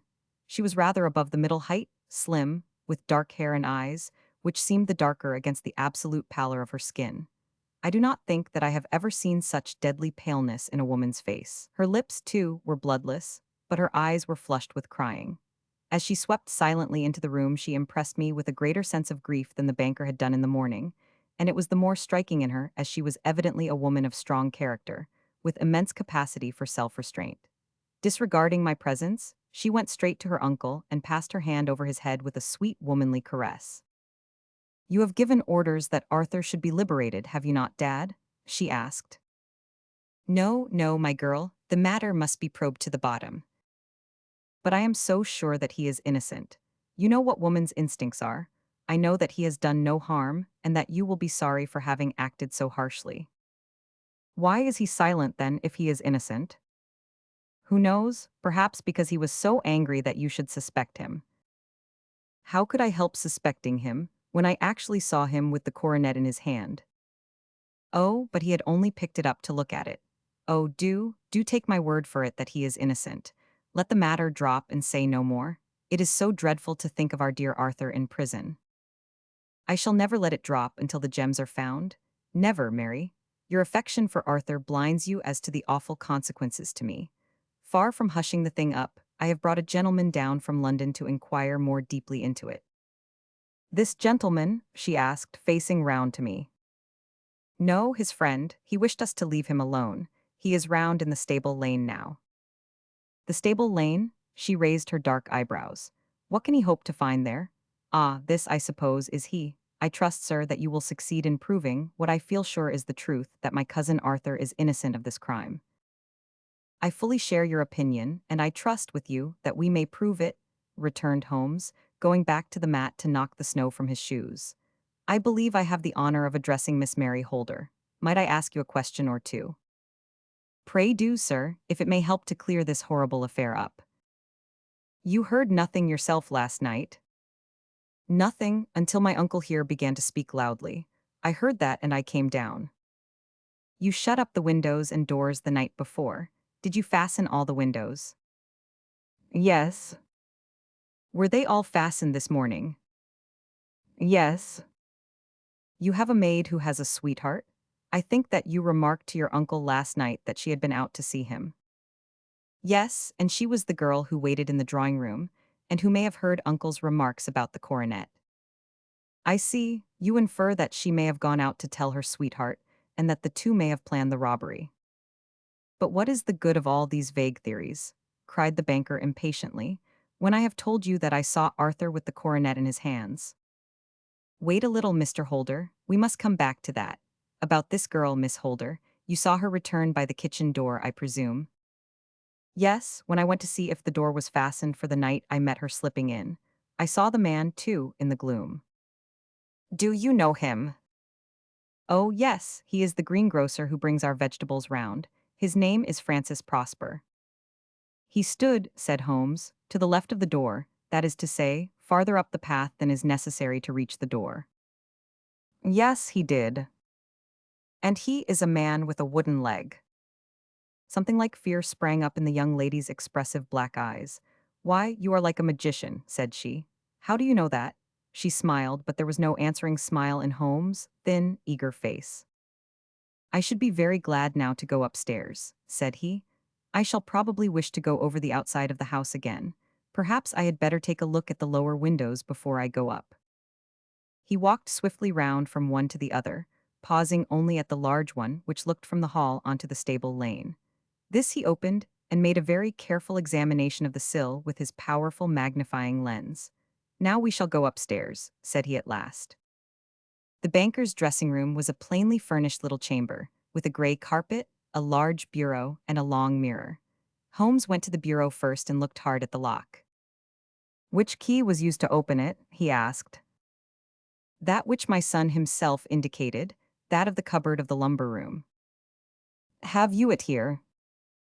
That is it on the dressing table. Sherlock Holmes took it up and opened the bureau. It is a noiseless lock, said he. It is no wonder that it did not wake you. This case, I presume, contains the coronet. We must have a look at it. He opened the case, and taking out the diadem, he laid it upon the table. It was a magnificent specimen of the jeweler's art, and the 36 stones were the finest that I have ever seen. At one side of the coronet was a cracked edge, where a corner holding 3 gems had been torn away. Now, Mr. Holder, said Holmes, here is the corner which corresponds to that which has been so unfortunately lost. Might I beg that you will break it off? The banker recoiled in horror.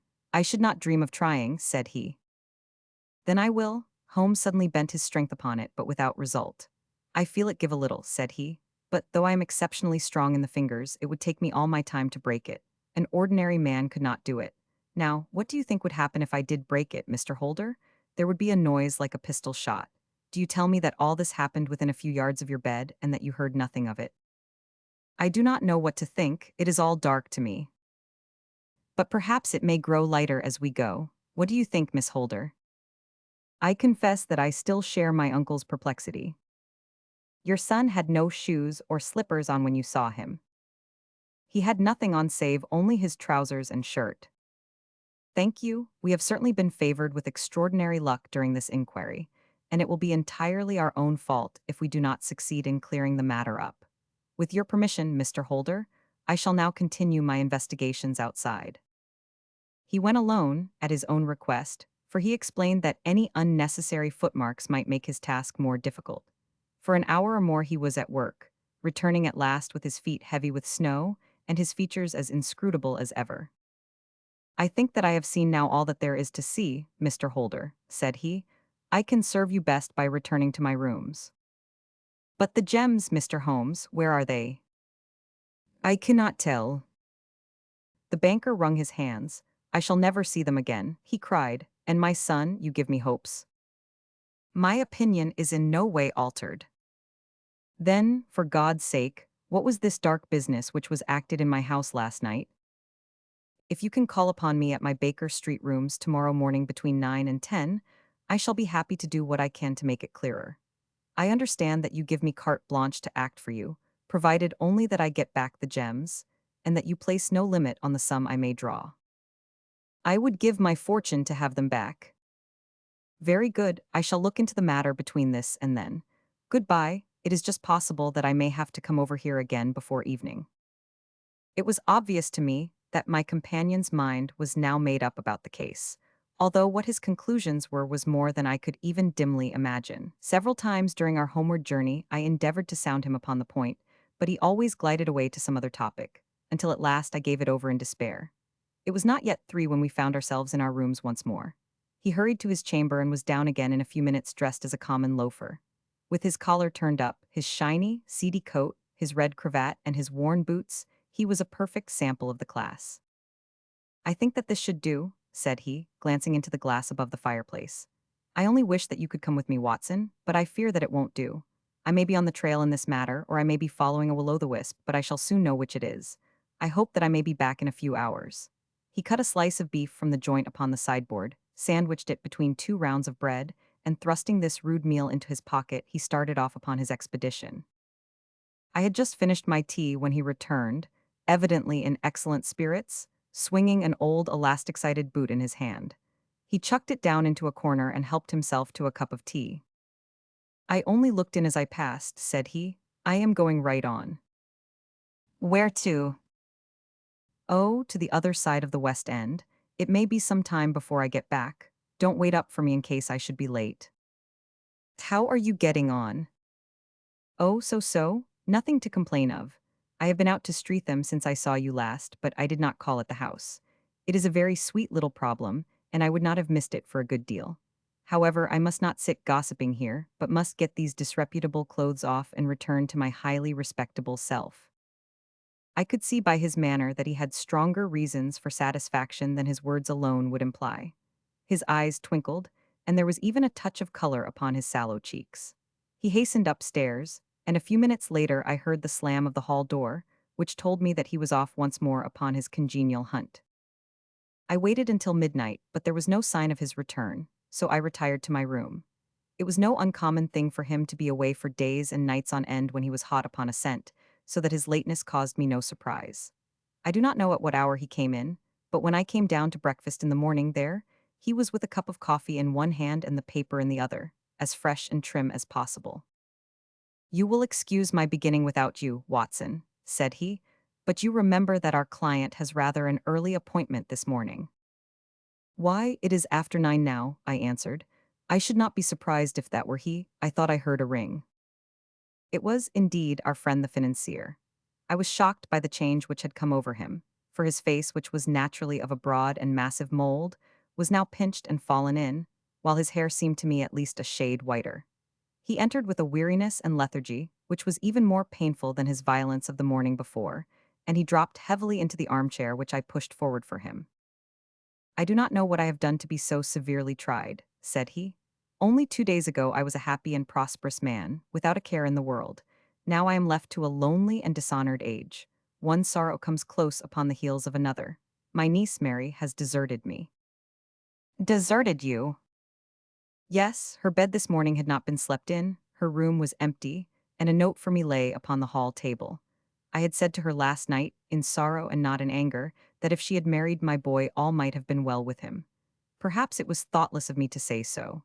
It is to that remark that she refers in this note. My dearest uncle, I feel that I have brought trouble upon you, and that if I had acted differently this terrible misfortune might never have occurred. I cannot, with this thought in my mind, ever again be happy under your roof, and I feel that I must leave you forever.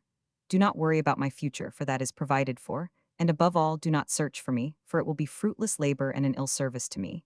In life or in death, I am ever your loving. Mary. What could she mean by that note, Mr. Holmes? Do you think it points to suicide? No, nothing of the kind. It is perhaps the best possible solution. I trust, Mr. Holder, that you are nearing the end of your troubles. Ha, you say so. You have heard something, Mr. Holmes. You have learned something. Where are the gems? You would not think £1,000 apiece an excessive sum for them. I would pay 10. That would be unnecessary. 3,000 will cover the matter, and there is a little reward, I fancy. Have you your checkbook? Here is a pen. Better make it out for £4,000. With a dazed face, the banker made out the required check. Holmes walked over to his desk, took out a little triangular piece of gold with 3 gems in it, and threw it down upon the table. With a shriek of joy, our client clutched it up. "You have it," he gasped. "I am saved, I am saved." The reaction of joy was as passionate as his grief had been, and he hugged his recovered gems to his bosom. "There is one other thing you owe, Mr. Holder," said Sherlock Holmes rather sternly. "Oh," he caught up a pen. "Name the sum and I will pay it." "No, the debt is not to me. You owe a very humble apology to that noble lad, your son, who has carried himself in this matter as I should be proud to see my own son do, should I ever chance to have one. Then it was not Arthur who took them. I told you yesterday, and I repeat today, that it was not." "You are sure of it? Then let us hurry to him at once to let him know that the truth is known." "He knows it already. When I had cleared it all up, I had an interview with him, and finding that he would not tell me the story, I told it to him, on which he had to confess that I was right and to add the very few details which were not yet quite clear to me. Your news of this morning, however, may open his lips. For heaven's sake, tell me then, what is this extraordinary mystery?" "I will do so, and I will show you the steps by which I reached it. And let me say to you, first, that which it is hardest for me to say and for you to hear, there has been an understanding between Sir George Burnwell and your niece Mary. They have now fled together." "My Mary, impossible." "It is unfortunately more than possible. It is certain. Neither you nor your son knew the true character of this man when you admitted him into your family's circle. He is one of the most dangerous men in England, a ruined gambler, an absolutely desperate villain, a man without heart or conscience. Your niece knew nothing of such men. When he breathed his vows to her, as he had done to 100 before her, she flattered herself that she alone had touched his heart. The devil knows best what he said, but at least she became his tool and was in the habit of seeing him nearly every evening. "I cannot and I will not believe it," cried the banker with an ashen face. "I will tell you then what occurred in your house last night. Your niece, when you had, as she thought, gone to your room, slipped down and talked to her lover through the window which leads into the stable lane. His footmarks had pressed right through the snow, so long had he stood there. She told him of the coronet. His wicked lust for gold kindled at the news, and he bent her to his will. I have no doubt that she loved you, but there are women in whom the love of a lover extinguishes all other loves, and I think that she must have been one. She had hardly listened to his instructions when she saw you coming downstairs, on which she closed the window rapidly, and told you about one of the servants' escapade with her wooden-legged lover, which was all perfectly true. Your boy Arthur went to bed after his interview with you, but he slept badly on account of his uneasiness about his club debts. In the middle of the night he heard a soft tread pass his door, so he rose and, looking out, was surprised to see his cousin walking very stealthily along the passage until she disappeared into your dressing room.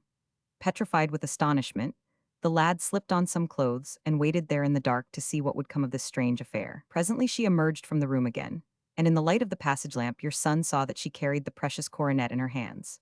She passed down the stairs, and he, thrilling with horror, ran along and slipped behind the curtain near your door, whence he could see what passed in the hall beneath. He saw her stealthily open the window, hand out the coronet to someone in the gloom, and then closing it once more hurry back to her room, passing quite close to where he stood hid behind the curtain. As long as she was on the scene, he could not take any action without a horrible exposure of the woman whom he loved. But the instant that she was gone, he realized how crushing a misfortune this would be for you, and how all-important it was to set it right.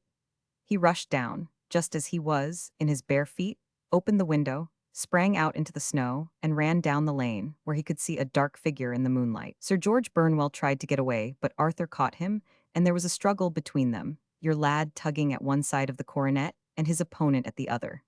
In the scuffle, your son struck Sir George and cut him over the eye. Then something suddenly snapped, and your son, finding that he had the coronet in his hands, rushed back, closed the window, ascended to your room, and had just observed that the coronet had been twisted in the struggle and was endeavoring to straighten it when you appeared upon the scene.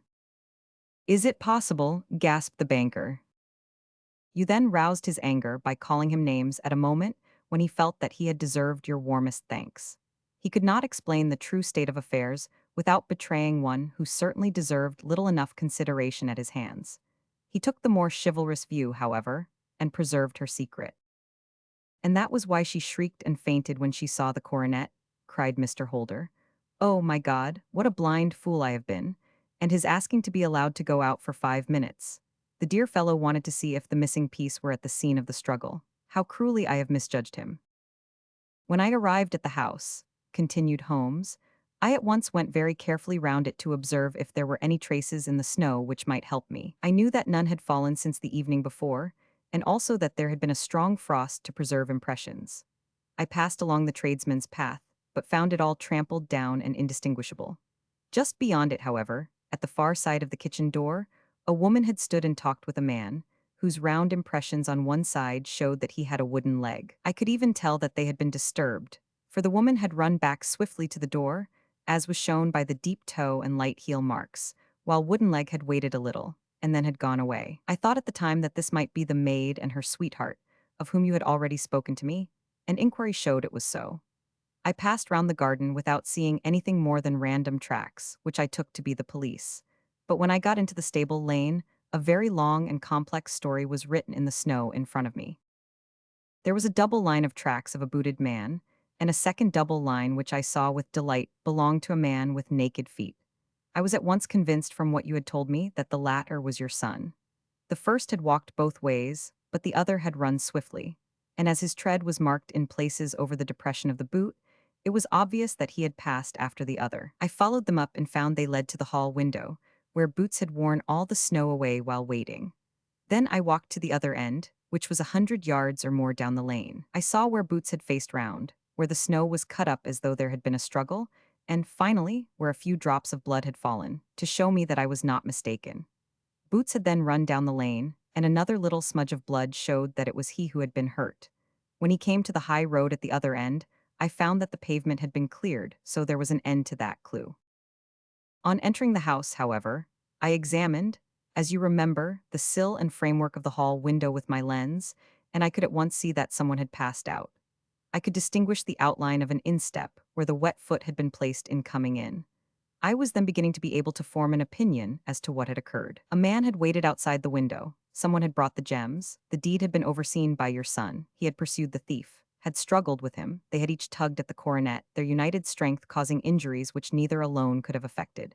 He had returned with the prize, but had left a fragment in the grasp of his opponent. So far I was clear. The question now was, who was the man, and who was it brought him the coronet? It is an old maxim of mine that when you have excluded the impossible, whatever remains, however improbable, must be the truth. Now, I knew that it was not you who had brought it down, so there only remained your niece and the maids. But if it were the maids, why should your son allow himself to be accused in their place? There could be no possible reason. As he loved his cousin, however, there was an excellent explanation why he should retain her secret, the more so as the secret was a disgraceful one. When I remembered that you had seen her at that window, and how she had fainted on seeing the coronet again, my conjecture became a certainty. And who could it be who was her confederate? A lover, evidently, for who else could outweigh the love and gratitude which she must feel to you? I knew that you went out little, and that your circle of friends was a very limited one. But among them was Sir George Burnwell. I had heard of him before as being a man of evil reputation among women. It must have been he who wore those boots and retained the missing gems. Even though he knew that Arthur had discovered him, he might still flatter himself that he was safe, for the lad could not say a word without compromising his own family. Well, your own good sense will suggest what measures I took next. I went in the shape of a loafer to Sir George's house, managed to pick up an acquaintance with his valet, learned that his master had cut his head the night before, and, finally, at the expense of 6 shillings, made all sure by buying a pair of his cast-off shoes. With these I journeyed down to Streatham and saw that they exactly fitted the tracks. "I saw an ill-dressed vagabond in the lane yesterday evening," said Mr. Holder.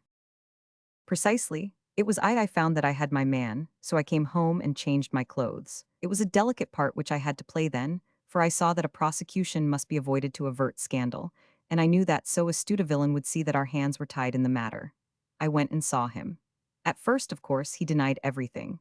But when I gave him every particular that had occurred, he tried to bluster and took down a life-preserver from the wall. I knew my man, however, and I clapped a pistol to his head before he could strike. Then he became a little more reasonable. I told him that we would give him a price for the stones he held, pound 1,000 apiece. That brought out the first signs of grief that he had shown. 'Why, dash it all,' said he, 'I've let them go at 600 for the three.' I soon managed to get the address of the receiver who had them, on promising him that there would be no prosecution. Off I set to him, and after much chaffering I got our stones at £1,000 apiece. Then I looked in upon your son, told him that all was right, and eventually got to my bed about 2 o'clock, after what I may call a really hard day's work. A day which has saved England from a great public scandal, said the banker, rising. Sir, I cannot find words to thank you, but you shall not find me ungrateful for what you have done. Your skill has indeed exceeded all that I have heard of it, and now I must fly to my dear boy to apologize to him for the wrong which I have done him. As to what you tell me of poor Mary, it goes to my very heart. Not even your skill can inform me where she is now. I think that we may safely say, returned Holmes, that she is wherever Sir George Burnwell is. It is equally certain, too, that whatever her sins are, they will soon receive a more than sufficient punishment. Chapter 12. The Adventure of the Copper Beeches. To the man who loves art for its own sake, remarked Sherlock Holmes, tossing aside the advertisement sheet of the Daily Telegraph, it is frequently in its least important and lowliest manifestations that the keenest pleasure is to be derived. It is pleasant to me to observe, Watson, that you have so far grasped this truth that in these little records of our cases which you have been good enough to draw up, and I am bound to say, occasionally to embellish, you have given prominence not so much to the many causes celebres and sensational trials in which I have figured, but rather to those incidents which may have been trivial in themselves, but which have given room for those faculties of deduction and of logical synthesis which I have made my special province. And yet, said I, smiling, I cannot quite hold myself absolved from the charge of sensationalism which has been urged against my records. You have erred, perhaps, he observed, taking up a glowing cinder with the tongs, and lighting with it the long cherrywood pipe which was wont to replace his clay when he was in a disputatious, rather than a meditative mood. You have erred perhaps in attempting to put color and life into each of your statements, instead of confining yourself to the task of placing upon record that severe reasoning from cause to effect which is really the only notable feature about the thing. It seems to me that I have done you full justice in the matter, I remarked with some coldness, for I was repelled by the egotism which I had more than once observed to be a strong factor in my friend's singular character. No, it is not selfishness or conceit, said he, answering, as was his wont, my thoughts rather than my words. If I claim full justice for my art, it is because it is an impersonal thing, a thing beyond myself. Crime is common. Logic is rare. Therefore it is upon the logic rather than upon the crime that you should dwell. You have degraded what should have been a course of lectures into a series of tales. It was a cold morning of the early spring, and we sat after breakfast on either side of a cheery fire in the old room at Baker Street. A thick fog rolled down between the lines of dun-colored houses, and the opposing windows loomed like dark, shapeless blurs through the heavy yellow wreaths. Our gas was lit and shone on the white cloth and glimmer of china and metal, for the table had not been cleared yet. Sherlock Holmes had been silent all the morning, dipping continuously into the advertisement columns of a succession of papers, until at last, having apparently given up his search, he had emerged in no very sweet temper to lecture me upon my literary shortcomings. At the same time, he remarked after a pause, during which he had sat puffing at his long pipe and gazing down into the fire, you can hardly be open to a charge of sensationalism, for out of these cases which you have been so kind as to interest yourself in, a fair proportion do not treat of crime, in its legal sense, at all. The small matter in which I endeavored to help the King of Bohemia, the singular experience of Miss Mary Sutherland, the problem connected with the man with the twisted lip, and the incident of the noble bachelor, were all matters which are outside the pale of the law. But in avoiding the sensational, I fear that you may have bordered on the trivial. The end may have been so, I answered, but the methods I hold to have been novel and of interest. Pshaw, my dear fellow, what do the public, the great unobservant public, who could hardly tell a weaver by his tooth or a compositor by his left thumb, care about the finer shades of analysis and deduction? But indeed, if you are trivial, I cannot blame you, for the days of the great cases are past. Man, or at least criminal man, has lost all enterprise and originality. As to my own little practice, it seems to be degenerating into an agency for recovering lost lead pencils and giving advice to young ladies from boarding schools. I think that I have touched bottom at last, however. This note I had this morning marks my 0 point, I fancy. Read it. He tossed a crumpled letter across to me. It was dated from Montague Place upon the preceding evening, and ran thus. Dear Mr. Holmes, I am very anxious to consult you as to whether I should or should not accept a situation which has been offered to me as governess. I shall call at 10:30 tomorrow if I do not inconvenience you. Yours faithfully. Violet Hunter. Do you know the young lady? I asked. Not I. It is 10:30 now. Yes, and I have no doubt that is her ring. It may turn out to be of more interest than you think. You remember that the affair of the blue carbuncle, which appeared to be a mere whim at first, developed into a serious investigation. It may be so in this case also. Well, let us hope so. But our doubts will very soon be solved, for here, unless I am much mistaken, is the person in question. As he spoke, the door opened, and a young lady entered the room. She was plainly but neatly dressed, with a bright, quick face, freckled like a plover's egg, and with the brisk manner of a woman who has had her own way to make in the world. You will excuse my troubling you, I am sure, said she, as my companion rose to greet her, but I have had a very strange experience, and as I have no parents or relations of any sort from whom I could ask advice, I thought that perhaps you would be kind enough to tell me what I should do. Pray take a seat, Miss Hunter. I shall be happy to do anything that I can to serve you. I could see that Holmes was favorably impressed by the manner and speech of his new client. He looked her over in his searching fashion, and then composed himself, with his lids drooping and his fingertips together, to listen to her story. I have been a governess for 5 years, said she, in the family of Colonel Spence Munro, but 2 months ago the colonel received an appointment at Halifax, in Nova Scotia, and took his children over to America with him, so that I found myself without a situation. I advertised and I answered advertisements, but without success.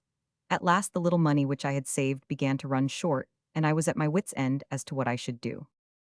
There is a well-known agency for governesses in the West End called Westaway S, and there I used to call about once a week in order to see whether anything had turned up which might suit me. Westaway was the name of the founder of the business, but it is really managed by Miss Stoper. She sits in her own little office, and the ladies who are seeking employment wait in an anteroom, and are then shown in one by one, when she consults her ledgers and sees whether she has anything which would suit them. Well, when I called last week, I was shown into the little office as usual, but I found that Miss Stoper was not alone.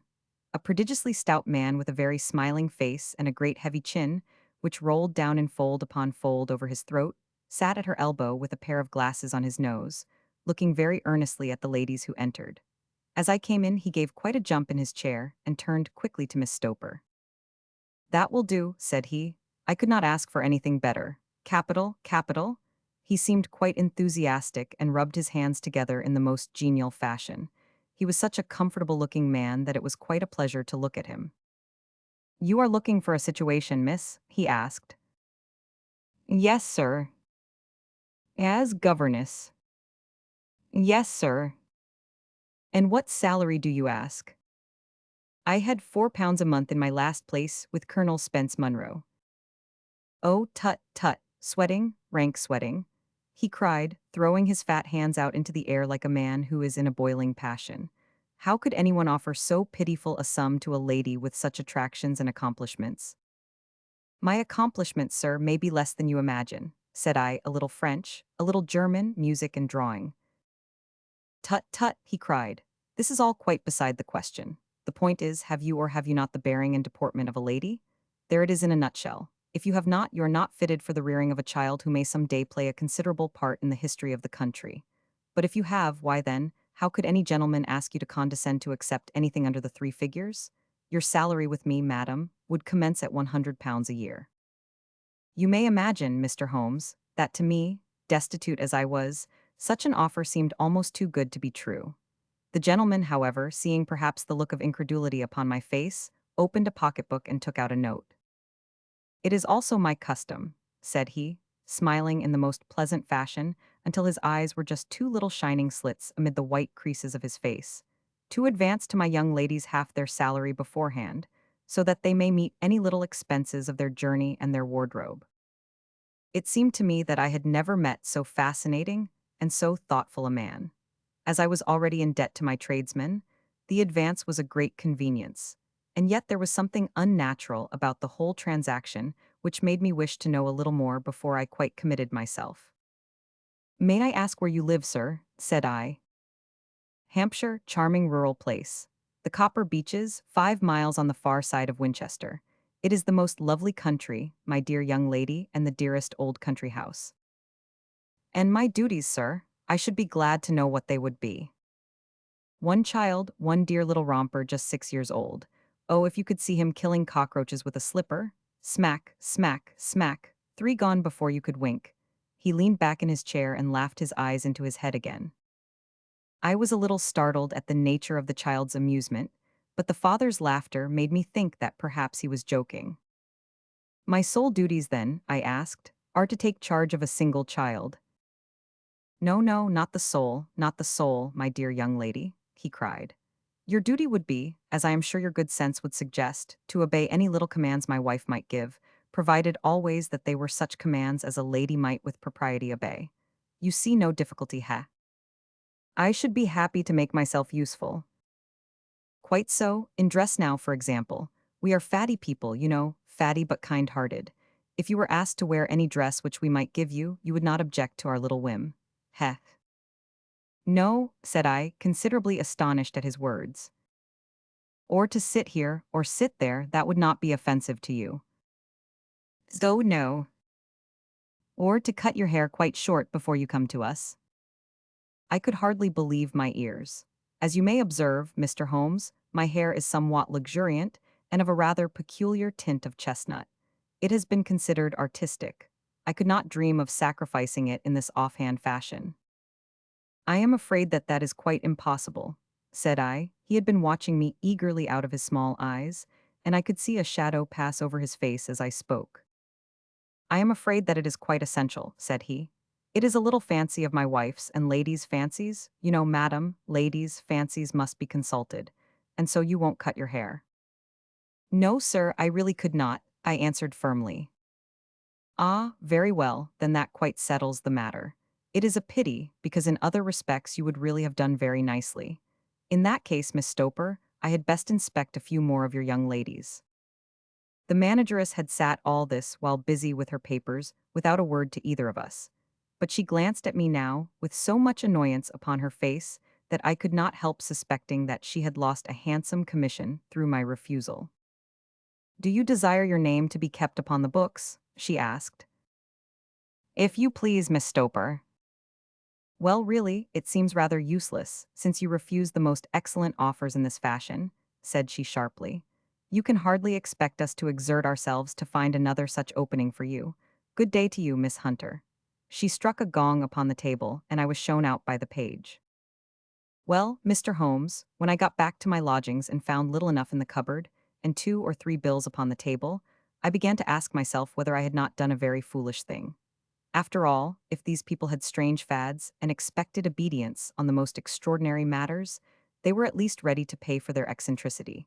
Very few governesses in England are getting £100 a year. Besides, what use was my hair to me? Many people are improved by wearing it short, and perhaps I should be among the number. Next day I was inclined to think that I had made a mistake, and by the day after I was sure of it. I had almost overcome my pride so far as to go back to the agency and inquire whether the place was still open when I received this letter from the gentleman himself. I have it here and I will read it to you. The Copper Beeches, near Winchester. Dear Miss Hunter, Miss Stoper has very kindly given me your address, and I write from here to ask you whether you have reconsidered your decision. My wife is very anxious that you should come, for she has been much attracted by my description of you. We are willing to give £30 a quarter, or £120 a year, so as to recompense you for any little inconvenience which our fads may cause you. They are not very exacting, after all.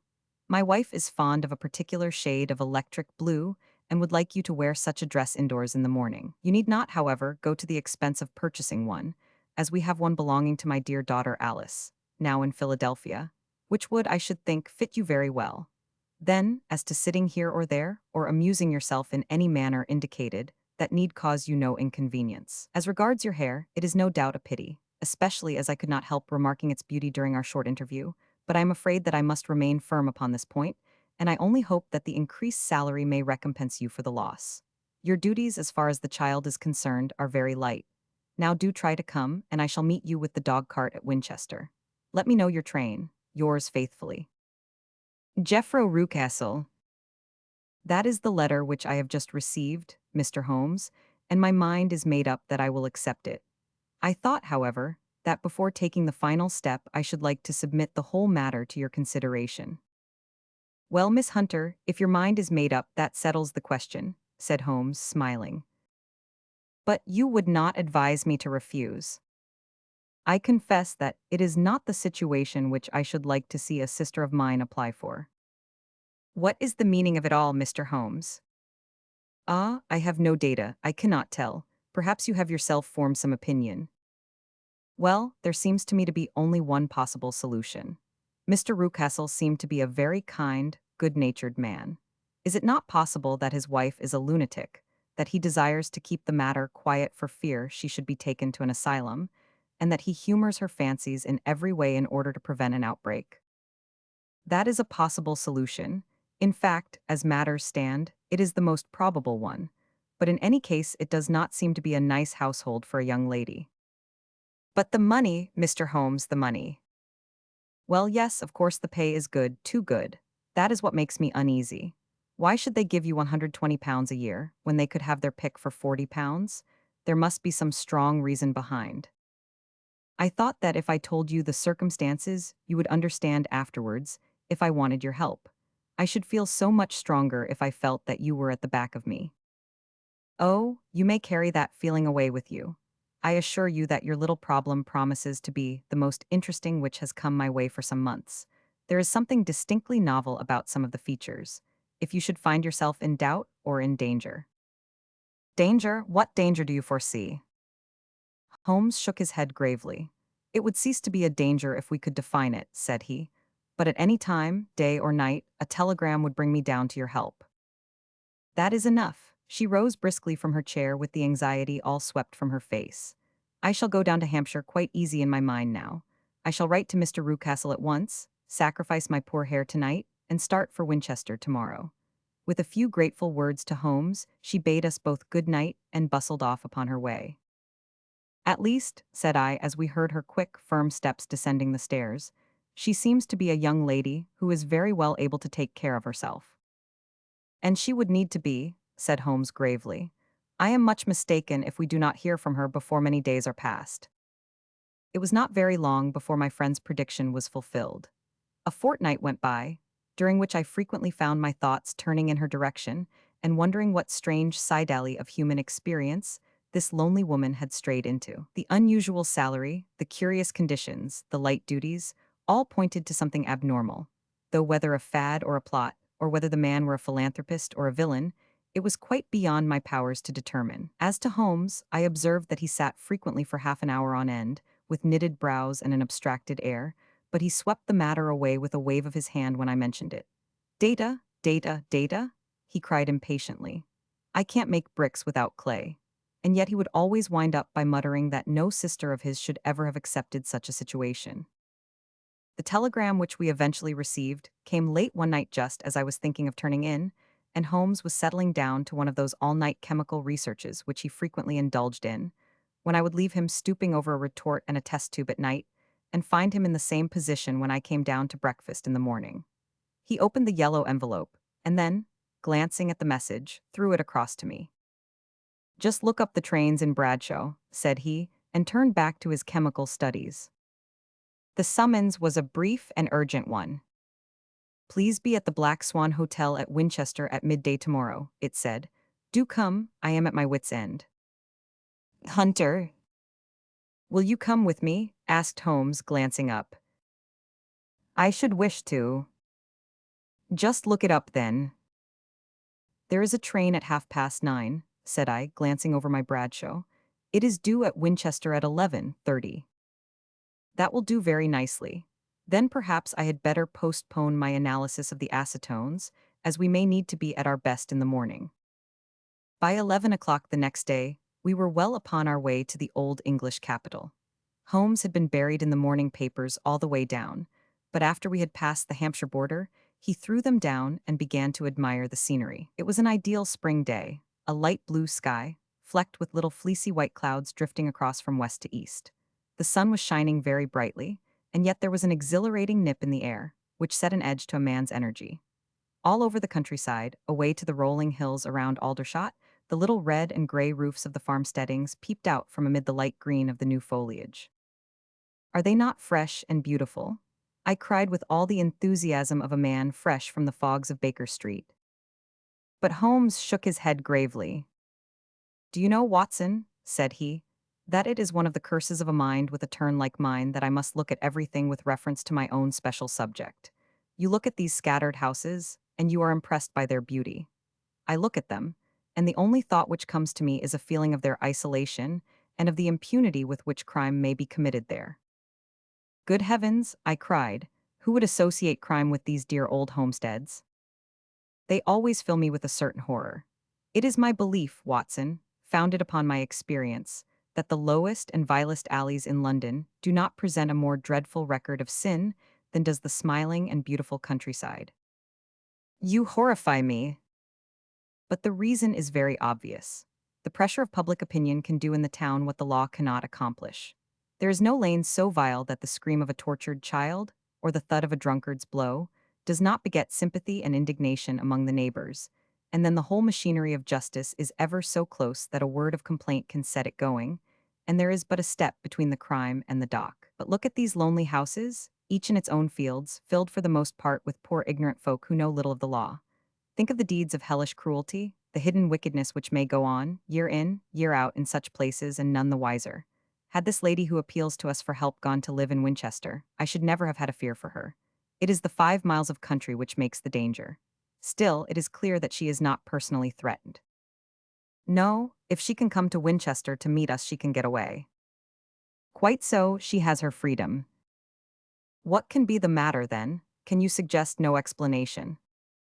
I have devised 7 separate explanations, each of which would cover the facts as far as we know them. But which of these is correct can only be determined by the fresh information which we shall no doubt find waiting for us. Well, there is the tower of the cathedral, and we shall soon learn all that Miss Hunter has to tell.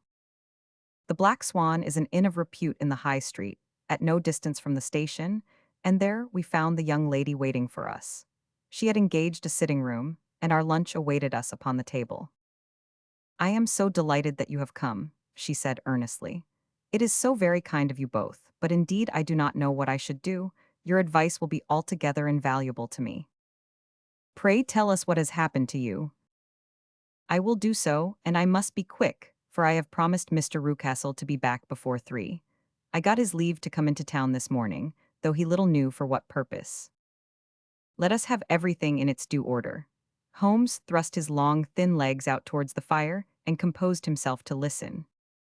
In the first place, I may say that I have met, on the whole, with no actual ill treatment from Mr. and Mrs. Rucastle. It is only fair to them to say that, but I cannot understand them, and I am not easy in my mind about them. What can you not understand? Their reasons for their conduct, but you shall have it all just as it occurred. When I came down, Mr. Rucastle met me here and drove me in his dog-cart to the Copper Beeches. It is, as he said, beautifully situated, but it is not beautiful in itself, for it is a large square block of a house, whitewashed, but all stained and streaked with damp and bad weather. There are grounds round it, woods on 3 sides, and on the fourth a field which slopes down to the Southampton High Road, which curves past about 100 yards from the front door. This ground in front belongs to the house, but the woods all round are part of Lord Southerton's preserves. A clump of copper beeches immediately in front of the hall door has given its name to the place. I was driven over by my employer, who was as amiable as ever, and was introduced by him that evening to his wife and the child. There was no truth, Mr. Holmes, in the conjecture which seemed to us to be probable in your rooms at Baker Street. Mrs. Rucastle is not mad. I found her to be a silent, pale-faced woman, much younger than her husband, not more than 30, I should think, while he can hardly be less than 45. From their conversation, I have gathered that they have been married about 7 years, that he was a widower, and that his only child by the first wife was the daughter who has gone to Philadelphia. Mr. Rucastle told me in private that the reason why she had left them was that she had an unreasoning aversion to her stepmother. As the daughter could not have been less than 20, I can quite imagine that her position must have been uncomfortable with her father's young wife. Mrs. Rucastle seemed to me to be colorless in mind as well as in feature. She impressed me neither favorably nor the reverse. She was a nonentity. It was easy to see that she was passionately devoted both to her husband and to her little son. Her light gray eyes wandered continually from one to the other, noting every little want and forestalling it if possible. He was kind to her also in his bluff, boisterous fashion, and on the whole they seemed to be a happy couple. And yet she had some secret sorrow, this woman. She would often be lost in deep thought, with the saddest look upon her face. More than once I have surprised her in tears. I have thought sometimes that it was the disposition of her child which weighed upon her mind, for I have never met so utterly spoiled and so ill-natured a little creature. He is small for his age, with a head which is quite disproportionately large. His whole life appears to be spent in an alternation between savage fits of passion and gloomy intervals of sulking. Giving pain to any creature weaker than himself seems to be his one idea of amusement, and he shows quite remarkable talent in planning the capture of mice, little birds, and insects. But I would rather not talk about the creature, Mr. Holmes, and, indeed, he has little to do with my story. I am glad of all details, remarked my friend, whether they seem to you to be relevant or not. I shall try not to miss anything of importance. The one unpleasant thing about the house which struck me at once was the appearance and conduct of the servants. There are only two, a man and his wife. Toller, for that is his name, is a rough, uncouth man, with grizzled hair and whiskers, and a perpetual smell of drink. Twice since I have been with them he has been quite drunk, and yet Mr. Rucastle seemed to take no notice of it. His wife is a very tall and strong woman with a sour face, as silent as Mrs. Rucastle, and much less amiable. They are a most unpleasant couple, but fortunately I spend most of my time in the nursery and my own room, which are next to each other in one corner of the building. For 2 days after my arrival at the Copper Beeches my life was very quiet. On the third, Mrs. Rucastle came down just after breakfast and whispered something to her husband. "Oh, yes," said he, turning to me, "we are very much obliged to you, Miss Hunter, for falling in with our whims so far as to cut your hair. I assure you that it has not detracted in the tiniest iota from your appearance. We shall now see how the electric blue dress will become you. You will find it laid out upon the bed in your room, and if you would be so good as to put it on, we should both be extremely obliged." The dress which I found waiting for me was of a peculiar shade of blue. It was of excellent material, a sort of beige, but it bore unmistakable signs of having been worn before. It could not have been a better fit if I had been measured for it. Both Mr. and Mrs. Rucastle expressed a delight at the look of it, which seemed quite exaggerated in its vehemence. They were waiting for me in the drawing room, which is a very large room, stretching along the entire front of the house, with 3 long windows reaching down to the floor. A chair had been placed close to the central window, with its back turned towards it. In this I was asked to sit, and then Mr. Rucastle, walking up and down on the other side of the room, began to tell me a series of the funniest stories that I have ever listened to. You cannot imagine how comical he was, and I laughed until I was quite weary. Mrs. Rucastle, however, who has evidently no sense of humor, never so much as smiled, but sat with her hands in her lap and a sad, anxious look upon her face. After an hour or so, Mr. Rucastle suddenly remarked that it was time to commence the duties of the day, and that I might change my dress and go to little Edward in the nursery. 2 days later, this same performance was gone through under exactly similar circumstances. Again, I changed my dress. Again, I sat in the window, and again, I laughed very heartily at the funny stories of which my employer had an immense repertoire, and which he told inimitably. Then he handed me a yellow-backed novel, and moving my chair a little sideways that my own shadow might not fall upon the page, he begged me to read aloud to him. I read for about 10 minutes, beginning in the heart of a chapter, and then suddenly, in the middle of a sentence, he ordered me to cease and to change my dress. You can easily imagine, Mr. Holmes, how curious I became as to what the meaning of this extraordinary performance could possibly be. They were always very careful, I observed, to turn my face away from the window, so that I became consumed with the desire to see what was going on behind my back. At first it seemed to be impossible, but I soon devised a means.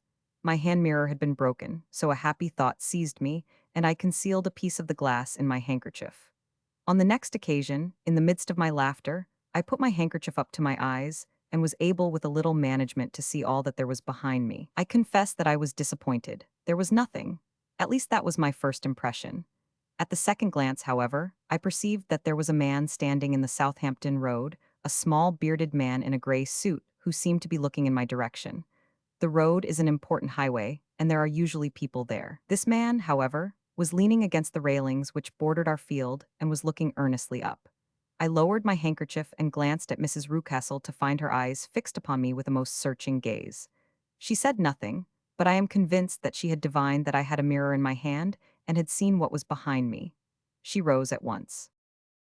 "Jeffro," said she, "there is an impertinent fellow upon the road there who stares up at Miss Hunter." "No friend of yours, Miss Hunter?" he asked.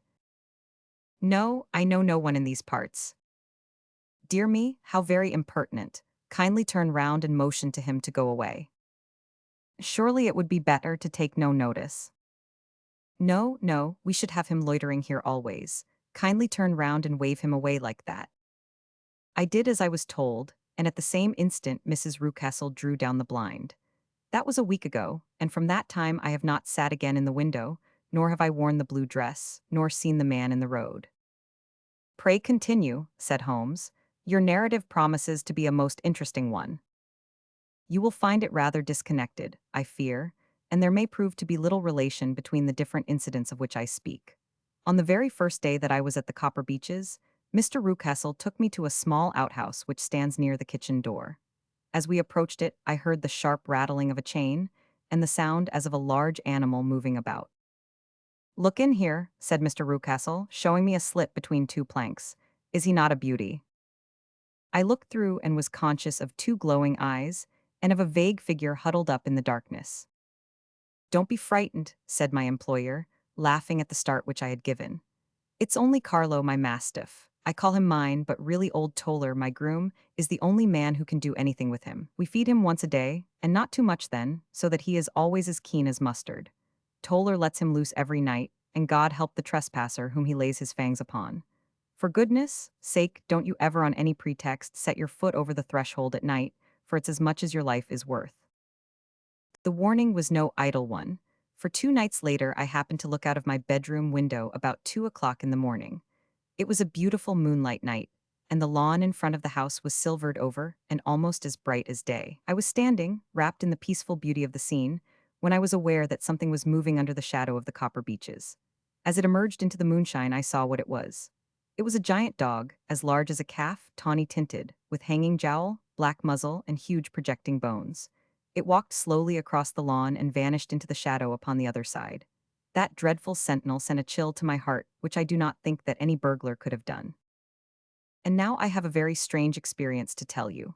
I had, as you know, cut off my hair in London, and I had placed it in a great coil at the bottom of my trunk. One evening, after the child was in bed, I began to amuse myself by examining the furniture of my room and by rearranging my own little things. There was an old chest of drawers in the room, the two upper ones empty and open, the lower one locked. I had filled the first two with my linen, and as I had still much to pack away, I was naturally annoyed at not having the use of the third drawer. It struck me that it might have been fastened by a mere oversight, so I took out my bunch of keys and tried to open it. The very first key fitted to perfection, and I drew the drawer open. There was only one thing in it, but I am sure that you would never guess what it was. It was my coil of hair. I took it up and examined it. It was of the same peculiar tint and the same thickness. But then the impossibility of the thing obtruded itself upon me. How could my hair have been locked in the drawer? With trembling hands I undid my trunk, turned out the contents, and drew from the bottom my own hair. I laid the two tresses together, and I assure you that they were identical. Was it not extraordinary? Puzzle as I would, I could make nothing at all of what it meant. I returned the strange hair to the drawer, and I said nothing of the matter to the Rucastles, as I felt that I had put myself in the wrong by opening a drawer which they had locked. I am naturally observant, as you may have remarked, Mr. Holmes, and I soon had a pretty good plan of the whole house in my head. There was one wing, however, which appeared not to be inhabited at all. A door which faced that which led into the quarters of the Tollers opened into this suite, but it was invariably locked. One day, however, as I ascended the stair, I met Mr. Rucastle coming out through this door, his keys in his hand, and a look on his face which made him a very different person to the round, jovial man to whom I was accustomed. His cheeks were red, his brow was all crinkled with anger, and the veins stood out at his temples with passion. He locked the door and hurried past me without a word or a look. This aroused my curiosity, so when I went out for a walk in the grounds with my charge, I strolled round to the side from which I could see the windows of this part of the house. There were 4 of them in a row, 3 of which were simply dirty, while the fourth was shuttered up. They were evidently all deserted. As I strolled up and down, glancing at them occasionally, Mr. Rucastle came out to me, looking as merry and jovial as ever. "Ah," said he, You must not think me rude if I passed you without a word, my dear young lady. I was preoccupied with business matters. I assured him that I was not offended. By the way, said I, you seem to have quite a suite of spare rooms up there, and one of them has the shutters up. He looked surprised and, as it seemed to me, a little startled at my remark. Photography is one of my hobbies, said he. I have made my dark room up there. But dear me, what an observant young lady we have come upon. Who would have believed it? Who would have ever believed it?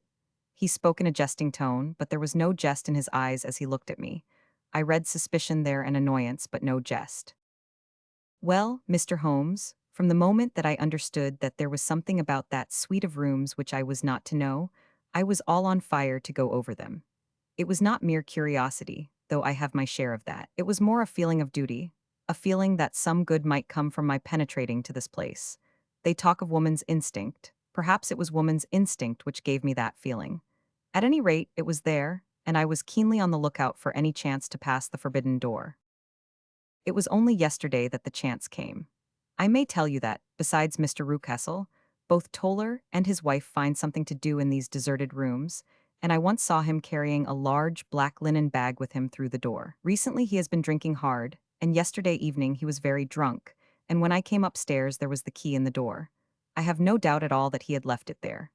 Mr. and Mrs. Rucastle were both downstairs, and the child was with them, so that I had an admirable opportunity. I turned the key gently in the lock, opened the door, and slipped through. There was a little passage in front of me, unpapered and uncarpeted, which turned at a right angle at the farther end. Round this corner were 3 doors in a line, the first and third of which were open. They each led into an empty room, dusty and cheerless, with 2 windows in the one and one in the other, so thick with dirt that the evening light glimmered dimly through them. The center door was closed, and across the outside of it had been fastened one of the broad bars of an iron bed, padlocked at one end to a ring in the wall, and fastened at the other with stout cord. The door itself was locked as well, and the key was not there. This barricaded door corresponded clearly with the shuttered window outside, and yet I could see by the glimmer from beneath it that the room was not in darkness. Evidently, there was a skylight which let in light from above. As I stood in the passage gazing at the sinister door, and wondering what secret it might veil, I suddenly heard the sound of steps within the room, and saw a shadow pass backward and forward against the little slit of dim light which shone out from under the door. A mad, unreasoning terror rose up in me at the sight, Mr. Holmes. My overstrung nerves failed me suddenly, and I turned and ran as though some dreadful hand were behind me clutching at the skirt of my dress. I rushed down the passage, through the door, and straight into the arms of Mr. Rucastle, who was waiting outside. So, said he smiling, it was you then. I thought that it must be when I saw the door open. Oh, I am so frightened, I panted. My dear young lady, my dear young lady, you cannot think how caressing and soothing his manner was, and what has frightened you, my dear young lady. But his voice was just a little too coaxing. He overdid it. I was keenly on my guard against him. I was foolish enough to go into the empty wing, I answered. But it is so lonely and eerie in this dim light that I was frightened and ran out again. Oh, it is so dreadfully still in there. Only that, said he, looking at me keenly. Why, what did you think? I asked. Why do you think that I locked this door? I am sure that I do not know. It is to keep people out who have no business there, do you see? He was still smiling in the most amiable manner. I am sure if I had known. Well then, you know now. And if you ever put your foot over that threshold again, here in an instant the smile hardened into a grin of rage, and he glared down at me with the face of a demon.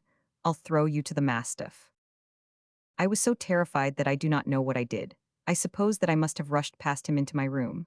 I remember nothing until I found myself lying on my bed trembling all over. Then I thought of you, Mr. Holmes. I could not live there longer without some advice. I was frightened of the house, of the man, of the woman, of the servants, even of the child. They were all horrible to me. If I could only bring you down, all would be well. Of course I might have fled from the house, but my curiosity was almost as strong as my fears. My mind was soon made up. I would send you a wire. I put on my hat and cloak, went down to the office, which is about half a mile from the house, and then returned, feeling very much easier. A horrible doubt came into my mind as I approached the door lest the dog might be loose. But I remembered that Toller had drunk himself into a state of insensibility that evening, and I knew that he was the only one in the household who had any influence with the savage creature, or who would venture to set him free? I slipped in safety and lay awake half the night in my joy at the thought of seeing you. I had no difficulty in getting leave to come into Winchester this morning, but I must be back before 3 o'clock, for Mr. and Mrs. Rucastle are going on a visit, and will be away all the evening, so that I must look after the child. Now I have told you all my adventures, Mr. Holmes, and I should be very glad if you could tell me what it all means, and, above all, what I should do. Holmes and I had listened spellbound to this extraordinary story. My friend rose now and paced up and down the room, his hands in his pockets, and an expression of the most profound gravity upon his face. "Is Toller still drunk?" he asked. "Yes, I heard his wife tell Mrs. Rucastle that she could do nothing with him." "That is well, and the Rucastles go out tonight?" "Yes." "Is there a cellar with a good strong lock?" "Yes, the wine cellar." "You seem to me to have acted all through this matter like a very brave and sensible girl, Miss Hunter. Do you think that you could perform one more feat? I should not ask it of you if I did not think you a quite exceptional woman." "I will try. What is it?" "We shall be at the Copper Beeches by 7 o'clock. My friend and I, the Rucastles, will be gone by that time, and Toller will, we hope, be incapable. There only remains Mrs. Toller, who might give the alarm. If you could send her into the cellar on some errand and then turn the key upon her, you would facilitate matters immensely."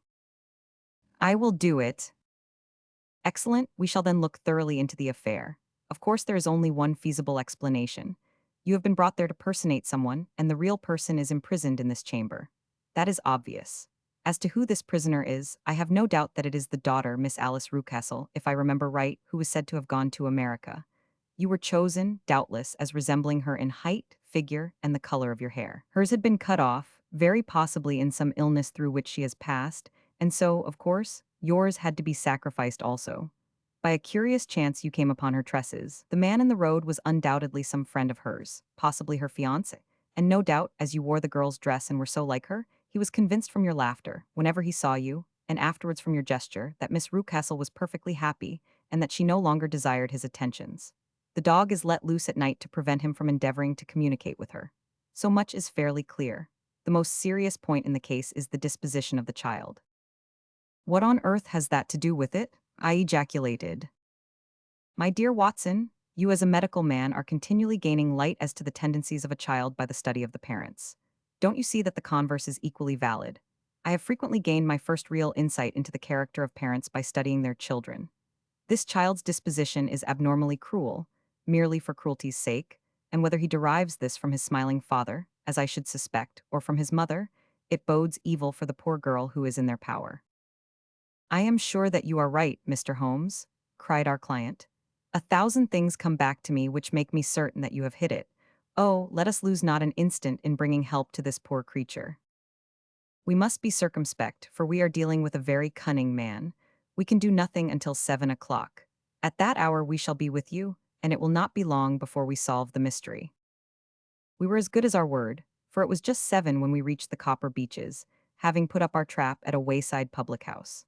The group of trees, with their dark leaves shining like burnished metal in the light of the setting sun, were sufficient to mark the house, even had Miss Hunter not been standing smiling on the doorstep. "Have you managed it?" asked Holmes. A loud thudding noise came from somewhere downstairs. "That is Mrs. Toller in the cellar," said she. "Her husband lies snoring on the kitchen rug. Here are his keys, which are the duplicates of Mr. Rucastle's." "You have done well indeed," cried Holmes with enthusiasm. "Now lead the way, and we shall soon see the end of this black business." We passed up the stair, unlocked the door, followed on down a passage, and found ourselves in front of the barricade which Miss Hunter had described. Holmes cut the cord and removed the transverse bar. Then he tried the various keys in the lock, but without success. No sound came from within, and at the silence Holmes' face clouded over. "I trust that we are not too late," said he. "I think, Miss Hunter, that we had better go in without you. Now, Watson, put your shoulder to it, and we shall see whether we cannot make our way in." It was an old rickety door and gave at once before our united strength. Together we rushed into the room. It was empty. There was no furniture save a little pallet bed, a small table, and a basket full of linen. The skylight above was open, and the prisoner gone. "There has been some villainy here," said Holmes. "This beauty has guessed Miss Hunter's intentions and has carried his victim off." But how? Through the skylight, we shall soon see how he managed it. He swung himself up onto the roof. Ah, yes, he cried. Here's the end of a long light ladder against the eaves. That is how he did it. But it is impossible, said Miss Hunter. The ladder was not there when the Rucastles went away. He has come back and done it. I tell you that he is a clever and dangerous man. I should not be very much surprised if this were he whose step I hear now upon the stair. I think, Watson, that it would be as well for you to have your pistol ready. The words were hardly out of his mouth before a man appeared at the door of the room, a very fat and burly man, with a heavy stick in his hand. Miss Hunter screamed and shrunk against the wall at the sight of him, but Sherlock Holmes sprang forward and confronted him. "You villain," said he, "where's your daughter?" The fat man cast his eyes round, and then up at the open skylight. "It is for me to ask you that," he shrieked. "You thieves, spies and thieves, I have caught you, have I? You are in my power, I'll serve you." He turned and clattered down the stairs as hard as he could go. "He's gone for the dog," cried Miss Hunter. "I have my revolver," said I.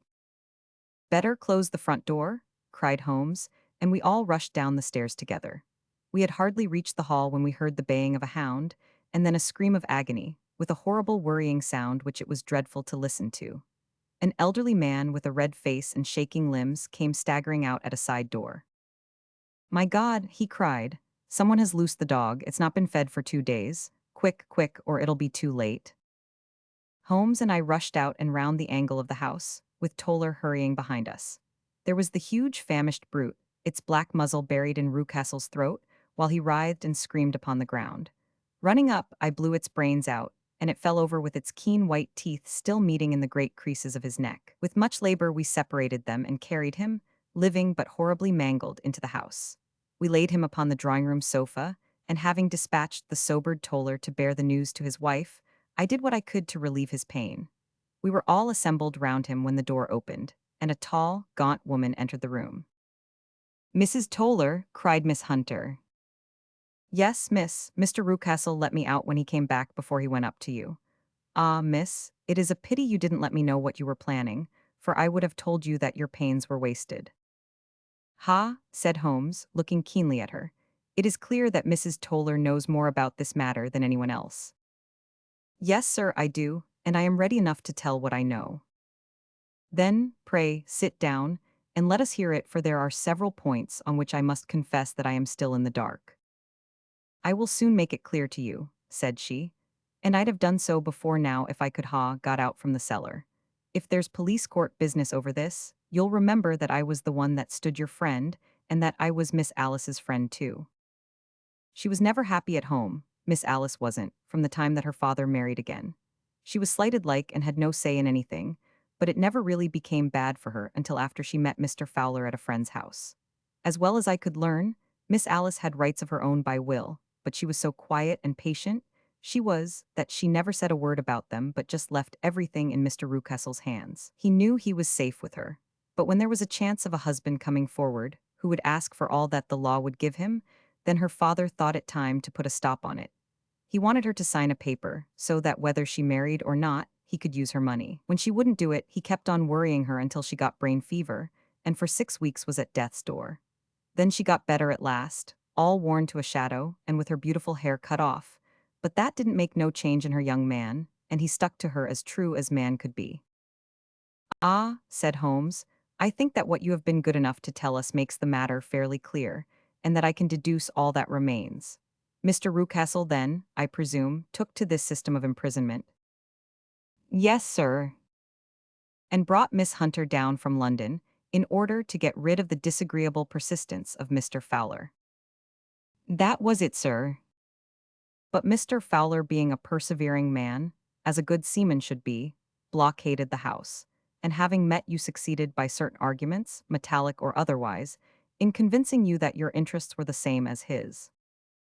Mr. Fowler was a very kind-spoken, free-handed gentleman, said Mrs. Toller serenely. And in this way, he managed that your good man should have no want of drink, and that a ladder should be ready at the moment when your master had gone out. You have it, sir, just as it happened. I am sure we owe you an apology, Mrs. Toller, said Holmes, for you have certainly cleared up everything which puzzled us.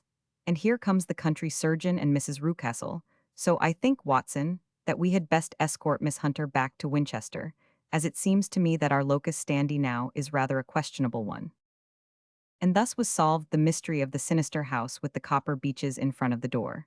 Mr. Rucastle survived, but was always a broken man, kept alive solely through the care of his devoted wife. They still live with their old servants, who probably know so much of Rucastle's past life that he finds it difficult to part from them.